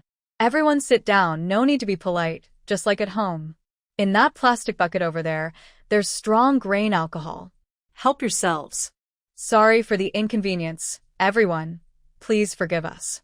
As the host, Ning Kaiwei loudly called out. Today in Yangshiling village, there are no happy or sad events, but it is still lively and lively. The hot summer slowly passed. Kaiwei, your older brother, has found out everything. The school has also been informed, so they will send him there tomorrow. The school even praised him. Lu Tsuehua said with a smile. They said our little third son hasn't started school yet, but he writes better than older kids and is quick to understand. What else did they say? Let me think. Yes. His foundation is solid. That's what they said. Lu Tsuehua said proudly, her voice full of pride. Ning Kaiwei listened quietly, patting Xiao Nian's bottom. This little girl is very lively now, refusing to stay at home every day, insisting on going out to play. My son is really great. She felt the cautious gaze watching her and praised him generously. Zhao Mingi was bowing his head to right. When he heard his mother's praise, he blushed but only slightly smiled. Of course. Who in Zhao's family isn't praised? Lu Tsuehua laughed happily. Life is getting better every day. Although busy, they now have goals and motivation. Don't worry, tomorrow your big brother will take the third son to school and make sure everything is arranged. Later, Xiao Er and Xiao Sen will go together, and the brothers will have each other for company, she said while sewing clothes.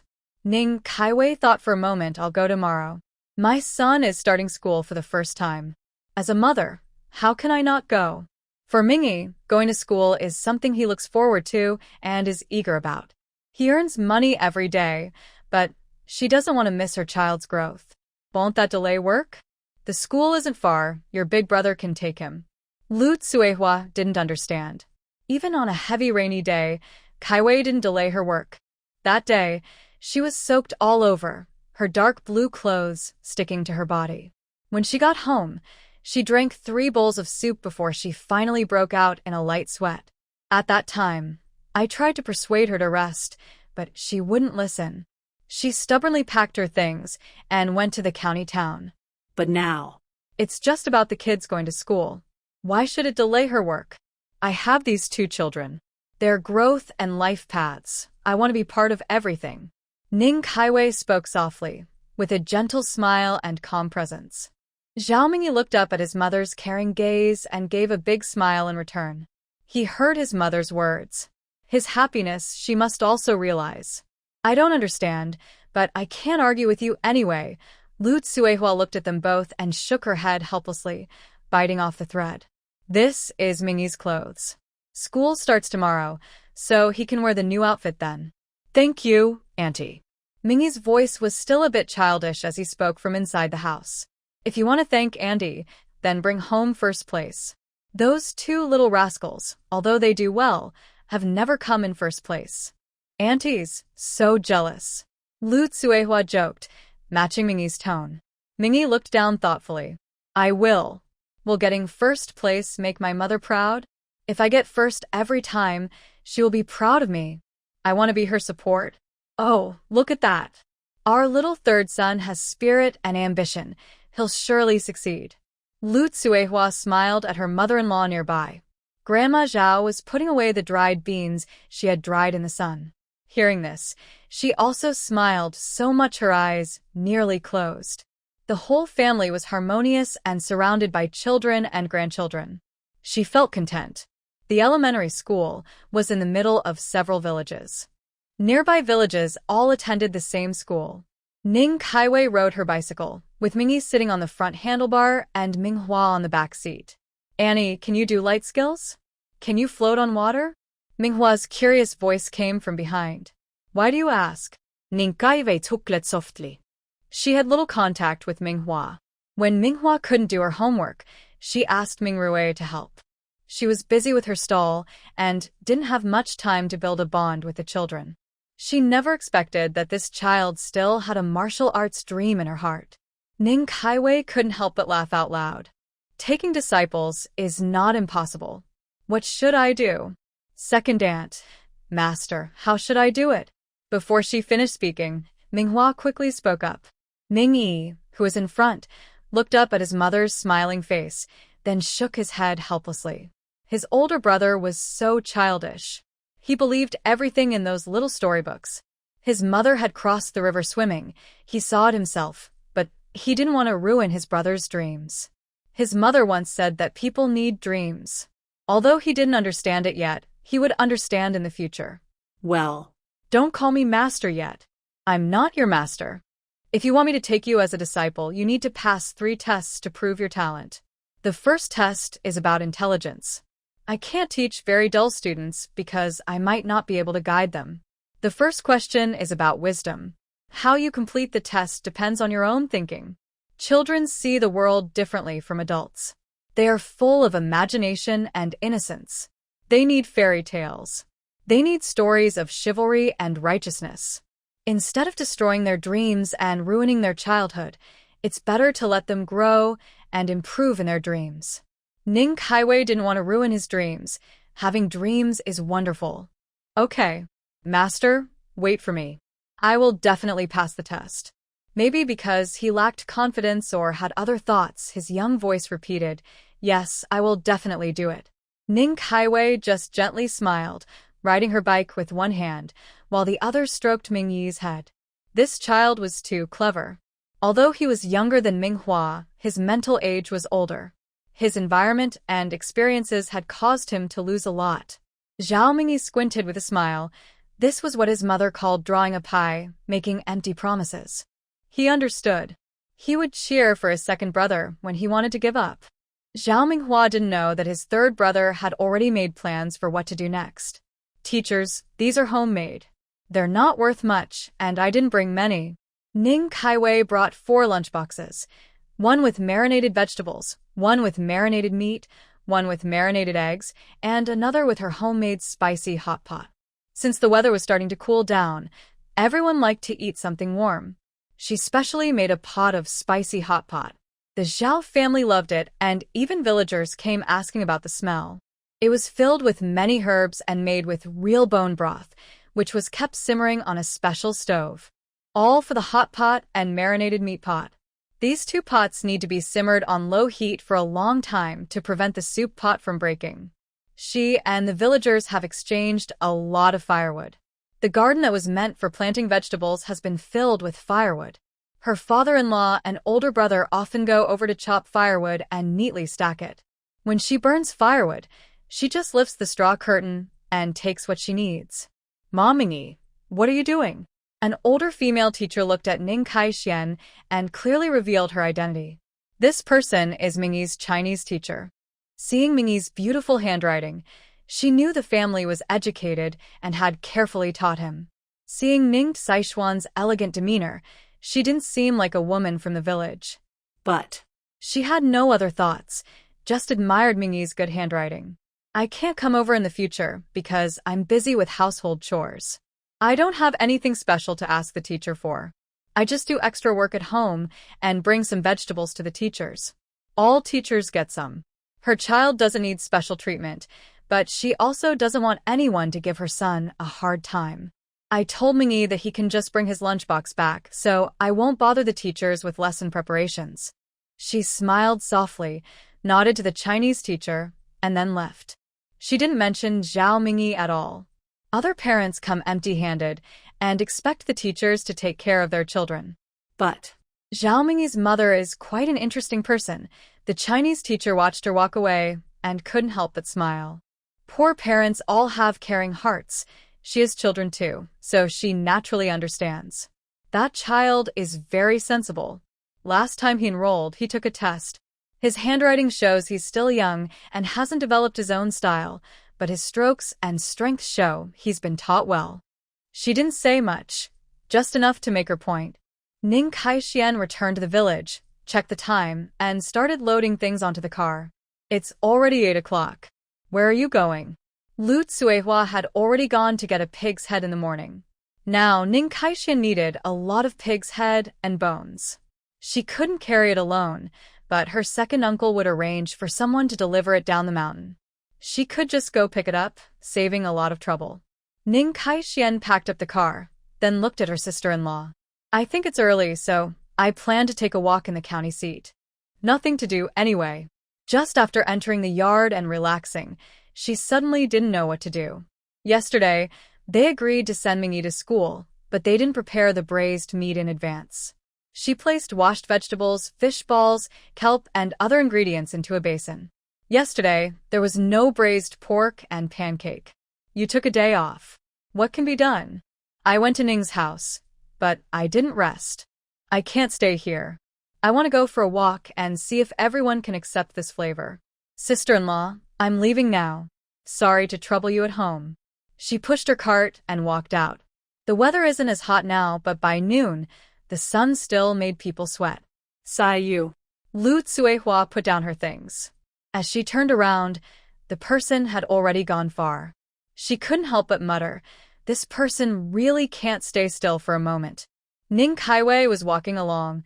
The smell of bone broth was so strong that many passers-by couldn't help but swallow.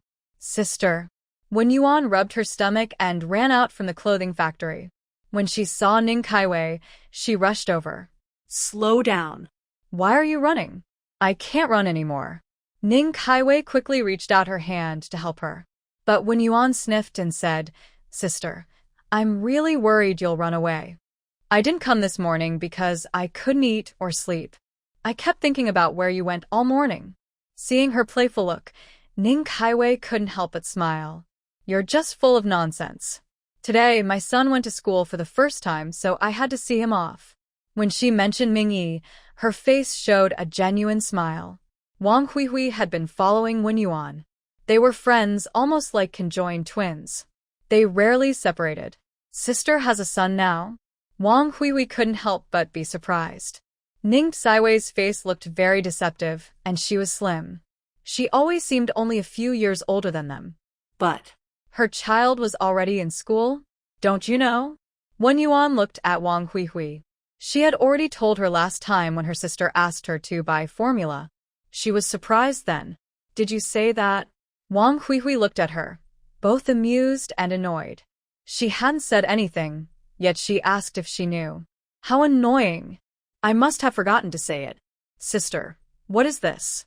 It smells so good. That smell was so tempting. When she was speaking, her eyes couldn't help but glance, and she involuntarily started to salivate. She couldn't control herself. Spicy hot pot. Want to try? Ning Kaiwei looked at the two of them. Around them, a circle of people had gathered. Office workers. They usually came out to eat, but now, smelling the aroma, they couldn't help but feel hungry. Just try it. I want this, and kelp. What is this? She pointed to the beef balls and fish balls, both looking different in color. Ning Kaiwei smiled softly. This is fish ball. The fish is peeled, deboned, mashed into paste, mixed with seasonings, and then shaped into balls. If you like fish, you can try it. This is beef ball, also made by me. Don't worry, my stall is clean and hygienic. She introduced each item one by one. Whether sold a lot or a little didn't matter. Mainly, she wanted to test the market and taste preferences. I want both the fish balls and beef balls. That's all. Wen Yuan had a mysterious confidence in Ning Kaiwei. Her sister's cooking must be delicious. Even the cold vegetable dishes were so tasty that she lost 2 pounds. For someone who loves to eat, losing 2 pounds was hard to believe. There are noodles over there. If the vegetables aren't enough, you can add noodles. But if you want spicy hot pot, you need to bring your own container. I didn't bring enough because I only have a few bowls at home. After using them, I wash them, but I still feel they might not be clean enough, and I worry guests might dislike it. She brought a bowl, but only a few at home. After using them, she washed them, but still felt they might not be clean enough, and she was worried about guests' opinions. Here. Coming. At this moment, a panting voice ran over from behind. Wang Huihui was holding 2 lunchboxes, looking at Wen Yuan, and tapped her on the head. Did you order for me? Wen Yuan widened her eyes. Huihui, I'm sorry. Wang Huihui was already used to it. If this girl remembered, That would be strange. It's not that I didn't order. You need to choose your own dishes. Look and see what you like. I'll remember next time and definitely order for you. Afraid Wang Huihui wouldn't believe her, she raised her hand. I swear. Stop joking. Wang Huihui looked at her, then used chopsticks to pick her favorite dishes. She didn't ask questions. She took a little of each. Better to try everything. She used to dislike raw vegetables, but her sister's cold salad was so good. Okay, it's boiling now. It'll be quick. She had prepared everything at home in advance, using a special mesh to place each portion directly into the pot, making it convenient, and avoiding mixing up the dishes. This is my homemade sesame paste, garlic, chopped green onions, and cilantro. Add what you like. Spicy hot pot will have some spice. If you like it spicy, you can add more. Here's chili oil. Everyone was very curious about new things. Besides Wen Yuan and Wang Huihui, only the person who forgot to bring money when buying marinated eggs chose dishes and balls and worried it wouldn't be enough, so they also ordered a portion of noodles. Your food is ready. Ning Kaiwei poured spicy hot pot into Wen Yuan's lunchbox, then skimmed off the oil layer and served her a spoonful of broth. The thermos contains homemade bone broth, specially prepared to help balance the spiciness for those who can't handle it. After speaking, she poured some bone broth for Wen Yuan. Wow. Is this the cabbage I know? Is this the rapeseed I recognize? Big sister. Do you miss having a younger sister? Look at the kids. I want to go home with you. Wen Yuan ate happily, not caring about her image, and kept joking around. Wang Huihui watched her and said, Sister, I'll have another bowl of noodles. Give her half later. With her eating style, she probably won't have enough. Ning Kaiwei smiled gently, shaking her head. The delicious smell attracted more than just the textile factory workers. Even passers-by, who weren't short on money, lined up behind. Everyone, don't queue up anymore. I don't have enough ingredients. Let's not waste time. Hui, please bring these to the people at the back. Everyone try the taste. If you like it, I'll sell spicy hot pot here again. You can come back.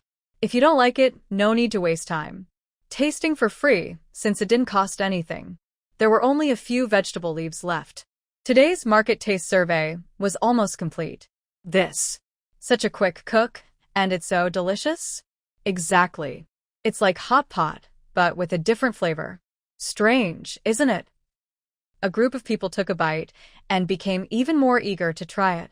Ning Kaiwei wanted this effect. For food lovers, either they eat enough or avoid it altogether. Otherwise, once they taste it, they'll keep thinking about that flavor. In just an hour, Ning Kaiwei sold everything she brought. She directly shared the remaining bone broth from the thermos with 2 girls. Add some water when you go home, boil some noodles, and it'll still taste good. Big sister, I'll eat it again tomorrow. Wen Yuan looked at the pot, eyes shining.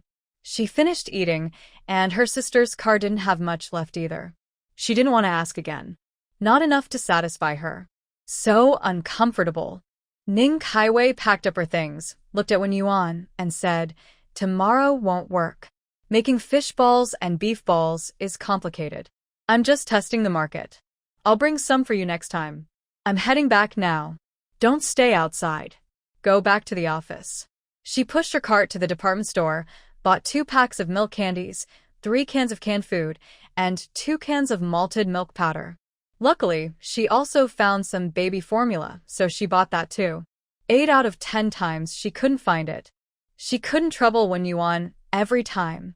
This time, she found it and bought all of them back since the children and the elderly need to drink. All of them? The clerk was surprised. What kind of family is this? Looking at Ning Kaiwei's clothes, she didn't seem wealthy. It's quite expensive, plus 8 more packs. Are you sure you want all of them? Just open the order. Once it's done, it's hard to return. The clerk didn't look down on her, but reminded her kindly. It's a bit troublesome. I want everything. Please prepare the order. Ning Kaiwei smiled. She had just gone to the bank and withdrew the money from the remittance slip sent from the military district. It was a good amount for a month, enough for the elderly and children at home to drink milk powder. She didn't feel guilty about spending it. After buying a lot of things, she returned to the village already noon. Take a break for a day. There's too much work. Grandma Zhao held Xian Yan and stood at the village entrance, looking far away. When she saw Ning Kaiwei, her mind twisted left and right, insisting she go to the fields. Be good, your mother is tired. Grandma Zhao lifted Xian Yan higher.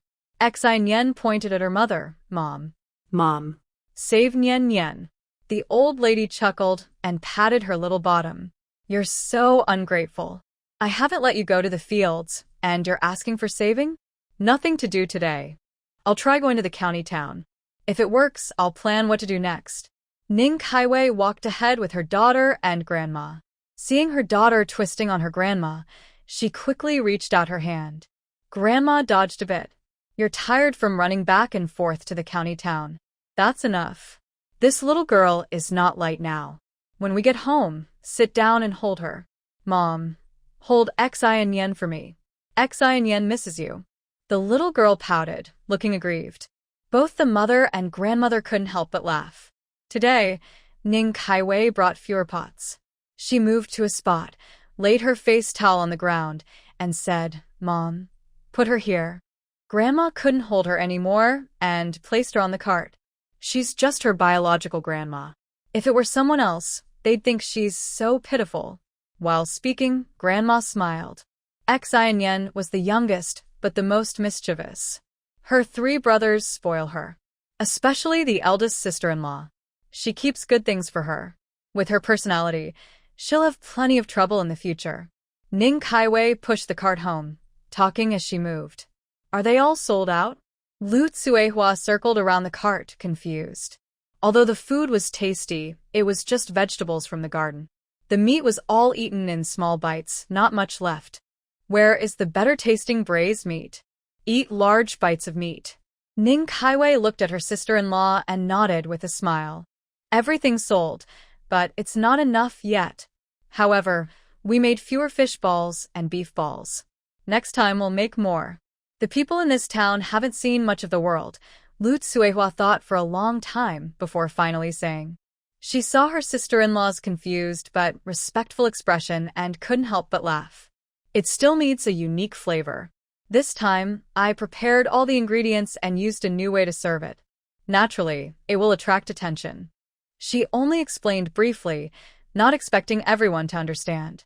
After all, her business was her own, and she made the decisions. By the way, these are the things I bought. Mother, this bottle of malted milk, 2 bags of milk powder, and a can are for you and Dad. Big sister-in-law, these 2 bags of milk powder, and this can are for you. You've helped me so much these days.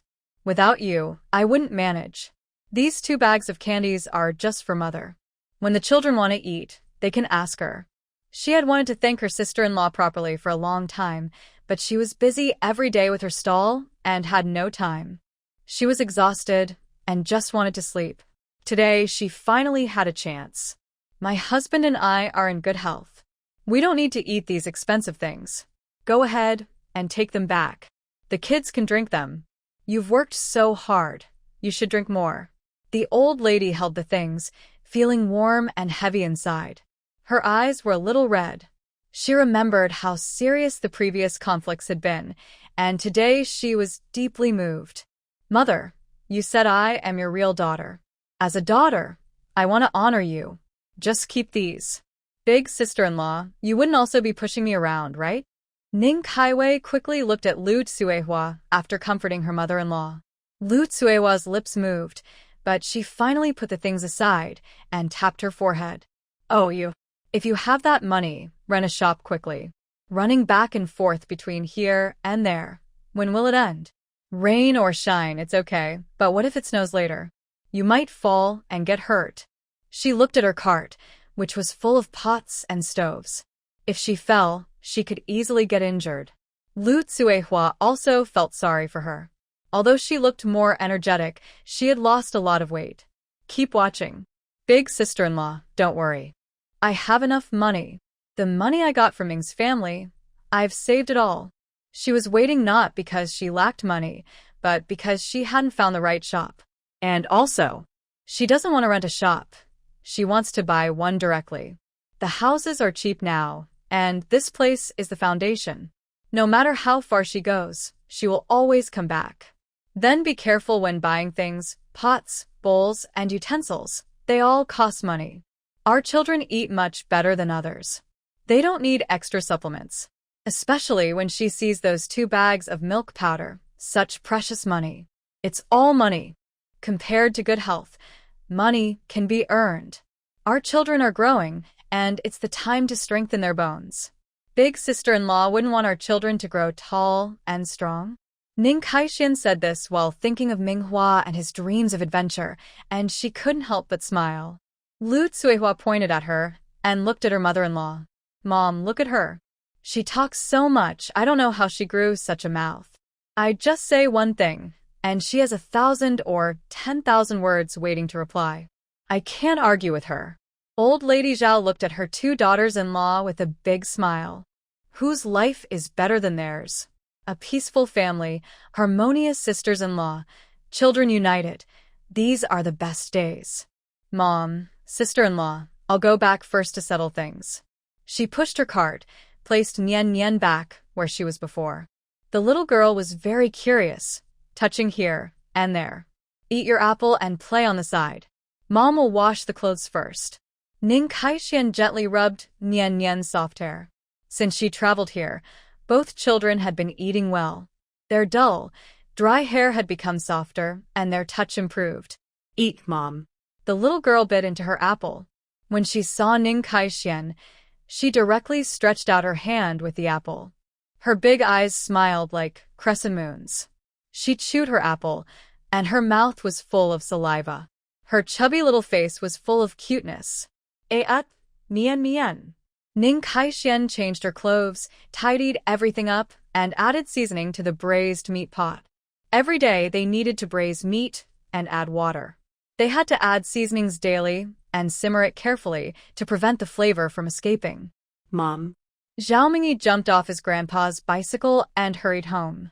Zhao Jingyan called from afar, "Take it slow, don't fall." Watching him open the door and go inside, she then took Manhwa home by bike. Mom. Mingi took out his homework book, looking excited. Mom, look. I got all perfect scores. The quiet child, when happy, couldn't help but share his joy with his closest family. Ning Kaixian carefully took his homework book, looked at each page carefully, and only after she finished did she put it down. Zhao Mingi nervously fiddled with his clothes but couldn't hold back. He wanted to be a strong and steady person like a mountain. Thinking about how he had just acted made his face turn red. My son is really amazing. Ning Kaiwei praised him generously and hugged Zhao Mingi into her arms. Son, you're so wonderful. If you keep going like this, I will be so proud of you. Zhao Mingi's earlier frustration quickly disappeared. Listening to his mother's words, a small smile appeared on his face that he couldn't hide. Mom, don't worry. I will always make you proud. The shy little boy finally looked up. Although his face was still red, his eyes were very determined. Mom, rest assured, I will always make you proud. Always, always. Ning Kaiwei pinched his face. Little grown-up, do you have homework? If not, go to Annie's house for dinner. Annie has been waiting for a long time, just for you to finish school. Mingi packed his bag. I'll do my homework at Auntie's. Big brother and second brother also need to do theirs. Mom, you're tired. I'll hold Nian Nian. He hugged Nian Nian and kissed her little face, making her giggle happily. Earlier, when she hugged Mingi, the little girl was a bit jealous and wanted to hold his hand. Now that her brother was holding her, she was fine. Kids' feelings change so quickly. Lu Dajia watched Ning Kaiwei enter the hospital room and couldn't help but frown, showing her dislike. Why are you here again? I don't need you to watch over me here. Hurry up and sell some pancakes. Ning Kaiwei seemed to ignore her and took the lunch box, placing it on the table, then slowly opened it. It was a nourishing bone broth porridge. She had to wake up half an hour early every day to make it. Are you feeling better? Is your head still dizzy? Yesterday, I took Mingi to school, so I didn't set up my stall in the morning and didn't come to see you. Their conversation was quite mismatched, but neither of them mentioned it. They continued their daily routine happily. Old sister-in-law, is she your daughter-in-law or your daughter? Such a good relationship, I envy you. The person next to her, also in the hospital, watched their interaction and couldn't help but feel a bit jealous. She had many children, but they were all busy and didn't have time to bring her food. It was rare for her to see them once in 3 or 4 days, and only yesterday did she get a visit. It wasn't like her daughter, who came almost every day for nearly half a month, only missing 1 day. Despite often complaining, the older sister-in-law was surprisingly pacing back and forth by the window yesterday, even though she usually just lies quietly. Is she waiting for her daughter?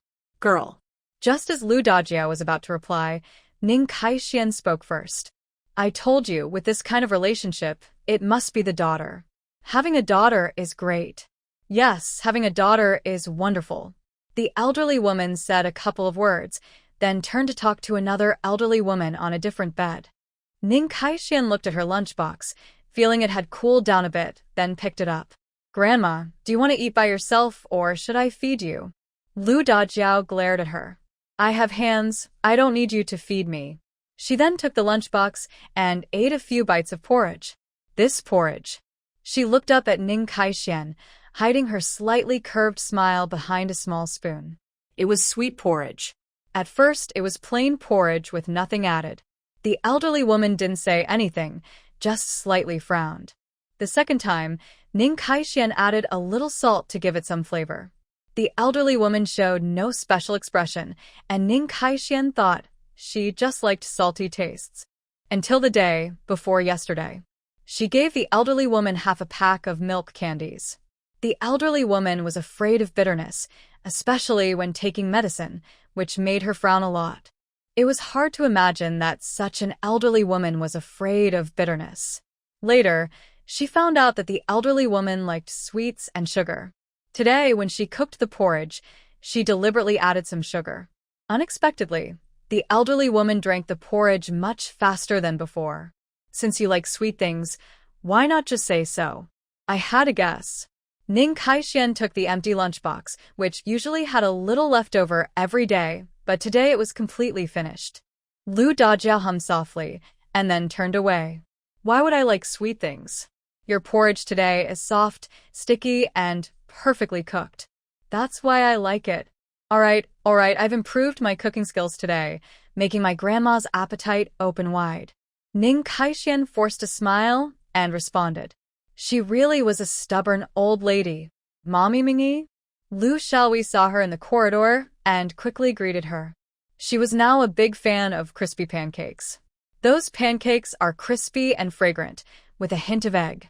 Even she, who doesn't usually like eggs, completely fell in love with them. Nurse Lu, busy? Ning Kaixian looked at Lu Xiaowei and greeted her. Just finished delivering an order.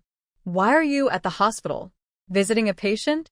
Lu Xiaowei was casually chatting. Last time she bought food, it caused a big fuss. Since then, whenever they didn't eat breakfast, someone would ride a bike to the textile factory to place an order, and Ning Kaiwei would prepare it and deliver it. Nothing was ever missing.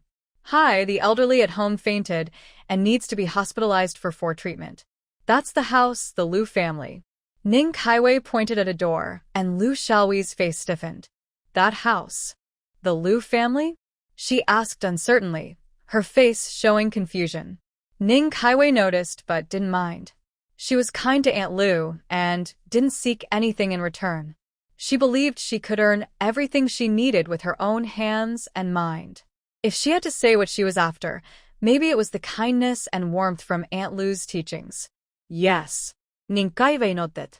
She had initially wanted Lu Xiaowei to help take care of things, but now it seemed unnecessary. I have a stall outside. I'll go now. After saying that, she left. Lu Xiaowei watched her figure walk away. How could Aunt Mingi's mother know the young lady? The young lady was cold and distant in her manners, never socializing. Could it be that Aunt Mingi's mother knew the young lady's identity? No. Impossible. Besides the people in the alley, those who knew the young lady's identity were all much older and wouldn't dare show off in front of her. Strange. She shook her head and then went to Ning Saiwei's hospital room. Grandma. Lu Xiaowei greeted with a smile. She looked at the young lady's face, which showed no change, as if she wasn't upset. Do you want to change to a different room? There's a single room available today. She approached respectfully. Aunt Lu looked at her and smiled helplessly. I don't like your attitude. I'm just an ordinary old lady. What's there to gain? I'll stay here. I won't go anywhere. Just focus on your work and don't worry about me. In the alley, regardless of age or status, everyone called her young lady with respect. She was the belief of the alley people and someone everyone protected. Her story was widely known in the alley. Those who left the alley didn't dare mention her at all outside. Oh, right. While Lu Xiaowei was thinking about how to persuade her, she heard Aunt Lu's voice and quickly looked over. Get shop no. 3 at the train station cleaned up. Sell it to her for 800 yuan. Hide my identity. Old Six and Zhao Laosen have both seen me. Find someone with an unfamiliar face and don't reveal anything. On the old lady's arm, there was a simple silver bracelet without any patterns, just a thin. When she was thinking, she unconsciously turned it back and forth, her face showing gentle expression. Really? Lu Xiaowei was even more surprised. Over the years, the shop and the houses in the alley had gradually returned to the old lady's possession, but she had never sold the shop or the houses. Those were Lu family's roots. Even during the hardest years when only one shop had to close, she never thought of selling. Now. Is it because of that person? She usually acts carefree, but when it comes to the alley and the young lady, she is careful. Do as I say, and also ask your father to remove everyone outside. I'm old, but not stupid. In the hospital, what could happen to me? The old lady's voice was soft. When she looked at Lu Xiaowei, she rarely showed a smile. Lu Xiaowei nodded, understood. But I don't think your father can be persuaded easily. The young lady is the pillar of the alley, everyone's young lady. If her father dares to remove the people, her mother would grab his ears and make him kneel for 3 days and nights. How useless. Old lady Lu snorted. The useless Lu Laoba had loved his wife all his life. Now that he's old, he still has to look at his wife's face to act. Lu Xiaowei couldn't help but smile. Isn't that our family tradition? In the whole alley, who isn't afraid of their wife? From childhood, these girls knew they had to find a man who pampered them, or they'd rather not marry. The young men were even told explicitly, marry a wife and treat her well, or you'll be kicked out of the alley. This is the tradition of the alley, and it's what they were taught from a young age. If her father dared to be unkind to her mother, the young lady would be the first to stop him. Go out and watch over you. You're making me annoyed. Tell your mother when you go home, no need to bring breakfast. I have food here. Oh, and I want sweet and sour pork for dinner, a little sweeter. The old lady was both domineering and proud. They kept talking, but their voices were very soft. Okay. I'll definitely tell her when I get home. Lu Xiaowei tidied up the old lady's quilt. When she was about to clean the table, she saw it was very clean, with only the usual silver comb neatly placed in a wooden box. She slowly left the hospital room. After Ning Saijin left the hospital, she pushed a cart to the train station. Her daily route always starts at the steel factory, then the textile factory, and finally delivering food. During her short breaks, she has no fixed spot. When the train arrives, she stays at the station, sometimes wandering through the streets and alleys. She runs a small cart business, moving wherever there are crowds. There are no fixed locations for her. Buying and selling? Number 3 shop. Is it actually open? That shop has been closed for a long time. Someone tried to take it over before, but was driven out. Ning Kaiwei just arrived at the train station and saw a group of people gathered in front of a shop. She didn't pay much attention. The train had already arrived, and passengers were coming out one after another. Egg-filled pancakes, crispy and tasty. Juicy braised meat pies. What would you like to eat? Do you prefer crispy or soft pancakes? I can recommend some. Ning Saiwei's shouting attracted a few customers.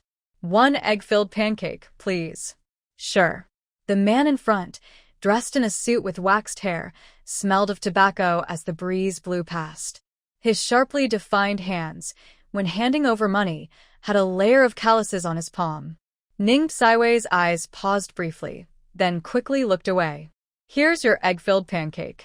She moved quickly, wrapped it in oil paper, and handed it over. The man took the pancake and stepped back into the crowd. Behind him, a line formed. While she was making the pancakes, her mind occasionally flashed with the image of that man's hand, but as more people arrived, she forgot about it. Get out. All of you, get out. Is this shop something you can rent? A tall man, about 2 meters, with a beard and wearing work clothes, looked rough and a bit intimidating. It was unclear why the young lady was selling the property and why she insisted on selling to someone named Ning Kaiwei. This row of shops had been locked for nearly 10 years. Though they hadn't been repaired in a long time, they were often cleaned and maintained. The shops had a vintage charm but weren't too old or dilapidated. No. Ning Kaiwei was happily selling pancakes there. Why was he shouting so loudly? Why didn't he come over to see? You're opening the shop to sell the property, and we came to ask about the price. Yet, you chase everyone away without reason. No wonder it's always closed, so rude and unreasonable. Your shop will never sell. Hearing the commotion, a few people hurried over to inquire about the price. But before they could sit down, they were chased out by the man in front. How could they not be angry? This place is a good location for feng shui, right next to the train station. If you go straight ahead, you'll find a textile factory, and across the street, there's an alley. This is a busy train station, a place where every inch is valuable. But surprisingly, the owner here is not a good person. Sorry for the inconvenience, everyone. My shop doesn't care about money, business, or family size. I only care about whether I like you. If I like someone, I can negotiate the price. But The woman just now, dressed in a light white cheongsam, her hair pinned up with a wooden hairpin, carried a calm and distant aura. Although she is older, her grace makes it easy to forget her age. As long as she stands there, the chaotic scene seems to pause, unwilling to disturb her peaceful presence. Wife, why did you come out? Didn't we agree you'd just come to take a look? The tall man who just arrived, upon seeing his wife, sounded hesitant at first, then turned around and glared fiercely at the others. Humph. Can these people even compare to his wife? I won't come out? Are you trying to cause trouble? Feng Xian rolled her eyes at Lu Laoba, who quickly put on a pleasing smile. Since everyone is gathered here, it's fate. When I find someone suitable, I hope everyone will be understanding and support the business. I thank you all. Feng Xian bowed lightly, her whole demeanor elegant and old-fashioned, like someone stepping out of a painting. Most of the people on this train have already dispersed. Ning Kaiwei packed her things, looked up, and happened to see Feng Xian's gaze. The two looked at each other from afar. She smiled softly, nodded, then pushed her cart, and left directly. Wife, she. Left just like that? Lu Laoba was almost sick to his stomach. Such a shop, a prime location, not to mention 800 yuan, even 1,800 yuan could sell it. But that girl didn't even look. If this continues, when will she complete the young lady's order? How long has it been since his wife last left the alley? Now that the wife has been disturbed, why doesn't that brat understand? Such a big deal. And she doesn't ask? Is her mind not working? You're making such a fuss, and this is such a place. Do you think she dares to take it? Fool. Feng Xian looked at him with a bit of annoyance. Her husband was stubborn. She clearly said she would handle it, but he insisted on interfering. The young lady was very cautious, and with her family's fool involved, it was hard to carry out the lady's orders. Who is smarter than my wife?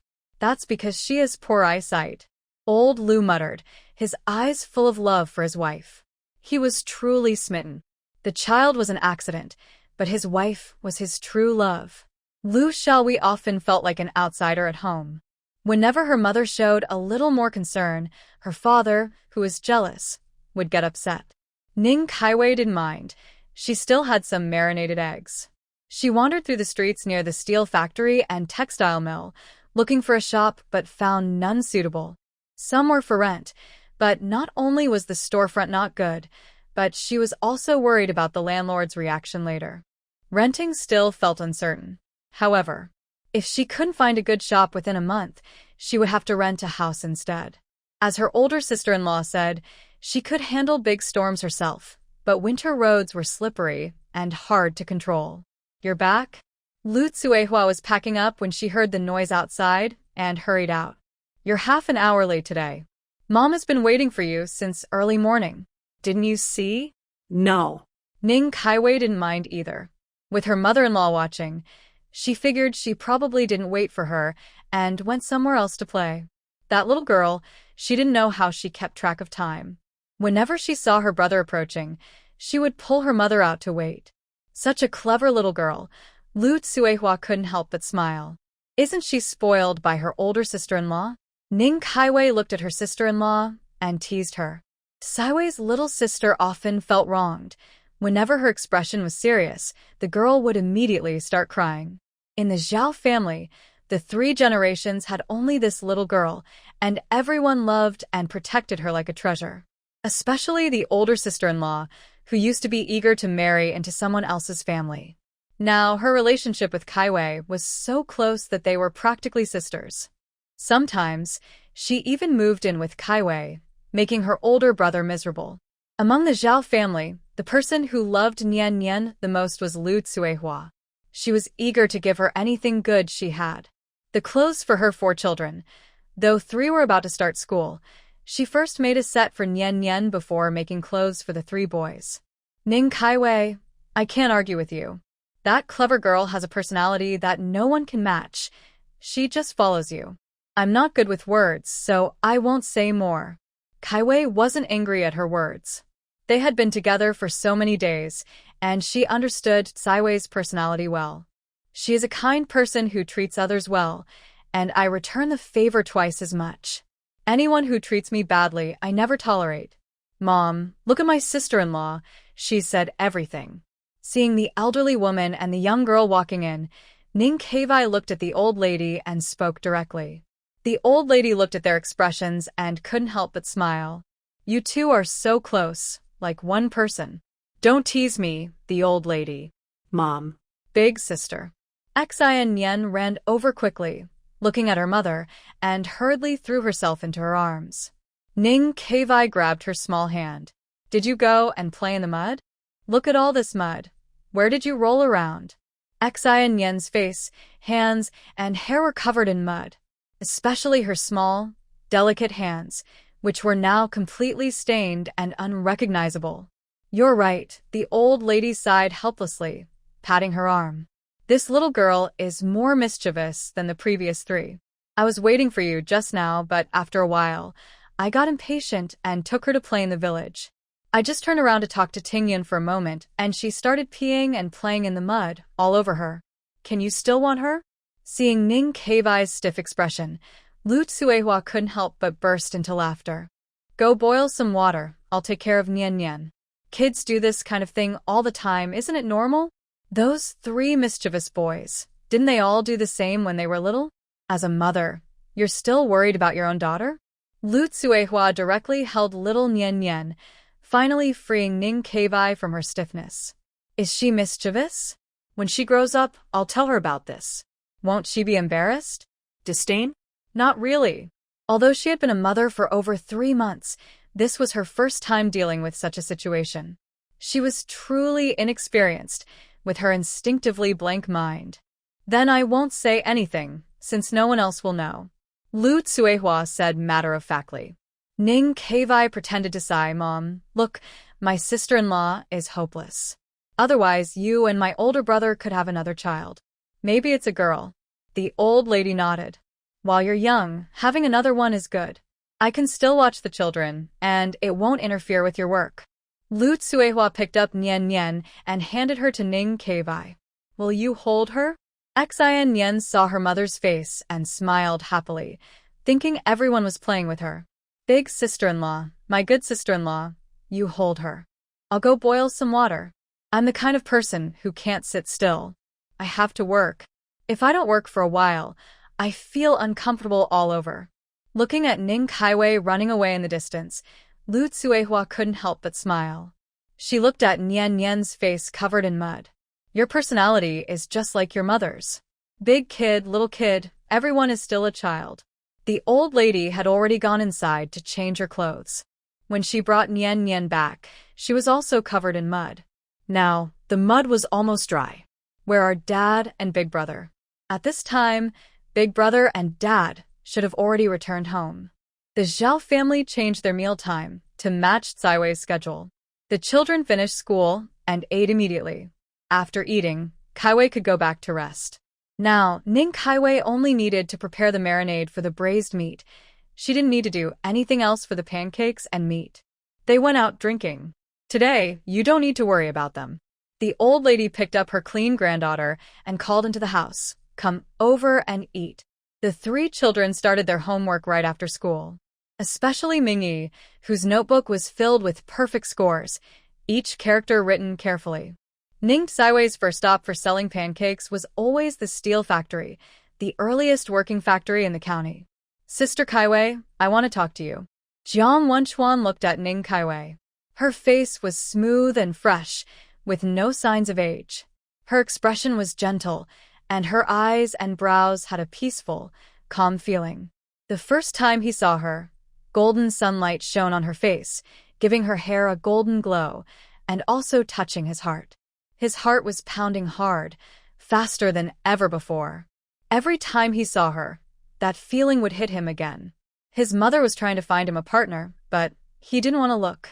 Still, after refusing for so long, he couldn't hold back anymore. Today, he gathered his courage, his hands clenched tightly, his veins bulging. His face, a little dark, carried a faint pink that he tried not to show. What's the matter? Just say it. Ning Caiwei was packing her things. Now, she was familiar with the people at the steel factory, and no longer so formal. She didn't ask when Jiang Wenchuan hadn't left earlier. Was he asking to borrow money? Maybe. She could lend him some, but not too much. Their relationship wasn't that close. But she was just a pancake seller. They were only boss and customer. If he asked to borrow money, it might mean he was in a hurry or lacked sense of boundaries. She should be careful when dealing with him in the future. Ning Caiwei didn't have a love string in her heart. Love, in her past and present life, was something she instinctively blocked out and filtered. She could think of conspiracy theories, but never imagined that a passionate young man had truly fallen for someone. Senior Sister Caiwei. Jiang Wenchuan's face turned red. It was his first time feeling attracted to a girl and doing something like this. The words were stuck in his throat, but he just couldn't say them. Are you asking for a loan? Let me count how much I have now. I run a business, so I don't have that much money on me. Plus, I have 2 kids to support, so I can't lend you too much. Ning Caiwei frowned. It was hard for her to speak, and it seemed like she was really facing a problem. She opened a wooden box and started counting the money.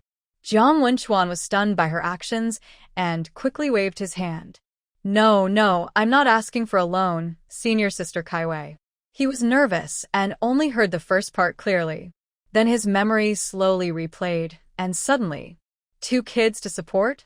Jiang Wenchuan's face, which was a bit dark, turned pale as the red color faded. Senior Sister Caiwei, whose children are you supporting? Or are they 2? It must be hard. His voice trembled slightly, with a hint of hope. It can't be. Senior Sister Caiwei is so young. How could she have 2 kids? Impossible. Ning Caiwei looked at him. Is this person mentally unstable? He just asked for a loan and now refuses? I have my own children, a son and a daughter, a complete family. If you're really in trouble, I can help you with some money. Nothing's impossible to get through. Money issues are small. Ning Caiwei comforted him, knowing that over the past 3 months, she had built a good relationship with these people. Most of her income came from selling at the steel factory. 2 children? Can I ask, why has your brother-in-law never met them? Jiang Wenchuan clenched his fists tightly. His eyes dared not lift up. All the courage he had just gathered seemed to deflate like a punctured balloon. His mind was filled with tangled thoughts, but he couldn't say a word. A young man's feelings are real too. The image that haunted his dreams had long since become someone else's wife, and he's a soldier. Are you still going to borrow the money?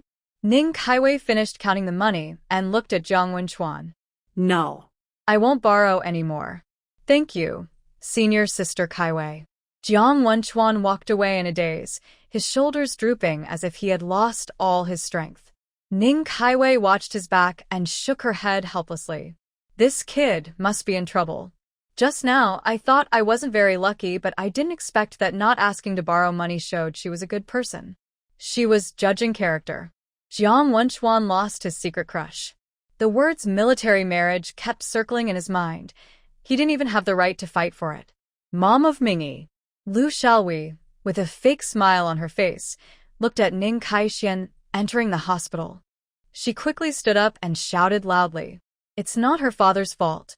Her mother asked her to introduce her, otherwise they couldn't fulfill the princess's orders. Is Nurse Lu busy? Ning Kaixian greeted with a gentle smile, then raised her lunchbox. I need to deliver food first. My grandma is impatient and probably waiting anxiously. Impatient? Are they talking about the princess? What good things hasn't she eaten? How could she be impatient about such small things? But she couldn't say anything. Her heart felt bitter. Okay, when you come back later, can you find me? I want to talk to you about Grandma's condition.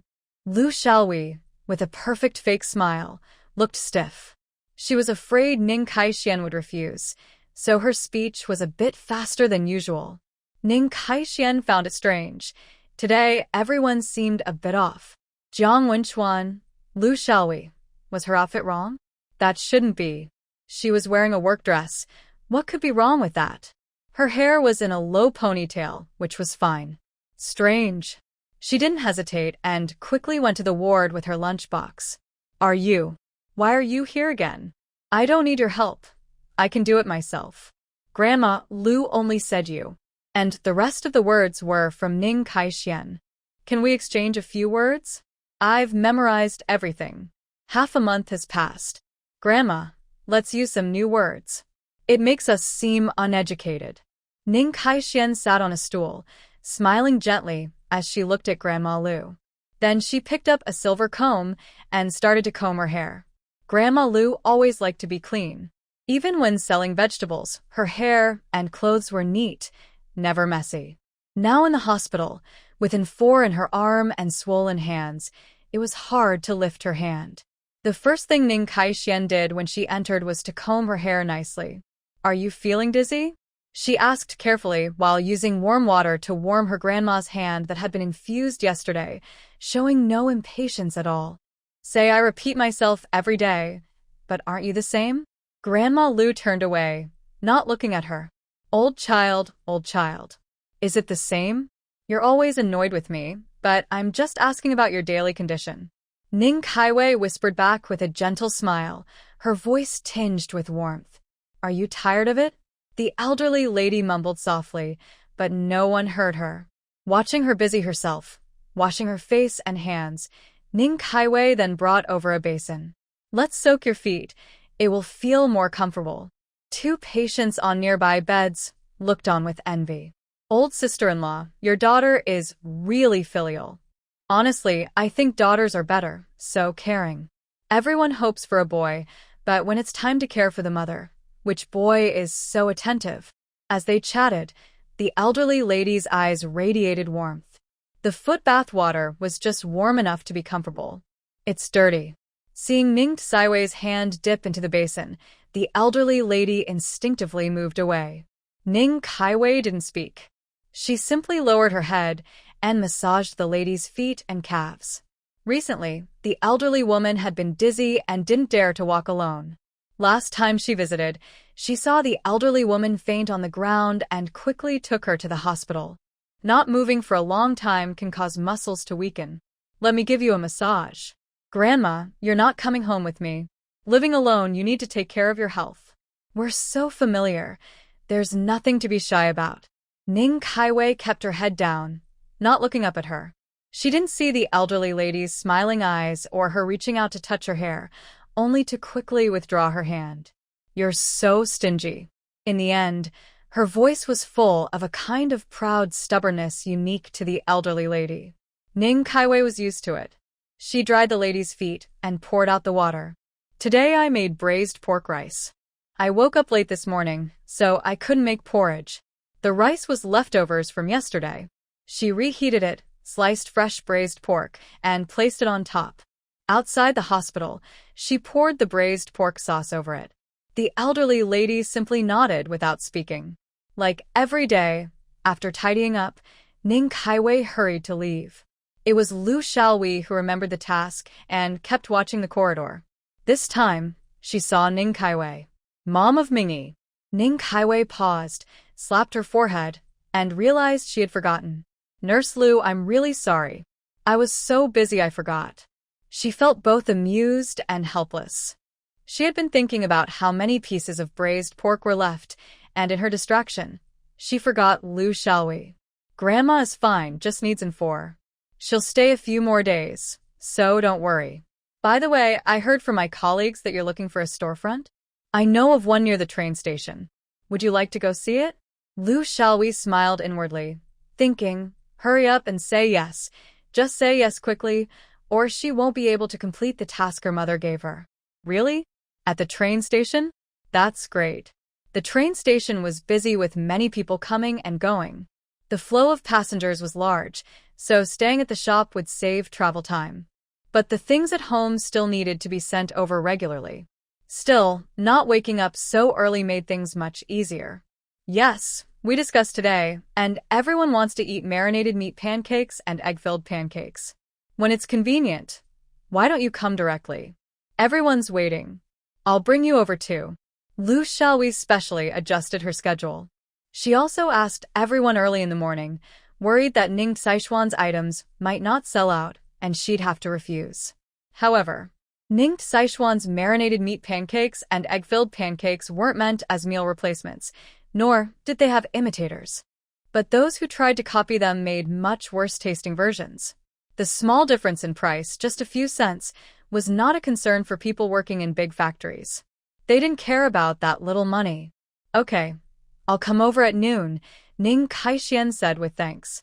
But after leaving the hospital, she reflected and realized she hadn't mentioned the house hunting thing, had she? Her friends Wen Yuan and Wang Huihui knew about her house search, as did the security guard at the steel factory. They were all familiar people. But at the hospital?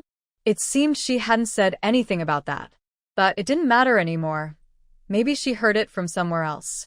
She was just curious for a moment and then hurried to the textile factory. Today, she had massaged her grandmother for a long time, which made her a bit late. My dear sister, I want to eat spicy hot pot. The kid is going crazy. Please have mercy on him. No need to ask. She knew that the person saying this was definitely Wen Yuan. She looked pitiful, and even Wang Huihui, who is usually calm, looked over when she heard about the spicy hot pot. Wait a little longer, just a little longer. I'm looking for a shop. I plan to sell spicy hot pot there. If you want fresh vegetables for the hot pot, they need to be prepared and sold fresh, or the taste won't be good. She explained briefly that she was looking for a shop mainly to sell hot pot. The vegetables looked abundant in the basin, but once cooked, there wasn't much left.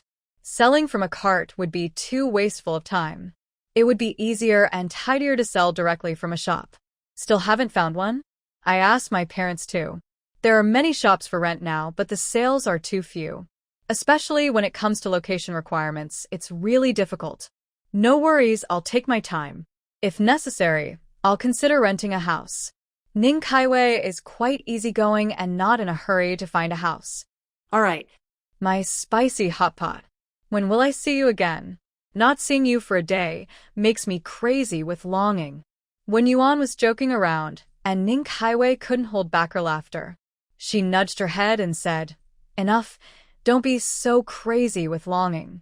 I need to leave early today. What do you two want to eat? She needed to go to the hospital. Someone was helping her, and she couldn't be late. Looking at the line behind her, she turned to the two girls. Can you help me? It's on me today. How about that? Wang Huihui smiled and nodded, and Wen Yuan immediately agreed. Deal. Every time her sisters helped her, she never paid them. Finally finished. Today was especially busy, with 2 long lines of people waiting. Here you go, for both of you. Help yourself. They left almost nothing of the braised meat except what was reserved for the hospital.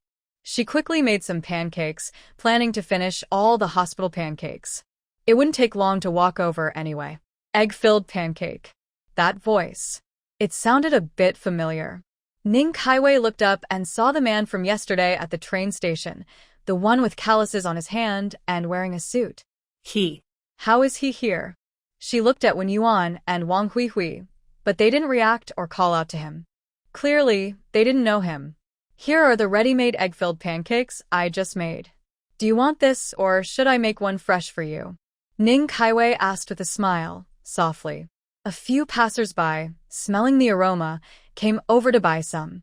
The hospital wasn't open yet, and the pancakes weren't finished, so she was worried that if they sat too long, the vegetables inside would overcook and ruin the taste. Ready-made, please. 5 of them.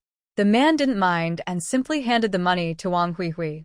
She was helping Ning Kaiwei count the money, separating the bills with a hair tie, 5s, 1s, and coins, making it easier to tally later. Just one more. I'll make it now. Ning Kaiwei had just sold a few pancakes, leaving only 4. Her speed of making pancakes couldn't keep up with her sales. The man didn't say anything, sometimes looking around, sometimes watching Ning Kaiwei make pancakes. She was quick and tidy. Her stall was clean. Yesterday, after getting off the train, he went to the gathering spot to eat pancakes, but was quickly snatched away by the boss. He is not just passing by. He waited at the train station for a while before realizing that she only goes there after 1 p.m. each day. When she was heading back to the gathering spot, he smelled a familiar aroma and came over to buy some pastries. This time, he bought enough for himself. No one else is allowed to take them. All done. Ning Kaiwei handed him the freshly made pastry, smiling softly. Earlier at the train station, she noticed something unusual about his hand, but didn't look too closely. After all, many people got off the train yesterday and she was busy with her business, so she had no time to observe him carefully. Today, seeing his back and his straight posture, she thought, he probably isn't a bad person. Since he's not a bad person, she doesn't mind. Both of you go inside quickly and rest for a bit. I can handle things here. The 2 girls had already divided the money, and Wen Yuan had cut out plenty of oil paper, enough for at least 3 days. The oil paper was large and needed to be cut to size. Big sister, I've thought it over. I will work hard to find a place to stay. Open a shop soon and sell spicy hot pot. I'll bring everyone I know to eat there. Business will definitely be good. The young girl was determined for the sake of food. However, Wang Huihui found Wen Yuan's plans a bit unbelievable. But spicy hot pot, just hearing the name, makes her think of that familiar taste. Okay, I'll try my best. I'll go inside quickly. Ning Kaiwei couldn't help but laugh and cry at the same time. She pushed the 2 girls into the yard, then went to the hospital. She stopped at the edge of the hospital yard and started making pastries. All the pastries she had made earlier were gone. Now she had to start over. This is braised meat pastry, and this is egg-filled pancake. Ning Kaiwei managed her time carefully, bringing the pastries into the hospital. The egg-filled pancake still had some warm oil scent. Ma Mingi, I've finished my shift. I'll take you there. Lu Xiaowei looked at Ning Kaiwei entering the door, her eyes almost shining. As long as she could bring the person to her mother, her task would be complete. My name is Ning Kaiwei. Nurse Lu, just call me by my name. Every time she heard Ma Mingi, it felt a bit strange. Okay, then I'll call you Kaiwei. Just call me Xiaowei. No need to say Nurse Lu. Lu Xiaowei giggled, feeling a bit nervous. She wasn't sure if she could complete the young lady's task this time. All right, shall we go now? Let's go. Lu Xiaowei was originally riding her bicycle, but to match Ning Kaiwei's pace, she was pushing the bike as they headed toward the train station. Wait a moment. Ning Kaiwei looked at the direction Lu Xiaowei was leading her. Could it be shop number 3? Lu Xiaowei's back stiffened slightly, then she smiled and nodded. Kaiwei, I'll be honest with you. That shop belongs to my family. Due to special reasons, it hasn't been open for many years. Now, my family wants to sell it. I heard you're looking for a shop, so that's why. Sweat covered her back. Oh, dear. Your daughter is lying to save you. Ning Kaiwei watched her nervous back and thought for a moment. A thought flashed through her mind, but she didn't hold on to it. Let's take a look first. Her voice was calm, without any excitement. Everything depended on whether it was suitable. If it was suitable, she would buy it with her own money. She wouldn't feel guilty. Even if there were schemes involved, once the shop belonged to her, no one could move it. If it wasn't suitable, then nothing could be done now. Mom, I'm back. Lu Xiaowei knocked on the door and entered the shop directly. Ning Kaiwei looked around. Shop number 3 was in the middle of the train station. There were 6 shops on this side, and number 3 was right in the middle. All 6 shops had never been opened. She had asked around, but young people didn't know, and the elders avoided the topic, as if it couldn't be spoken about. Could this be a trap? This girl looks lively and fresh, not like someone from the north. Her skin is smooth as cream, her eyebrows like willow leaves, gentle like a water town girl, as graceful as willows and reeds, a real beauty. Feng Suyun had only looked from afar that day, but now she saw her clearly, especially the expression in her eyes. On the surface, she looked as delicate as a willow in Jiangnan, but her gaze was as firm as a northern poplar. Yet, her eyes were clear and perceptive, like seeing through a thin fog. You're flattering me.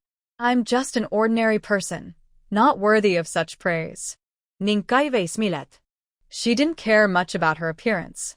In her previous life, she was quite beautiful, but in this life, she had a classical beauty. Overall, she was quite striking. I'll show you the shop. Feng Suyun smiled softly and walked over to Ning Kaiwei. However, she instinctively took a step back, showing she was quite cautious. The young lady's eyes were still as sharp as before. This is the front hall. You can do any business here. This is the back kitchen, and behind it is the main hall. Feng Suyun led Ning Kaiwei, explaining each room as they entered. This is the back hall. It's small, but it has 4 rooms where you can rest. There is still a tree in the yard. Ning Kaiwei looked at the tree and said, It used to be a persimmon tree. It hasn't been cared for in years. I didn't expect that even after people are gone, the tree remains. Feng Suyun looked at the tree and smiled softly. Ning Kaiwei watched her, her eyes filled with longing. Why sell something that belonged to a loved one? I don't have to buy it, she said.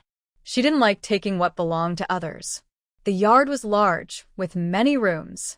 She considered her savings, and the location was convenient, near the train station, easy to get anywhere. But most importantly, something felt off. Though she didn't know exactly what, she felt uneasy inside. Just joking. Since the person is gone, there's no need to keep the tree, only adding worries for the family. Feng Suyun's shoes made soft sounds on the blue stone slabs in the yard. Ning Kaiwei followed her, looking at the clean, bright main hall. If you want to sell, just have it repaired first. Are you satisfied? Feng Suyun looked at Ning Kaiwei. She was only a little older than her daughter, but her manners and demeanor were much better than her daughter's. Especially her overall grace, which was outstanding among girls her age. Ning Kaiwei sighed. Tell Aunt Lu that it's okay to buy, but just give it as a gift. After Aunt Lu responds, let Xiao Hui contact me. She smiled at Feng Suyun, and then left the house. That fleeting thought earlier suddenly struck her. The mysterious alley, Xiao Hui's odd behavior, the old lady's cold exterior but warm heart. 800 yuan? Not to mention the main hall. Even the shop in front couldn't be bought for just 800 yuan. And her meticulous dress and refined manners gave her a strange sense of familiarity. Smart child, Feng Suyun looked at her with admiration. The old lady is quite old now, and she rarely has close younger relatives. You saved her life. This shop, not to mention 800 yuan, even if it's given to you, what does it matter? Feng Suyun watched her, curious about her reaction. Anger? Or excitement? Glad acceptance? It seemed natural? All these thoughts crossed her mind, but she didn't expect. Ning Kaiwei smiled softly, looking at the persimmon tree in the yard. In your heart, her life is quite cheap. Thanks for your kindness, but this gift, just forget it. One shouldn't accept rewards without merit. As she finished speaking, she had already left. She carried no arrogance, but she had a strong spirit. She has a proud nature. Feng Suyun looked at her back, smiling with admiration. She didn't try to stop her or call her back. She knew that even if she shouted, she wouldn't turn around. "Wife, what are you doing? This task is even harder now." Lu Laoba looked at his wife with a bitter face. How could he respond to the young lady? Feng Xian looked at her daughter. "Shall we? What do you think?" Lu Xiaowei looked at her mother, and then at her father, who looked like a big dog. She was most afraid of her mother. Especially when her mother asked her questions, she never hit or scolded her, nor did she deliberately belittle her. No matter what she said, her mother never lost her temper. But She was still afraid of her mother. Every time she answered questions, she felt unsure. "I don't know." She thought for a moment, but still didn't know. Feng Xian put down her teacup, looked at her husband and daughter, and her smile never changed. It seemed to be just a basic courtesy, a habit that had long formed on her face. "Young lady isn't testing her. She's simply testing us." Her voice fell, and she chuckled softly, playing with her hand with a calm expression. Huh? "Testing us?" Lu Laoba didn't understand. What could they possibly be testing? Feng Xian looked out the window at the persimmon tree, her eyes filled with longing. Yes, what could we be testing? For so many years, our people have kept to themselves, without doing business or selling shops and land. Even going out in public, they hide their identities. Back then, for the country, people in the alleys were very few. Only 1 in 10 survived. The once lively alley is now so dull and lifeless. Young lady is afraid, but her appearance gives her hope. Feng Xian looked at her husband and daughter. Her voice was still gentle and warm, her hair neatly combed, and not a single speck of dirt on her shoes. "Young lady is telling us that this person she has accepted, no one can touch him. Do you understand what I mean? She has only this one daughter, whom she has never specially raised. She hopes her daughter will live according to her own nature. Being too clever can backfire. She doesn't want her daughter to be overly wise. She just wants her to live peacefully." Could it be? Lu Xiaowei covered her mouth, but her guess remained unspoken. Lao Lu's face finally grew serious.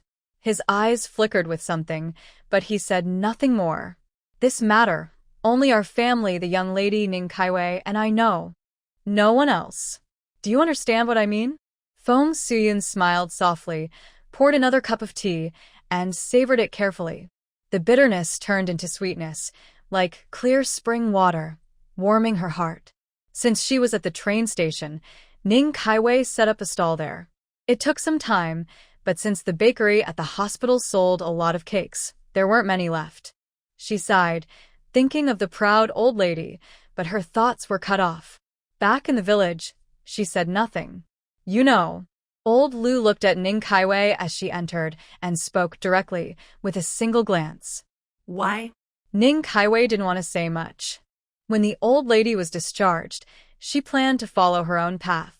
The old lady had many people caring for her, so she didn't need to worry. In the past, she thought the old lady was lonely and helpless, and she wanted to take care of her, even considering bringing her into the Zhao family. But in the end, she realized she had overthought everything. This is the deed to the shop. If you want to know my story, take the deed and find Feng Xian. Old Lu no longer looked proud. She finally reached out her dry hand and gently touched her soft hair. "Silly girl, I have no children in this life, and I've never taken anything from you. Where does this sudden anger come from?" Ning Kaiwei looked at her, then lowered her eyes, hiding her feelings. Where did it come from? It was just in this unfamiliar place, in this unfamiliar time, that she felt warmth from old Lu. In her past life, she lost her family. In this life, she lost her family again. But people are like that. The less they have, the more they long for it. Deep inside, she also longed for family. Maybe. I just see old Lu as family. Ning Kaiwei looked up into her eyes, her lips curved into a gentle smile, calm and peaceful. All her emotions were hidden. Old Lu stroked her hair, pausing for a moment. "My kinship is shallow. My family is gone." She took out a silver comb and carefully combed Ning Saishuan's hair, watching the smooth, black hair with a smile in her eyes. That's enough. If you don't want it, just don't. Don't feel upset. The older woman's voice was soothing. Her soft, long hair was styled into a bun, secured with a wooden hairpin. Let me see. Looks good. Lou Demel looked at the girl in front of her. She still remembered the first time she asked about her, when 2 cents were slipped over, and her clever, lively eyes. That memory made her remember this girl. Over time, she kept saving her, caring for her carefully, doing everything herself, and gradually, she developed feelings for her. But if she didn't want it, that was fine. Ning Kaixian looked at herself in the mirror. Her hair was usually messy, but now it was very neat and well-behaved. All right, if you don't like it, then forget it. If the shop is empty, then so be it. She was old now. Her heart and spirit had aged. Ning Kaixian didn't say much. She just took out the prepared noodle soup, with small, neatly cut dough pieces, all similar in size. The green vegetable leaves added a fresh look and made it more appetizing. Your mind is all on eating. The old lady looked at her and couldn't help but smile softly. She took a small spoon and finished her breakfast. Big sister, I have to tell you, you should thank me. I showed you a shop. That shop sells noodles, but isn't doing well. It's losing money, so they plan to sell it. At noon, when Yuan saw Ning Kaixian and chirped like a yellow oriole, talking nonstop. oh, Where is it? Ning Saishuan's face showed some surprise. She used to work in the food business before. The tables and chairs inside could probably still be used after a little cleaning. It's not far from here, opposite Banyun Middle School. When Yuan happily explained, but Wang Hui couldn't help but interrupt her. Did you forget something?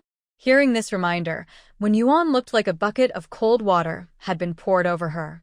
Any requirements? Ning Kaixian watched their little actions and just smiled faintly. She had her eye on a shop which could only be rented. If she couldn't find a suitable shop, renting one was also fine. there's also a courtyard there. If you buy the shop, you have to buy the courtyard together. That family is too cunning. They want you to buy both the shop and the courtyard, but if you buy just the courtyard, you can buy it separately. They are probably worried the courtyard won't sell well. Now they can start doing business. Many small shops have already opened. The prices are rising, but houses are still hard to sell. Don't worry. Where is it? Can I see it? Ning kaive comforted venuan. She had planned to buy a shop in the county town to live in, and it would be enough. She was alone. Staying overnight wouldn't be a problem. If there was a dedicated yard, that would be even more convenient. Moreover, Mingi was about to start middle school, so he could stay at Banyan Middle School directly, avoiding long trips to the village. Big sister, my mom told me where it is. I'll take you there soon. Your work. Ning Kaiwei looked at her with a helpless smile. She knew her child was spoiled. She was in her 20s, but still had the innocence of a child. Wang Huihui smiled and said, "Don't worry, sister. Just let her go. I don't have much work left. I can handle it. Huihui, I love you the most." When Yuan hugged Wang Huihui, leaning all over her, Wang Huihui pushed her away, annoyed, and brushed her clothes. "It's not because of you. I just want to eat spicy hot pot." The two girls giggled and played around. Ning Kaiwei felt her worries lighten a bit. This is the shop. We won't take anything inside. The alley behind, the second yard, is the living place. Just a few steps away. It used to sell noodles. They said business was good. But was it really easy? My wife is from the south. Her mother is sick, so we thought of visiting. Also, to see how business is down south, where it's easier to run a shop. The shop owner explained carefully, mentioning the good parts and the repairs needed. He seemed honest. We've already stopped for a week. We've packed up everything that needs packing. Want to see the yard? When Yuan stayed close to Ning Kaiwei. Since coming here, she hadn't spoken much. Her mother had told her she could go along, but not to speak too much. It was someone else's matter. She couldn't ruin their plans just because she was hungry. Is it convenient? Ning Kaiwei smiled. The shop's location was quite good. That's what I thought. We Northeasterners aren't picky. If the business doesn't work out, we can just go home and have a drink. What's the big deal? The three of them went out through the back door, directly into the alley. At the second door, a man knocked. Wife. Open the door. Coming, coming. A woman opened the door from inside, looked at the visitors outside, and nodded with a smile. This is the yard. The yard is not big. There's a small gatehouse, a main house, and 4 side rooms on both sides. Feel free to take a look. The man gave a brief introduction and then let Ning Kaixian look around freely. How much for the shop and the house altogether? The man held up one finger. 1,000. Seeing Ning Kaixian slightly frown, he quickly added, I won't take the items inside the shop. The furniture in this yard.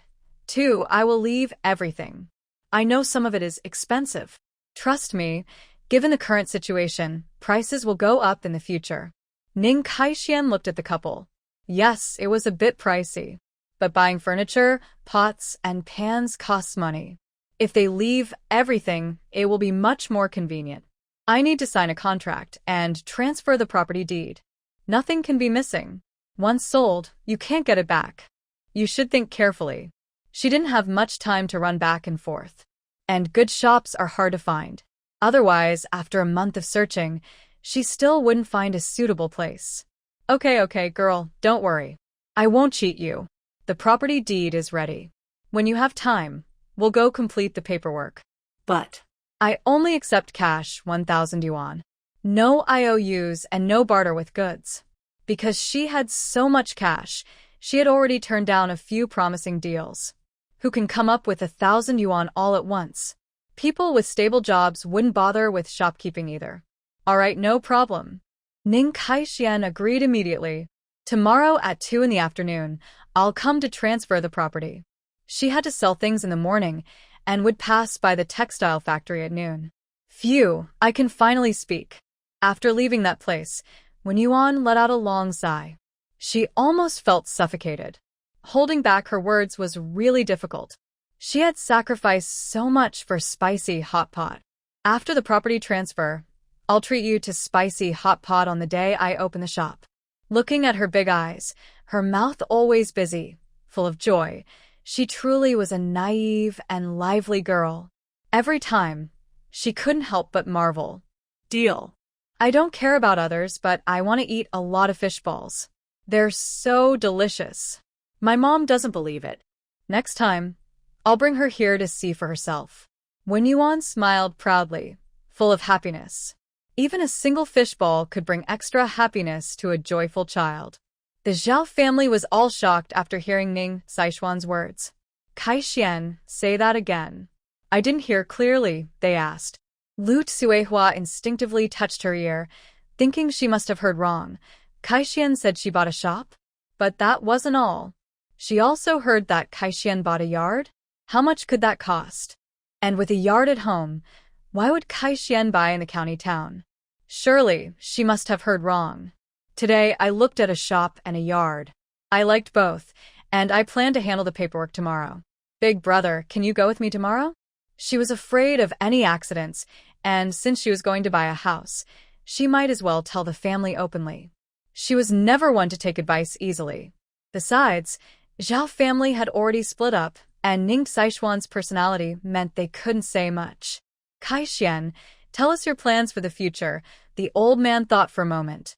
He didn't try to persuade her but looked at her, wanting to hear her plan.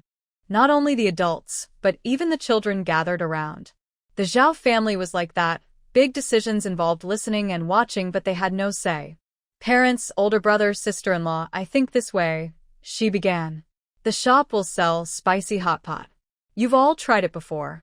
I've also tested the market in the county town, and people are very receptive. Making hot pot is very convenient. It doesn't require special ingredients. Just prepare the broth in advance, and the bone broth must keep boiling. Winter is coming soon and it's cold. Everyone wants to eat something warm. Hot pot is new and has a unique flavor, so I think the business will do well. She took a sip of water and looked at everyone, especially lingering on the children behind her. Our children are obedient and sensible. Instead of wasting time here, it's better to go to a bigger school. The shop across the street is Banyun Middle School. As soon as Ning Kaixian finished speaking, old Zhao's expression changed when he looked at her. Children are the future of a family. Their children are smart and perform well academically. Kai Xian was giving the children a better space. Will Mingi go to Banyan Middle School in the future? Lu Tsuehua looked at the children with some reluctance. The children, who had just started elementary school and been around her all this time, would eventually leave one day. Who said that? Ning Kaixian looked at her sister-in-law with a mischievous smile. I plan to take Ming Rue to middle school first. I understand Ming Rue's middle school. Not to mention the school's facilities, but the teaching staff is somewhat weak. Standing at the bottom of the mountain and at the top, you see different things. The people around you and the motivation to work hard are also different. She looked at Ming Rue. He is very smart and understands many things quickly. When she was teaching Ming Rue, she found that many teachers stick to old ways. She introduced new methods, and although the process was correct, the teachers said it was wrong. You just need to try it yourself to see if it's right. But the teachers insist on their way, believing theirs is the only correct method. They think all other methods are wrong. That is why Ning Kaiwei decided to take her child to the county town. Forget Minghui. He is already in 7th grade, and he also wants to join the army, so. Lu Tsuehua's words were cut off by Ning Kaiwei. Sister-in-law. She just called out and shook her head in disagreement. I never see myself as an outsider, but sister-in-law treats me like one. Lu Tsuehua quickly spoke, looking a bit anxious. Kaiwei, I am not. She doesn't see Kaiwei as an outsider, but her own child has been going to school for a while now. As the sister-in-law, why does she look so worried? Sister-in-law, we can only do as much as we can for the children. How far they go depends on their own abilities. Ning Kaiwei looked at the 3 children. Nian Nian is still young, and Ming Yi just started school. It will be a few years before he can go to middle school. The small elementary school built by several villages has decent teachers. And I am just helping by providing a house. Our family just sells food. Wherever the children are, they need to eat. Ning Kaiwei smiled and comforted her. Sister-in-law, I want to hire you to work for me in the county town. They opened a shop there, and everything at home will be moved to the county. It takes at least an hour and a half for Ning Kaiwei to walk from her village to the town. If the road is difficult or if it's windy and rainy, it could take 2 hours. Now that she has a shop, she still wants to keep making pastries, earning dozens of yuan every day. Malatang, spicy hot pot, is simple and convenient, just needing one person to watch the shop. This way, sister-in-law can also take care of Ming Rue and feel more at ease. But our family. Lu Tsuehua also hesitated, worried that Kaiwei might be too busy. With the new shop busy, how can she manage without family help? Since the family has all left, what will happen to the children and the elderly? Our home doesn't need you. The old lady looked at her 2 daughters-in-law and was completely satisfied. I'm not old enough to stop cooking yet.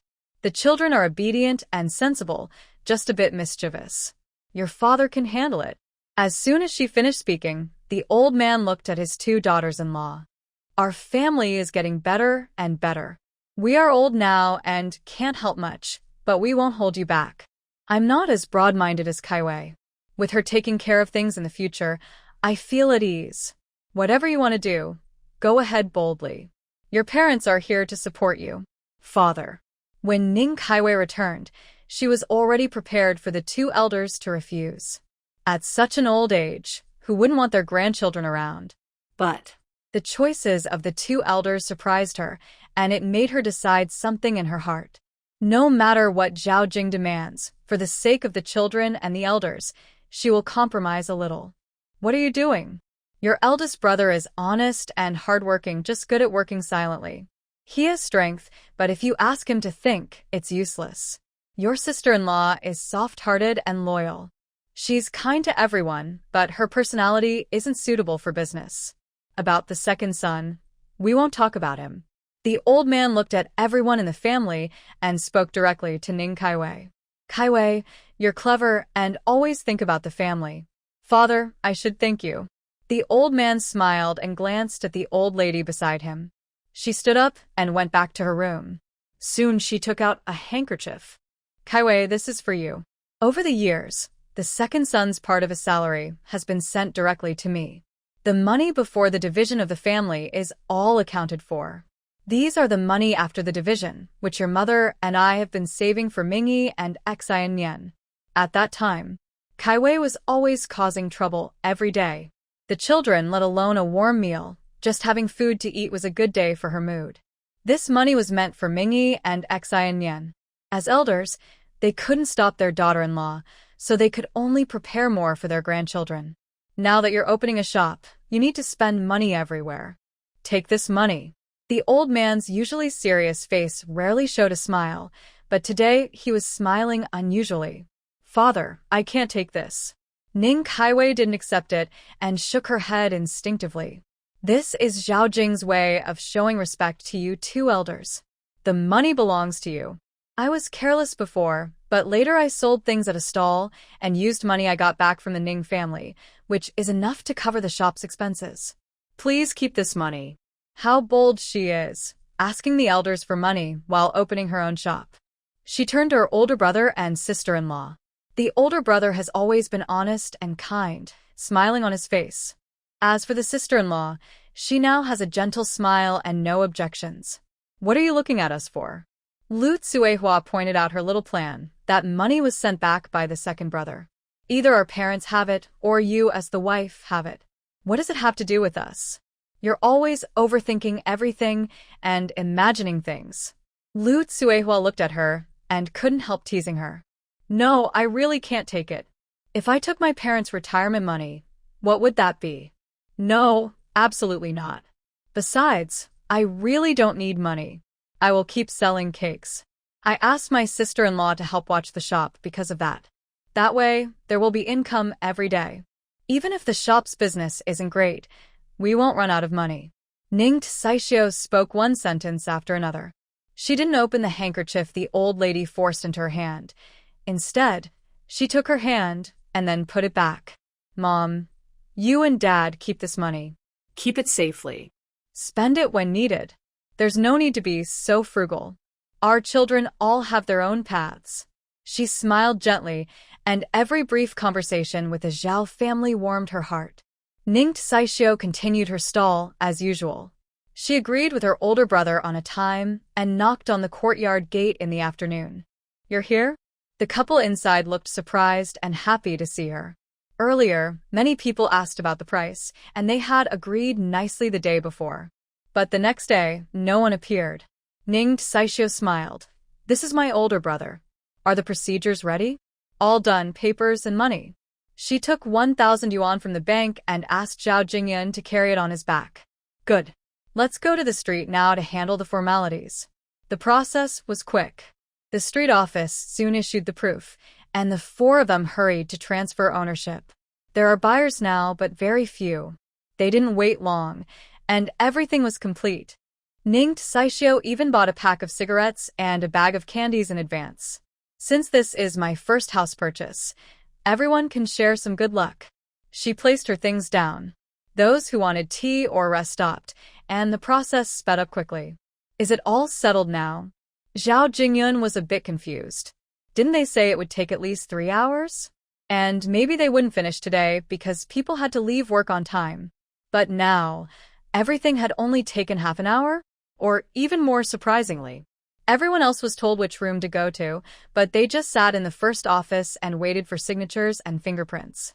The house deed after the name change was simply handed over to them. Yes, I have the house deed now. Ning Kaiwei also sighed in relief. Without the deed, who knew what unexpected problems might have arisen? Finishing the paperwork early meant the shop and yard belonged to her. Girl, just go change the locks now. Our things were moved to another place earlier. Now that the house has gone through the formalities, I feel at ease. Especially since the 1,000 yuan was now in his bag. Yes, girl, there are only 2 old clothes inside. I'll take them away soon. Just change the locks directly, and we'll be at ease. The woman quickly agreed after hearing the man's words. They had already started packing to sell the shop and yard. The belongings had been moved to relatives' house a few days ago. Actually, there wasn't much, just some clothes. They were going south and could only bring a few things. Alright, I brought the locks. I might as well take my older brother to have a look. Zhao Jingyan looked at Ning Kaiwei and suddenly felt that his sister-in-law was quite impressive. She had thought of everything. They arrived at the shop. Ning Kaiwei showed Zhao Jingyan around. The stove was very clean, and the tables, chairs, pots, and bowls were all left behind. Brother, I might need to trouble you. Find a few capable workers from the village. I need to make some changes here. The walls here need to be taken down and turned into an open space. Originally, the shop had 4 rooms, with the kitchen at the back and 3 front rooms for dining. Ning Kaiwei planned to knock down the 2 walls, so the space would be much brighter and larger. At least 4 more tables could be added. The kitchen also needs to be changed. I want to remove part of the wall and hang small curtains on top. People outside can see the cooking and those inside can see outside too. Ning Kaiwei pointed to different parts of the shop, explaining her plans one by one. Money, after all, is earned by whoever works for it. Last time, villagers helped her go to Ning's house, whether for a meal or to lend a hand. She didn't mind. But since they were from her own village, if they didn't mind traveling far and were willing to go to the county town, she was happy for them to earn money. The walls are all painted white, and later I will draw some designs on them. Over there, we need a large stove to cook bone soup, and here we will use a coal stove. The spicy hot pot shop is her first store, and many things need special arrangements. Zhao Jingyan didn't speak. He just kept her words in his mind. He couldn't help but wonder how Ning Kaiwei's mind works. Is this change really going to work? He hasn't seen any shop that matches what Kaiwei described. That's about all for now. Let's go see the yard behind. Ning Kaiwei smilet. There are many small details that can't be arranged in just a day or 2. Such a big yard? When Zhao Jingyan knocked on the door earlier, he didn't dare look inside. Now, seeing the large yard and the surrounding houses, he felt a bit surprised. All the furniture is still here. Just tidy up a bit, and we should be able to move in.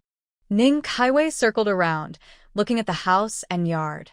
There wasn't much that needed changing. Big brother, let's go back to the village. When Ning Kaiwei tried to push the cart, Zhao Jingyan quickly went over. You ride the bike and I'll push the cart. I've been used to pushing it for a long time. It's not tiring. Before she finished speaking, Zhao Jingyan looked at her. If your sister-in-law finds out I rode the bike back and you push the cart, she'd scold us. Please, big brother. She didn't expect that her big brother had such a personality. Usually, her big brother didn't say much, and they rarely saw how the couple got along. She didn't expect him to have this side. Well, okay. That's the middle school in Banyun County, right across the street. Ning Kaiwei pointed. From the look of the shop now, it seems the land might be a little remote. But since China's economy just started to recover and is developing quickly, the shops around middle and high schools are very valuable. It's just not the right time yet. So close. Yesterday, Kaiwei said it was close, but she didn't expect it to be this close. People from their village usually go straight to the city to buy things. No matter how they go around, they can't reach this area. Did you buy everything? Today, besides the kids going to school, everyone stayed at home. No one went out. The old man, who usually works in the fields, also took a rare day off today. They were just waiting for the 2 of them to return. Yes, here are the property deeds. Ning Kaiwei took 2 pieces of paper, one for the shop and one for the yard. Along with the deeds, there are layout plans and house structures containing a lot of information. Okay. The old man looked at the property deed, said only a few words of approval, then handed it to Ning Kaixian. This is yours. Keep it safe. Don't take it out again. This shop and the yard have nothing to do with the Zhao family. They're all yours now. Do you understand? While Zhao Laoyu was speaking, Zhao Jingyun and Lu Tsuehua were nearby. His words were meant for the whole family. It's not about having too few, but about fairness. People are like that. Kaixian is smart with money, so she won't have to worry about the future. But if the eldest family follows her well, she won't treat them unfairly. If they have any little schemes, Saishuan's personality won't let them get away with it. It's better to clear things up now. Mother and father, we understand. It wasn't Zhao Jingyan who spoke, but Lu Tsuehua. I'm happier when Kaixian is doing well. Who would have thought that our children could go to the county school? That's a privilege only city kids get. But now, it looks like Mingrui can go to school too. She has never been a foolish person. When Kaixin is well, the children are well. How could her life be bad in the future? And she knows Kaixin better than anyone else. When Kaixin is good, the Zhao family is good, and we are good. Lu Tsuehua made her final summary. Zhao Jingyun stood up. I need to go to the village to find someone. The shop and yard need repairs. Just heat up the dinner for me tonight. I'll go ask Wang Zhuzi first. The weather now signals an early harvest. It's a quiet farming time, and in a few days, the harvest will begin. Before that, they want to finish their work. The whole family started moving. Ning Kaixin sells pancakes at her stall every morning and spends the afternoons moving things. Mingrui has already asked about transferring schools, but he needs to take a test first. If his scores aren't good enough, Ban Yun won't accept him to improve the school's ranking. Second aunt, I'm a little nervous. Zhao Mingrui looked at his second aunt, sweating in his palms. This is Ban Yun Middle School, the best middle school in the county. He never imagined he would get into such a school one day. Ning Kaixin watched his tense face, tight lips, and clenched fists, and saw that he was really nervous. Isn't feeling nervous normal? Second aunt was nervous when she first set up her stall, worried the pancakes wouldn't sell, worried about losing money. But nerves are just emotions. We don't have to fight them. Whether nervous or not, we still have to do what needs to be done. Either you pass or you stay and study more, she said softly. It's not a big deal. Ning Tsaiwei's gentle smile and calm tone made it seem like she wasn't treating this as a serious matter. Zhao Mingrui looked up with confusion. His mother was scared, and she had said she would go with him to the exam, but now she wasn't coming. But what his second aunt just said. If I don't pass, won't she be disappointed? His mother had told him that his second aunt was thinking about his future. If he didn't pass, she would be sad. Lately, his mother had been giving him advice every day, and his ears were almost sore from listening. But he also knew the truth. If his second aunt hadn't bought the shop and the courtyard, he wouldn't even have a chance to take the exam. It was her help that made this opportunity possible. Disappointed? Ning Kaiwei turned her head and looked at Zhao Mingrui, who was shorter than her. She smiled lightly, but shook her head. No, grades don't define a person. A person with poor grades isn't necessarily bad, not in character or values. Maybe they just aren't good at studying. After she said this, she added, but being good at studying at least shows one thing, that the person is determined. I know textbooks can be boring, and sitting in class can be uncomfortable. But some students overcome those difficulties. If they can do it, maybe they can handle other challenges in the future. Her words seemed to come from a different perspective. Zhao Mingrui lowered his head, walking and thinking about what his second aunt had said. He even forgot his earlier nervousness. He was going to be a soldier. If he couldn't overcome these difficulties, how would he fight with a gun? How would he go to the battlefield? He, from the Zhao family, would never be a coward or a deserter. It was just studying. His grades weren't the top, but he was among the top few. It was just a local school. How could he be considered unimportant? Second aunt, I will pass the exam, the boy said with firm determination. Ning Kaiwei didn't ruffle his hair. She saw that he was starting to show some strength.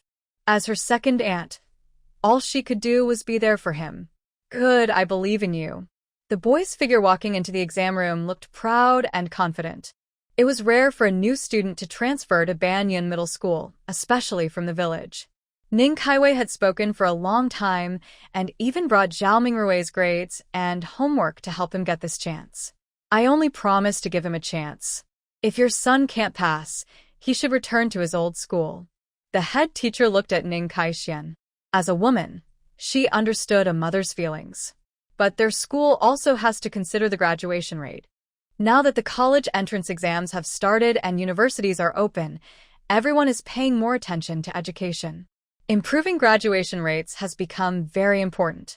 She couldn't ignore the school's needs just because she felt sorry. That's not my son. But he can do it. Ning Kaixin stood outside the window, watching the child inside carefully answer the questions. He looked serious, not as simple as his older brother, but a bit clever and lively. Not your son? This time the head teacher was truly surprised. His eyes shifted from the room to Ning Kaixin. She had doubted before, but for the child's sake, she had gone to great lengths.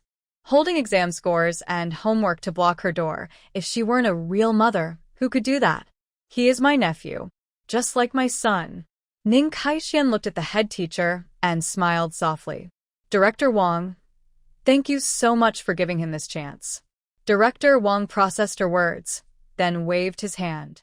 No need to thank me. If his grades are poor, I can't keep him. But if he's doing well, that's thanks to you. Ning Kaixian smiled and said nothing more, looking inside the room. Zhao Mingrui looked at the test paper and then handed it in. Do you want to go to the bathroom? Or take a break and answer another question? Today was Saturday. Several teachers gathered here just to give one student an exam. Everyone was a bit impatient, but they didn't show it in front of Zhao Mingrui. No need, I'll continue. Zhao Mingrui smiled and stretched out his hands, ready to take the second test paper. At that moment, wait the minute. An older male teacher looked at the test paper and suddenly called a halt. Explain this question to me. Different processes, different methods, but the final result was the same.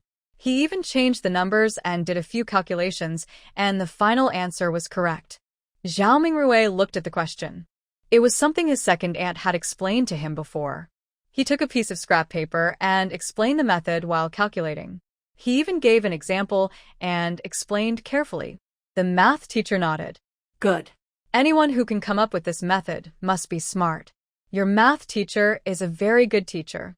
Who would have thought there are such excellent teachers in the village? The teacher's reflections were not yet finished when Zhao Mingrui pointed outside the window. It's not the teacher, it's my second aunt. She taught me this method. As for his math teacher, she had already said that this method wouldn't work. As long as they didn't use her way, all other methods were wrong. But he didn't say anything.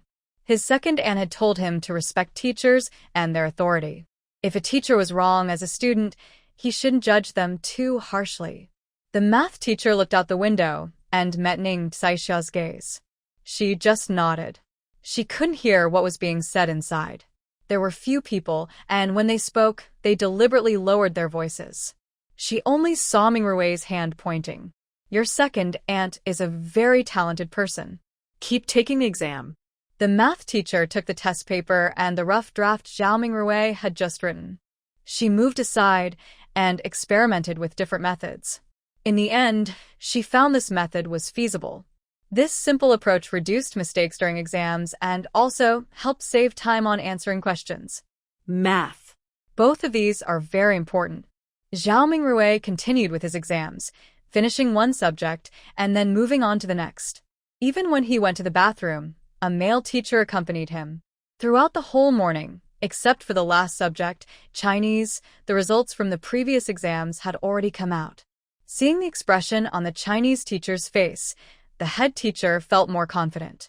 How did it go? Director Wang asked softly as he watched Teacher Gu come out. Teacher Gu was the math teacher and also the main teacher responsible for the first year. I'm taking this student, he said directly, without mentioning the scores. After speaking, he walked up to Ning Xiaoxia. Comrade, your problem-solving method is very good, with potential for reference and extension. I want to submit it, along with Zhao Mingrui's work, to the math column of Qingbei. Our China needs this kind of innovation. Education also needs reform. Strong children mean a strong future for China. Teacher Gu looked at Ning Xiaoxia, ignoring her worn-out clothes and rough hands. The way she approached the problem was enough to earn respect. Submitting is a good idea, but using a pseudonym? Let's forget it. I'm just a woman. Having a name in the academic world isn't very useful to me. As for Mingrui, becoming famous at a young age might not be a good thing. Her faint smile showed no sign of thought. She simply refused. Teacher Gu paused. Not only ordinary people, but even those in academia or education departments, all seek fame through newspapers. It's not as good as a woman's insight. Okay, but I will keep a good draft. When needed, I can always prove it for you. Ning Kaiwai smiled softly and responded gently, all right, thank you, Teacher Gu. She was truly happy for Mingrui. He had found a good teacher. And Teacher Gu, how could he not be happy too? Second aunt, Zhao Mingrui came out and obediently stood beside Ning Kaiwei, showing respect in his eyes and expression. Whether second aunt is a wise person from outside the world no longer matters. In his heart, second aunt is the most admirable person. In the past, his idols were his grandfather and second uncle. They protected the home and country, fought bravely on the battlefield. But now, He still wants to be a soldier because second aunt once said, "Only with a country can there be a home." My Mingrui is really impressive. When we get home, I'll make spicy hot pot for you, Ning Kaiwei praised without hesitation. The teachers around looked a bit embarrassed. Nowadays, teachers and parents believe in strict discipline. They had never heard of praising children like this before. Teachers, my family is right across from the school. This is homemade spicy hot pot. Everyone try it. If you like it in the future, you'll have to pay. Ning Kaiwei took out 4 lunchboxes from her bag, some spicy, some not, with garlic and without garlic. Each box was clearly labeled because everyone has different tastes. All right, we've accepted the students, and we've also accepted this spicy hot pot. If it's good, I'll definitely come to your shop to eat in the future. Teacher Gu was in a good mood. Usually a very upright person. Today, he surprisingly agreed on behalf of everyone. Then we'll head back now. We need to tell our families the good news. Zhao Mingrui bowed and said, "Goodbye, teacher." Then he looked at his second aunt waiting for him, smiled like a child, and left the school with her. "Are you nervous about the exam?" Ning Kaiwei asked. To her surprise, Zhao Mingrui shook his head. "During the exam, I was so nervous I forgot I was nervous." "Very good. How was it?" "How was it?" Lu Tsuehua wiped her hands, looking anxious. She was always nervous about Mingrui's exam performance. "Sister-in-law, let your son speak for himself. I'm going to make fish balls and beef balls." Ning Kaiwei waved her hand and went into the kitchen. The shop hadn't opened yet, but the shelves were already set up. Each shelf had space for a basin. On the wall, Ning Kaiwei had drawn pictures with 4 children. All the thoughts in my mind are marked with 2 small palm prints. The ground is paved with red bricks and the tables and chairs have been repainted. 2 walls blocking the light have been removed, making the room spacious and bright. Really? Did you pass the exam? That's great. While Ning Kaiwei was making fish meatballs, she heard her sister-in-law's voice and couldn't help but smile. Her sister-in-law is kind to her, and the Zhao family treats her well. She also wants to be good to the Zhao family. Her previous thoughts of separation are probably over, but she can let Zhao Jing stay. Anyway, he's in the army. If he can't come back, then don't come back. A marriage certificate is optional. She doesn't want to get married anyway. That person isn't Zhao Jing, and it won't be anyone else. "Big sister, we're here to help." Wen Yuan pulled Wang Huihui and ran inside from outside. Seeing the changes inside, she widened her eyes. "Wait, am I in the wrong place? Is this still that dark noodle shop?" The inside of the house is clean and tidy. Everything is in order. Did I walk into the wrong place? Stop joking, come in. Ning Kaiwei came out from behind and looked at the 2 girls, smiling. "This is my sister-in-law. just call her Tsuehua Jie. This is my nephew, Mingrui." Tsuehua Jie and Mingrui, nephew. Wen Yuan and Wang Huihui obediently responded. Lu Tsuehua looked at the 2 girls. Their clothes and accessories were unfamiliar in the village. "These 2 girls are so beautiful, just looking at them makes me happy." Lu Tsuehua's first thought was the same as Ning Kaiwei's, and she also thought of Xian Yan. In the future, her own Xian Yan will also be so beautiful. "Big sister, it's been almost half a month. I've been waiting and waiting, but I can't wait anymore. When will you open for business?" She almost forgot the taste of spicy hot pot. Just mentioning it makes her saliva flow. Ning Kaiwei looked at her craving. "We will open tomorrow. Today we are preparing ingredients. You just happened to come at the right time." This girl asks every day. Whenever they meet, her first question is always, "When will you open?" It's been half a month, and her ears are almost calloused from listening. "Finally, my wait is over." Wen Yuan raised her hands excitedly. Mingrui's lips moved, but since the guest was here, He decided to keep working. But this older sister looks much older than him, yet she seems so childish. Sigh. His second, Anne, is really pitiful. She has 4 children to spoil at home, and also has to please the older sister outside. Get to work. Don't forget what you're here for. Wang Huihui brought over an apron and handed it directly to Wen Yuan. She was already wearing one herself. Ning Kaiwei specially chose the fabric and asked a skilled woman in the village to make 100 aprons. Everyone in the village thought she was crazy. Such nice fabric and aprons with brown and yellow patches. Why not just make clothes? Who in the village even uses aprons? But Ning Kaiwei not only made aprons, but also made 100 at once. People in the city like to stay clean. Spicy hot pot has red oil and noodles, and it's easy to get messy while eating. We're in the service industry. We need to think about the customers so our business can last long. Although she now had full control in the Zhao family, since the old master and old lady didn't say much about business, she still explained carefully because a harmonious family brings prosperity. This apron looks really nice. After Wen Yuan put it on, she didn't feel ugly at all. Instead, she looked a little cute. The brown and yellow patchwork made her look like a little bear, with the main color being brown and the ears in bright yellow. Everyone can take one during meals. After eating, just put it back, Ning Kaiwei said with a smile, making sure to remind her. Wen Yuan was confused. Huh? Do we need aprons to eat? Wang Huihui quickly understood and brightened up. Good idea. Both girls' families didn't cook at home and had never done chores there. Here, they helped wipe dishes, scrub, and tidy up.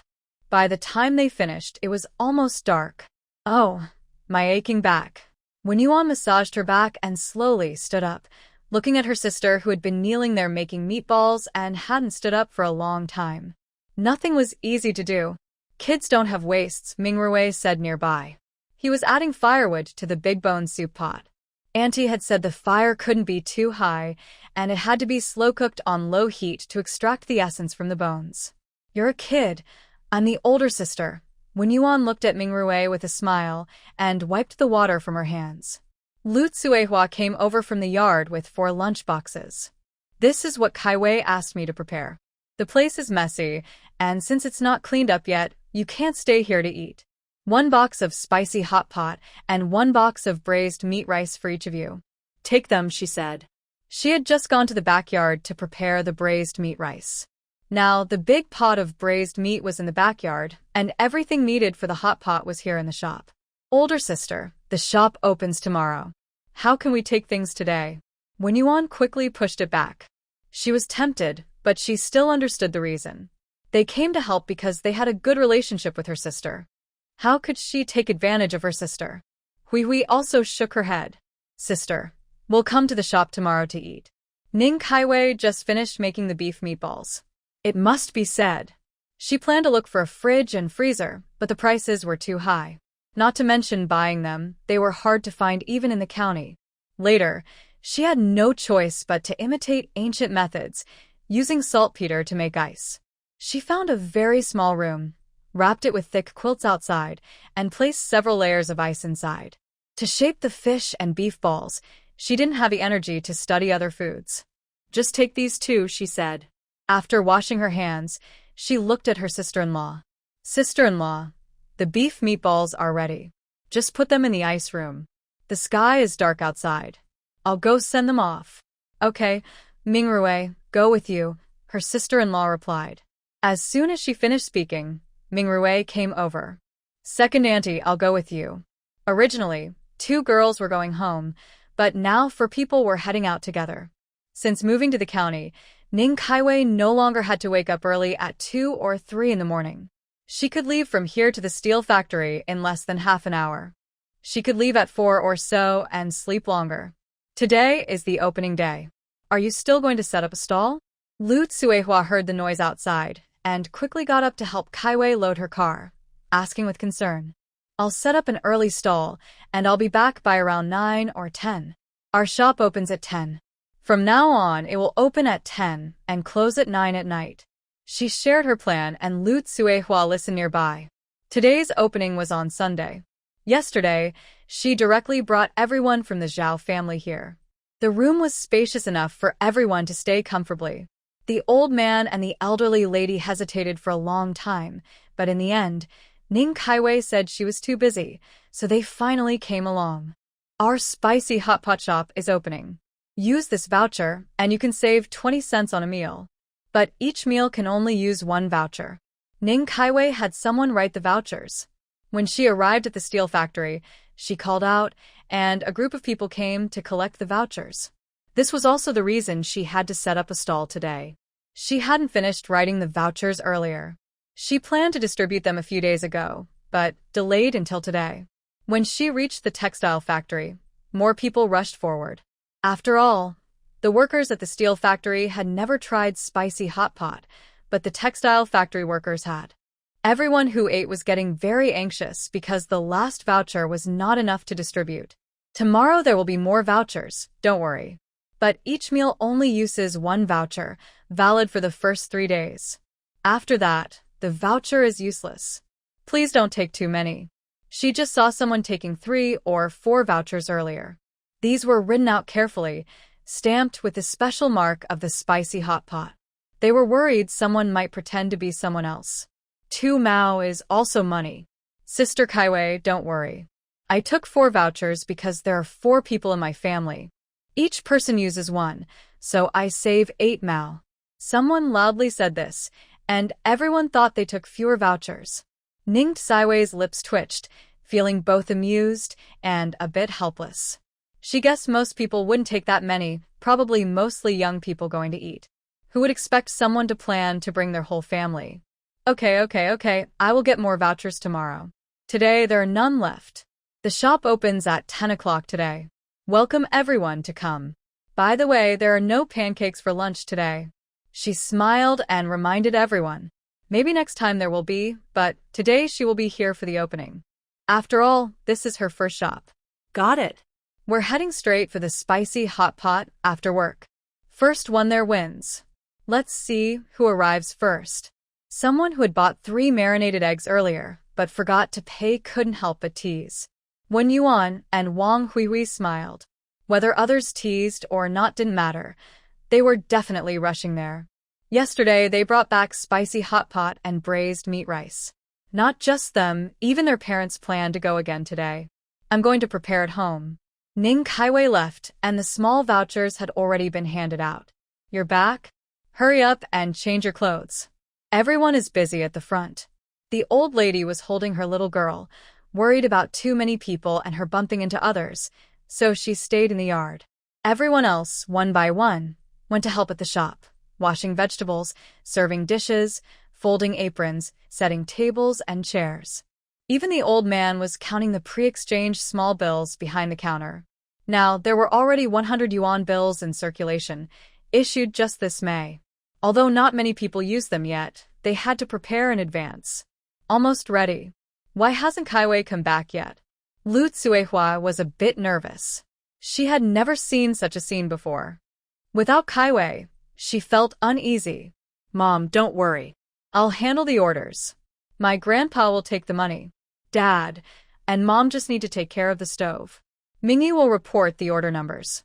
The old man looked at Ming Rui and suddenly realized that his grandson, whom he hadn't seen for just half a month, had grown up suddenly. He felt confident and knew what to do. It was a good sign. Ning Kaiwei entered through the back door, watching everyone busy with their tasks. Wasn't she the one who folded the apron last night? And weren't all the stools arranged yesterday evening? All right. The family was all nervous. In the past, when they discussed deals worth millions, she wasn't nervous. Today, though, it wasn't nervousness, but a feeling of excitement. Just like a tall building rising from the ground, she had taken the first step. The Zhao family didn't know that all the money she used to buy the yard and do business was earned bit by bit from her market stall. The money she got back from Ming's family, she put into the bank. After all, she planned to divorce Zhao Jingmian. She could raise the children, earn money, and walk her own path. She didn't need his small contributions. Kaiwei, you're here? The group, who had been tense just now, all relaxed upon seeing Ning Kaiwei. The apron was no longer being folded, and the people who had been arranging the stools for the 800th time now stood properly. The bowls, which had been moved back and forth from one side to the other, finally stopped. No need to be nervous. Our shop is open for business. We don't cheat or deceive. The ingredients and hygiene are guaranteed. There's nothing to worry about. Are the small gifts ready? Ning Kaiwei looked at Mingi nearby. Mingi carried a cloth bag and nodded at her. Mom, everything is ready. The small gifts were simple, hairbands and vouchers. Women received hairbands, men received vouchers. They weren't expensive, but they showed sincerity. At 10 o'clock, Ning Kaiwei opened the door.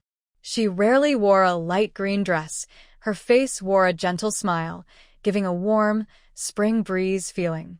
Matching the overall style of the shop and the fresh green vegetables, she looked like a butterfly, dancing gracefully with every step.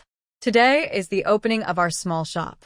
Over the past few days, neighbors have learned that our vegetables and meat are fresh. Anyone who dines here within the first 3 days will receive a bowl of cooling tea. After 3 days, cooling tea will cost 1 dime a bowl. Ning Kaiwei looked at the crowd gathered around, without a hint of fear, standing proudly. Mingrui, Manhwa, Mingi, Xi and Yen, bring the red silk. The old lady had just carried Xi and Yen over, but she didn't dare put her down. This little girl was restless. Once she was put down, it was hard to catch her again. Now there are many people and many things. If someone bumps into something, the whole family feels sad. Yes. 3 boys, Mingrui, Manhwa, and Mingi, stand to the side. Mingi takes his sister from Grandma's arms and stands on the other side. The little girl hears her brother's voices and raises her small fists, saying yes, yes, yes. Her cute, adorable face makes everyone around smile kindly. Pull the red cloth. After Ning Saishua's words, the 4 children all drop the red cloth, revealing the sign underneath. The sign is made of wood, with 4 big characters clearly written, 4 treasures, spicy hot pot. The 4 treasures refers to the 4 children, 3 boys and 1 girl, whose names are known, and everyone understands the meaning. Firecrackers and drums create a lively atmosphere. The red paper from the firecrackers symbolizes good luck and prosperity. Open the door to welcome guests. Ning Saishua shouts again, and Minghua and Mingi have already opened the door. Everyone looks at the clean main hall and the red brick floor. The walls are decorated with fun, childlike drawings, making the shop feel warm and friendly. Second Aunt Mingrui, I brought Xiao Tiao. You can't keep me outside the door. The visitor is Director Wang from Banyun Middle School. Standing behind her are a few teachers she has met before, including Teacher Gu. Not at all. You're very welcome. Please come in. But soon, a problem arises inside the shop. After Mingrui finishes the order form, the next step is to pay and get a number. But in this era, besides state-run restaurants, who pays first? Why pay first? Exactly. Are you worried we can't afford it? Some people become unhappy. They come happily but have to pay first. Who would be happy about that? Ning Saishue slowly walks into the shop. She looks at the few people who just spoke. They are dressed nicely and don't seem like troublemakers. People like this care about their reputation. Miss, you're mistaken. Everyone looks at her with a gentle smile and calm demeanor, making her seem more than an ordinary person. I'd like to hear where I'm wrong. The person who first spoke looks at Ning Saishue with curiosity. She glances at the crowded room, where some are in line, some are familiar, some are not. Wherever there is space, she asks, is anyone here? Can we share a table? Miss, please look at the people in the shop. Let's look at the workers again. How many are there? First, pay the money, get a number, and pick up your food. Of course, not because we're afraid people won't pay, nor because they can't afford to eat. Not to mention my sister's Grace, with my small business, who can't afford to eat. She spoke softly while smiling gently. I'm worried that we might get too busy and forget who ordered what, ending up charging more than we should. That would make me uneasy. Everyone watching the scene nodded unknowingly. But no one realized that from the start, Ning Kai-Xian was leading their thoughts. The person who was unhappy earlier looked at Ning Kai-xian with admiration. All right, you're right. No point arguing more. I might be causing trouble. But She looked at the room, already full, with a slight smile. You should find me a seat. You didn't say so beforehand, and I took a number that's at the front. Ning Kai-xian raised her eyebrows and then took her to the vegetable section. There were all kinds of vegetables: lettuce, cilantro, bok choy, oat greens, cabbage hearts. In the middle, there were rice noodles, kelp strips, kelp slices, carrot slices, potato slices, winter melon slices. At the very center, there were fish balls and beef balls. On either side of the balls, there was pork head meat, fried eggs, braised eggs, and soaked mushrooms. 3 layers, top, middle, and bottom, were packed full. Whenever a dish ran out, someone would replace the bowl and bring a full one. Feel free to choose, sister. I will arrange everything. Ning Kai-xian nodded to the old man collecting money, watching her handle things smoothly and explain to the customers clearly. Everyone was satisfied. Her words achieved her goal and made the customers feel comfortable. Best wishes for your business to flourish, everything goes smoothly, and wealth to flow in. May you have many treasures and blessings. Just as everyone was enjoying their meal, a firecracker sound rang out outside. A few people came in, led by Aunt Lu at the front. Behind the elderly lady was Feng Xiyun, and behind Feng Xiyun was Lu Laoba. On the other side, there were Old 3 and Old 6 standing. Young lady, your business is thriving. You didn't even tell us about the opening. It feels a bit distant. Old 3 Zhao stepped in, clasped his hands with a smile. At this moment, many elderly people gathered in the hall stood up to join the cheer. Some people, after wiping their eyes, looked at the person standing at the front. Their lips trembled unconsciously, their mouths opened but no sound came out. Grandpa, what's wrong? eat. Grandma, why are you standing up? Isn't it delicious? Stand up. At this moment, all the elders with younger family members in the house shouted angrily. The young ones didn't understand what was wrong with their grandpa or grandma. They were the cherished family members at home, but outside, they were made to stand and be scolded? But this wasn't an isolated case. Besides the young ones who came over, the other elders standing nearby also paused halfway. Everyone, just continue eating. We're here to celebrate, not to cause trouble. The old lady didn't say a word. She simply ignored it. Feng Xiyun, standing beside her, looked at the elders and nodded gently, smiling as she spoke. Why did you come? Amid the puzzled looks from everyone, Ning Kaiwei felt a bit amused and overwhelmed by the scene. She stepped forward and helped the elder's arm. Are you feeling dizzy? The elder had already been discharged from the hospital.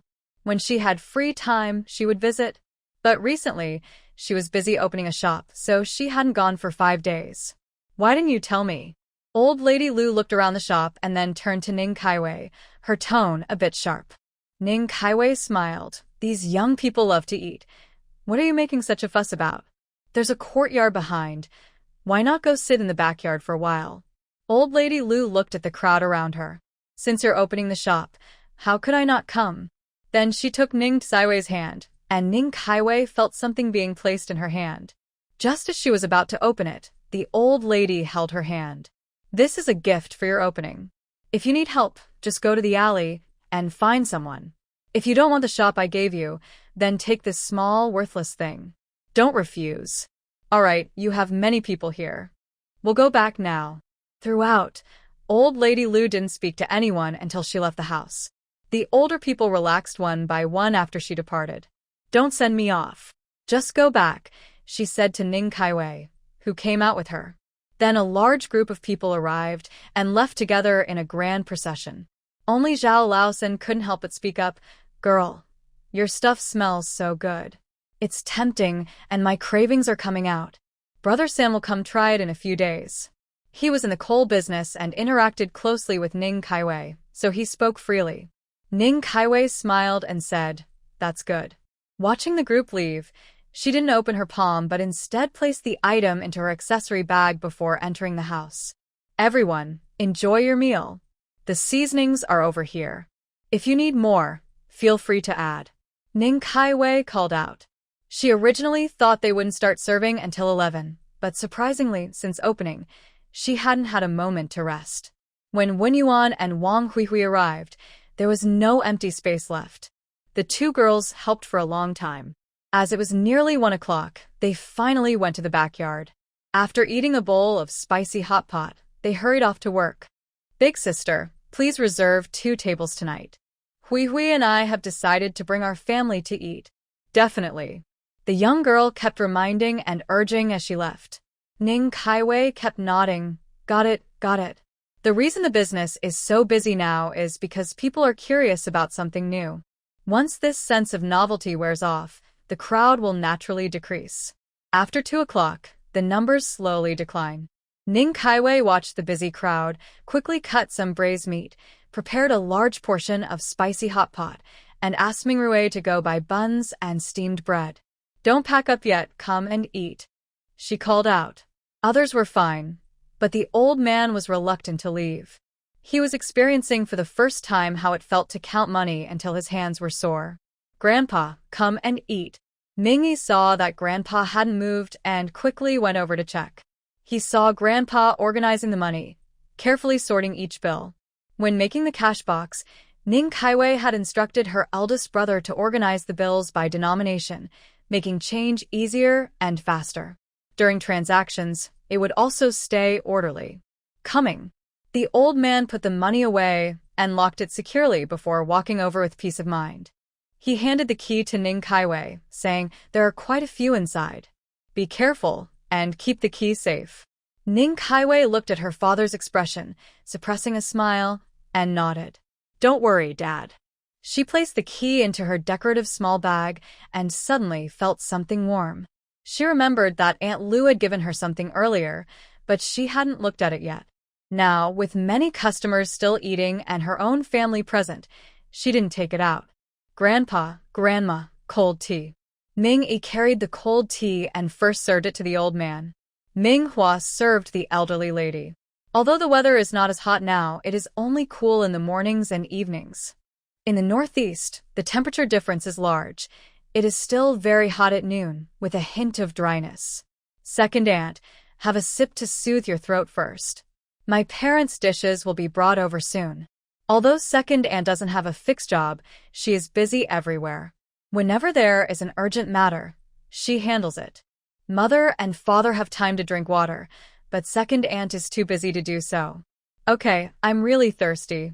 Ning Kaixian said, picked up her bowl, and drank half of it quickly. The herbal tea recipe she developed in her past life helps cool the body and relieves heat. It tastes refreshing and sweet, without the bitterness of tea or the flavor of herbs, but with a hint of licorice sweetness. However, it shouldn't be drunk in excess because it is too cold. Let's eat quickly, then tidy up. It's getting late, and there aren't many dishes left. Today, I didn't expect so many people. Lu Tsuehua smiled. She had been busy at the stove, cooking spicy hot pot, which was always her job. At first, she was worried about making a mess, but then she saw that Ning Szechuan strainer had a metal clip on top. The clip was tight, so she could attach the written number directly. Later, they could just follow the numbers on the strainer. Although busy this afternoon, luckily nothing went wrong. Older sister-in-law, you don't need to help clean up. You can go rest in the backyard later. We'll handle the cleaning. You're the head chef. Tonight, you still have to be in charge of cooking. Lu Tsuehua looked at her, wondering what she was saying. Is boiling vegetables in a bone broth pot called being the head chef? She was speechless, yet she didn't blush when she said it. During lunch, no one paid much attention to the details. Everyone just wanted to finish eating quickly and then get back to work. Nian Nian had already fallen asleep. The old lady, you can go rest in the backyard later. We'll handle the cleaning. You're the head chef. The burly older brother washed all the bowls from lunch thoroughly. No one in the family avoided work. Everyone was busy. Big sister, did you leave the table? When Yuan had finished her shift and insisted on bringing her parents over, Ning Kaixian quickly responded, yes, I did. It's been troublesome finding a shop these days. She had wanted to visit earlier, but was afraid others might think she had other intentions. So, she decided to thank everyone through Wen Yuan. Kaixian, I know you. My little girl at home keeps calling me big sister every day. My ears are worn out from her. This child's personality, I, as her mother, know it well. Sorry for the trouble. Ning Kaiwei quickly waved her hand. When Yuan is innocent and lively, and she is well protected, she is doing fine. Come inside quickly. We've reserved a table here. She led the family of 3 to a corner where 2 tables were empty, each with a sign that said reserved. Your decorations are quite unique and interesting. Throughout the room, there were hand-painted lanterns, each holding a red candle. Since it was still daytime, the candles weren't lit, but the creators put some thought into the decorations. It's just for kids playing around. I thought it looked nice, so I hung it up. The lanterns had words from Ming Rue, martial arts manuals from Manhwa, paintings by Mingi, and casual doodles by Nian Nian. Everywhere in the shop showed signs of children's creativity. Nice work. When Yuan Shan nodded in approval. The drawings on the wall and the clever lantern decorations were more eye-catching than their factory's publicity materials. When Yuan, you know the process here. I won't delay anymore. I'll go help now. Although the evening crowd wasn't as large as at noon, every seat was filled. Outside, a tall, broad-shouldered man watched Ning Kaiwei busy working. She seemed to have this lively side, like a butterfly fluttering through the hall in her dress. When Chuan, what's wrong? This new shop just opened. Let's try it out. The smell was so good and fragrant. A young woman looked at the man beside her and blushed shyly. Although her family introduced him, Zhang Wenchuan was very kind. Whatever she wanted to eat, he would buy for her. He remembered everything she said and never argued. With a man like that, what more could she want? Marrying a man is mainly for food and clothing, after all. Zhang Wenchuan looked at the people inside, lingering for a long time before turning away. This place is crowded. Let's eat somewhere else first. When it's less busy, we'll come back. The girl looked around and saw people waiting in line. All right, but it smells so good. Not just the shop, even the surrounding area was filled with the aroma of spicy hot pot. Jiang Wenchuan followed the girl and looked back at the busy people inside. Her face always seemed to carry a smile. Even in heavy rain, with water pouring down on her, she kept smiling. It was as if she never worried or knew what sorrow was. That's fine. He couldn't disturb them, nor was he qualified to do so. When Chuan, what's wrong? Come on. After walking for a while and realizing no one was behind her, the girl called out. Jiang Wenchuan came back to himself and smiled. I'm coming. Sometimes unrealistic ideas should be let go. Why add to the trouble? Later, Wang Huihui also brought her parents. The Wen family and the Wang family have a good relationship, and their children have known each other since they were young. This one is good. When Yuan said it's called fish balls. They are made from minced fish meat, then seasoned and shaped. You all should come more often. Wen Yuan's mother highly recommended the fish balls. The ones just now had all been eaten by her and her daughter. They are fresh and tasty, with a tender texture and a slight chewiness. The flavor is simply amazing. When Yuan Shan took a sip of herbal tea, and his eyes lit up. He thought maybe he could ask if they could deliver it next summer when it gets hot. Wang Huihui finished choosing vegetables with her parents and then came to the table. Why are you so early? She had just arrived, and when Yuan was almost finished eating. When Yuan chuckled, sure, I slipped away early. All her little tricks were used on eating. Wang Huihui shook her head with a smile and didn't say much. Her good friend's personality was clear. Since she found out yesterday that Sister Kaiwei was opening her business, she had been restless all day. This is for you too. Ning Kaiwei brought over a tray with 4 drinks and 2 plates of meat. She specially made red bean milk tea for Wen Yuan and Wang Huihui. She cooked the red beans until midnight yesterday and kept them in the fridge afterward. Her red bean milk tea isn't sold to the public, only given to friends. Then she brought 2 cups of jujube milk and placed them in front of the 2 mothers. The red dates, a little brown sugar, and milk combined, giving a fragrant aroma of dates and a rich, creamy taste of milk. This is for the 2 lovely mothers. As for the serious fathers, she added, they shouldn't be left out. 2 plates of pig head meat were placed directly on the table. Big sister, I love you even more. Such great love. When Yuan ignored everything and hugged Ning Kaiwei around the waist. Ning Kaiwei was both amused and helpless, patting her on the forehead. How old are you? Go ahead and try it. The mothers from both families exchanged glances, and even the men shared a look. It had to be said, Ning Kaiwei was not an ordinary person. However, what mattered more to them was that Ning Kaiwei had no hidden agenda. She simply cared for the 2 young girls. Genuine kindness is truly rare and valuable. Count the money, count the money.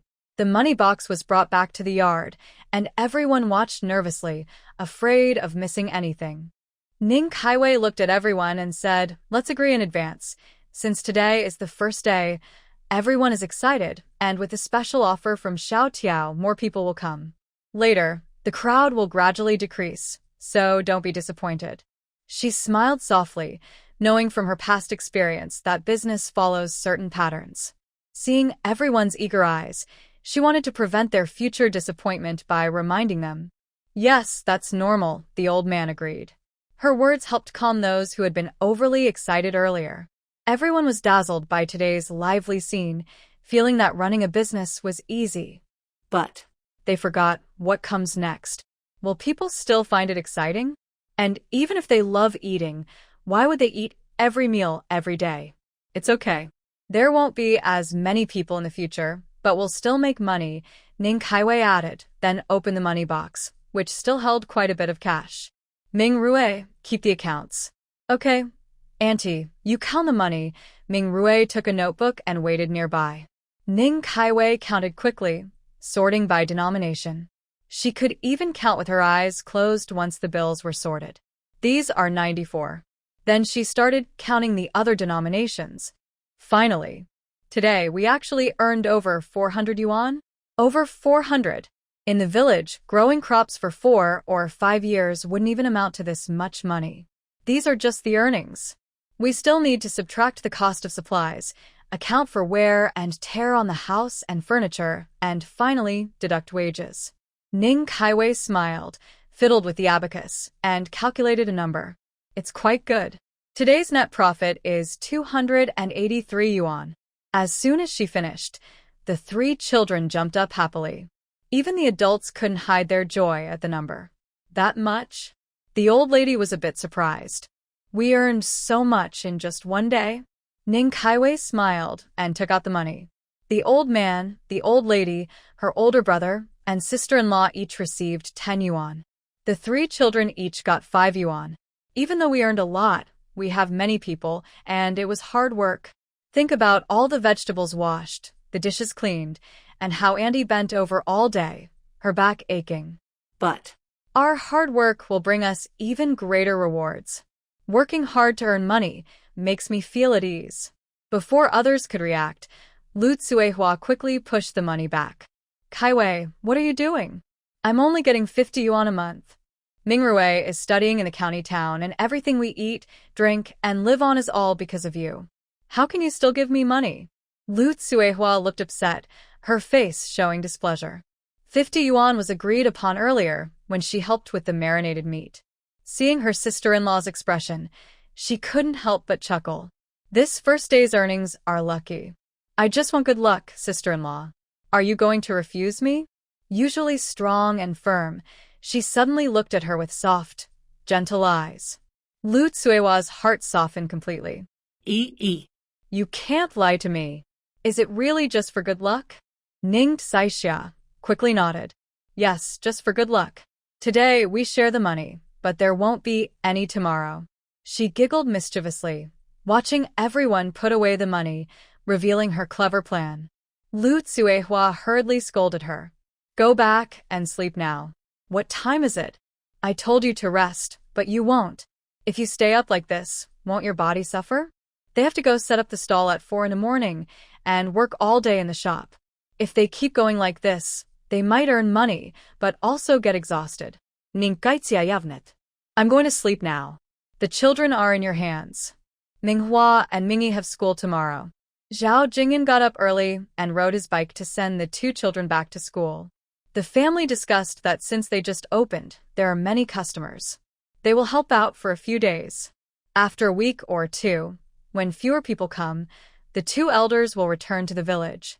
It's inconvenient for the children to commute back and forth every day. Back inside the house, Ning Saixia took out something from her bag, a piece of jade. It was plain, white with some green, but very smooth. She didn't know why her mother-in-law gave her this jade. She decided to ask later. Today was too tiring. She just wanted to sleep now. Life went on steadily. The shop's business stabilized, and her older brother and sister-in-law could handle things. When her brother returned to the village for the harvest, only she and her sister-in-law were busy. Although the villagers were curious about where the Zhao family had gone, no one expected they quietly opened a shop in the county town. After 3 days of activity, the crowd halved. Now just the two of them in the shop could manage everything. Kaiwei, you're back. Lu Tsuehua looked at Ning Kaiwei, wiped her hands, and smiled. She still set up her stall every morning and worked in the shop at noon, her days full of tasks. The shop had been open for almost a month, and business was always good. It was much better than Ning Kaiwei expected. Originally, she thought that the local people would not accept outsiders, especially since she was from the village, and she was prepared for some resistance. But those troublemakers hadn't made any moves yet. What she didn't know was that on the day of opening, all the elderly who ate at the shop went home and told the younger generation, no matter where you go, just remember, if you dare to cause trouble at that spicy hot pot place, I won't hesitate to stop you. Every family warned their children this way. Why is that? Some didn't understand. The grandparents used to be the ones who spoiled them the most, but now they were threatening to hit them? don't ask. You don't need to know, just remember, if anyone touches that shop, I'll break their legs and make them pay. The elders kept their word strict. They didn't know the real reason or the identities involved. But they knew one thing. They couldn't mess with that shop. The idle people on the street also settled down peacefully. Kaiwei, are you closing today? Isn't it a bit early? Lu Tsuehua felt a little reluctant. The shop usually earned over 200 yuan a day, with a profit of more than 100. Closing now felt like giving money away. Seeing her sister-in-law's greedy expression, Lu Tsuehua's face softened into a smile, with a teasing look as she watched her. In the past, she often told her to rest and said that earning money wasn't more important than health. But now? She had completely changed her attitude. The new year was coming soon, and her sister-in-law didn't want to close the shop at all. A few days ago, she wanted to close it, but her sister-in-law kept persuading her, so she finally held on until today. My dear sister-in-law, have you forgotten? How did you tell me before? She cleared her throat, imitated Lu Tsuehua's voice, and patted her sister-in-law's shoulder. Money isn't everything. Yes, making money is important, but health is even more important. How can you work yourself to exhaustion just for money? After saying this, she couldn't help but laugh out loud. Lu Tsuehua, hearing her, also remembered her own words. Back then, she couldn't see the money clearly. She didn't realize how addictive earning money could be. Even though the money belongs to Kaiwei, her older sister-in-law is still happy. She enjoys seeing her spicy hot pot sell every day, and the money gradually increases. You're just being stingy. Sister-in-law, who is this money for? Your older brother has already bought everything needed for the new year, and a few days ago, he even went home to tidy up. Whether we go back or not, it doesn't make much difference. Maybe we should open for one more day? We'll go home tomorrow. Although Lu Tsuehua's face turned a little red, she still looked at Ning Kaiwei and smiled kindly. One more day. It could earn over 100 more yuan. With so much money, how could she just close the shop? Minrui, look at your mother. She's really a big money lover. Minrui had already finished his holiday, and Ning Kaiwei was worried that the shop might get too messy and delay his studies. She suggested sending him back to the village, where it was quiet and he could focus. But Minrui refused. He eats and drinks at his second aunt's place, and now that he's on holiday, studying is important. He wouldn't fall behind. Especially after starting at Banyun Middle School, he realized how narrow his understanding was. Whether it was new question types or new knowledge, he absorbed everything like a dry sponge, soaking up water. But Helping his second aunt with chores was equally important. He helped load the carts at 4 in the afternoon and opened the shop at 10 at night. Since he was on holiday, he also handled the money and accounts. Many familiar customers teased him, "Little Dong, are you counting the books?" At first, Minrue refused directly, "This is my second aunt's shop." Later, since everyone kept joking, he didn't bother explaining anymore. But he knew it was his second aunt's shop, and even if someone took over in the future, it would be Ming-yi or Nian Nian. Everything he did now was what he should do. Teacher Gu once told him that if it weren't for his second aunt's persistence, her daily efforts to visit the head teacher's home, he wouldn't even have a chance to take exams, and he wouldn't have broadened his horizons. Right now, he was calculating the shop's earnings since opening. When he heard his second aunt speak, a natural smile appeared on his face.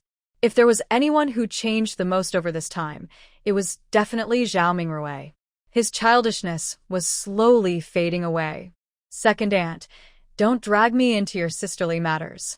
I favor neither of you, and neither of you are happy. I find it a bit difficult. You two should sort it out yourselves." Hearing Zhao Mingrui's words, Ning Kaiwei and Lu Tsuehua looked at each other and both burst into smiles. The weather in the northeast is cold. Fish balls and beef balls are made without the step of freezing, but the storage room doesn't have much stock left. That's all the stock we have. We need to add some dishes for the new year. Staying in the county town is fine. Let's go home early for the holiday. Sister-in-law, you don't want a second child, but I really miss Mingi and Xi and Nian. Ning Saishio sat on a stool and sighed. Convincing a money-minded person to close shop and take a holiday seems quite difficult. Now she understands her eldest sister-in-law's mindset back then. "All right, it's your shop. I'll listen to you." Lu Tsuehua looked at her and finally couldn't argue anymore. "When will you go back?" "I'll pack up some things. You should keep the money safe." "It's not safe to leave it in the shop." "Some things haven't been sent over yet. Just a little change left. We'll take everything back to our hometown later. No money stays in the shop." Okay. Lu Tsuehua responded, "I'll pack up. You sit and rest for a bit." Today, they closed the shop. Early in the morning, she even went out to sell snacks. She said she was so money-minded. Who really cares about money? Since opening the shop, Ning Saishio has been getting up early to sell snacks. Many workers from the steel factory and clothing factory are used to eating her homemade cakes. She sells breakfast at the stall, then returns to rest in the shop, busying herself at noon. Now, the customer flow has stabilized, and daily income is steady. "Second aunt, here are this year's accounts. Take a look." Zhao Mingrui took the notebook. He usually did the bookkeeping, and over the past 6 months, he's visibly grown. Ning Saishio took it and looked through each item. "Good, the accounts are clear, and the figures are accurate. My little accountant, after the new year, second aunt will give you a big red envelope."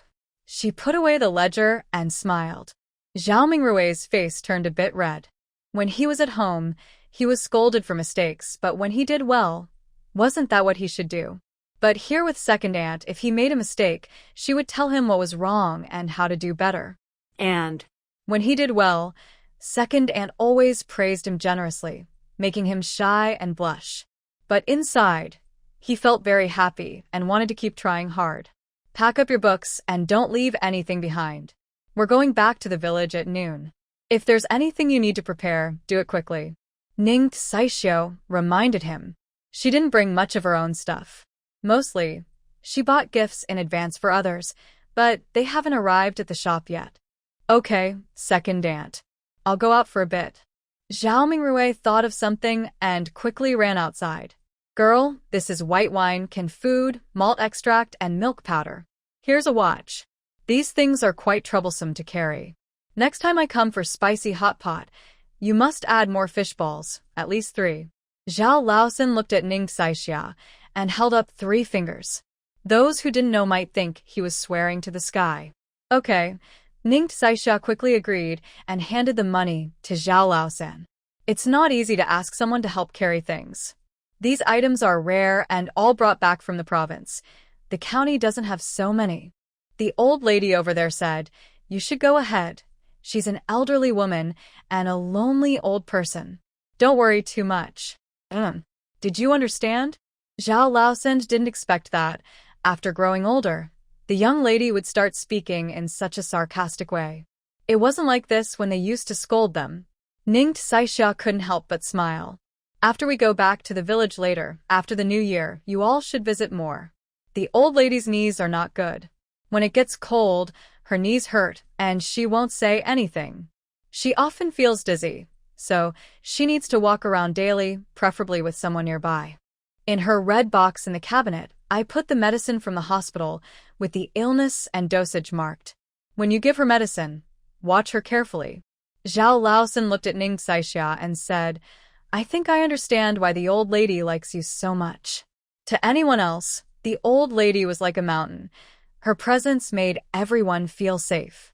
But in Ning Saixia's eyes, she was just an elderly woman who needed companionship and care.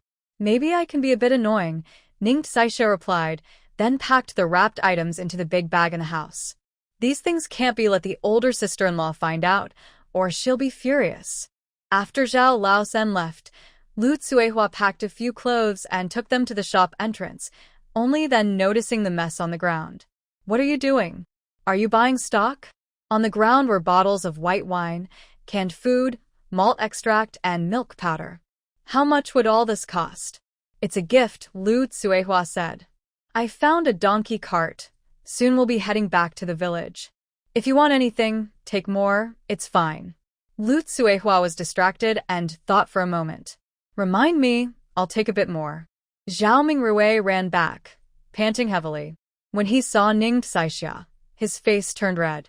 Second aunt, I'll be ready soon. His books are always neatly placed on the desk when he is not studying. When he leaves, he just packs them up directly. However, Ning Kaiwei looked at the big backpack he was carrying. It was something she had her sister-in-law make for him.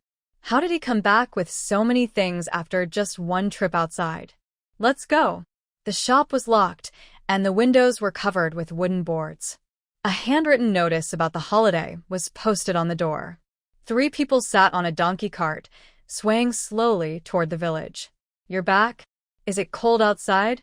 Hurry up and get inside to warm up. Hearing the noise, the old lady opened the door and saw the 3 people coming down from the donkey cart. She immediately smiled. Mom, it's not cold.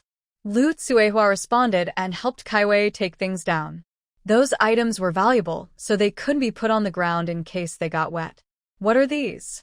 Why did you buy so many things? When the eldest brother came back, he bought quite a lot of goods too. Although the old lady said this, she also joined in helping unload the cart. Besides the old man sitting by the stove, comforting his granddaughter, and watching Xi Nian at the window, knocking and calling for her mother, everyone else came out to help. Big brother, thank you. Happy New Year. Here's a red envelope. The money isn't much, just a symbol of good luck. Ning Kaiwei took out a red envelope and handed it to her older brother who was driving the cart. It was snowing heavily, and making this trip was tough. Inside was 50 cents, just a small gesture. Mother guessed that you all would come back yesterday and prepared everything. But by nightfall, you still weren't back. Zhao Jingyan smiled and brushed the snow off his wife.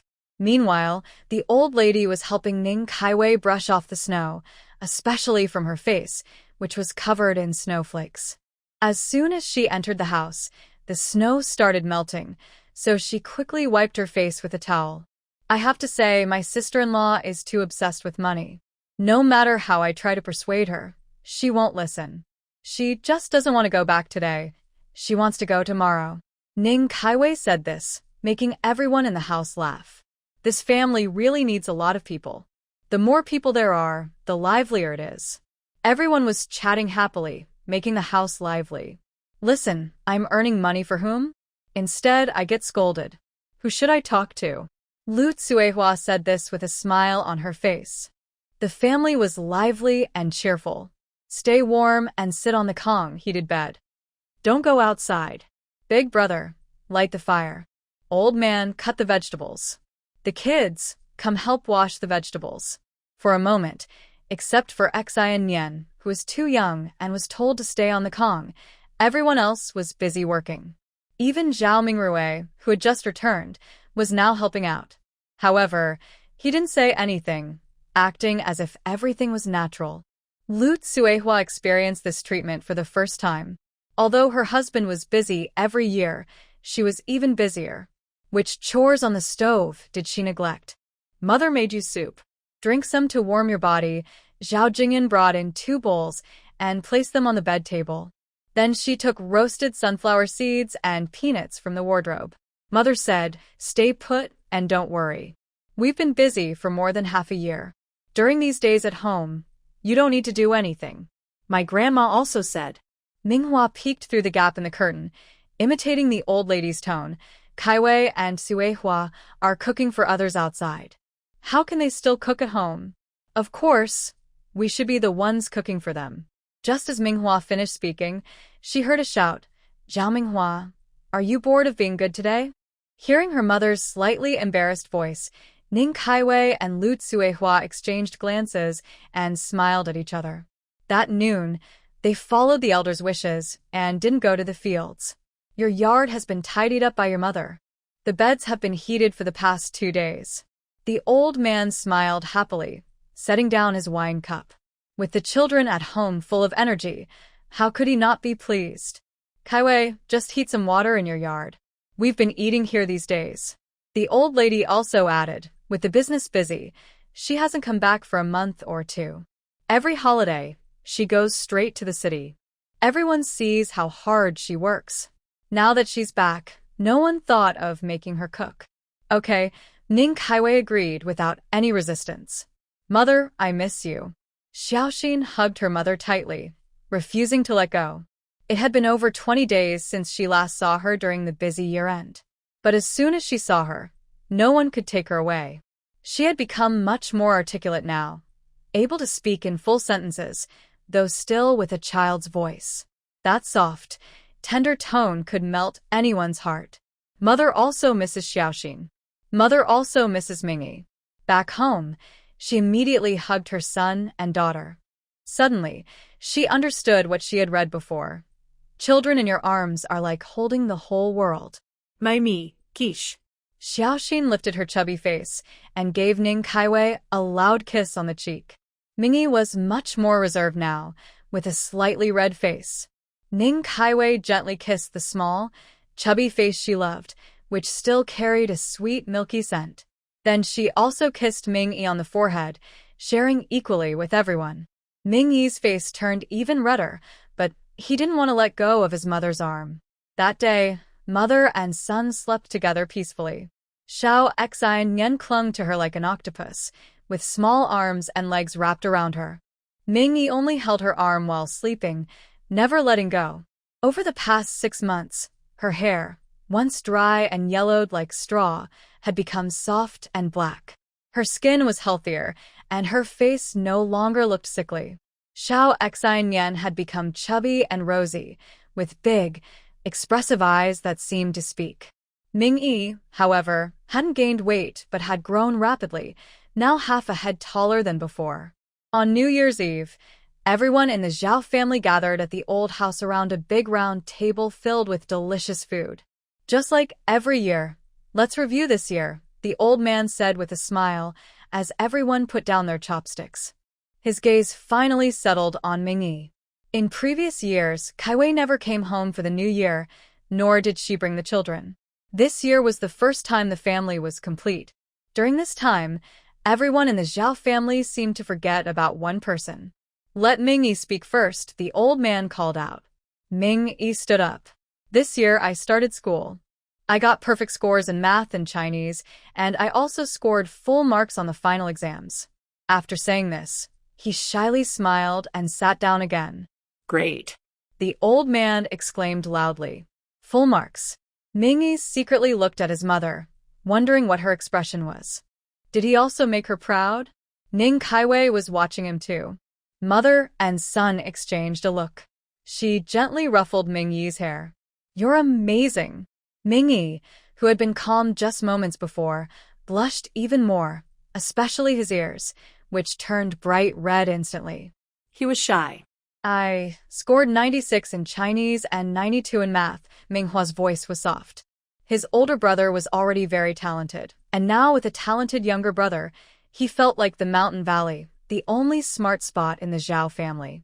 Well, not bad. There's still room to improve, the old man nodded. Minghua's lively personality made him the one the family initially thought would go into the military. The child's personality is lively and restless, like a monkey. Such a child should be sent to the military. But unexpectedly, the person who wants to join the army is Ming Rue. Ming Rue looked at everyone and smiled softly, losing some of his childishness and gaining more stability. Let's not talk about specific scores. I ranked second in my class and third in the grade. Over the past 6 months, the biggest change was in this child. He didn't start out in second place. His first exam, he ranked 8th in his class and 26th in the grade. In the past half year, the lights in his room were off and on, and he had a stack of notebooks, one after another. Any difficult or unclear questions, he would copy into a notebook and ask someone to explain. At Zhongli Middle School, which has the best students in the county, he made significant progress despite the intense competition. Good job. Well done. The old man patted the table, and everyone smiled kindly. I set up a stall and opened a shop, and I made some money. Ning Saixio's voice was calm and composed. She didn't mention the exact amount, and the amount wasn't important. Just a few simple words that changed the Zhao family's situation. Saixio, as your father, I've always owed you a thank you. The old man paused silently before speaking slowly. Dad, what are you talking about? Ning Saixio quickly responded, realizing she should be the one saying thank you. The Zhao family forgave the original owner's reckless behavior, and at a critical moment, they extended a helping hand. And the trust they gave. All right, enough thanks. We're family. No need to keep saying thank you. The old lady interrupted the topic and looked at Lu Tsuehua. Oldest, it's your turn. Zhao Jingyan looked at his wife. Go ahead, she said with a smile. The biggest gain was opening my eyes. Women can do business too. Women can run shops. It depends on how each person lives their life. The family chatted casually, without much emotional ups and downs. But this year was a year of harvest for everyone. Stay here? Seeing Ning Saixio holding the baby and preparing to leave, the old lady asked with some concern. The smell of firecrackers still lingered in the village, and the sound of firecrackers and explosions continued non-stop. Saixio, stay here. There's a place for you. Lu Tsuehua quickly arranged for someone to stay. Tomorrow morning, we'll have breakfast together. It's too troublesome to keep running back and forth. Although the road is not far, the ground is slippery. It has started snowing again, and in just a short while, it has turned her hair white. Mom, eldest sister-in-law, it's too cold outside. Let's go inside quickly. I'm boiling water now. I'll come back tomorrow morning. She smiled, tightened her coat around her, and held her sleeping child, Xian, in her arms, with Ming Yi beside her. The mother and child left only 3 shadows behind. Outside, the firecrackers sounded one after another, never stopping. Staying up late for New Year's was too hard for Xiao Xian, so she fell asleep early. Ning Kaiwei, after washing Mingyi's feet, also lay down to sleep. She tidied up, added cold water to the pot, and lit a fire with wood. The snow outside was falling more heavily, covering the ground in a silver blanket in no time. Hope the snow promises a good harvest next year, Ning Kaiwei softly wished, then pulled the lamp cord, and the light went out. Brother Zhao, take it slow. Big brother, you're hurt so badly and still going back, will sister-in-law. Shut up. Even if Big Brother is injured, the army will give him support. A group of people drove a jeep slowly through the heavy snow. Brother Zhao, it's okay. I will take good care of you. But Zhao Jingmian seemed not to hear anything. In his mind, a person appeared. That person had a gentle appearance but cold eyes, especially when looking at him, like sharp thorns all over. Would she leave without looking back if she saw this side of him? That might be for the best. He didn't have real feelings for her, just doing it to comfort his parents. Brother Zhao? Brother Zhao? A pretty woman gently shook Zhao Jingmian's arm, bringing him back from his thoughts. But He subtly avoided her touch, staying silent. Is something wrong? Bai Jia looked at the man in the car, whose face was cold and stern, with a straight figure and sharp eyes. Her face slowly turned red. Brother Zhao, are you thinking about sister-in-law? Sister-in-law must be very gentle, right? I haven't heard you talk about her before. Zhao Jingmian glanced at the person beside him, his brow slightly furrowing. Why did she have to be sent with the team? Don't ruin everything. Ding ding ding. Ding ding ding ding. The mother and child, already sleeping late, were just about to rest when Ning Kaiwei was awakened by the urgent knocking on the door. She patted her daughter, who was about to wake up, and her brows furrowed deeply. Did something happen at the old house? It's so late. Who would be knocking on the door? She didn't turn on the light, quickly put on her clothes, and only turned on the kitchen light after walking there. It's just past 3 o'clock. Who's there? She picked up a kitchen knife, stepping carefully over the creaky snow. After more than 3 hours, the snow had already reached her calves. Everywhere she looked was a blanket of white. Say something, who is it? Ning Kaiwei asked cautiously, as her sister-in-law and brother had already spoken. But just now, when they knocked so urgently, she asked but then stopped talking. It's me. Seeing her teammate's expression, Zhao Jingmian finally spoke. Hearing the unfamiliar voice, Ning Kaiwei clenched her kitchen knife tighter. Is it you? In the middle of the night, I couldn't sleep, so I went to the mountains to chase wild chickens to pass the time. If you're bored, go ice fishing in the river and wake yourself up.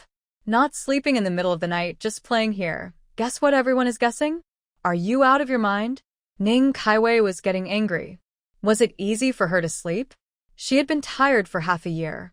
Finally, she was resting, just finishing the New Year's Eve vigil, and now on the first day of the new year, she encounters such bad luck. If she didn't use something to scare him off, that would be her mercy. Bai Jia widened her eyes. Whose wife is so rude, cursing her husband directly? No wonder Zhao Deji didn't speak earlier. His wife must be fierce, and Zhao Deji was too embarrassed to speak. Such a crude village woman. Zhao Deji married her. What bad luck. When she marries Zhao Deji in the future. Thinking of this, Bai Jia's face suddenly turned red, like the rising sun in the deep night, shy and mysterious, as if half hidden behind a pipa. Brother-in-law, the team leader is injured. Brother-in-law, we are soldiers. The team leader is hurt. We brought him back. Zhao Jingmian, who hadn't spoken earlier, was momentarily stunned. In his mind, Ning Kaiwei had always been cold and distant, as if just speaking to her more would make him uncomfortable, let alone what just happened. Ning Kaiwei, I am Zhao Jingmian. He finally snapped out of his surprise and spoke directly. Ning Kaiwei frowned. Zhao Jingmian? I think you have some kind of mental problem, and Zhao Jingmian, who is that guy? Always hanging around with nothing to do, coming to tease me. I really want to see which family's person dares to be so bold. Her first words were instinctively curses. Just. In the second sentence, her memories suddenly flooded back. She seemed to realize who Zhao Jingmian was. Isn't he her cheap husband? The father of her 2 children? He doesn't come home early or late, and he knocks on the door at 3 in the morning. She's not wrong to be angry. You. Ning Kaiwei opened the door to the yard, holding a kitchen knife, which she had already raised. That's when she saw a group of people carrying a stretcher, and Zhao Jingmian was lying on the stretcher. Next to the stretcher was a girl with a pink face, crying like a weeping willow. Everyone was dressed in military uniforms. Sister-in-law. The person at the front, who was greeted with the kitchen knife, swallowed hard and then forced a stiff smile, calling out. Ning Kaiwei looked at the group with a puzzled expression. Not because of anything else, but because this scene wasn't in the book? Could her butterfly wings have flapped and changed the story? That's why she didn't react earlier. Her instinctive memory simply didn't include a midnight knock on the door. She thought it was some troublemaker coming to cause trouble. I need to see your ID. Ning Kaiwei tightly gripped the kitchen knife, watching the group cautiously. Wearing a military uniform doesn't necessarily mean they are soldiers. As for Zhao Jingmian, the book has a description of his appearance, but how many of those details match real life? Take the big eyes, for example. At least half of 100 people might have that feature. Or the tall and straight posture. How could she tell if the person on the stretcher was human or ghost? Besides, as a woman with 2 children, it's already impressive she opened the door in the middle of the night. Huh? Sister-in-law, what are you talking about? Brother Zhao's leg is injured. After all this traveling, he's exhausted and needs rest. Sister-in-law, can you stop causing trouble? Bai Jie's face seemed to carry some humiliation. Through the house's lighting, Ning Kaiwei could see her expression and couldn't help but smile softly. This young lady, whether Brother Zhao is injured or not, has nothing to do with me. Come into my house, but you have to follow my rules. I know you're not human or ghost, but I'll still let you into the yard. She couldn't help but laugh bitterly. She was already annoyed from being disturbed and trying to sleep. She didn't expect that in her own home, someone would dare to talk back to her. The rude country folks, not even giving their husband face, such people are not fit to be wives. Ning Kaiwei couldn't hold back her laughter. She chuckled softly. Are you okay? If you're sick, go see a doctor. Don't act in front of my yard. I didn't pay, so I looked down on your play. She looked around again, finally focusing on the stretcher being carried, and said, my husband hasn't been home for over 3 years. I've forgotten about this person, and even his face. Either show your ID or leave quickly. Don't disturb my sleep. Not only the person carrying the stretcher, but even Zhao Jingmian's mouth twitched a little. But, for some reason, watching her act so confident made her look much better than before. Show your ID. Zhao Jingmian suddenly spoke, his voice low and heavy with suppressed emotion. Brother Zhao, what are you? Bai Jie looked upset. This rude woman was making such a request. How could Brother Zhao agree? Dr. Bai, our yard is small. Maybe you should go to the county with them, Zhao Jingmian said without even looking at her, indifferent. Bai Jie was silenced instantly. Sister-in-law, here are our IDs. To find the IDs, the people who had put down the stretcher and were holding knives handed over their IDs quietly and waited. Strange things happen every year, but this year is especially unusual. Having to show ID to enter your own home, this is the first time I've heard of it. When he returned to the army, he would definitely report this to his superiors so they would know. Ning Kaiwei looked at the faces on the IDs, especially studying Zhao Jingmian's ID for a longer time. Because she truly didn't recognize him. Is someone missing? Ning Kaiwei handed back the ID to the person, her lips curling slightly. It was just too cold outside. She had come out from the house in a hurry, expecting an urgent matter at the old yard, so she didn't wear many clothes. If she had known it was these people, she would have dressed warmer. After all this fuss, she couldn't help but sneeze and rubbed her nose. Bai Jie snorted coldly, but remembering what Brother Zhao had said earlier about going to the county, she didn't dare say anything more. Feeling a bit resentful, she took out her ID and proudly handed it to Ning Kaiwei. Ning Kaiwei only glanced at it, memorizing the name and face. This matter has caused a lot of trouble.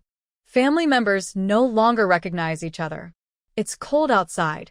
How can they stand there at the door? Hurry inside to warm up. As soon as she finished speaking, many people couldn't help but scratch their ears. Did they hear right? Just now.